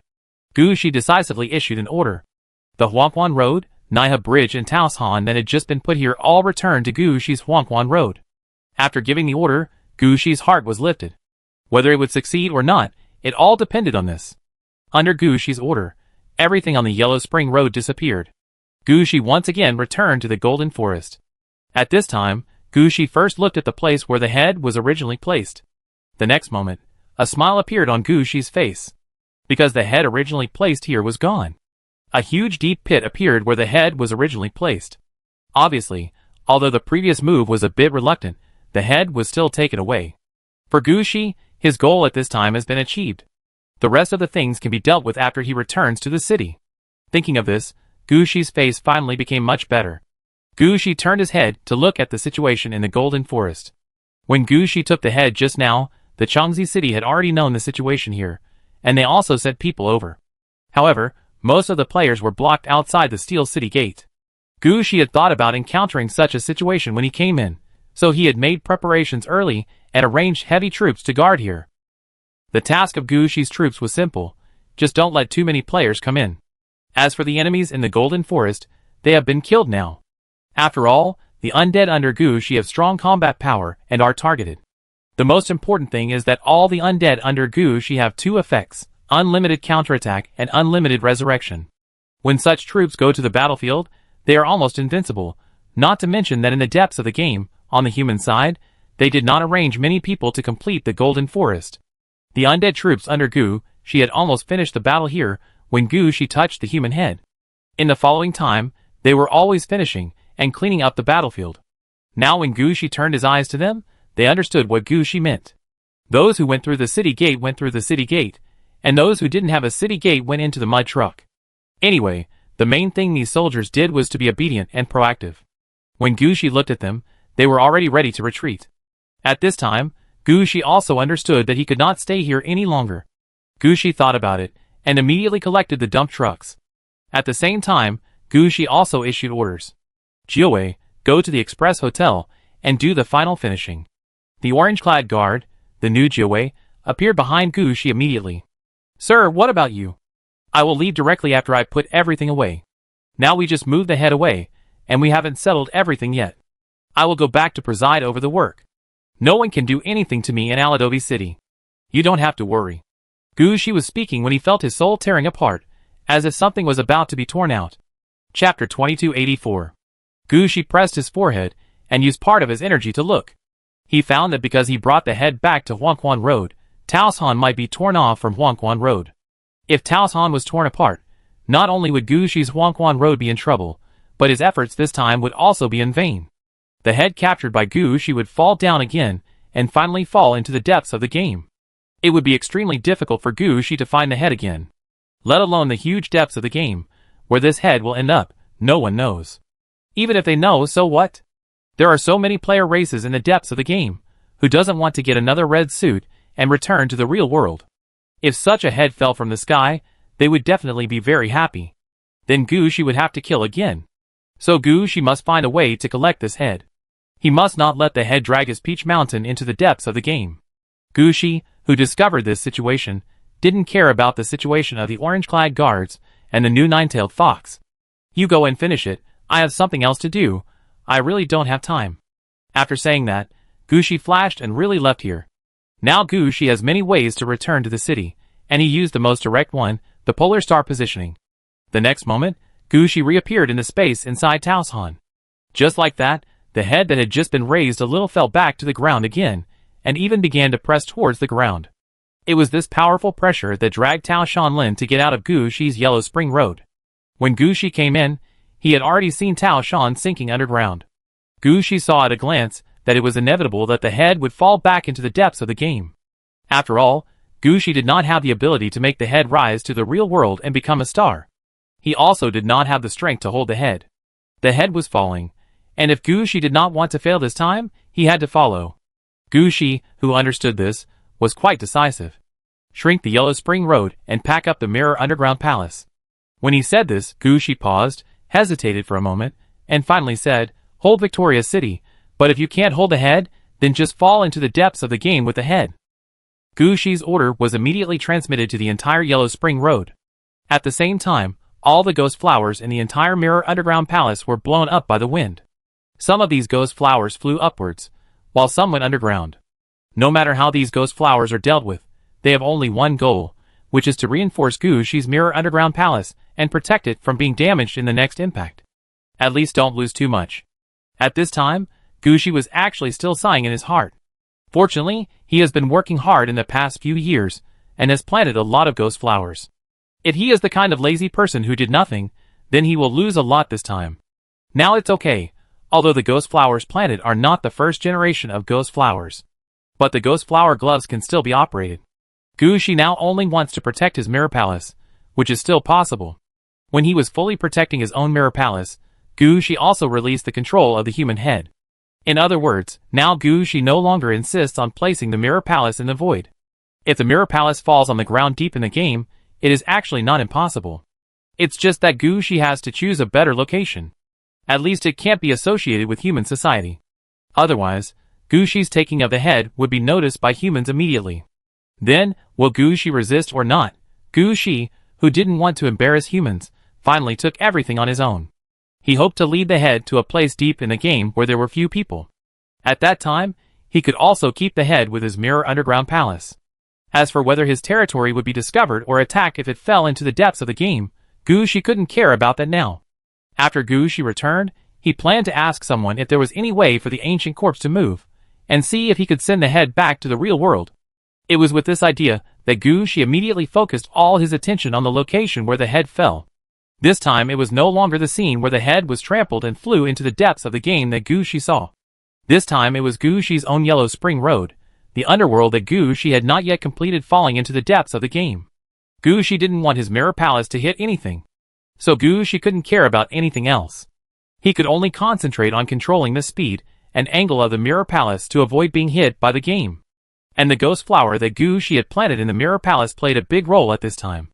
On the one hand, the ghost flower protected the mirror palace from being destroyed, and on the other hand, the ghost flower really held back the game world where Victoria City was located. The game world also fell into the depths of the game. Because the game world was supported from the outside, all the burning and collisions caused by the fall were blocked by the game world. The remaining little aftermath could be completely resisted by Gushi's Nether Spirit Flower, which finally saved Gushi intact. Gushi didn't know how long he controlled the Mirror Underground Palace. He only felt that the images that flashed in front of him at the beginning turned into flowing light, and finally heard a heavy bang, and the Mirror Underground Palace with the head fell to the ground. As the Mirror Underground Palace fell, everything finally stabilized. The ghost flowers originally planted in the Mirror Underground Palace floated out at the first time. Gushi had no time to pay attention to these situations. When the head fell to the ground, Gushi also seized the last opportunity to merge the head with the body of the king. This time, the Peach Mountain on Gushi's Huangquan Road was obviously much shorter. However, it was precisely because of this that the head finally merged into the Peach Mountain and became a part of the Peach Mountain. This also means that the power of the head is slowly being absorbed by the Yellow Spring Road, and finally integrated into Gushi's Yellow Spring Road and the underworld. It can be said that only now can Gushi be said to have truly taken this head. Although the loss is a bit large and the consumption is a bit large, for a head of an ancient god, all this is worth it. Now Gushi can finally breathe a sigh of relief. After coming out of Taos Han, Gushi immediately contacted Luna, Shea and Princess Anna. Shea, check our current location. Luna, check the loss. Princess Anna, be prepared to meet the enemy. Chapter 2285. After Gushi arranged everything, he turned around to check his own situation. When influencing the fate of the head, Gushi's mana and vitality were not enough, and he was almost killed. In the end, he relied on upgrading to make up to level 18. However, for a period of time, Gushi had no energy to look back, and see what the upgrade brought him. All his thoughts were on the action in front of him. Later, because the head dragged the Yellow Spring Road all the way down, Gushi had no way to care about these. Until now, his Huangquan Road and the Mirror Underground Palace have fallen into the depths of the game. Things have become a foregone conclusion, and Gushi has time to look back at his situation and check what different skills he has gained from this upgrade. At present, Gushi's main cities have fallen into the depths of the game. Gushi has understood that for a long time to come, the pressure on his Huangquan Road will be quite great. Now Gushi also hopes that he can get some suitable skills to strengthen himself. After seeing this, Gushi smiled. It seems that every upgrade is related to the current upgrade experience. From the 5 choices in front of him, it seems that he is very afraid that he will be drained of everything and die accidentally. Wugong Luo, the exclusive skill of the Lord of the Underworld, Battlefield Recovery Skill, Semi-Environmental Skill. Consume 1000 mana points, forcibly replenish the blood of all the undead within the battlefield, restore 50% of the vitality of all the undead, and within 30 seconds, restore the remaining 50% of the life of all the undead in a continuous recovery manner. Note, as soon as the 5th watch arrives, the undead will return to their positions. Returning Soul Road, exclusive skill of the Lord of the Underworld, Battlefield Recovery Skill, Environmental Skill. Consume 1000 mana points to place a Returning Soul Road at a designated location. The undead standing on the Returning Soul Road can enjoy a 1% life and mana buff effect every minute for 7 days. Soul Extraction and Marrow Devouring, Undead Mage Skill, consumes 10 mana points and a corpse, forcibly restores life and mana, and the recovery effect is equivalent to the user's intelligence *30 plus 1/3 of the corpse's life force before death. Dead Witch Feedback, exclusive skill of the Dead Witch Lord, the Necromancer can replenish his own mana and vitality into the user's body, and can even act as a substitute consumed by the user and die in place of the user. Dead Body Soul Locking, special skill of death, cannot be upgraded. Consume 200 mana points, lock the life of the designated target, and before the skill effect ends, the designated target will not die due to life extraction or life loss. Note, a gift from death. From the properties of these skills, it can be seen that the skills in front of us can replenish blood comprehensively. Replenishment in a large area on the battlefield, long-term replenishment at a designated location, direct recovery, and even direct blood lock. It can be said that the routines of these skills are deeper than one. However, it is not so easy to choose these skills. Looking at the skills in front of him, Gushi was actually hesitant. The most critical point of hesitation here was actually the skill of Wugong Luo. This skill was obviously a battlefield skill. If it was other ENC lords, they would definitely choose this skill without thinking. After all, it was exclusive to ENC lords, and with such an obvious prompt in front of him, it would be a shame not to choose it. But this was where Gushi was tangled. Because Gushi had the Nether Spirit Flower Gloves, as long as he appeared on the battlefield, he could give his men unlimited resurrection. So the effect of the Wugong Gong is actually the same as that of the Nether Flower Gloves. Gushi can completely make his subordinates die and revive, so replenishing blood is useless. At least the utilization rate of this trick is not high. But if he wants to give up, Gushi knows very well that the Sangung Drum and Wugong Gong should be a set of skills. If Gushi misses this option, and someone tells Gushi that there will be a set of powerful combination skills later, then it will be gone. Then what should Gushi do? On the contrary, the Soul Return Road is an option. The Soul Return Road obviously exerts an effect on the land. As long as the undead on the road can get life supplements. This allows the undead to restore the life of the undead under his command when Gushi is not around. It can be said that this is a more reasonable situation. It is also what Gushi needs. After all, Gushi can't stay in one place all the time. For example, if he wants to enter the game to complete the game, and his Huangquan Road and Death City are attacked, then Gushi will definitely not be able to come back to start unlimited resurrection. This is the time when you need this kind of blood replenishing environment and means, so this skill is what Gushi needs now. And even before he gets the kill, for Gushi, he actually doesn't need the skill of Wugong Luo. I think this skill will appear, most likely because of the appearance of Sangung Gu before, plus the fact that the Lord of the Underworld only has a few blood replenishing skills, so it naturally appears when upgrading. Among the following skills, Gushi only took a glance to know the situation. Soul Sucking and Marrow Devouring is a single target blood replenishing move. As long as there is a corpse, Gushi does not have to worry about the problem of life. However, this move also has certain problems, that is, it must be used with the presence of a corpse. If there is no corpse, there is no way. Gu Shi is not very optimistic about this move. Of course, it is not that Gu Shi cannot find a corpse. After all, for Gu Shi, corpses can be found everywhere. The main reason is that Gu Shi really does not need to use this move to replenish his blood. Gu Shi is not a dedicated healer, and the blood replenishment method in front of him is not group replenishment, but individual replenishment. If he really replenishes everyone, Gu Shi will become a cow and horse. The last two skills, Dead Witch Feedback and Dead Body Soul Lock, are more interesting to Gu Shi. Dead Witch Feedback is more like a necromancer than a combat type. This can turn Gu Shi's necromancers from combat types into healers. If Gu Shi needs it, he can pull out a healer unit. At least it can be used in various battlefields. The Dead Soul Lock is to lock blood directly, which is the rarest of all the skills here. Although it is unknown how long the blood can be locked, before the blood lock time is consumed, draining life is not a big impact on Gu Shi. If this move is used when Gu Shi's mana and vitality are being drained before the kill is obtained, it will definitely be Gu Shi's first priority. Now, this choice will also be ranked higher. At the moment, Gu Shi is struggling with which of the two skills, the 5 Earth Gong and the Dead Soul Lock. After hesitating for a long time, Gu Shi finally made a decision. Choose the Soul Return Road and the Dead Soul Lock. Chapter 2286. After making the choice, Gu Shi's mind brightened. At this time, he already understood the effects of the Soul Return Road and the Dead Body Soul Locking. The Soul Return Road is different from the Yellow Spring Road. It is not a road. It is a transformation of the ground properties. The situation is somewhat similar to the Dead Wizard Force Field that Gu Shi used before. The Dead Wizard Force Field is a necromancer who transforms a piece of land into the underworld. The Soul Return Road gives the underworld the attribute of restoring blood.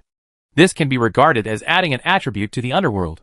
The whole feeling is like Gu Shi planted the Nether Spirit Flower on his own Yellow Spring Road. The Nether Spirit Flower will definitely affect the attributes of the Yellow Spring Road, but no one can say that when they step on the Nether Spirit Flower, they are not standing on the Yellow Spring Road. The road to return to the soul is such a situation. The land converted by the road to return to the soul is also the underworld.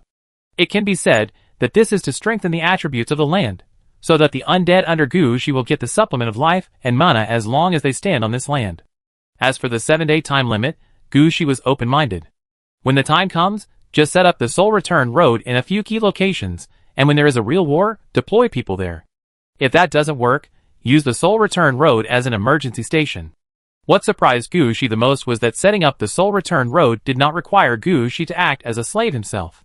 The Yinsha under Gu Shi could also do it. Whether it was the Yinsha appointed by Gu Shi or the Yinsha, Gu Shi's death incarnation, they could do this. It can be said that Gu Shi finally doesn't need to learn a new skill to be used as a cow and horse. As for the Dead Body Soul Lock, it is quite special, because the Blood Lock can only be locked for 15 minutes. It will be automatically unlocked after 15 minutes, but the problem is that the CD of this skill is not long, and it can be used once every 15 minutes. If you really want to lock the blood, some people can really lock the blood all the time. It can be said that except for some instant death or beheading attacks, people who use the Bloodlock skill will almost never die. This surprised Gu Shi.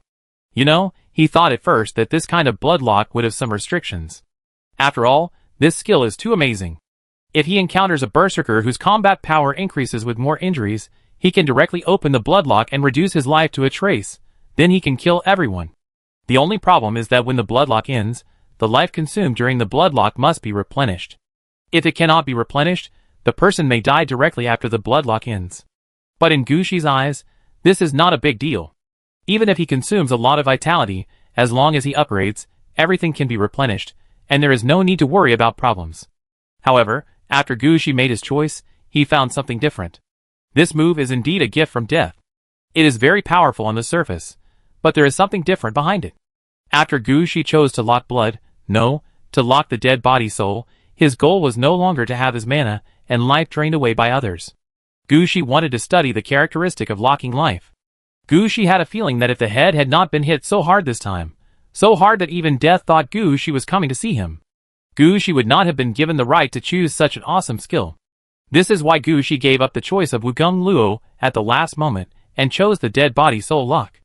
Gu Shi knew very well that as long as he could study this, his understanding of the undead and death would be further improved. For this kind of heaven-defying skill, Gu Shi must practice more. While Gu Shi was looking at the two new skills, his men were also cleaning up the chaotic mirrored underground palace. Although the process of falling into the depths of the game this time was protected by the Nether Spirit Flower, and the game world where Victoria City was dragged down with it. Plus she kept adjusting the angle of the fall. But this thing fell from the sky and fell into the depths of the game. Whether it was Gushi's Death City or the Satellite City, they were more or less hit. Many buildings collapsed due to the impact, and some buildings in the wild were also affected. Especially Gushi's Huangquan Road, this part was the most affected place. Now Gushi's men put all their energy here. There was no time to care about Gushi at all. At this time, Gushi also understood the current situation. He closed his eyes, and the orange guard Xingioe appeared beside him. What's the situation in Changzi City? What else can it be? The orange guard Xingioe rolled his eyes. I almost didn't make it out. Hearing this, Gushi was shocked, and he immediately understood that something was wrong with Changzi City. Orange guard Nu Ninetailed explained at this time. When Gushi entered the Golden Forest under the clock tower that day, Changzi City launched a level 1 alert, and all the players in the city, whether they were from Changzi City or not, were mobilized, prepared to take back the Golden Forest under Changzi City. However, because Gushi's steel gate blocked the road, and Gushi acted decisively, he took the head away immediately. Therefore, none of the players from the Changzi City could get in. When they got in, the head was gone. At the same time, more than half of the underground Golden Forest was lost. In the following period of time, rounds of cleansing were launched in Changzi City. Therefore, players who might have contact with the clock tower were checked again and again. All information related to the Golden Forest was checked again and again as key information. The owner of the tavern was the focus of attention, because he usually boasted about the Golden Forest and the huge head. Gushi had eaten several meals in the tavern, so he was also under investigation. Fortunately, Gushi was an outsider, and when he left, he arranged for Orange Guard Nu Ninetail to do the final work, and let Orange Guard Nu Ninetail pretend to be Suzeo. Although Suzeo's identity was somewhat problematic, no one thought that Orange Guard Nu Ninetail had the ability to take away the head. Their focus was still on the Necromancer. So Orange Guard Nu Ninetail was only locked up for a few days before being released. After that, the orange-clad guard Xingioe did not stay in Changzi City for long. After being released, she took the train to leave Changzi City as soon as possible. After arriving in the new city where the management was not so strict, she went directly back to the statue of the God of War in the Mountain of Corpses. Listening to the words of the orange-clad guard Xingioe, Gushi frowned. How many days? Yes, I was locked up in Changzi City for at least 5 days. The whole Changzi City was in chaos. I heard that during those few days, many foreign spies were killed in Changzi City. And I also heard that the reason why the players in Changzi City were released so easily was entirely because in addition to you, sir, there was another octopus-headed race that was planning to kill people. If it weren't for you taking action in advance, they might have sneaked to the vicinity of the clock tower. Chapter 2287. It's them again. When Gushi heard about the octopus head of the Joshu tribe, his face turned cold. Why are these guys always lingering around? Every time they jump out to find something for Gushi to do. Are they targeting Gushi? Gushi's face turned a little ugly, but he still asked, what happened next? I don't know what happened next. When I left, the newspapers were still blocking the news, and the nearby cities did not receive any news of assisting in the battle. Listening to the words of the Orange Guard Nu Ninetail, Gushi still sighed deeply. Our intelligence is still a little closed. But these octopus heads have jumped out again, and we can't help but be on guard. Ninetail, I leave this matter to you. Me? The Orange Guard Nu Ninetail looked reluctant. I heard that these octopus heads should have a few Ninetail Shuwei kits in their hands. Gushi expressed his own judgment. No problem, I go and prepare it now. Orange Guard Nu Ninetail was about to go down and prepare immediately. Seeing the action of Orange Guard Nu Ninetail, Gushi did not stop him. Gushi had already seen that in the following time, the possibility of him facing Octopus Head would become greater and greater. This was not the influence of fate, but he was now deep in the game. Originally, Gushi's Mirror Underground Palace was attached to the surface of the game in Victoria City. As long as the game where Victoria City was located was still there, Gushi's Mirror Underground Palace would not be easily discovered. Over the years, Gushi has been running back and forth between the depths of the game and the real world. Many people know that Gushi has several dead cities, but no one has ever found the location of the main city, Aridavi City. But the current situation is different.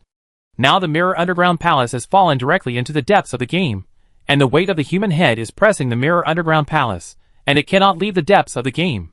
Given Gushi's current situation, I'm afraid I have to wait until I reach the level of the Ghost Saint of the Underworld before I have the opportunity to pull the Mirror Underground Palace out of the depths of the game, and send it into the void between the depths of the game and the real world.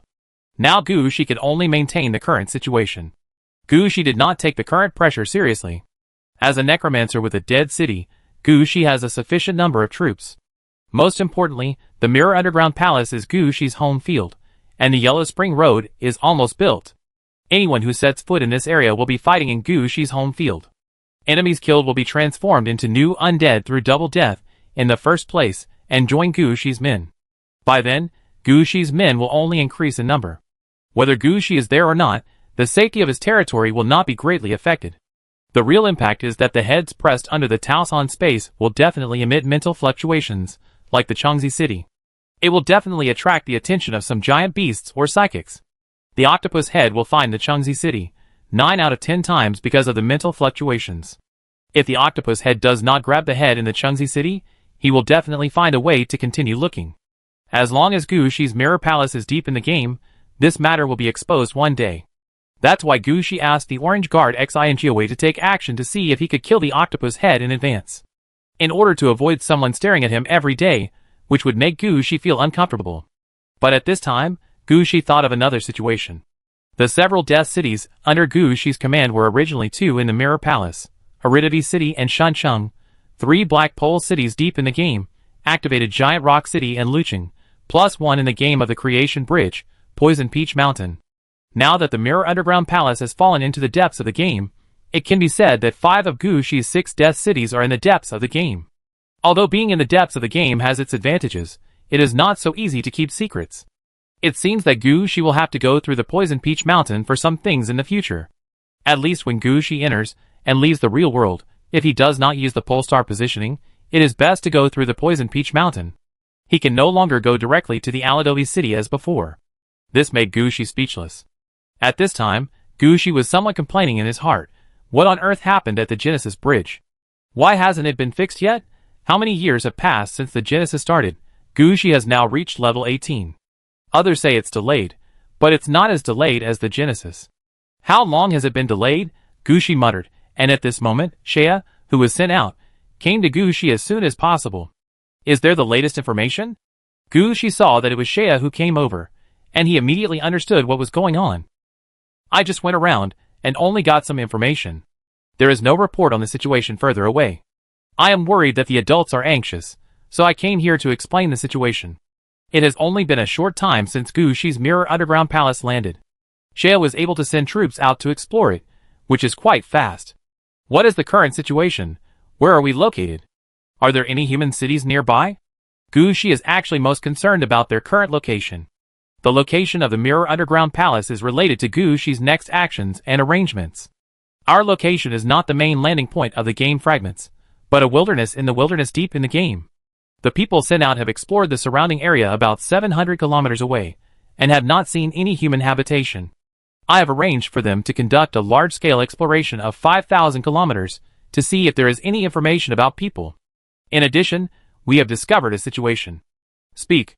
Looking at Shea's face, Gu Shi knew that the current situation must be very important, otherwise she would not come here to talk about it. Our people found the wreckage of Victoria's city. Hearing this news, Gu Shi was stunned for a moment. This was really a very important thing. When the Mirror Underground Palace fell, Gu Shi's first thought was to drag the game world where Victoria's city was located down with it. At that time, Gu Shi's idea was very simple. He wanted a shell to protect the Mirror Underground Palace when it fell. After the Mirror Underground Palace landed smoothly, Gu Shi really forgot about this game. After all, Gu Shi himself didn't know whether he dragged the game world down with him. He didn't know whether the game world was destroyed when it fell. Now that he heard such news, Gu Shi felt that he seemed to have put his mind at ease. How much debris is left? Can we build another Death City? Chapter 2288. From Shea, Gu Shi learned about the remains of Victoria's city in detail. In fact, after so many years, Victoria's city, which was originally corresponding to Aridav's city, has been unable to keep up with the progress of Aridav's city. If Aridav's city was not still dependent on Victoria's city, every reconstruction of Victoria's city could bring new urban areas to Aridav's city. But Gu Shi had already cut off the connection between the Mirror Underground Palace and Victoria. After all, after Gu Shi killed the Great Lord, the Mirror Palace nominally belonged to Gu Shi. It was quite reasonable for Gushi to cut off the connection with Victoria's City and give the Mirror Palace a new name. But Gushi never took action. In fact, he still had some ideas in his mind. But now no matter how many ideas he had, it was useless. Victoria's City had become a wreck. I'm afraid it's impossible to form another Death City, sir. Do you want to go and take a look? Okay, let's go and take a look. Gushi took a look at the current situation. Luna and the others hadn't sorted everything out yet. It was not a good idea to wait all the time. He should go and take a look at the situation in Victoria's City first. After releasing the evil coffin, Gushi took Xiaoya to the direction of Victoria's City. When the evil coffin started running, Gushi could actually see the destruction of his own Huangquan Road and even the Mirror Underground Palace very clearly. Apart from other things, under this collision, many overlapping spaces collided with each other. At the same time, the ground was lifted up by the collision, and more than 60% of the trees and outdoor buildings fell to the ground. Gushi's undead porters were trying to restore the place to its original state. However, because the time was relatively short, and there were more important things to do in Arida City, Gushi only saw a mess when he passed by. Many spaces collided with each other. A large number of floating spaces seemed to have lost power at this time, and all fell to the ground and squeezed together. In some places, the space was squeezed out, leaving only large and small mountains. Some places were not bad, but it was obvious that the space was squeezed. Gushi's previous efforts on the Yellow Spring Road were almost destroyed by 70% to 80%, and his Yellow Spring Road might have to be readjusted again. But this is not the worst news. The worst news is that because it has fallen into the depths of the game, the space wall of the original Mirror Palace is gone. Now no matter where you are, you can move outward and leave the scope of Gushi's Mirror Palace. This is actually embarrassing. Gushi chose to use the Mirror Palace as his underworld because the entire Mirror Palace was closed. No matter where the undead came from, they could only enter from Taoshan, walk along the Huangquan Road built by Gushi, and finally pass through the Ghost Gate on the Dragon City side to enter Gushi's underworld area. Gushi had planned very well at the time, and he even prepared many ghost prisons, which were attached to the underworld area. As a result, now that the Mirror Palace has landed, everything is ruined. The space wall originally located near the Mirror Underground Palace disappeared directly, and the ghost prison and the like appeared in the sky on the spot. Although it was still attached to the Mirror Underground Palace, the effect of attachment was not as good as before. The most important thing is that if someone wants to enter the underworld area of the Mirror Underground Palace, there is no need to go through the Yellow Spring Road. You can come in from any place. This made Gushi understand the situation. His natural barrier was gone. His city and core area were exposed. Although nothing happened now, who knows what will happen next? What if some troops head directly to Aridavi City? After all, this is not impossible. Seeing Gushi's face constantly changing, Shea, who has been following Gushi, also understands what Gushi is worried about. So she whispered, "My lord, Princess Anna has arranged people to patrol and garrison at the border, but many situations need to be investigated before making a decision. Princess Anna is busy with this matter now." Gushi also nodded, but what he was thinking about was not these, but how to rearrange his own underworld, and how much he could use the current situation. While Gushi was thinking about this, the evil coffin also came to the wreckage of Victoria's City under the guidance of Shea. Before getting close to here, Gushi saw the city burned black by fire. A layer of black smoke covered the sky above Victoria's City, and the ground was a finger-thick black ash. Before he even got close, Gushi could feel the heat coming from inside. At the same time, there was a flash of fire in the black ash on the ground. What's going on? Gushi turned his head to look at Xiaoya, but found that Xiaoya was also serious at this time. "I came here once when I first got the news, and it was not like this at that time. The city was burned to a charred black, but the thick smoke and black ash on the ground did not exist. It seems to have appeared in a short period of time. I remember that there was a monster called coal slag or something in Victoria before. Are they rising again?" "Yes, it is coal slag, but that is coal slag disease, which is the obsession left after being burned as firewood. Shea was born in Victoria, and she was in charge of intelligence, so she could follow up on whatever Gushi said, but this one in front of me looks obviously wrong.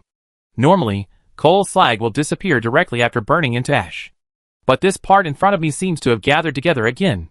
Good vision." Gushi glanced at the situation here, and then he pointed to the position in front of him. Heat wave. Under Gushi's command, the temperature nearby immediately rose a few degrees, and the sparks in the blackish also became brighter. The air nearby was also affected, as if the weather was affected by the high temperature. Sir. As soon as he heard this voice, Gushi knew that heat wave appeared nearby. Gushi pointed to Victoria City. Suppress the flames in the city. I want to go in and take a look. When he saw the coal slag on the ground, Gushi made a choice in his mind. Victoria City had to find a way to deal with it. He did not intend to suppress some of the changes in Victoria City at this time, but to strengthen these changes. If it were not for this, if Gushi really wanted to enter the city, he should not have called heat wave, but crystal snow. After hearing Gushi's order, heat wave rushed into Victoria City immediately.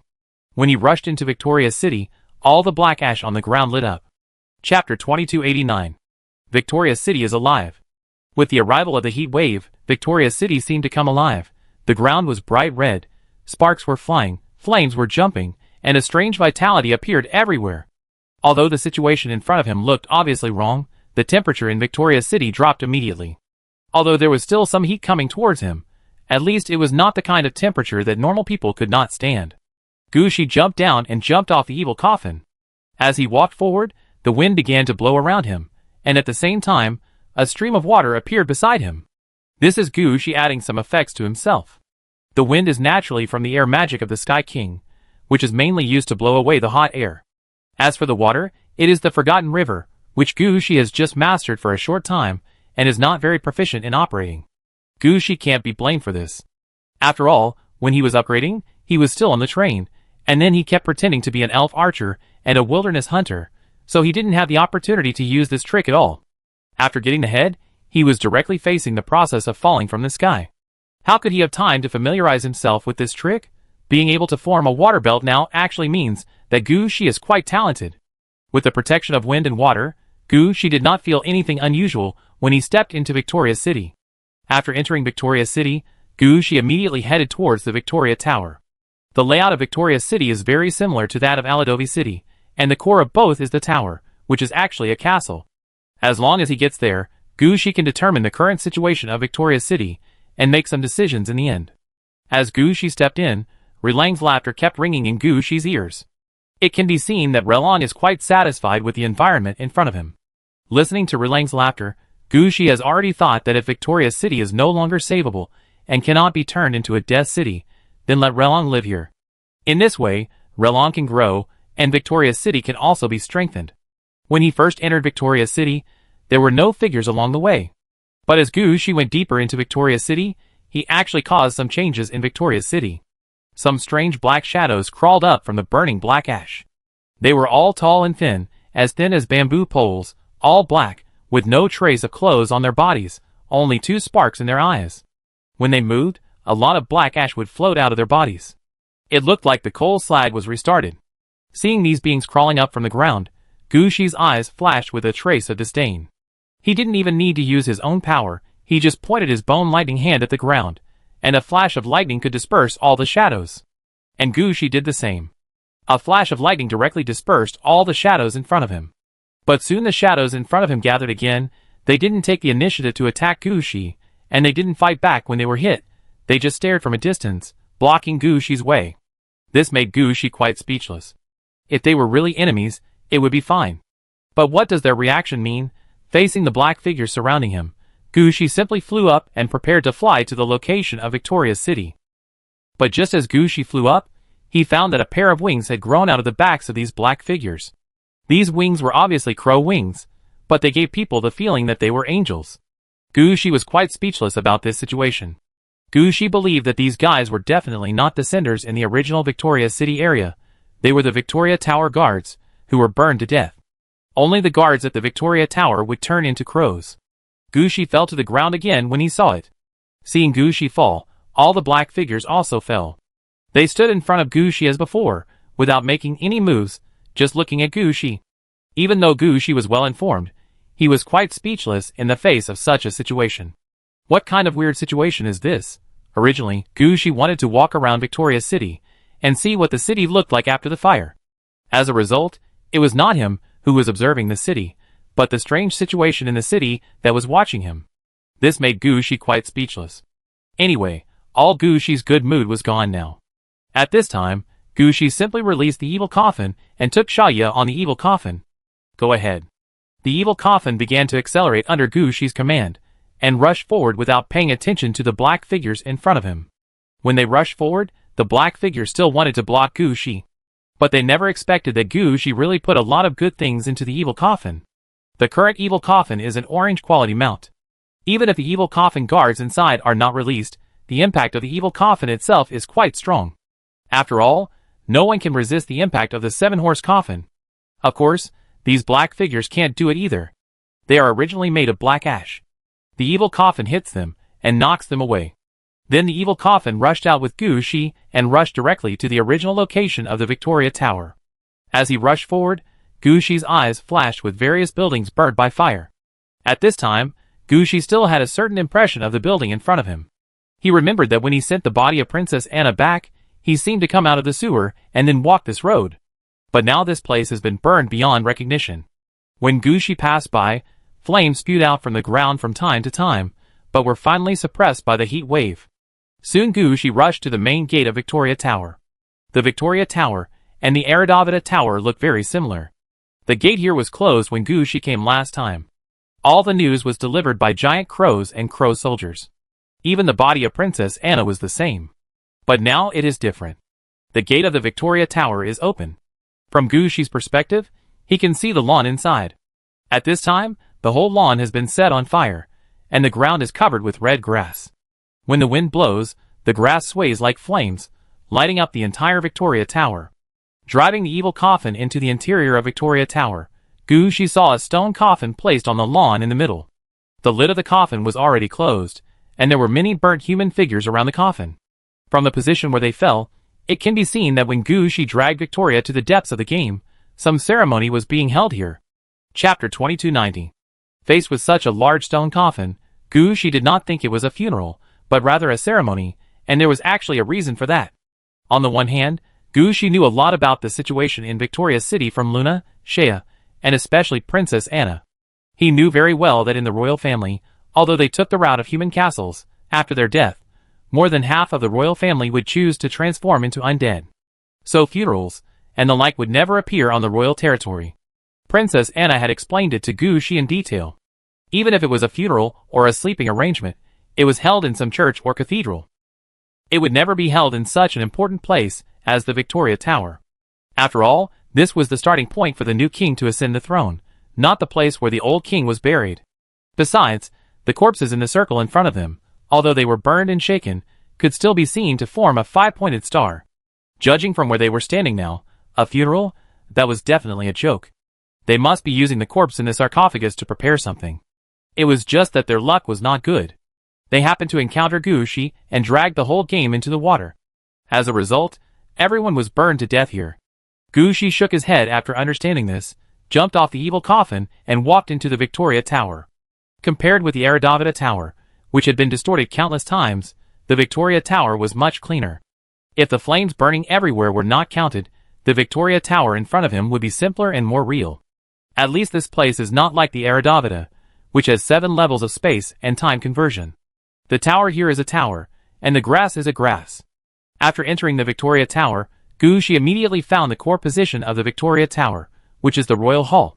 Whenever there is a war in Victoria City, the royal family members will gather here for protection. Of course, Gu Shi was able to find this location so smoothly because Princess Anna always works at this location in the Aradavada.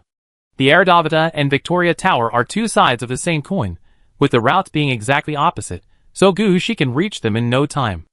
After entering the Royal Hall, Gu Shi immediately saw the situation of Victoria City. Victoria City at this time is only about 1/10 of the original Victoria City at its largest. Compared to the size of the Aradavada when Gu Shi just took over, it is only less than twice as large, which is already quite small. You have to know that the Aradavada that Gu Shi just took over was compared to the appearance of Victoria City when it was just built.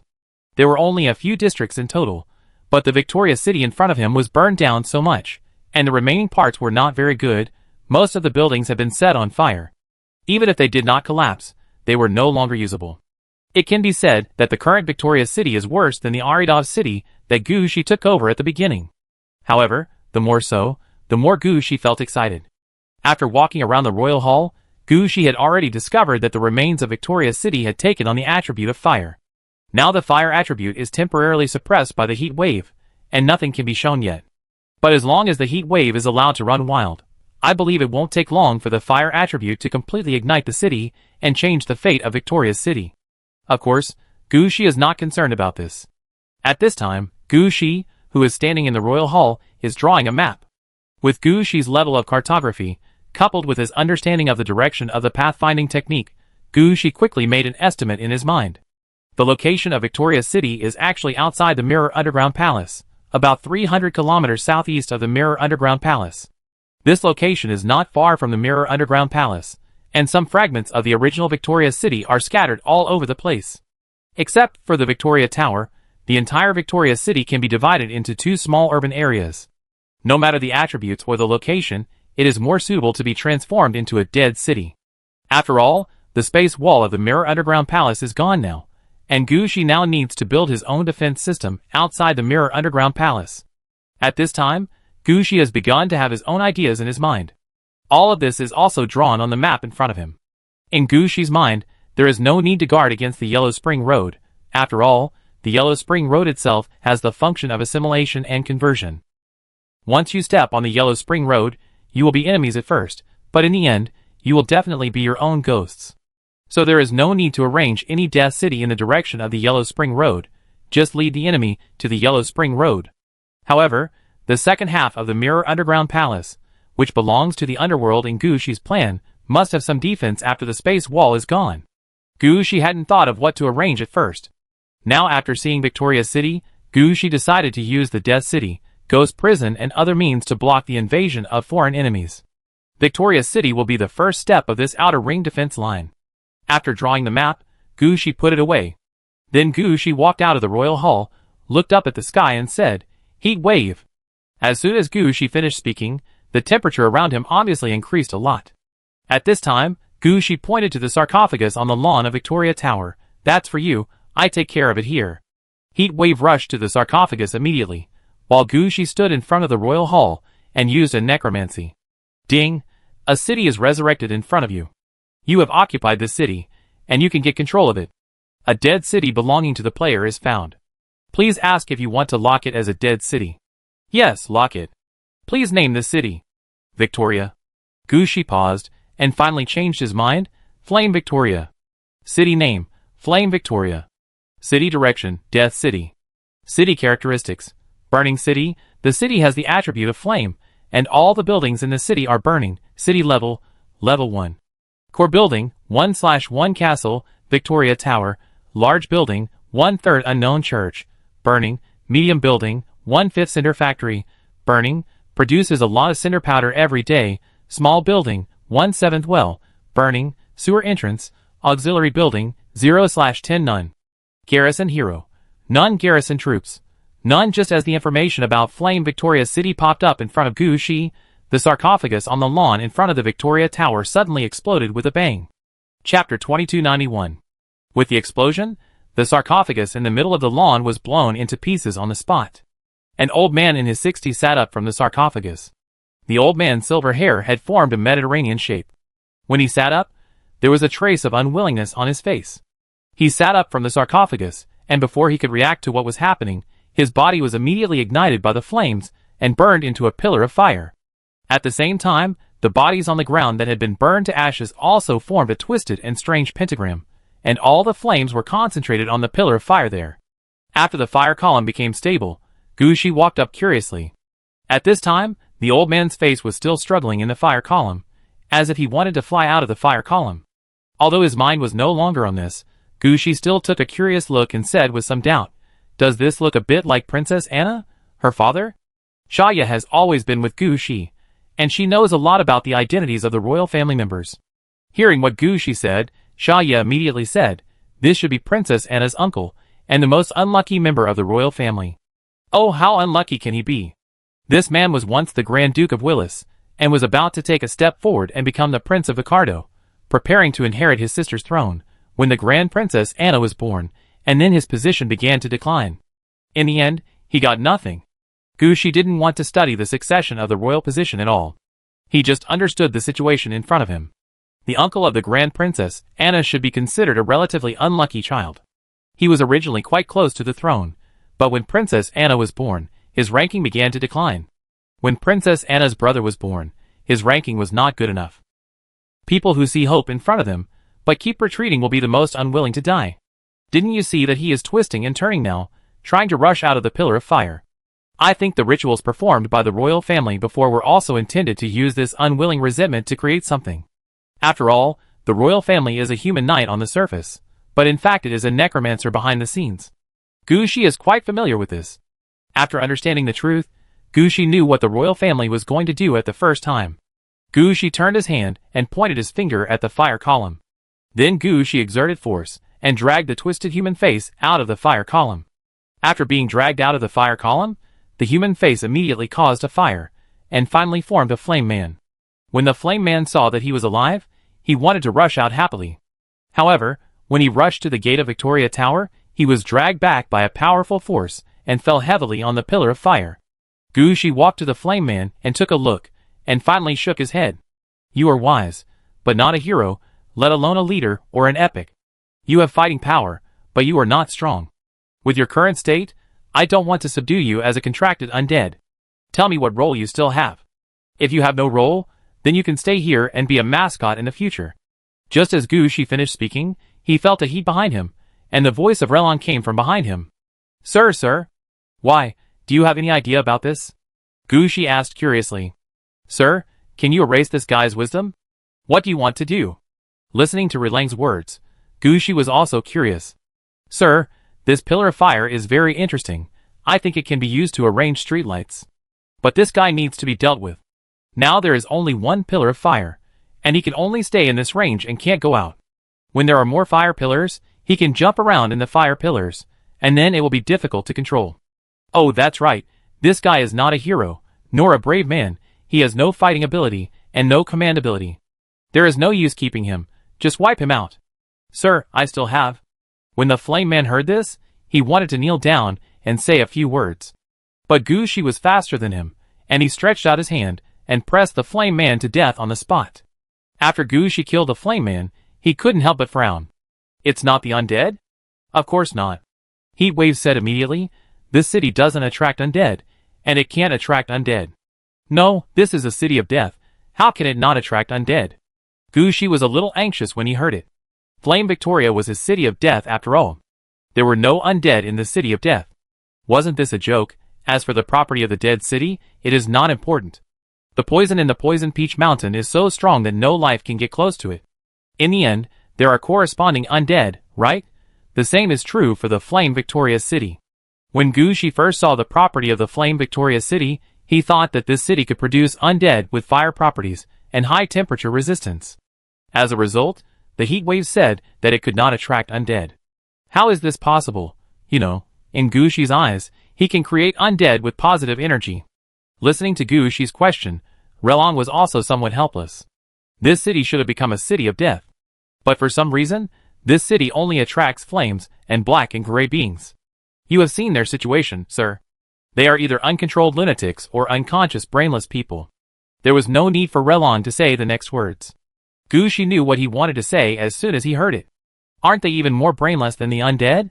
After all, Gu Shi had also seen the situation with the black figure before. When they blocked the road, they were motionless and just stared at you, which was quite rare among the undead. But so what? After all, they were also undead. In Gu Shi's opinion, as long as they were undead, as long as they could fight, it was fine. It didn't matter if they were brainless, as long as they followed orders. It didn't matter if they were crazy, as long as they could recognize the enemy. So even if these were harder to control than the undead, it didn't matter. As long as they could kill when they were fighting and could withdraw when they were withdrawing. Normally, you can work in the Flame Victoria city, that's enough. It's okay, I already know the situation here. No matter how stupid you are, just use your instincts. Heatwave, you can live here in the future, and when the city is built, I will ask them to leave a place for you. As for the hero, I need to think about it, and see how to arrange it. Chapter 2292. In the following period of time, Gu Shi quickly dealt with the affairs of Flame Victoria's city.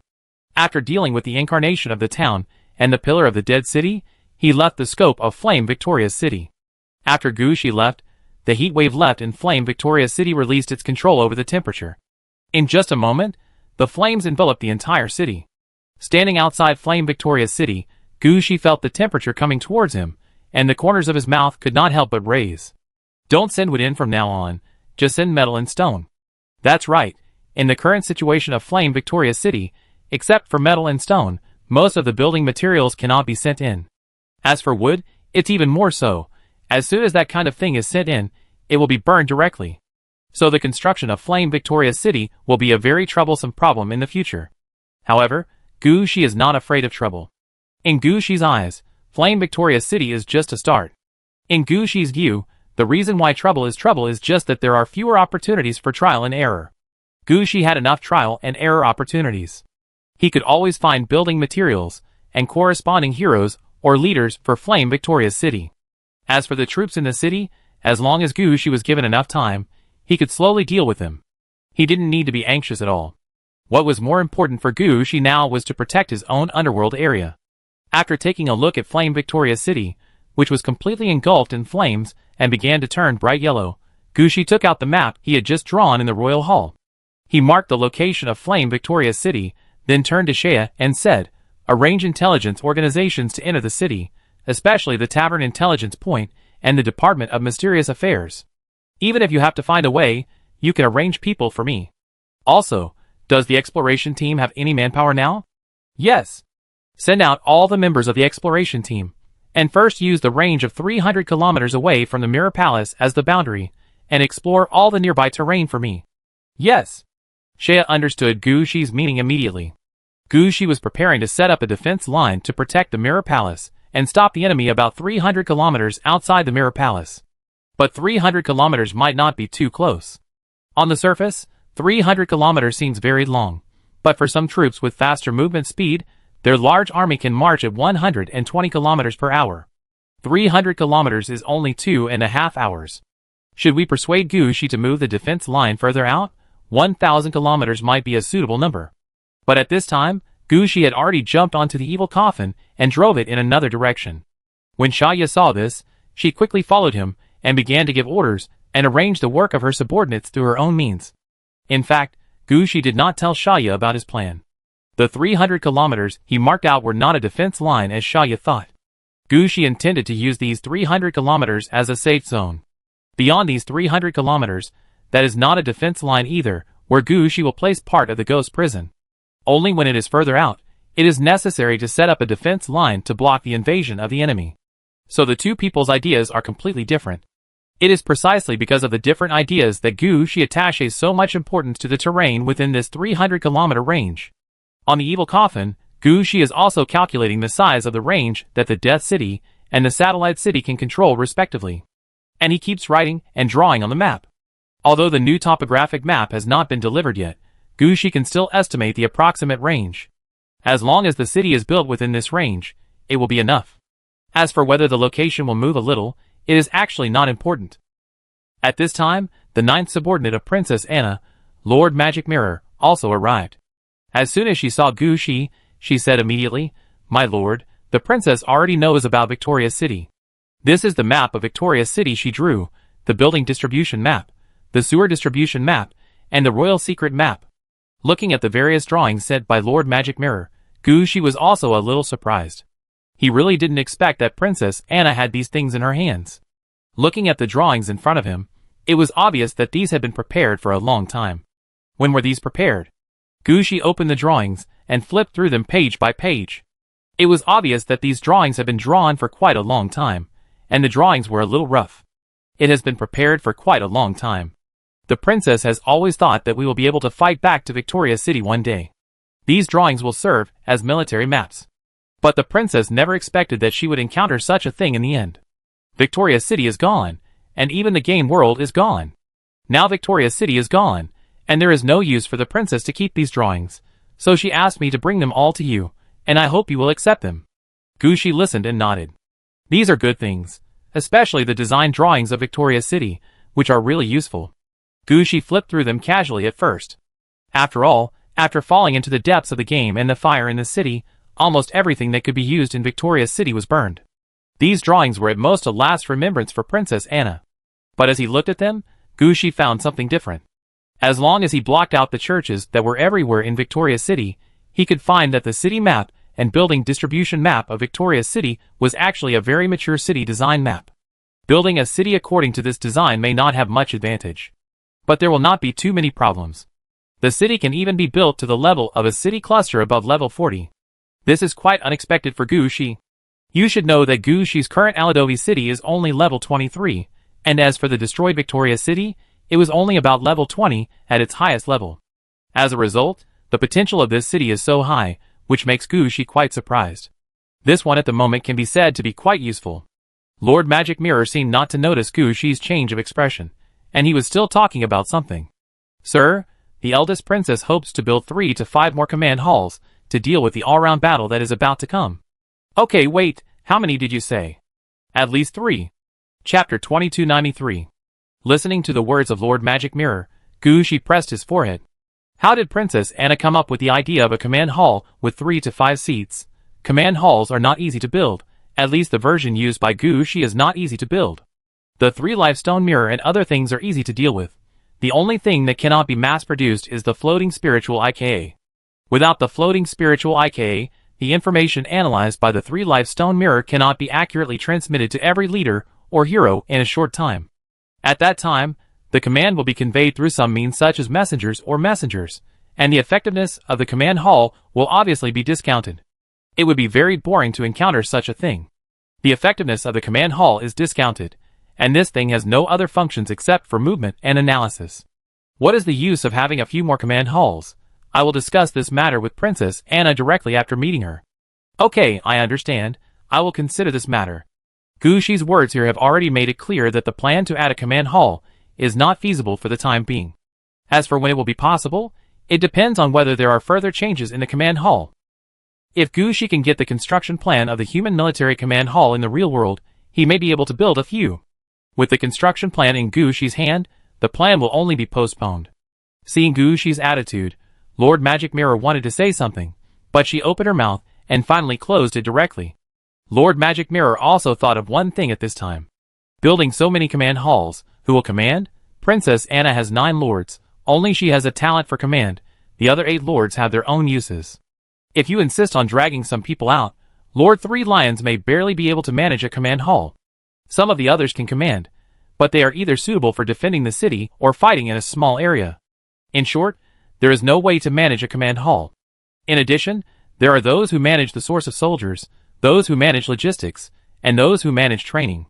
Adding up all the above, the lords under Princess Anna can't even gather 3 people to stay in the command hall. If there is no manpower, why does Gushi build so many command halls? It's a waste of materials and resources. Lord Magic Mirror also thought of this, but she always felt that Princess Anna must have a different reason for making this suggestion. At least Princess Anna must have her own considerations. So Lord Magic Mirror didn't say anything more. Anyway, she had already delivered all the things she wanted to deliver to Gushi. What happened next was not her business. When Lord Magic Mirror left, Catherine also rushed over with the information given by Luna. Originally, Luna wanted to come by herself, but Luna had a lot of things to do now, and it happened that 2/3 of this information was sorted out by Catherine, so Catherine personally delivered the information and could also explain the situation to Gushi. After all, what was sent over this time was the damage suffered when the Mirror Underground Palace fell from the sky and crashed into the depths of the game. After stopping the evil coffin, Gushi found a place to sit down directly. It seems that the next inspection will not be possible. Shea, go by yourself. Just remember the tasks I arranged. Shea nodded, and disappeared in front of Gushi in a flash. After Shea walked away, Gushi said to Catherine, "Sit down, have you sorted everything out?" Everything has been sorted out. This time, because the game world was dragged down together, and the adults have been controlling the direction of the fall, the territory loss was not actually that big when it impacted downward. The biggest loss mainly comes from the impact at the moment of landing. According to our inventory, more than 80% of the mines on Huangquan Road have been affected, and it will take about 3 months to fully restore the original output. The most important thing is that many apple trees in the apple forest have all fallen over. Even if they are rescued, the quality will be reduced. In addition, some non-mine landscapes and outdoor buildings have also been affected. For example, there are problems with the Fairy Ring, Lucky Spring, and other outdoor buildings. I am afraid that there will be no effect within half a year. The windmill and water wheel are also under repair, and it will take at least 3 weeks to resume normal operation.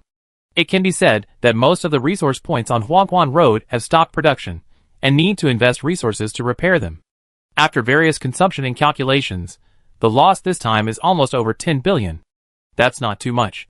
Hearing this, Gushi nodded. How is the situation in the new space? Has it been affected? It has been partially affected, but the new space is still there. It will take about 2 weeks to resume production, and the quality will not be a problem. Catherine answered immediately. At the same time, the various checkpoints on the Yellow Spring Road were also severely damaged. More than 60% of the checkpoints and roads need to be rebuilt. About 1/3 of the stack space was destroyed and could not be repaired. The 2 stack space barriers near the apple forest may need to be cleaned and rebuilt before they can be used. Hearing this, Gushi couldn't help but shook his head. He built all the Yellow Spring roads in his home bit by bit. He knew very well how much energy and time were invested in each place. In this way, it can be said that all Gushi's previous efforts were in vain. Huangquan Road returned to the state it was when he first got it. He had to deal with Huangquan Road again. What a trouble. Gushi suppressed his annoyance and asked again, what about the situation in Yaladui City? The situation is not too good. First of all, the barrier between Huangquan Road and the dragon was destroyed.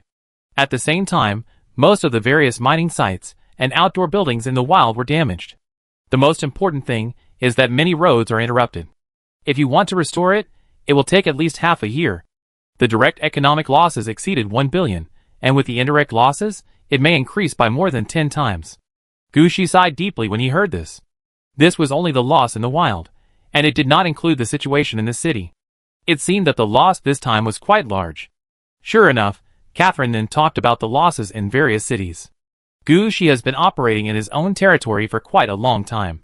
In addition to Yaladoi City and Shuncheng, there are also satellite cities such as Wanchigo's Domain and Labyrinth Magic City, or smaller gathering points. To be honest, these cities suffered the greatest losses this time. Compared with the losses in these cities, the buildings on Huangquan Road and in the wild are not a big loss at all. Chapter 2294. A third of the buildings in Iridavi City collapsed, and the city level dropped from 23 to 21. Nearly 200,000 undead were killed or missing. A third of the buildings in Shuncheng City collapsed, and the city level dropped from 16 to 13. Nearly 80,000 undead were killed or missing. A quarter of the buildings in the Labyrinth Demon City collapsed, and the city level dropped from 17 to 12. Nearly 20,000 creatures were killed or missing. Mirror strange space. Looking at the data one by one, even if Gushi was a little nervous, he felt dizzy at this time. This is much more outrageous than the previous loss of billions. This is almost equivalent to all the efforts of Gushi in the past few years have been in vain.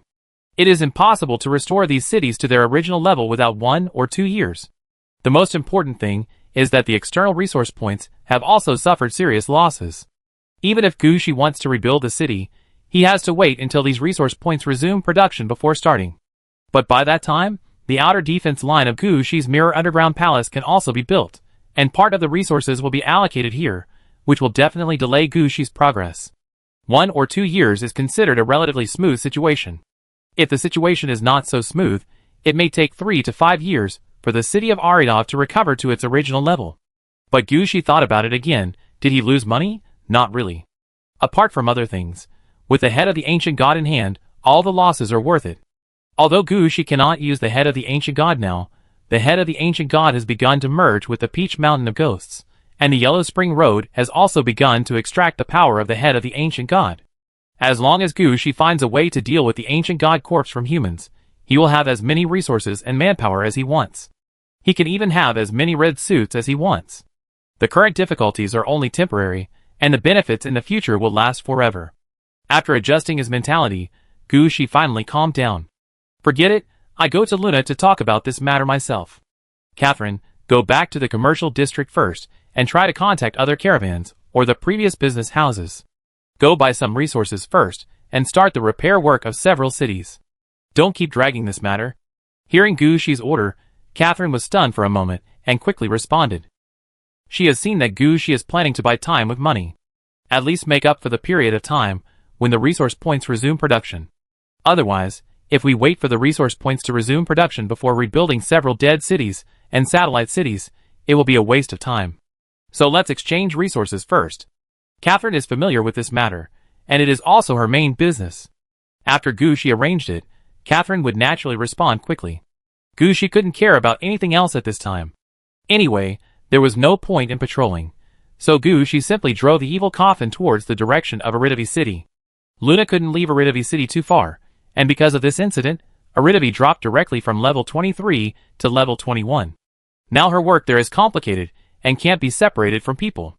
Luna could handle so many things in the time it takes to make a special trip. So she simply went to find Luna. In Gushi's opinion, this earthquake was a loss for him, but it might not be an opportunity. The evil coffin quickly returned to the city of Aridov. When entering the city from the main city gate, Gushi saw that there were obvious cracks on the main city gate tower that had been upgraded to level 8, and half of the city gate was gone. It was obvious that the city gate fell on the spot when it was hit just now, and was dragged aside. When entering the city of Aridavi from the main city gate, Gushi saw the Aridavi tower in the distance at first sight. The space layering and conversion there was also quite bad, and the spaces were somewhat chaotic. It would take a lot of time to sort this out. Turning his head to look at other places, the various high-level functional buildings in the city were relatively good, with some cracks at most. Those functional buildings with only level 1 and 2, as well as ordinary houses, were not so lucky, and all became ruins that were being cleared. Even the residential houses that Gushi had built to store the hearthstones all collapsed. From this, we can see what kind of blow the city of Aridov had encountered before. Looking at the devastation, Gushi's heart was bleeding. These were all his hard work. Now they are all gone. Feeling distressed, Gushi came to the council hall in the main city. After many renovations and reinforcements, the size and level of the council hall here have been significantly improved. Now the council hall here has been upgraded to level 9, which can be regarded as a relatively high-level building nearby. Entering the council area, the first thing you see is a mirror-like fountain. Through the Luna Mirror skill borrowed from the King's Sword skill, you can know that this mirror-like fountain is actually a special mirror weirdness. This is not the kind of mirror weirdness used for transmission channels, but a means to hide the council hall in the mirror maze. When encountering an attack, this mirror weirdness will be activated to block the enemy for a period of time, waiting for Luna's mirror guards to arrive. Before the mirror image was activated, this thing did not affect normal people's entry and exit at all. After Gushi bypassed the fountain, he could see 3 small buildings built in a triangular shape behind. The small building on the east side was the tallest, the small building in the middle had the largest area, and the small building on the west was the most gorgeously decorated. The city of Yaladovi was built under Gushi's supervision. Gushi was of course very familiar with the situation of the council hall. After bypassing the fountain, he went directly to the small building on the west, which was the location of the council hall for the management of the entire Yaladovi city. Luna must be in this position now. After all, there are things everywhere in Yaladovi city at present, and this is the most suitable place to mobilize all resources.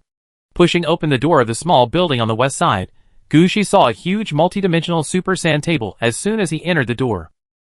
The entire sand table is a replica of Yaladovi city, and various situations in Yaladovi city are marked with different colors here, such as white passages, green available plots, yellow upgradable buildings, blue areas to be expanded, and red problem plots, etc. However, there are too many problem plots that have turned red on the sand table at this time. Some ghost-like staff members are constantly holding various intelligence and marking certain plots in red one by one. Chapter 2295. Sir, you are here. The busy Luna saw Gushi at a glance, but she didn't have time to come over. She just greeted him from a distance and lowered her head to get back to her work. Gushi walked to the sand table and glanced at the situation on the sand table. He found that many plots marked in red were about to be changed to a new color, black. How are these planned? Oh, there is no need to repair these places. Look, the whole area has been destroyed. We can take this opportunity to demolish the original buildings on the ground and replan and arrange them. This will save time and effort, and the reconstruction will be faster. Luna looked up at the sand table and told Gushi about her plan immediately. Gushi saw that this was no longer just a single area, but most of the city had problems. But from a global perspective, this arrangement is not impossible. The previous Yaladovi city was built by patching up the major city districts that were seized. The plots are arranged according to the original plan. In fact, there are many times when one plot is squeezed in. In this way, there will always be some unwanted buildings squeezed in each urban area, and there will always be 1 or 2 unwanted plots that affect the layout of the entire urban area.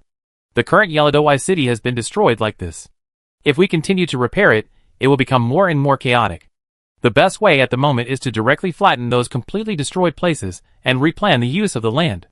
If possible, the roads on the ground and the underground sewers can also be replanned. As for those buildings that seem to be in good condition in the past, they can also take this opportunity to relocate them. At least the buildings can be strengthened or expanded. After a moment's rest, he understood Luna's idea. At the same time, he also understood the benefits of doing so. Okay, you will be in charge of Aridov City, and your opinion is the most important. But Luna, I didn't come to you for this matter this time. After hearing what Gushi said, Luna also became serious. She put down the work in her hands and looked at Gushi seriously.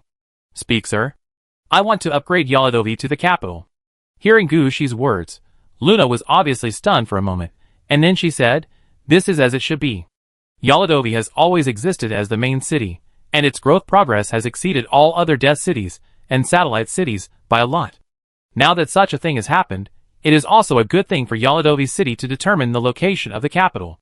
But sir, do you plan to position Yaladovi as the capital or the secondary capital? Capital is a term that Gushi learned from teacher Gonglingyu at the Hades University. In fact, it is also a situation that Gonglingyu advised Gushi to consider. In Gonglingyu's words, as Gushi's strength becomes stronger, the number of death cities under his command will only increase. But resources are so limited, and the energy of players is also limited. No matter how many death cities there are, they are actually focusing on a few key cities. The rest are satellite cities. If they still have jobs in the real world like Gonglingyu, they will have even less time and energy. It is impossible to manage all cities every day. It is necessary to prioritize cities and rank them first, second, and third. So the term capital is also in the market. The capital does not have to be the highest level city, but it must be the city that Gushi wants to develop the most and values the most. Only in this way can we have a reason to focus resources on the capital. Of course, if you think that several cities are equally important, that's fine, then choose a city in the most core position as the capital, so that all the cities can be connected. Gushi agreed with Gonglingyu's words at that time. But he never took action. On the one hand, it was because Gushi didn't have many death cities at that time, and on the other hand, it was because at that time, Yaladowai City was really a core existence, and there was no need to position Yaladowai City as the capital to determine Yaladowai City's status. But I'm afraid it won't work now. As the Mirror Palace falls deeper into the game, Gushi's city will be exposed to the enemy one day. At that time, Gushi will face attacks from all sides. In order to ensure the safety of his most important territory, Gushi must set up a defense line in a short time.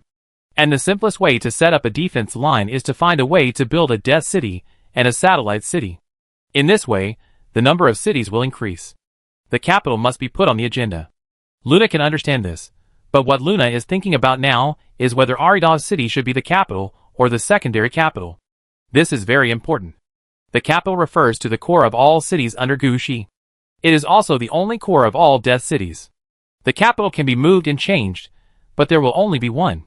This is just like the capital of every dynasty. Some dynasties clearly have a capital and 3 or 5 secondary capitals, but only the place where the emperor lives is called the capital. The same is true for the capital city. No matter how many other cities are called the main city, there is only one capital city. As for the secondary capital, it depends on the situation. For example, the secondary capital located near the capital city plays a protective role for the capital city. A secondary capital far away from the controllable area of the capital city, which has to be established in order to manage this area. Or it may be a place where the dragon rises, and it must be given a certain face. Or it may be a backup of the capital city, which can provide a place for rapid migration when the capital city has problems. Anyway, there are many reasons for the establishment of the secondary capital. Luna doesn't want Yaladovi City to become a secondary capital. Gushi didn't answer Luna's question immediately, but thought about it seriously, and finally said, the big capital, no matter what, Yaladovi City is a big capital in my eyes. The reason why the capital is brought up this time is actually to protect Yaladovi City and the Mirror Underground Palace.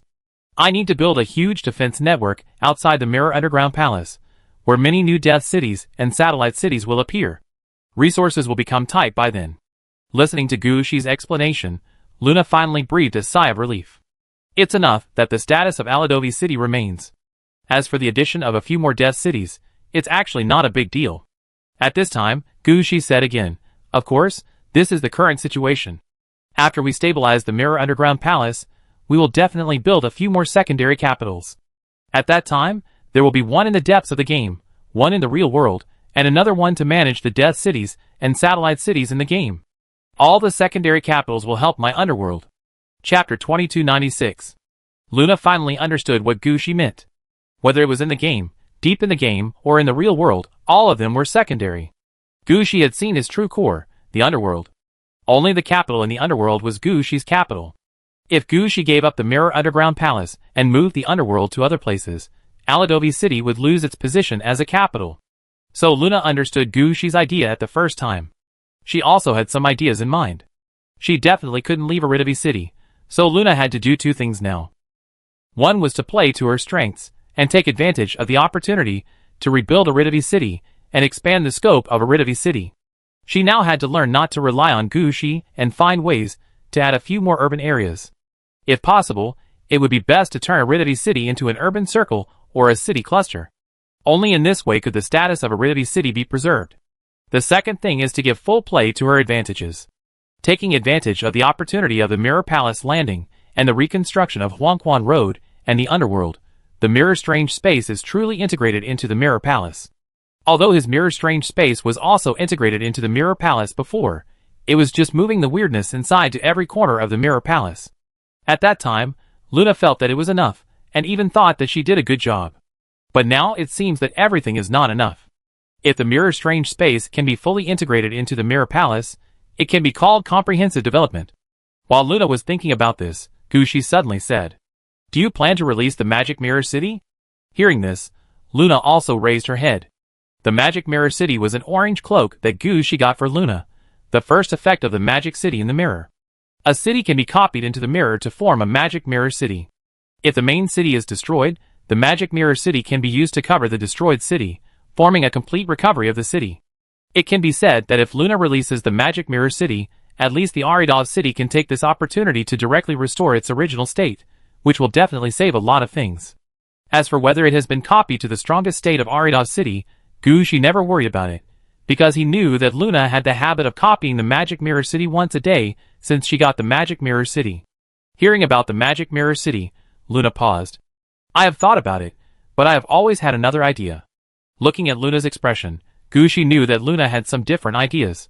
This time Gushi became interested. "Tell me about it." "In fact, when the Mirror Palace fell and Aridavi City was damaged, I thought about releasing the Magic Mirror City. After all, the damage to the entire Mirror Palace was quite serious at that time. Aridavi City should have recovered as quickly as possible at that time and supported everything. But just when I asked my men to transport all the materials that could be rescued out of the city and prepare to cover the destroyed Aridavi City, I found that doing so seemed a bit wasteful. My lord, come and see." As Luna spoke, she led Gushi out of the door of the meeting hall and pointed at something not far away.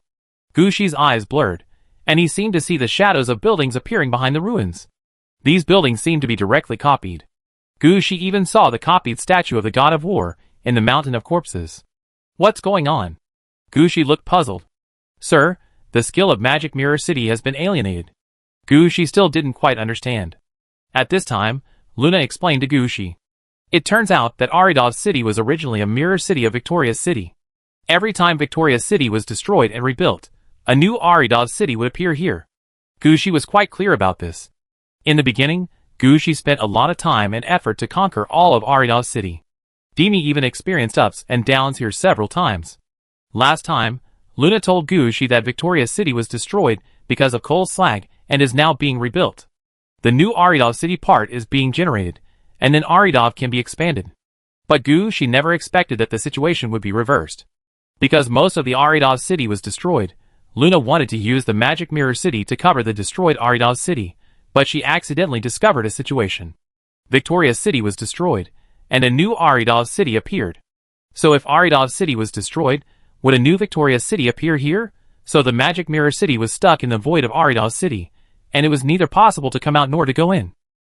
After understanding the situation, Gushi also fell silent. When he handed the Magic City in the mirror to Luna, he actually didn't expect such a thing to happen.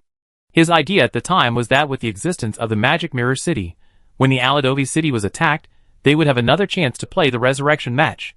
Gushi really didn't expect to encounter such a thing. This should be affected by the rules of Aladovi City, But now Gushi is not sure whether this influence is a good thing or a bad thing. Anyway, the situation in front of me is quite abnormal. After all, normally, if the original Aridov city is destroyed, then the mirrored city should appear in the location of Victoria City. But now the entire game of Victoria City is gone, so where should the mirrored city be placed? Luna happened to put the magic mirror city, so the mirrored city merged with the magic mirror city and appeared in the empty space of Aridov city. Facing such a situation, Gushi's heart moved. Is there any way for Aridov city to swallow this city? I have this idea, but there is no way. This city is called Victoria, not Aridov city. Luna explained to Gushi. Hearing this, Gushi knew how embarrassing the situation of this city was. Located in the void, there is no way to connect with Aridov city. Named Victoria, it is not easy for Aridov city to swallow it even if it wants to. The most important thing is that it occupies the position of Magic Mirror City. If it is not handled properly, the effect of the Magic City cloak in the mirror will be useless. But Luna and Gushi have no idea how to deal with it. Anyway, the current situation is somewhat wasteful. Finally, Gushi came up with a solution. Luna, take back the Magic Mirror City later, and then use the mirror image to hold the city for a while. I will see if I can transform it into a dead city in the shortest time. Chapter 2297. Sir, is it too late? Luna was still somewhat hesitant after listening to Gushi's plan. Although Victoria City was stuck on Magic Mirror City. But everything was stable at this time. If Magic Mirror City was taken back by force, the virtual Victoria City would likely undergo two different changes. One is to disappear directly into the void and disappear. If that's all, then forget it, it's gone. But if it happens in another way, it will be a disaster. Another situation is that Victoria City, which has lost its main support direction, will directly crash into Aridov City. That situation is not so good. Aridov City itself has been almost destroyed. If there is another collision like this, the entire Aridov City may be gone. That's why Luna is so worried, afraid that something will go wrong here. But Gushi looked serious at this time. You can only take a gamble, but the opportunity in front of you is quite lucky. Such a big city, as long as it is taken, it means that there will be a new, uninhabited city behind Aridov City. I won't talk about the rest. Think about the statue of the god of war on the mountain of corpses, the golden apple tree, and the black throne of the griffin. Listening to Gushi's words, Luna's eyes also showed a trace of solemnity. Luna also understood that this was really an opportunity, but the current situation. At this time, Gushi said again, after the transformation of the new Death City is completed, it will be a good opportunity for Aridov City to serve as a secondary capital. Okay, I can handle it at any time. Luna's voice was quite decisive. But Gushi became serious at this time. He waved his hands constantly, and the ghost flowers began to mix with the remaining ghost flowers in the city of Aridov, which was considered the final protection of the city of Aridov. At the same time, Gushi turned his head and looked at Luna. Do you want to evacuate the people in the city and move the supplies out? My lord, I just had people move the things in not long ago. Luna was a little speechless. God knows how long he took to clear Aridov to release the Magic Mirror City. If he were to do it again now, he would go crazy. Then let the undead in the city leave first. Gushi was still waiting for the ghost flower to protect the city of Aridov. Luna thought about it, and understood that Gushi was leaving a way out. After all, the current situation was obviously wrong. So Luna still gave the order to let the undead leave the city of Aridov first. Soon Gushi felt that the ghost flower had decorated the relatively important position in the city of Aridov to protect it. So Gushi nodded to Luna. Luna pulled her cloak and retracted the effect of the Magic Mirror City. When Luna moved, Gushi suddenly thought of a question. The head of the goddesses. Luna was stunned for a moment. That can't be moved.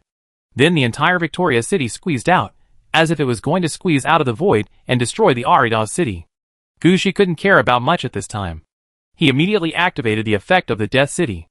Ding! A special city appears in front of you.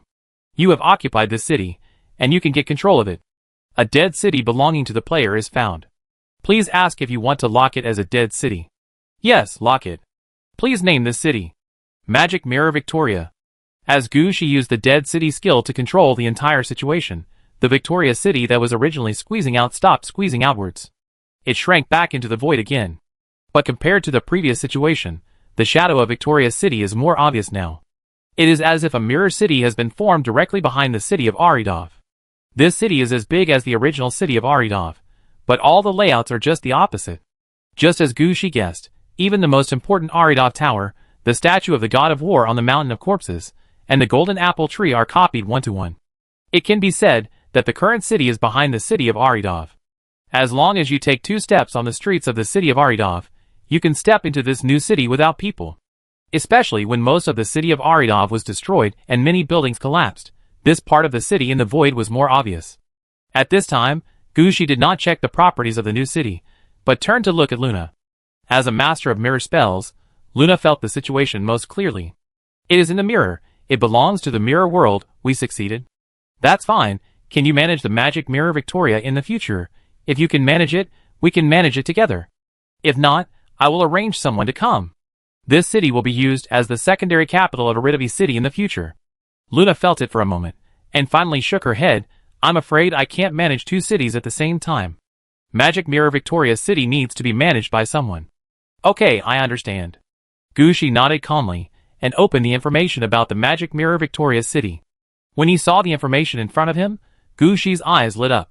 This time he really picked up a treasure. City name, Magic Mirror Victoria, City Cluster, City Direction, Death City Mirror Backup. City Characteristics, Mirror City, Secondary Capital, Traditional City, Undead, City Level, Level 23, 1287/1500, City Core, Dimension 2020th Council Hall, Level 9, give 25,000 negative energy points every day, Tavern, Level 9, Dock Warehouse, Level 7, Dock Market, Level 7, Magic Tower, Level 5, Blacksmith Shop, Level 6, Barracks, Level 7, Astrologer's Tower, Level 7, Summoning Tower, Level 9. Station, Giant Garden, Level 6, Skeleton Sword Barracks, Level 6, Desperate Mage Tower, Level 7, City Defense Tower, Level 7.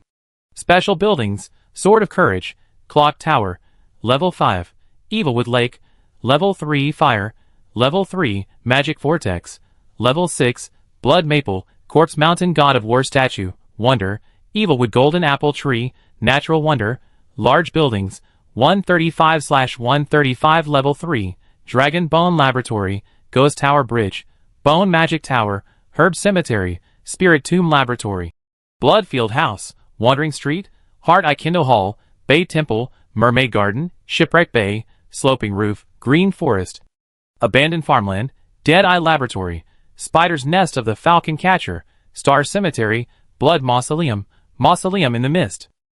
Level 4, Evil Church, Evil Bone Temple, Demon Blood Mansion, Bloody Forest, Vampire Mansion. Level 5, Evil Bone Temple, Rotten Cemetery, Tomb of the Dead, Ghost Butterfly Garden, Rotten Farmland, Bloody Slaughterhouse. Level 6, Medium-Sized Buildings, 350/350 Level 4, Main Library, Large Library, Children's Song Library, Haunted Pier, Weird Pier, Smuggling Pier, Lonely Pedestrian Square, Haunted Mine. Crystal, Witch Hut, Energy Orb, Buried Tree Pit, Witchcraft Secret Room, Dry Jungle, Bloody Herb Garden, Bright Fire Enchanting Table, Rotten Swamp, Rusted Bone Basement, Dark Prison, God Maiden Square, Distorted Digital Street, Rushing Traffic Light, School Library, Mummy Recycling Yard Level 5, White Candle Factory, Owl House, Eternal Slavery Altar, Grave Herb Garden, Underground Alchemy Laboratory, Blood Garden, Endless Mine, Skinning Slaughterhouse, Blood Eye Vineyard, Bone Wilderness. Raven Forest Level 6, Bloody Alchemy Lab, Blood Pool, Skeleton Transformation Field, Cannibal Garden. Level 7, Tomb, Pumpkin Field, Level 8. Small Buildings, 1180/1180 Level 4, Corrosion Moat, Eagle Eye Arrow Tower, Vampire Statue, Energy Lighthouse, Iron Blood Assembly Point, Morale Drum Tower, Magic Arrow Tower, Sand Moat, Victory Magic Fountain, Magic Tree, Secret Manger, Atrium Tree Garden, Engineering Team Camp, Level 5. Auxiliary Buildings, 8977/10,000. Chapter 2298. Seeing that the situation of Magic Mirror Victoria was resolved, Luna was relieved. But Gushi's next words raised her heart again. Your Magic Mirror City is really useful. Do you think you can copy the Mirror Palace? Luna was silent for a while after listening to Gushi's question. If the city of Aridov can be expanded to the entire Mirror Palace, it can be copied. If it can't be expanded, it won't work. Okay, let the undead who left Aridov return. I go to the city of Magic Mirror Victoria to take a look. After saying that, Gushi walked out. The magic mirror Victoria City seemed far away from Iridavi, but it was actually quite close. The entire city was in Iridavi City. The two cities were actually connected. As long as you wanted, you could step into another city when you turned a corner or walk to the end of the alley.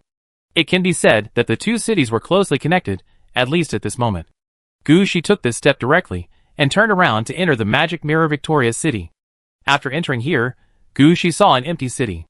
There was no one in the whole city, not to mention a human figure, not even a ghost. At the same time, the layout of this city is exactly the opposite of Aridov, and even the roads are arranged in reverse. When Gushi entered here, he was a little uncomfortable at first. But Gushi soon didn't care about these. He put down the evil coffin and rushed to the location where the head of the goddesses was hidden in the main city. When Gushi drove to that location, he had already noticed that the various statues on the streets and alleys did not have any vitality. All the statues were just ordinary decorations, without any spiritual feeling. This made Gushi understand that when the city of Aridov was copied, the Griffin Black Throne was not copied in.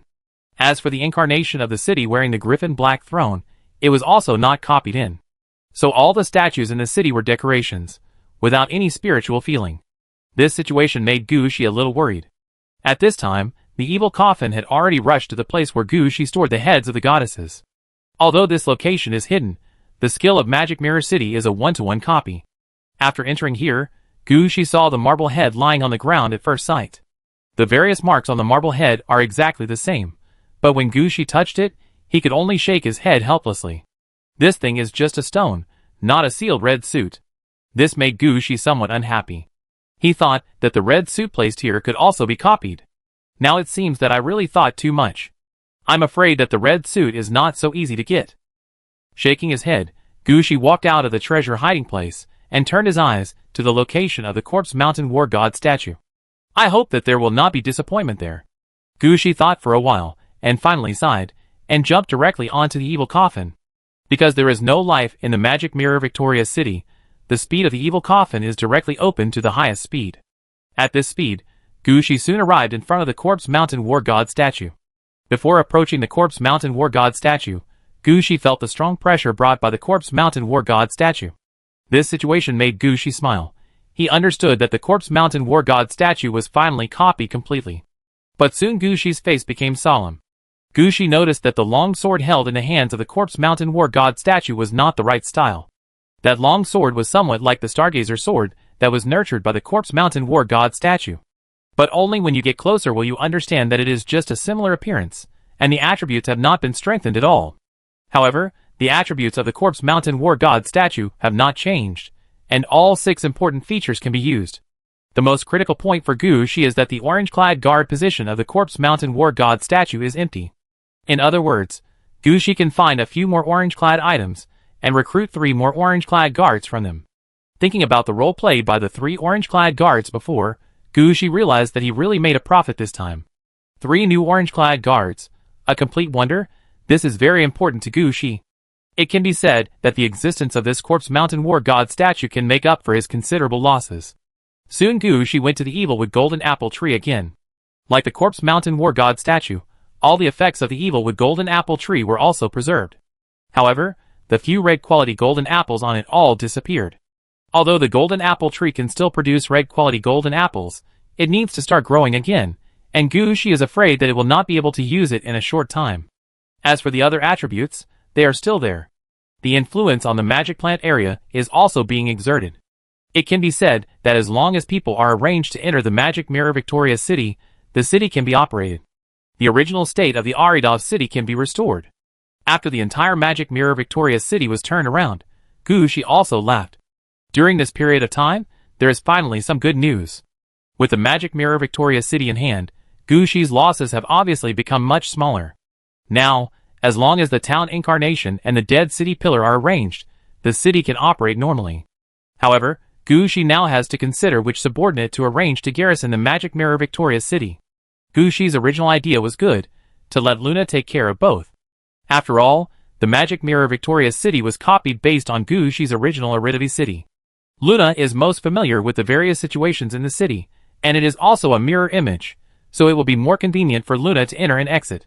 The most important thing is that Gushi has no manpower to arrange now. But who would have thought that Luna couldn't take care of both cities at the same time? In this case, Gushi had to consider the arrangement of other personnel. Gushi simply didn't consider heroes. Gushi arranged for the leader to manage the revitalized Rock City and act as a secondary capital. The Magic Mirror Victoria City, which was so high in level, naturally couldn't only use heroes. But Gushi couldn't choose the leader. How about making another contracted undead? Gushi had such a thought in his mind. This might be a good idea. Contracted undeads are the most trusted subordinates of the necromancer. Although it is not difficult to make them, they must be consistent with their respective tasks and directions. Gushi is now looking for a contracted undead who can control the administrative system. For this matter, Gushi has been looking for a suitable corpse after entering the depths of the game. But now I am afraid that it cannot be used for the time being. The Magic Mirror Victoria City is such an important location, so making a contracted undead has a higher priority. Chapter 2299. If it was somewhere else that wanted to make a contracted undead, Gushi would definitely do it himself. But the Magic Mirror Victoria City in front of him wanted to make a contracted undead, so Gushi had to discuss it with Luna. After all, this matter required Luna's cooperation. At least in the future, Luna and the new contracted undead would have a lot of contact. It would be impossible for two cities to have no communication. So Luna must be involved. So Gushi turned around and left the Magic Mirror Victoria City and appeared in the scope of Aridov City again. Gushi liked this switch very much, so that the connection between the two cities could be considered quite close. This also made Gushi more convinced that he still had to talk to Luna about the new contract undead. Looking around, Gushi summoned Shadow Ghost and asked him to take him back to the main city. Before, Gushi looked at the situation of Aridov City from the sand table, and did not have any intuitive understanding of the losses of Aridov City. Now looking down from the sky, Gushi can see the losses of Yellow City. Looking down from the sky, Yellow City is really devastated. Many seemingly inconspicuous places have collapsed directly. Some important places have also been affected to varying degrees. Now Yellow City has become a large construction site, with repairs and demolitions, and a large number of people are transporting various materials again. Looking at the whole Yellow City, it seems busy, but in fact they are just repairing and patching. Thinking back to the situation in the Magic Mirror Victoria City, Gushi felt that this was a good opportunity for the Aridov City.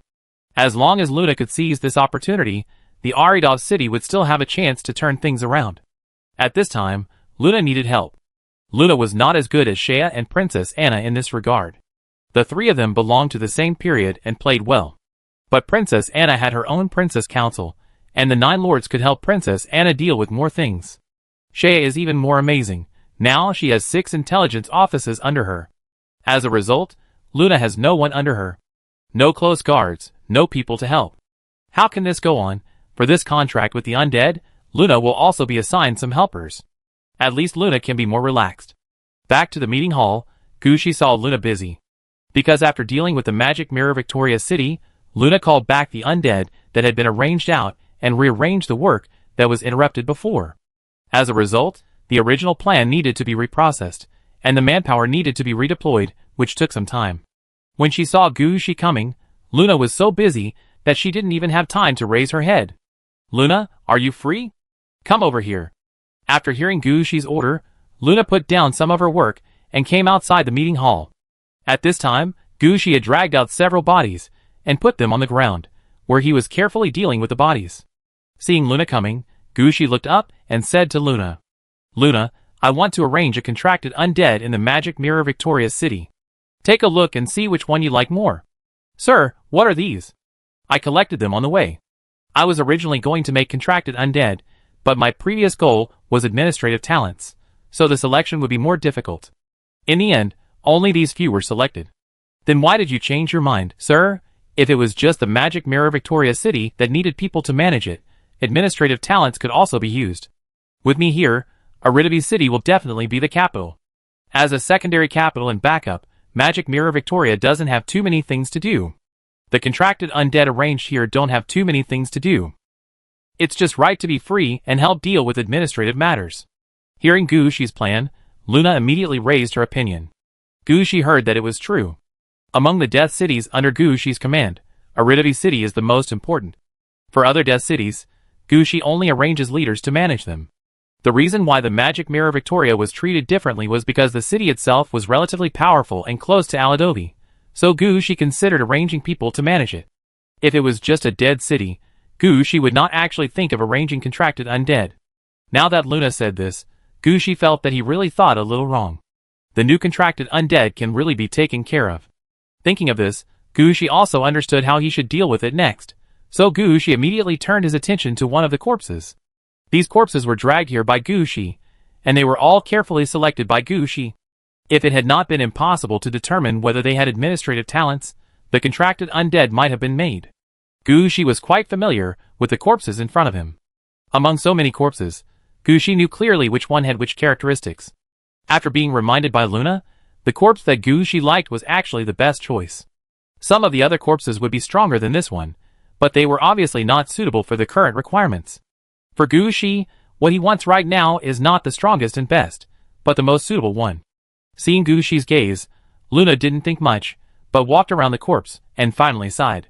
Your Excellency is still in the same old habit. No, this time it was really an accident. Among these corpses, only this one is the most suitable. You can see that there are actually male corpses among the corpses I selected, but he is really not suitable for the current situation. Gushi pointed to a corpse nearby, proving that when he selected corpses, he did not only look at female corpses. He really considered the suitability of the corpse, and the ideas he needed. Luna didn't say much about Gushi's attitude. Anyway, she had followed Gushi for the first time, and had already seen through what kind of person Gushi was. If Gushi really chose the contracted undead, all of his contracted undead would not be female. Even the contracted dolls of non-contracted undead, which looked neutral on the surface, actually looked a bit feminine. Looking at Luna rolling her eyes, Gushi wanted to explain, but didn't know how to explain. In the end, he could only ignore this matter, and put all his energy on dealing with the corpse. Chapter 2300. Ding. The contracted undead was successful. Mary, contracted undead, joined the player. As Gushi completed the transformation of the contracted undead, a middle-aged woman wearing linen clothes, not too tall, and with gray skin stood in front of Gushi. This middle-aged woman had dry yellow hair, and looked like she had no nutrition. But when she stood there, she gave people a feeling that they could trust her. After she appeared, she nodded to Gushi. Name, Mary, contracted undead, race, zombie. Level 7, 0/15,000, talent, diplomacy status. Life, 300/300, magic, 1200/1200, attributes, strength 2.6, agility 3.7, constitution 4, intelligence 7, perception 9.7, charisma 12.6 skills, diplomacy level 6, leadership level 6, luck level 5, mind magic level 4. Although Mary's strength is very low, her talent is still good. She masters diplomacy, and takes the path of mind magic, so she can easily understand what her opponents are thinking. In this way, she will have different blessings in diplomacy and administration. At least many people will be willing to listen to her. From this point, it can be seen that when Gushi chose this place to take the corpse, he really went for the administrative direction. After having Mary, Gushi immediately told the situation of the Magic Mirror Victoria City in detail. After hearing about her mission, Mary responded immediately. Don't worry, sir, I know the position of this Death City. It is to serve as logistics and backup, right? As long as you send the undead to this City of Death, I can manage them well. Okay, although the Magic Mirror Victoria City looks big, it is actually already built.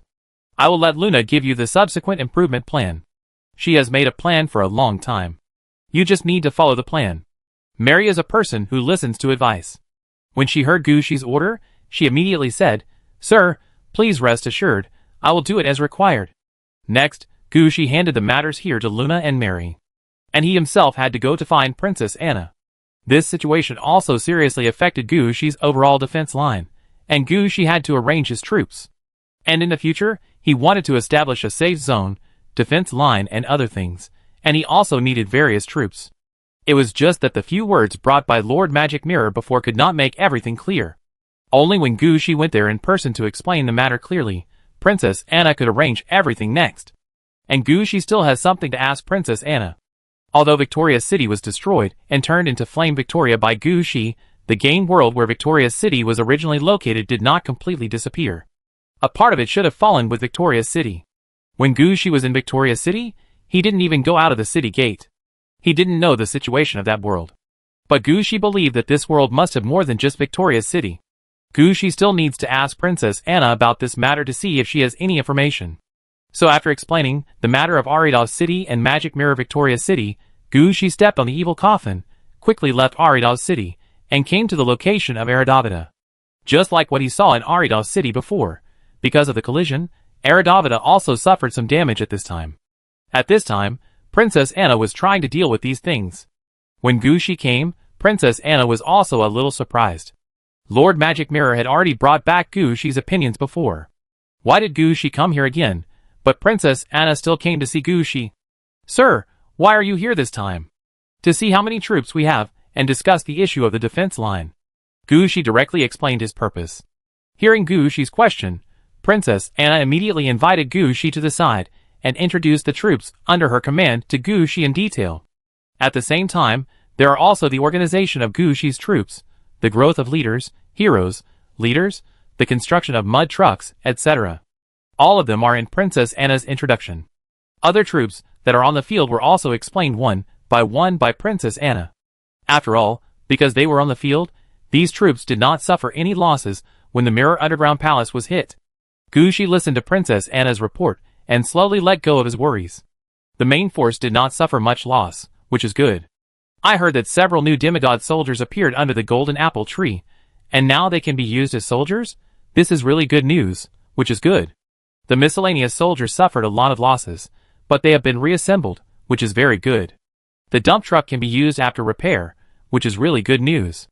The troops from other death cities are being mobilized. That's not necessary, the city defense of Aridov can still hold up. As the news came true, Gushi took out the map again and rearranged it there. The most important points now are naturally the defense of the Mirror Underground Palace, the patrol work on the Yellow Spring Road, and as for the underworld, whether we need to clear the area. And the game was brought down by us. Victoria City happened to fall near our Mirror Underground Palace, and most of the things in the city have been burned. I can understand this. But in that game, are there any other cities that survived? Are there any enemies and troops in that city? We need to check this point. With Gushi's instructions, the organized troops were sent out one by one. At this time, Gushi did not need them to do anything more, just gave them a direction and a task, and then let them go. And these troops were also very happy. At this time, Gushi's actions were obviously preparing for a big battle. For those leaders, heroes and chiefs, this means that they can upgrade, get organization and supplies, and get more benefits.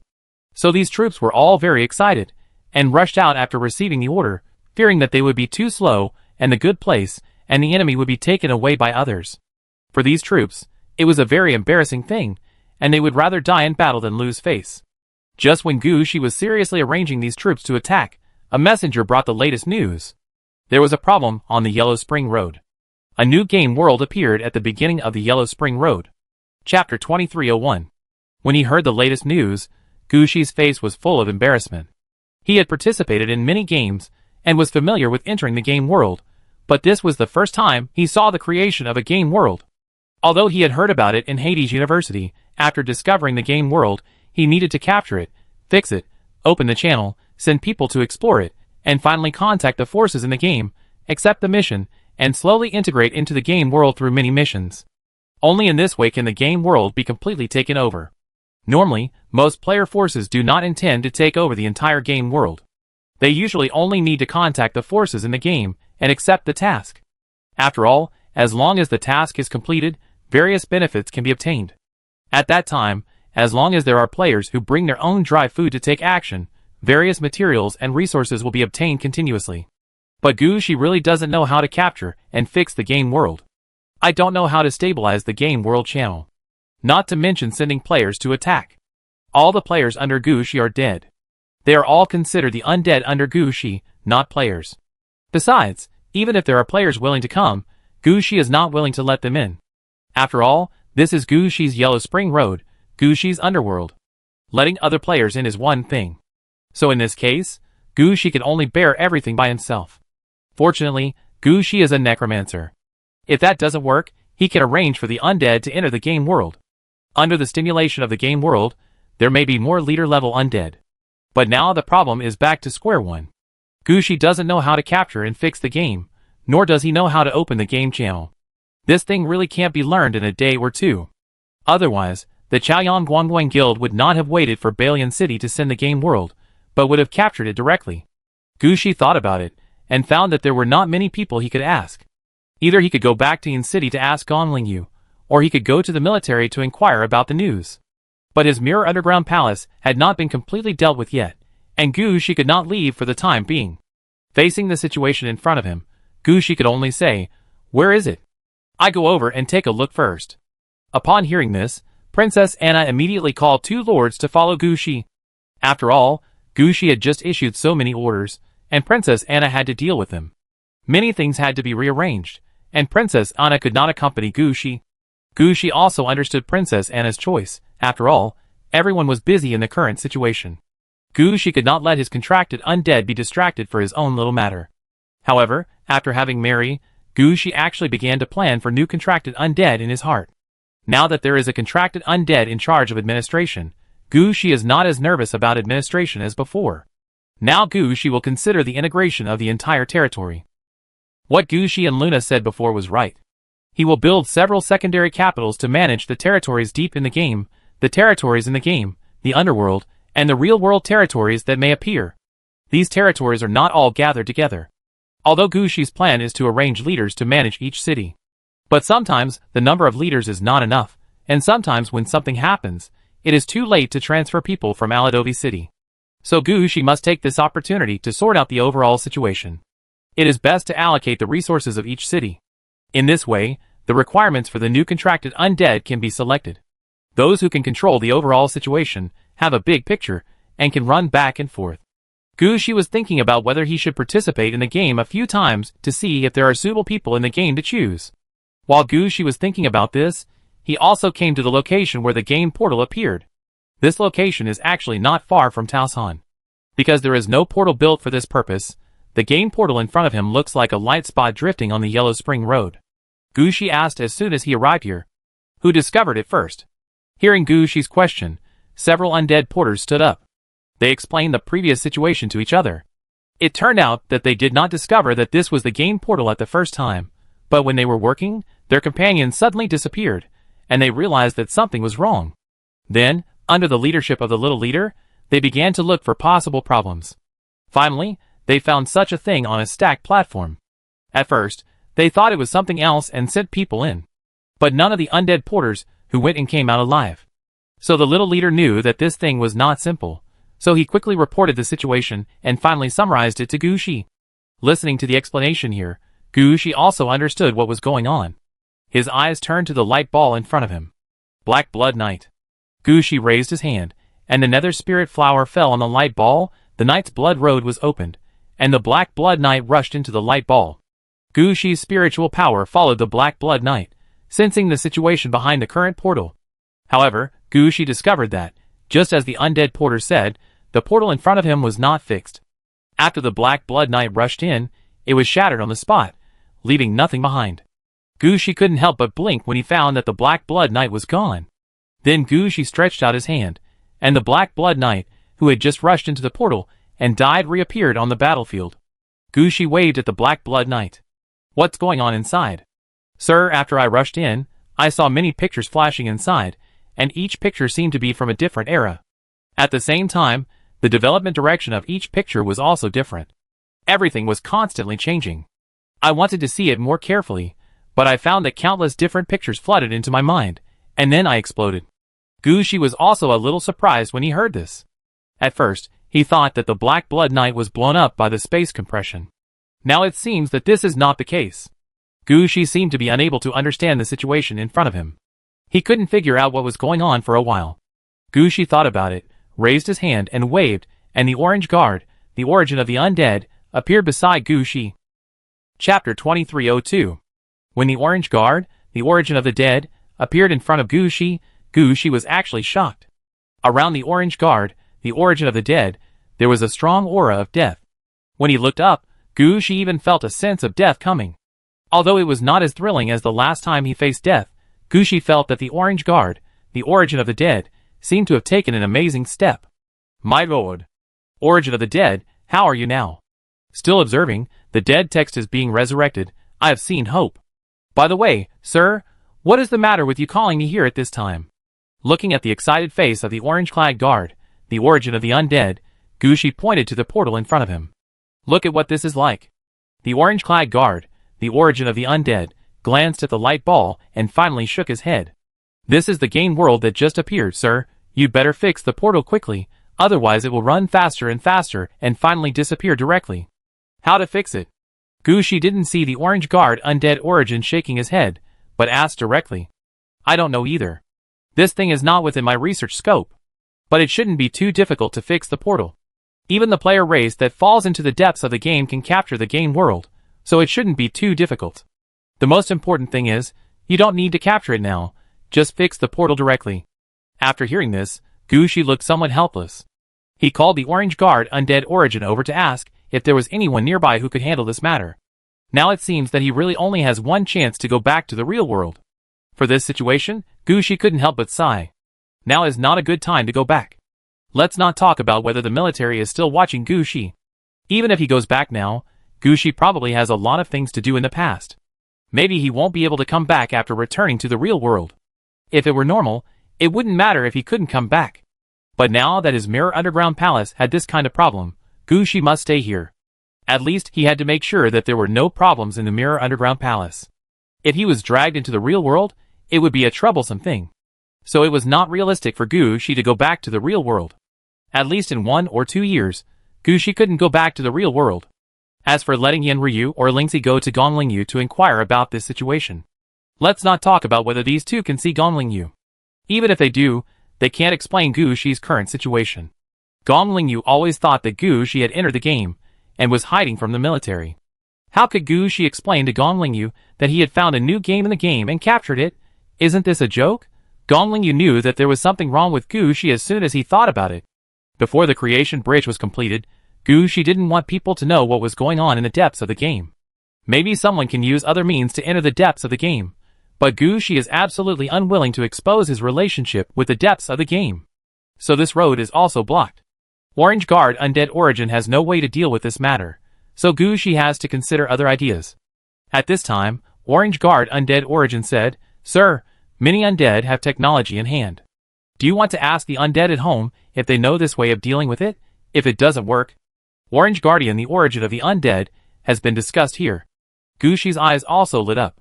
This is a good idea. After all, most of the undead can remember something in Gushi's hands.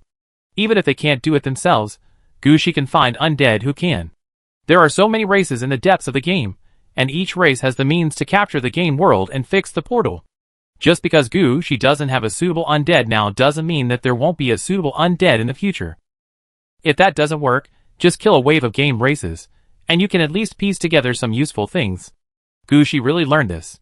Thinking of this, several target options flashed through Gushi's mind. Rat head, vulture head, or octopus head.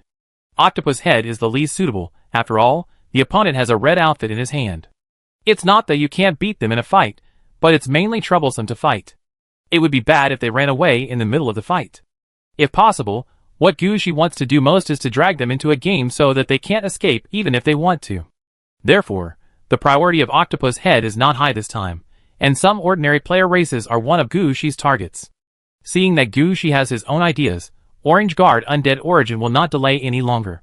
His research has not yet been completed, and this time he was just called out by Gushi temporarily. Now that Gushi's matter has been resolved, he can just go back. He has not finished observing the dead texts, but he can't lack people for a moment. After Orange Guard Undead Origin left, Gushi began to think about how to take action to take down some player races. The most suitable place here is naturally Luching, which is used for external communication. Go there and ask some wild players, and you can know which player races are the easiest to fight, and which player races have the game world. As long as there is a game world, it means that they have the means to capture and fix the game world. When the time comes, kill all the lives in those player races, and among the transformed undead, there will definitely be some who know how to fix the game world. By then, Gushi will have a way to deal with the game world. Even if the head of the ancient god is released into a new game world in the future, Gushi can take it down. In response, Gushi turned around and ordered, "Let someone guard this place, and keep an eye on the portal in front of you. Don't let anyone go in again. If someone comes out from inside, guide them to the Yellow Spring Road." I will find a suitable way to deal with these now. Under Gushi's order, the undead transport team that was still working temporarily became the undead supervision team here. They had no objection. After receiving Gushi's order, they drove their dump trucks over and settled down here directly. Gushi knew that they would be quite reliable in their work just by looking at them. After looking around again, Gushi was sure that there would be no problems in the game world here for the time being, so he turned around and went back to the main city of Yaladovi City through the Pole Star. At the gate of the main city, the road leading to the various death cities had not suffered any damage and was still usable. Gushi chose a direction and headed towards Luching as soon as possible. Chapter 2303. Luching, as the Death City arranged by Gushi to connect with the wild players in the depths of the game. After these days of integration, it has obviously become prosperous. Others have not been fully built, but there are countless hotels, taverns and other buildings for wild players to live in. At the same time, the market for wild players to trade, various exchanges, and group platforms have also begun to be built. When Gushi came here, although Luching was not crowded with people, the number of wild players entering Luching from the wilderness deep in the game had obviously increased a lot. As soon as these wild players entered Luching, they first found a place to live. Then, they went to the city lord's mansion outside the council hall to see if there was any work they could do. When Gushi came, he had already changed into his most common outfit and had removed all the makeup on his face. When he entered the city, he did not ask the heroes in the city to come out to pick him up, but walked around on his own. Gushi noticed that not all the wild players were wild players on the human side, and there were obviously other races here. Some of them looked like the rat heads, vulture heads, or octopus heads that Gushi had met before, and they looked quite non-human. Some are somewhat similar to the Nita people and the Celestials that Gushi had met before, and they look like humans, but they have their own characteristics. Just like this group of wild players in front of him. Each of them is only 1.7 meters tall, but they all weigh more than 170. They are fat and broad. And they walk in a very domineering way. No matter whether they are men or women, they walk in a swaying manner, as if they can't show their strength if they don't walk like this. They were obviously a team of 10. There were the main tank, the secondary tank, the main secondary C, the main healer, and 5 DPS of different professions, 2 of whom were obviously carrying pets. Although there were only 10 people, they were a powerful fighting team once they left the city. Even after entering the city, they continued to move forward with the main tank leading the way and the secondary tank finishing behind. When they met Gushi, they immediately huddled together, and all the players occupied the most advantageous positions. It was obvious that they were cooperating well. They didn't walk around Gushi until they saw that he had no hostility. As they walked forward, Gushi noticed that there were always 2 or 3 of them staring at him. And there were quite a lot of small groups like this in Luching. They went in and out of Luching, communicating or trading with wild players of other races in Luching. Although they were still cautious here, it was much safer than in the wild. At least they didn't have to be nervous when they slept, and they didn't have to open one eye and close one eye. Gushi could clearly feel that they were grateful for Luching. This situation made Gushi very happy. Luching could become what it is now, which was what he wanted. Gushi thought about it at this time, and finally did not randomly kill any player race. In his opinion, as long as they were not his enemies, and not the kind of evil and murderous race, they could be guests of Luching. They could bring great benefits to Gushi. Killing them now would definitely kill the goose that lays the golden eggs. Not only would it be a waste, but it would also bring a bad reputation to Luching. So Gushi changed his mind quickly after these few steps. Originally, Gushi's plan was to go to Luching first and pick a race that he didn't like. Kill this race, and get the way to fix the game world. Now, Gushi didn't have such an idea for the time being. At this time, Gushi could completely get the way to fix the game world through other means, instead of doing such extreme things. Thinking of this, Gushi turned around and went to the meeting hall. Gushi's actions did not attract much attention from the wild players. In their eyes, the most central location of Luching should be the city lord's mansion. The council hall, and the earliest castle left behind are actually not that eye-catching. The wild players would not come here at all. As for those who came here, they would not care about the function of this place, because the architectural style here is somewhat similar to that of other places. When Gushi came here, he did not attract too many people's attention. Only the heroes arranged by Gushi and Luching reacted immediately. "Sir, why are you here?" The hero in charge of the construction of Luching was working in the meeting hall. As soon as he saw Gushi, he stood up immediately. "I came to take a look. I went to the city lord's mansion, and it was well done." "Whose idea was that?" Gushi said, as he found a place to sit down. At this time, Lucheng was still under reconstruction. There were sand tables, but there was no way to show the situation of the entire Lucheng. Only part of the location can be shown to Gushi. But even so, this is the core of the entire Lucheng. Gushi sat down quite naturally, and the hero immediately said, "It's my idea. The situation in Lucheng is different from other cities. There are too many wild players here. We have no way to investigate the identity background of all wild players. They can only come if they want, as long as they obey our laws. Even if they kill many people in the wild, we will not stop them from entering. It is inevitable that some ambitious people will enter the city. If I don't set a false target, they will definitely target the meeting hall first. Then it will be troublesome for me again and again. Instead of that, it is better to give them a false target directly. But I really didn't expect that the City Lord's mansion was too successful. Now it has become a place for wild players to hand over tasks, set up stalls for trading, and plant flags for duels. Even if I want the wild players in the city to do something, I have to post the task there." The more the hero spoke, the more embarrassed he became. But Gushi didn't think there was anything wrong with this. The wild players couldn't enter the barracks, except the tasks issued by the barracks, and they hadn't joined Lucheng, and would obey Lucheng's orders and leadership. It was quite remarkable that the hero could think of such a way to use the wild players. At this time, an idea came to his mind. Gushi waved at the hero. "You did a good job. I just happened to have a task for you. You go to the City Lord's mansion to issue a task, just like this." When the hero first listened, he was still confused, but his eyes lit up immediately. If this thing succeeds, this is an opportunity for the development of Lucheng. Chapter 2304. The next morning, when the wild players in the city gathered at the gate of the City Lord's mansion as usual, intending to see if there was any work to be done today, a new notice attracted the attention of all the wild players. Today, this city has captured a game world. All information about this game world is undetermined, and the portal to enter the game world is undetermined. Because this city has not mastered the art of entering a fixed game world entrance, it is now soliciting plans from all players to fix the game world entrance. If the method is adopted, 10% of the exploration rights of this world will be awarded. If the multiplayer method is adopted, 15% of the exploration rights of this game world will be taken out and distributed among multiple parties. This news immediately blew up all the wild players. The wild players are willing to come to Lucheng because it is relatively safe, at least safer than the wilderness. And there are places to live, food and fun here. As long as you don't mess around here, there is no better place than here. This is why more and more wild players are rushing here these days. If there is only one bad thing, it is that there is no entrance to the game world in Lucheng. Of course, in the minds of the wild players, Lucheng must have an entrance. After all, this place originally belonged to the territory of Zhuolu City. Zhuolu City was built here. In addition to the nearby resources, there must be a reason that the nearby area can better capture the game world. But why do they want to show it to the wild players? Isn't it better to hide it yourself? The wild players are not players of this city. There is no reason to ignore the life and death of the players themselves and focus on the wild players of other races.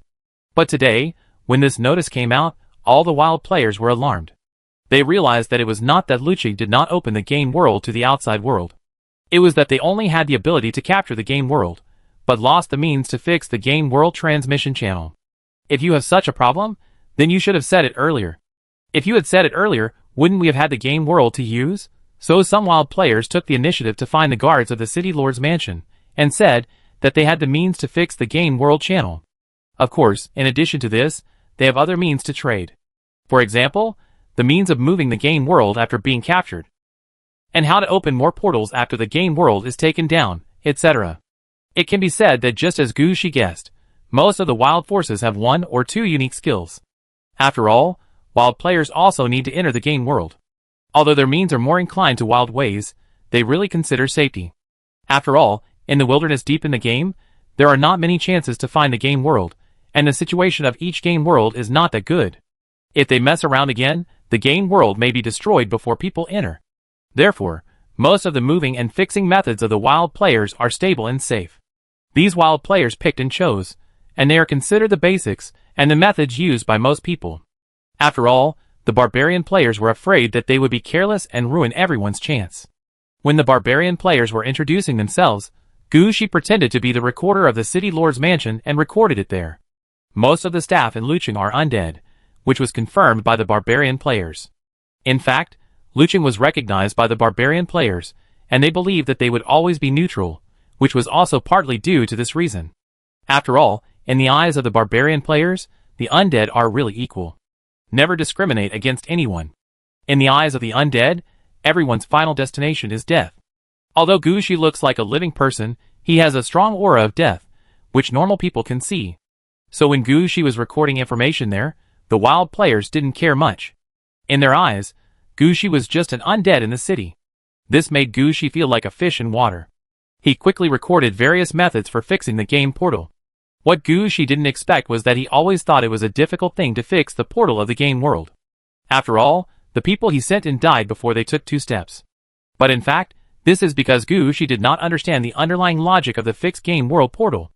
As long as this is understood, other aspects can be customized with ordinary arrangements. The underlying logic of the game world is that the first person to discover the game world can select the time node of the game world. In fact, when the game world is launched, the fate and main ideas of the entire world have been fixed. Players can have a certain impact on the fate of the game world, but it can only be a minor impact and does not affect the overall situation. For example, in the late Eastern Han Dynasty, players can change the battle between 3 heroes and Lu Bu to a battle between 4 ministers and Lu Bu, but they cannot change the arrival of the 3 kingdoms period, and they cannot change the fact that there will be a big devil burning Luoyang. It is for this reason that the earlier the game time node is selected, the greater the resistance to the fixed game portal, because adjusting the general trend requires energy. When the impact becomes bigger, the game world will only keep the general trend. As for other things, they don't care. Let's take the 3 kingdoms as an example. The general trend of the game world is the emergence of the 3 kingdoms. As for whether it is the 3 kingdoms of generals, or the 3 kingdoms of immortals, they don't care. So as long as you understand this point, you can understand how to fix the portal of the game world after capturing the game world. This fixed portal does not need to locate the location, but the time point. To fix the portal, what is needed is not the ability to locate in space, but the ability to lock in time, or the ability to influence fate. Gushi knew nothing before. He looked at the light ball of a portal, and wanted to let people in. All the time nodes appeared in front of him. He was still thinking about taking down all the time nodes. If his men didn't die, who would die? What Gushi had to do now was to send someone into the game world. Don't rush to choose, but observe the flow of time first, determine the general trend of the game, and determine what can be changed and what cannot be changed. Then choose a suitable node to cut in. As long as the node to cut in is fixed, the portal can be fixed. After the portal is stabilized, the rest are some small tricks later. Whether it is adding some attributes to the game world, or moving the portal, all are icing on the cake. Even without going into details, Gushi can do it easily. Chapter 2305. After recording all the methods and contents, and even copying down several of the most reliable building materials and methods for making portals, Gushi found an excuse and prepared to leave one step ahead. After all, he came here to find a few wild players' forces to steal the method of making portals. Now the method is in hand, and he doesn't have to use it.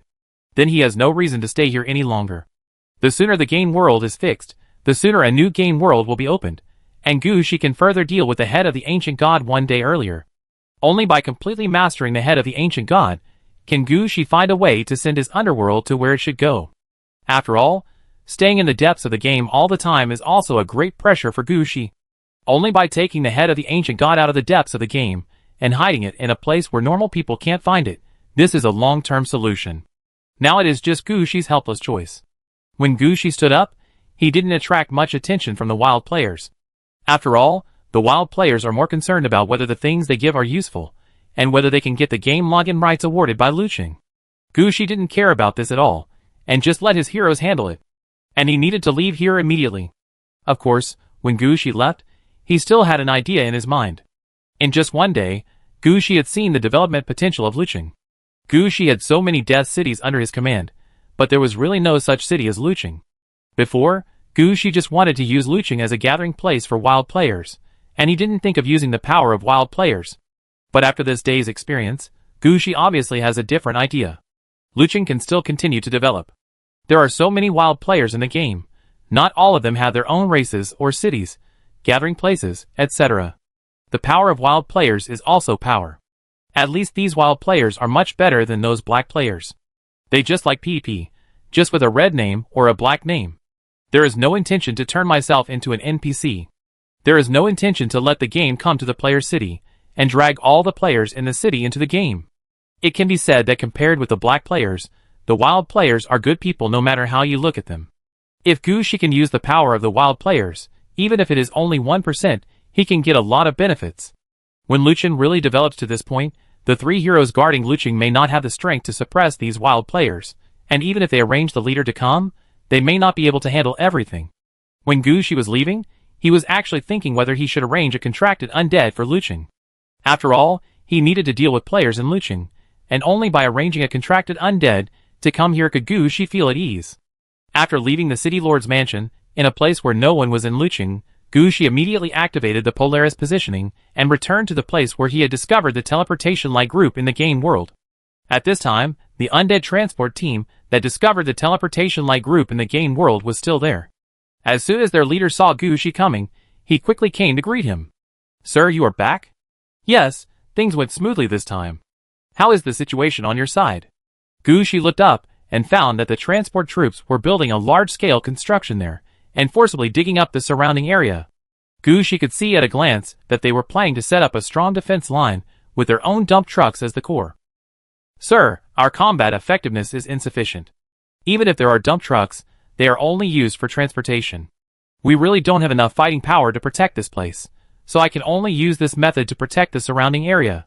You see, this is my arrangement. As long as I dig this place well, no one can see where we are going to protect. If there is an invasion by foreign enemies, we can at least delay it for 1 to 2 days." Gushi also understood the meaning behind the little leader's words.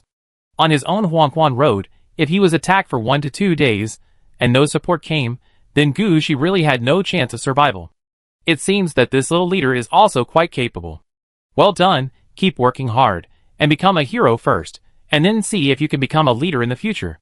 Gushi patted the little leader on the shoulder, and remembered this interesting little leader. Then Gushi began to send out signals, and various resources were transferred from the Yellow Spring Road to prepare for the construction of the portal. At the same time, the Night Blood Road was also released by Gushi, and a Black Blood Knight appeared in front of Gushi. Still wait and rush in directly. After entering, don't move around. Just observe there. You must pay attention to the direction of the entire game and how many nodes there are. After observing clearly, exit immediately. Don't touch the choices in the game world. The Black Blood Knight nodded seriously, riding on the white horse that had been dyed black by black blood, and stepping on the petals of the Nether Spirit Flower, he rushed into the teleportation light group of the game world. At this time, part of Gushi's mental power was divided on the Black Blood Knight. Under the protection of the Nether Spirit Flower, he also entered the teleportation light group of the game world. As soon as he entered the teleportation light group, Gushi saw a river without a source and destination in the void. This river seemed to be composed of countless starlights, constantly rushing in one direction. At this time, Gushi also understood why the Black Blood Knight was torn into pieces when he wanted to make a choice. Normal players simply cannot withstand such a strong impact. At most, they can only select a node from the river surface of this spacetime, and then lead a branch out through the node. As for this stream of stars composed of countless stars, it is better not to touch it before you have strong strength. Don't stay here, find a suitable node. After understanding the situation inside the game portal, Gushi immediately reminded the Black Blood Knight. When the Black Blood Knight heard it, he stepped on the petals of the ghost flower, and went upstream of the river. As he went upstream, Gushi noticed that in this river composed of starlight, the river water did not always rush forward. Sometimes the river water would turn inside, or make a small turn. Obviously, these small changes are the nodes in the game, which are what Gushi is looking for. Chapter 2306. When he saw these nodes, Gushi was about to operate the Black Blood Knight to deal with them, but he found that he seemed to have no way to touch this part of the Starlight River.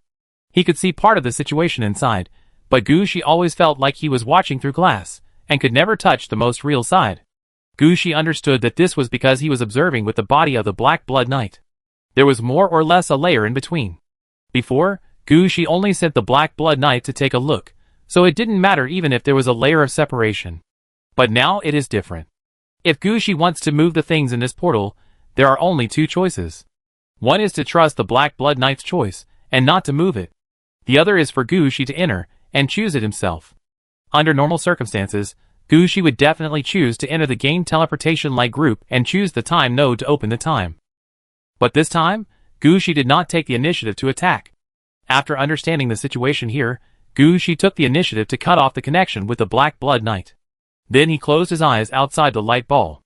About 7 or 8 minutes later, the Nether Spirit Flower moved, paving a bloody road for the knights in front of Gushi, and the Black Blood Knight, who had just been sent into the game, rushed out.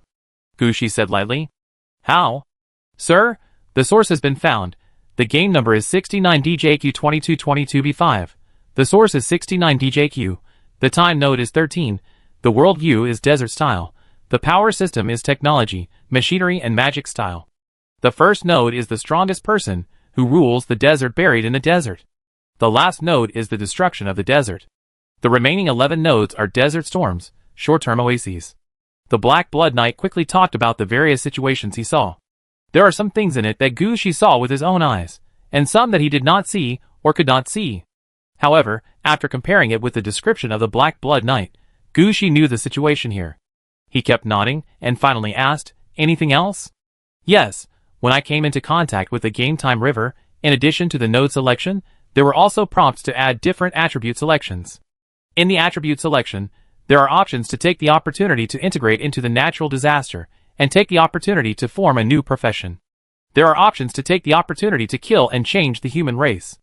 And the Black Blood Knight quickly said what he saw, and Gushi slowly understood the situation. It seems that choosing a game world is still beneficial. Although the background story of the game world cannot be changed, some things can be added to the game world at the beginning. It can be said that whoever captures the game world this time will have a chance to change the game world, but some people will take advantage of this opportunity, while some people will not. Gushi, who understood this, also had a flash of hesitation in his mind. At this time, Gushi was thinking about whether he should do something about this game world. The choices that the Black Blood Knight mentioned just now were all very attractive. Gushi felt that no matter which option he chose, he could have some impact on this game world, and even make the impact lean towards himself. It can be said that this is a means to directly and fundamentally affect the entire game world. Now all of this is in front of Gushi. As long as Gushi is willing, the whole world will change for him. But Gushi didn't have such an idea at this time. After listening to the Black Blood Knight's story, he said calmly, don't add all kinds of messy things to it, just select the nodes directly. This game world in front of us will serve as experimental materials to see if we can complete the construction of the portal and fix the game world. Only after we have fixed the portal and confirmed its safety, can we consider other things. If the portal is not safe and cannot be moved, then it will be useless no matter how many times we can change the game world. Gushi still has a clear grasp of what is most important now. Hearing Gushi's order, the Black Blood Knight did not say much. He was ready to turn around and step into the game again. At this moment, Gushi stopped him. Wait a minute. The Black Blood Knight stopped when he heard it, and stood there motionless. Gushi ordered the transporters. First, transport the resources and build the portal first. When building the portal, build it according to this idea, Gushi said, as he took out a building design drawing. This building design drawing was obtained by Gushi and Luching. It is called a mother-child portal, also called a split portal. It is used for the absolute value game portal. It is prepared to speed up the players to enter the game. Generally speaking, this kind of parent-child portal can achieve 1 to 9. In other words, as long as a main portal is built and the teleportation point to enter the game is locked, 9 subportals can be built based on the coordinates of this main portal. Ordinary players can enter and exit the game world through the subportals. When Gushi was still in Balian City, the game portal landing point allocated by Balian City to the Chaoyan Guangguang Guild was actually a similar method. The reason why Gushi chose this portal method in front of him was naturally for the consideration of Luching. After all, this fixed portal method came from Luching. Some of it will definitely be distributed to Luching at that time. Gushi can't let the wild players in Luching come to Huangquan Road. At the same time, he doesn't plan to pack up the game world in front of him and send it to Luching. Use the split portal to open a new portal in Luching, so that the players in Luching can enter this game and help Gushi explore the way. As for the game world that will appear in the future, we have to wait until Gushi studies how to correctly capture, fix, and activate the game world. The little leader didn't know Gushi's idea. He took the architectural design and found that in addition to the material requirements, there were also considerable requirements in other aspects. There is a requirement to arrange some coordinate node adjustment positions outside the portal. This is used to locate the subportal. And the activation energy of the subportal is also provided by the main portal. If the main portal stops supplying energy to the main peak, the branch portal will be prohibited from use. This makes it very convenient for the main portal to control the branch portal. After reading the portal blueprint, the little leader said with certainty, "Sir, please rest assured. I have participated in the construction team in the city of Aridov. This thing is not difficult. I can build the main portal in just 2 days. Then just do the game positioning." Chapter 2307. While his men were building the mother-child portal, Gushi was not idle either. He was sorting out the harvest this time. The architectural design drawings of various portals are quite diverse. At first, Gushi copied the architectural design drawings, but he didn't think much about it. Now that the mother-child portals were built, Gushi realized that it turned out that there were many tricks in the positioning game, not to mention other things. What do you see in the portal architectural design drawings in Gushi's hand? Mother and child portals, multiple portals, movable portals, strong energy portals, node adjustment portals, difficulty adjustment portals, etc. Many portal building designs made Gushi confused. He kept wondering when he copied these building designs. What functions do these building designs have? Gushi had no idea.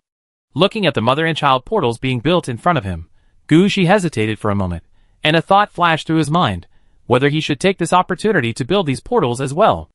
Let's try it first, and see what effect it has. Gushi thought about this situation in his heart, and his eyes were already darting around. It is necessary to set up the portal of the game world. But you always have to choose a better location. It's not that Gushi's Huangquan Road is in a bad location. It's just that this place is not suitable. These game worlds are a kind of resource for Gushi. But he can't let his men run to Huangquan Road all the time. But if Gushi is asked to move the location of the portal to Gushi's underworld, it won't work. Because Gushi also has the idea of leading the NPCs from the game world to become his own undead. After placing the portal in Dragon City, it means that these undead have not walked through the Yellow Spring Road. This is unreasonable. So choose a better location to put the game world, which is also what Gushi needs to do most now. At present, Gushi's eyes are turning around, looking for a suitable location there. But at this time, Gushi's Mirror Underground Palace has fallen into the depths of the game. The Mirrored Underground Palace, which was originally three-dimensional, began to become flat. This made Gushi somewhat embarrassed. It was not appropriate to set aside a piece of land in Huangquan Road to arrange the portal. Opening a separate space was an idea, but it was not appropriate to put it on Huangquan Road. How about moving the location? Gushi thought while turning around Huangquan Road. However, just as Gushi thought, the terrain of the Mirrored Underground Palace deep in the game had changed, and many things could not be realized. This made Gushi quite helpless.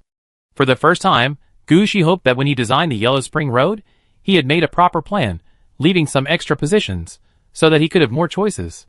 Just as Gushi was strolling, carefully checking the terrain, he suddenly found that a light spot was floating out from near Taoshan. At first, Gushi didn't pay much attention to this light spot. But soon Gushi's eyes were obviously wrong. When this light spot floated out from Taoshan, it was slowly expanding, and finally turned into a light ball that was constantly moving. This is another game world that has not been captured and fixed. Gushi knew that after he got the head of the ancient god, he would often get some game worlds. But he never thought that the probability of this game world appearing was too fast. He hadn't finished the first game world yet, and the second one came out. It's no wonder that humans attach so much importance to the discovery of the ancient god corpse. This is not the discovery of the ancient god corpse at all, this is the discovery of the mineral vein of the game world. It seems that this time, I really need to choose a suitable location to place the portals to these game worlds. Judging from the speed at which the game worlds appear, if he doesn't deal with it quickly, there will be quite a lot of unstable game worlds on his Yellow Springs Road. Thinking of this, Gushi gritted his teeth, took the small props he bought from the Yinjai Feng Shui department of the Underworld University, and carefully selected a suitable location at the beginning of the Yellow Springs Road, preparing to build a temporary teleportation point first. While Gushi was choosing a suitable location, a group of players with strange looks were heading towards Gushi's Huangquan Road, less than 10,000 kilometers away. These players looked somewhat like humans, but their skin was dark blue with a layer of white frost on the surface. From a distance, they looked like stone miners who had just crawled out of the ice and snow. It appeared again, the fluctuation of the new game world appeared again. Captain Wei, your judgment is correct, it is really a new game world source. When the new light ball floated out from the Peach Mountain, this group of strange players seemed to sense something, and all the players shouted loudly. The leading player listened to his subordinate's flattery, and showed a stiff smile on his face. They came from a game race called the Muda Tribe. This race cannot be regarded as a race that fell into the depths of the game. They actually still exist in the real world. The reason why such a group of Muta players appeared in the depths of the game is entirely because of their racial characteristics. The Muta tribe can naturally sense the emergence of new game worlds. So they often do things like finding, capturing, and fixing game worlds, and then selling them to other races. They can be regarded as middlemen in the game world. Many small player races have good relations with them. However, the Muta players are also divided into different categories. Some are in the real world, and they take the route of making friends widely. The other part is deep in the game, and their attitudes are different. In the depths of the game, they sometimes discover and capture game worlds on their own, and sometimes they turn into robbers and snatch game worlds from some small game races. As for whether they capture on their own or forcibly snatch, it depends on whether the game world has an owner and who the owner behind it is. Like what is happening in front of us, directly feeling the original pulse of the game world that is about to be produced in large quantities. For the Muta people, that is the treasure of their growth. Even if there is a powerful force behind this game world vein, they will not give up. Joint development is their last bottom line, and their normal goal is to grab this game world vein. As for the original owner of this game world vein, they don't care at all. In the eyes of the players of the Muta tribe, this is not a big deal. If they can't beat them, they can still ask for help. In terms of numbers and combat power, they have never lost except for the top 3 races. Chapter 2308. Gushi didn't pay much attention to the existence of the Muta people. After all, the location of the Muta people was beyond his monitoring range.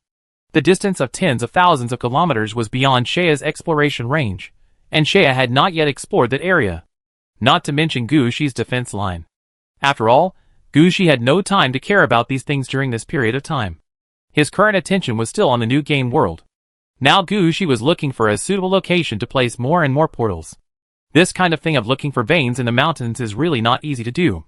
Even if Gushi has all kinds of small props, even if Huangquan Road is Gushi's territory, even if Gushi opens the vision of Huangquan Dragon Rope, some things are not easy to find. Gushi clearly saw many good locations. But when people get there, they will find that these locations have various problems. Either the venue is not big enough, or the location is wrong. Either it deviates from the main road, or it is directly stuck at the key position of Huangquan Road. Anyway, all the positions are the kind that look good at first glance, but not good at second glance. After Gushi went around, he spent a lot of time and went to various places, but he still couldn't choose a suitable position to use. Just as Gushi was about to continue looking, the transport of the undead sent a message that the mother-child portal had been built, and now it was waiting for Gushi to go and deal with the fixed game portal. When he heard this news, Gushi couldn't help but sigh. This is the only way for now.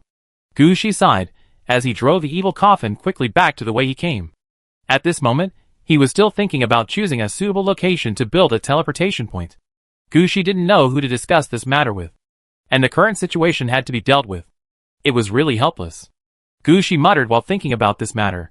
Until he returned to the place where he first discovered the game world, he temporarily put this problem behind his mind. At this time, this place had changed.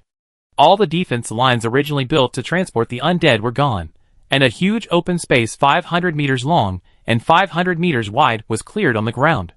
A huge portal 10 meters high was built in the middle of the open space. This portal was made of various metals.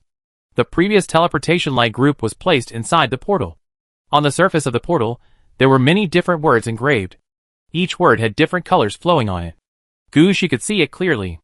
Every time the color flowed, the words on it would change. This was not like dead words.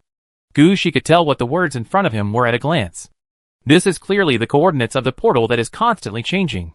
Only when the coordinates of the two portals are aligned, can the sub-portal enter the game world through the coordinates. This is the characteristic of the parent-child portal. It is also the guarantee of the parent-child portal. Gushi, who understood this, walked towards the portal at the first time. As Gushi walked forward, the Night Blood Road appeared at Gushi's feet again, and it was the Black Blood Knife from last time. At this time, Gushi walked while saying calmly, "Do you remember what I said? Our goal this time is experimentation, experimentation, and experimentation. The time node selection starts at the third node, and we don't choose anything else.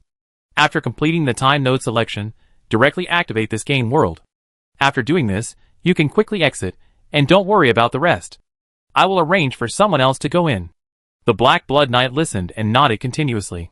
While Gushi was looking for a suitable location to set up the portal, the Black Blood Knight, had already learned from Gushi the route of this game world. In this desert world, all attributes will not be enhanced or alienated, only the time node will be selected. And the time node is also the short-term oasis in the desert plot. This time node is not the best time node, but it is the most favorable time node for Gushi. According to the animation, at this time node, the desert in the game will experience long-term rainfall. In the originally dry desert, a short-term oasis appeared. Because of the appearance of the oasis, many new creatures also appeared, and the battle for the oasis was brought about. A large number of lives and corpses are the theme of this time node. As a necromancer, what does Gushi want? Important resources? What resources can be more important than corpses and souls? So among the 11 time nodes, Gushi chose the third one. The Black Blood Knight, who knew Gushi's thoughts, nodded and rushed towards the portal in front of him on his white horse. Gushi stood in front of the portal and watched carefully. He saw the Black Blood Knight rushing into the portal on the Night Blood Road formed by the Nether Spirit Flowers, and watched him bend down and touch the teleportation light ball in the middle of the portal. Watching the dark blue light ball quickly turn into a layer of light curtain, dyeing the entire portal dark blue. The last picture of the desert appeared on the light curtain. At this time, Gushi felt as if he had entered the game in front of him for the first time, and could see the game opening animation, and see the changes in the game through the light curtain in front of him. The picture on the light curtain at this time was not the third node that Gushi wanted, but the first change node of this game world. A man dressed in black, who looked like he was carved out of obsidian, strode into a pyramid. Behind the man, there was a huge caravan, which was carrying obsidian statues that looked exactly like the man. In the pyramid, many mummies were squeezing a huge broken arm that was more than 10 meters long. Drops of golden blood were dripping from the broken part of the arm. At the same time, a large amount of ordinary blood was poured into the golden blood, which was then mixed evenly by the mummies and applied to the obsidian statue of the man.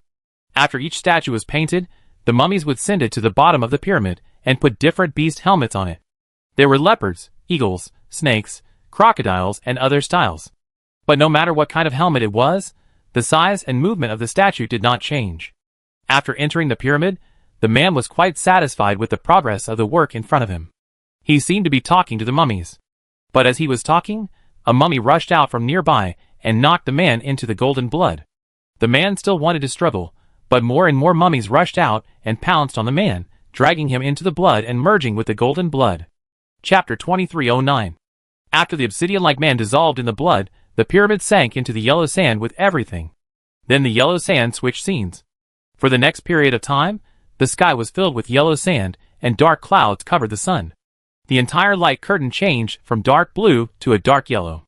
A large number of strange creatures appeared in the sandstorm, and they flew all over the desert with the sandstorm. At this time, they were the new masters of the desert. Under the influence of the yellow sand, a group of people are trying to survive. When the screen focuses on this group of people, everything stops. Gushi understands that this is the game portal that has been fixed, selected, and activated. Now, as long as you step into the portal in front of you, you will only enter the desert full of yellow sand and enter before the arrival of the third node.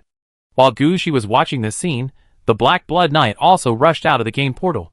When he saw Gushi, the Black Blood Knight jumped off the white horse immediately. Sir. Well, what's the situation? The node selection is complete. When I was selecting the node, I found a situation. Hearing this, Gushi's eyes lit up.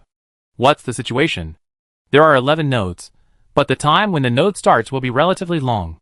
It is not the time when the event occurs as a node, but the time before and after the event is about 5 to 7 years. Our choice is to select any time from the node time period. At the same time, we can choose any location we want. We can choose the location where the node event occurs, or we can stay away from it. The most important thing is that everything will officially start after we have made the selection. At this time, the time of the game world will run normally, and the events will proceed normally. The Black Blood Knight quickly explained the situation to Gushi. Although Gushi did not enter in person, he could quickly understand the situation. Choosing the time is naturally the time when the entire plot begins, and choosing the location is a right given to the player who activates the game world. He can choose the novice village. The rest depends on their own fate. Gushi can understand this. After all, this is just a game, and it can only be regarded as a part of a certain world time node. After Gushi and the others made their choices, everything at this time node was separated from the fate of the original world. This is completely a new world line controlled by the first player who discovered, captured and fixed, and chose and activated this game world. Because it was Gushi's first time to deal with the binding of a game world, he was always very careful. Not only did he arrange his subordinates to go there for the activation, but he also did not make any excessive choices when choosing Gushi. Now that he understood so much, Gushi's heart became bigger. He began to think, could he take down a game world alone, choose a choice that would benefit him, and let his subordinates control the game world more easily? After thinking about it, Gushi felt that this should be a basic operation. Only by doing this can the big guys make plans, and get more of what they want through the game. No wonder there are so many portals to choose from. The classification of these portals should be based on the selection when the game is activated. This time, we can use this game world in front of us as an experimental product and observe it for a day or two. If there are no problems, we just have a new game world. That game world can be used for the second round of experiments. This time we have to choose a more suitable time node for us and choose an option that is more favorable to us. Gushi said quickly, and the Black Blood Knight did not speak, but just listened carefully. Seeing the Black Blood Knight not saying a word at this time, Gushi was also a little helpless. In fact, the Black Blood Knight is already intelligent, and many things can be done by themselves as long as they are told. But it is precisely because they are intelligent that they dare not say much when encountering such problems. After all, many things in the future are related to Gushi's route. If he is not careful, he may lead Gushi astray. So the smart Black Blood Knight just shut up and didn't speak if he could. Gushi saw the Black Blood Knight like this and understood his thoughts. Gushi couldn't say much about this. If the other party didn't want to say it, Gushi couldn't force the Black Blood Knight to speak. But at this time, Gushi already had an idea in his mind. He wanted to create a new contracted undead for the portal alone. This contracted undead must have the kind of decisive judgment that can capture the game world and activate it directly when Gushi is not around, instead of waiting for Gushi to come over for everything. However, this thought only flashed through his mind, and Gushi did not deal with it immediately. After all, for Gushi, the biggest problem in making contracted undead now is to find a suitable corpse. Although Gushi has so many corpses in his hands now, Gushi's requirements for contracted undead are stricter than one. After completing the production of Mary, the next two contracted undead targets, one requires a talent for diplomacy, can communicate with players, and let players agree. This one is to be placed in Luching to manage Luching and attract players. Now this one must be able to judge the general situation, make judgments when fixing the game world portal, and perform basic activation of the game world. You can know what Gushi needs most now, so you can make the most correct choice when activating the game. To achieve this, in addition to having Gushi's trust, there are several other most important requirements. One is that he knows what Gushi needs now. Only in this way can he make the right choice when making a choice. Otherwise, if he makes a choice without knowing anything, it is not decisive, but reckless. The other point is naturally decisiveness, that is, the new contracted undead must be able to take responsibility.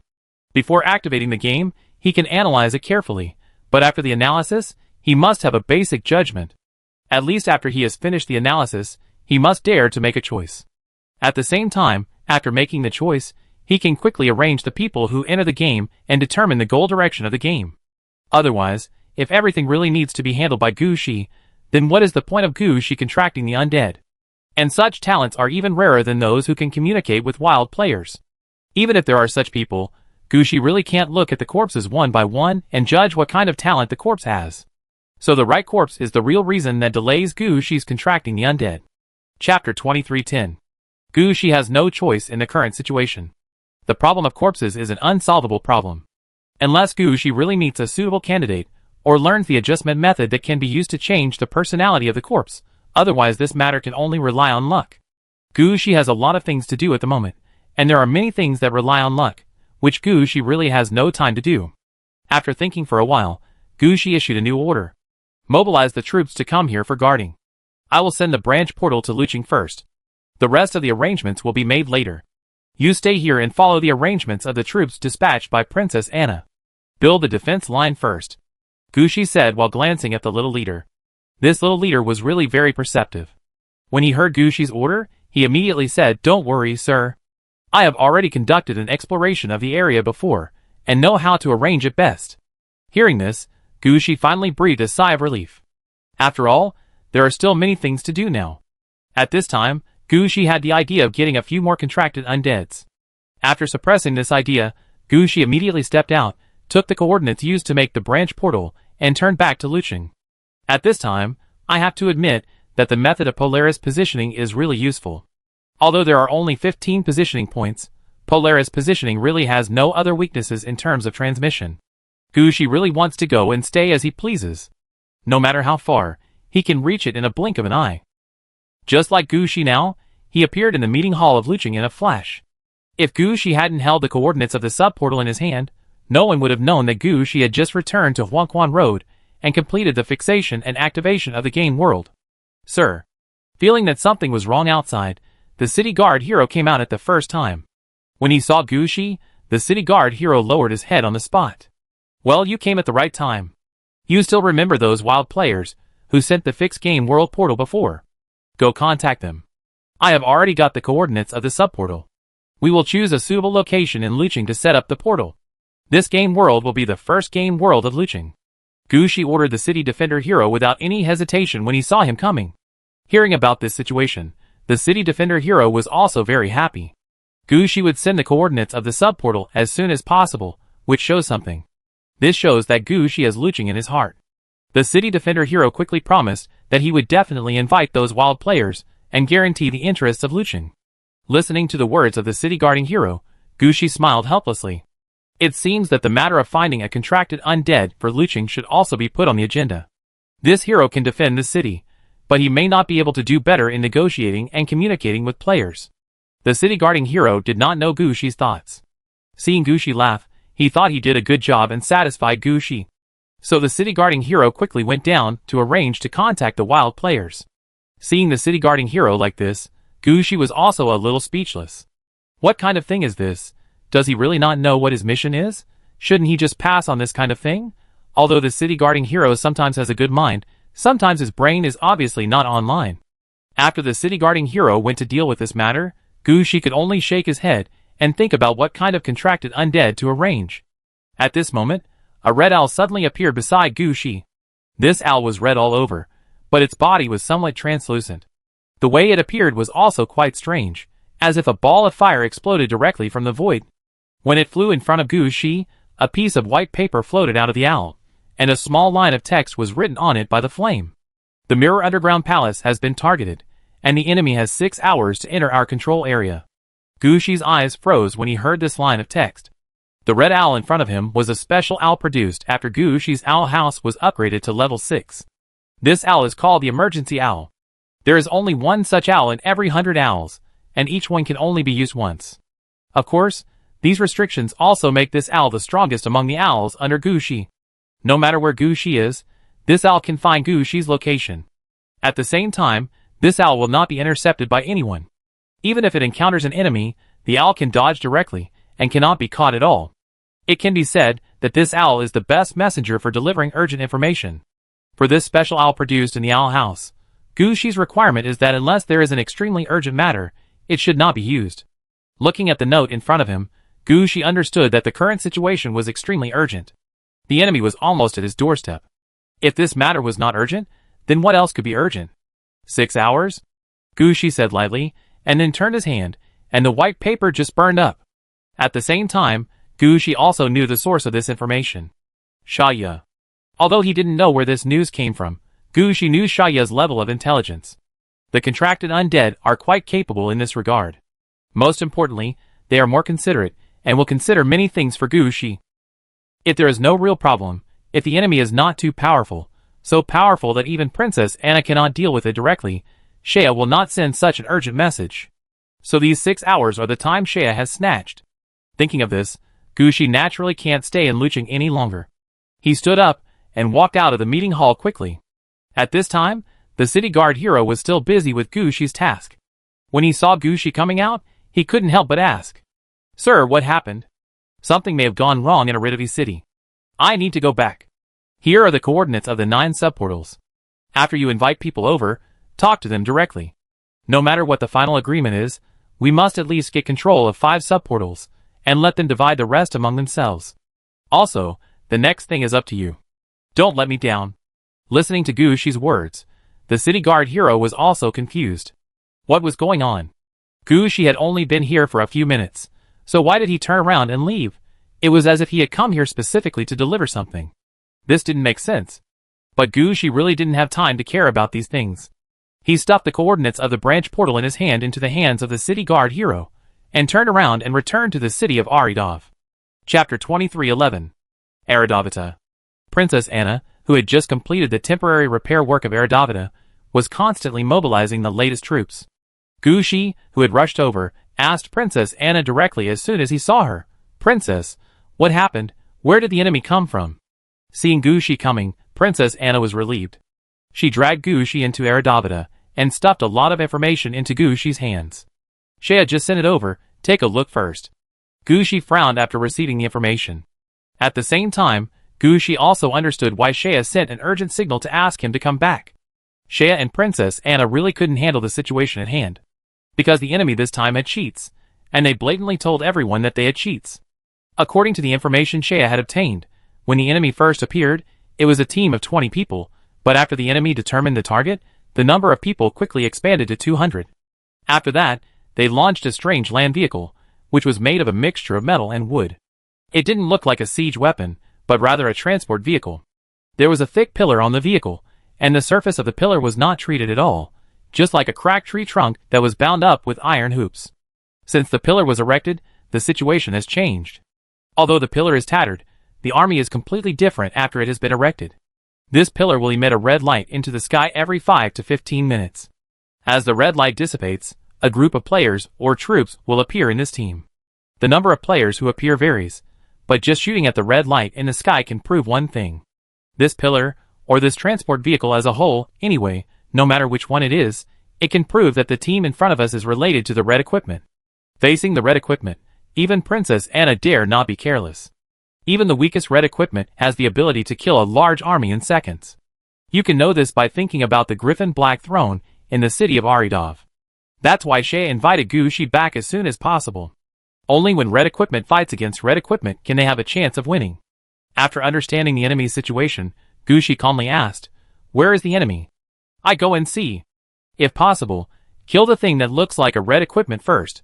Gushi has touched too many red equipment, including 2 in his hands, 2 in the process of nurturing, 1 in the process of unsealing, and 1 that he almost got before but didn't get in the end. So his understanding of red clothes is better than that of ordinary people.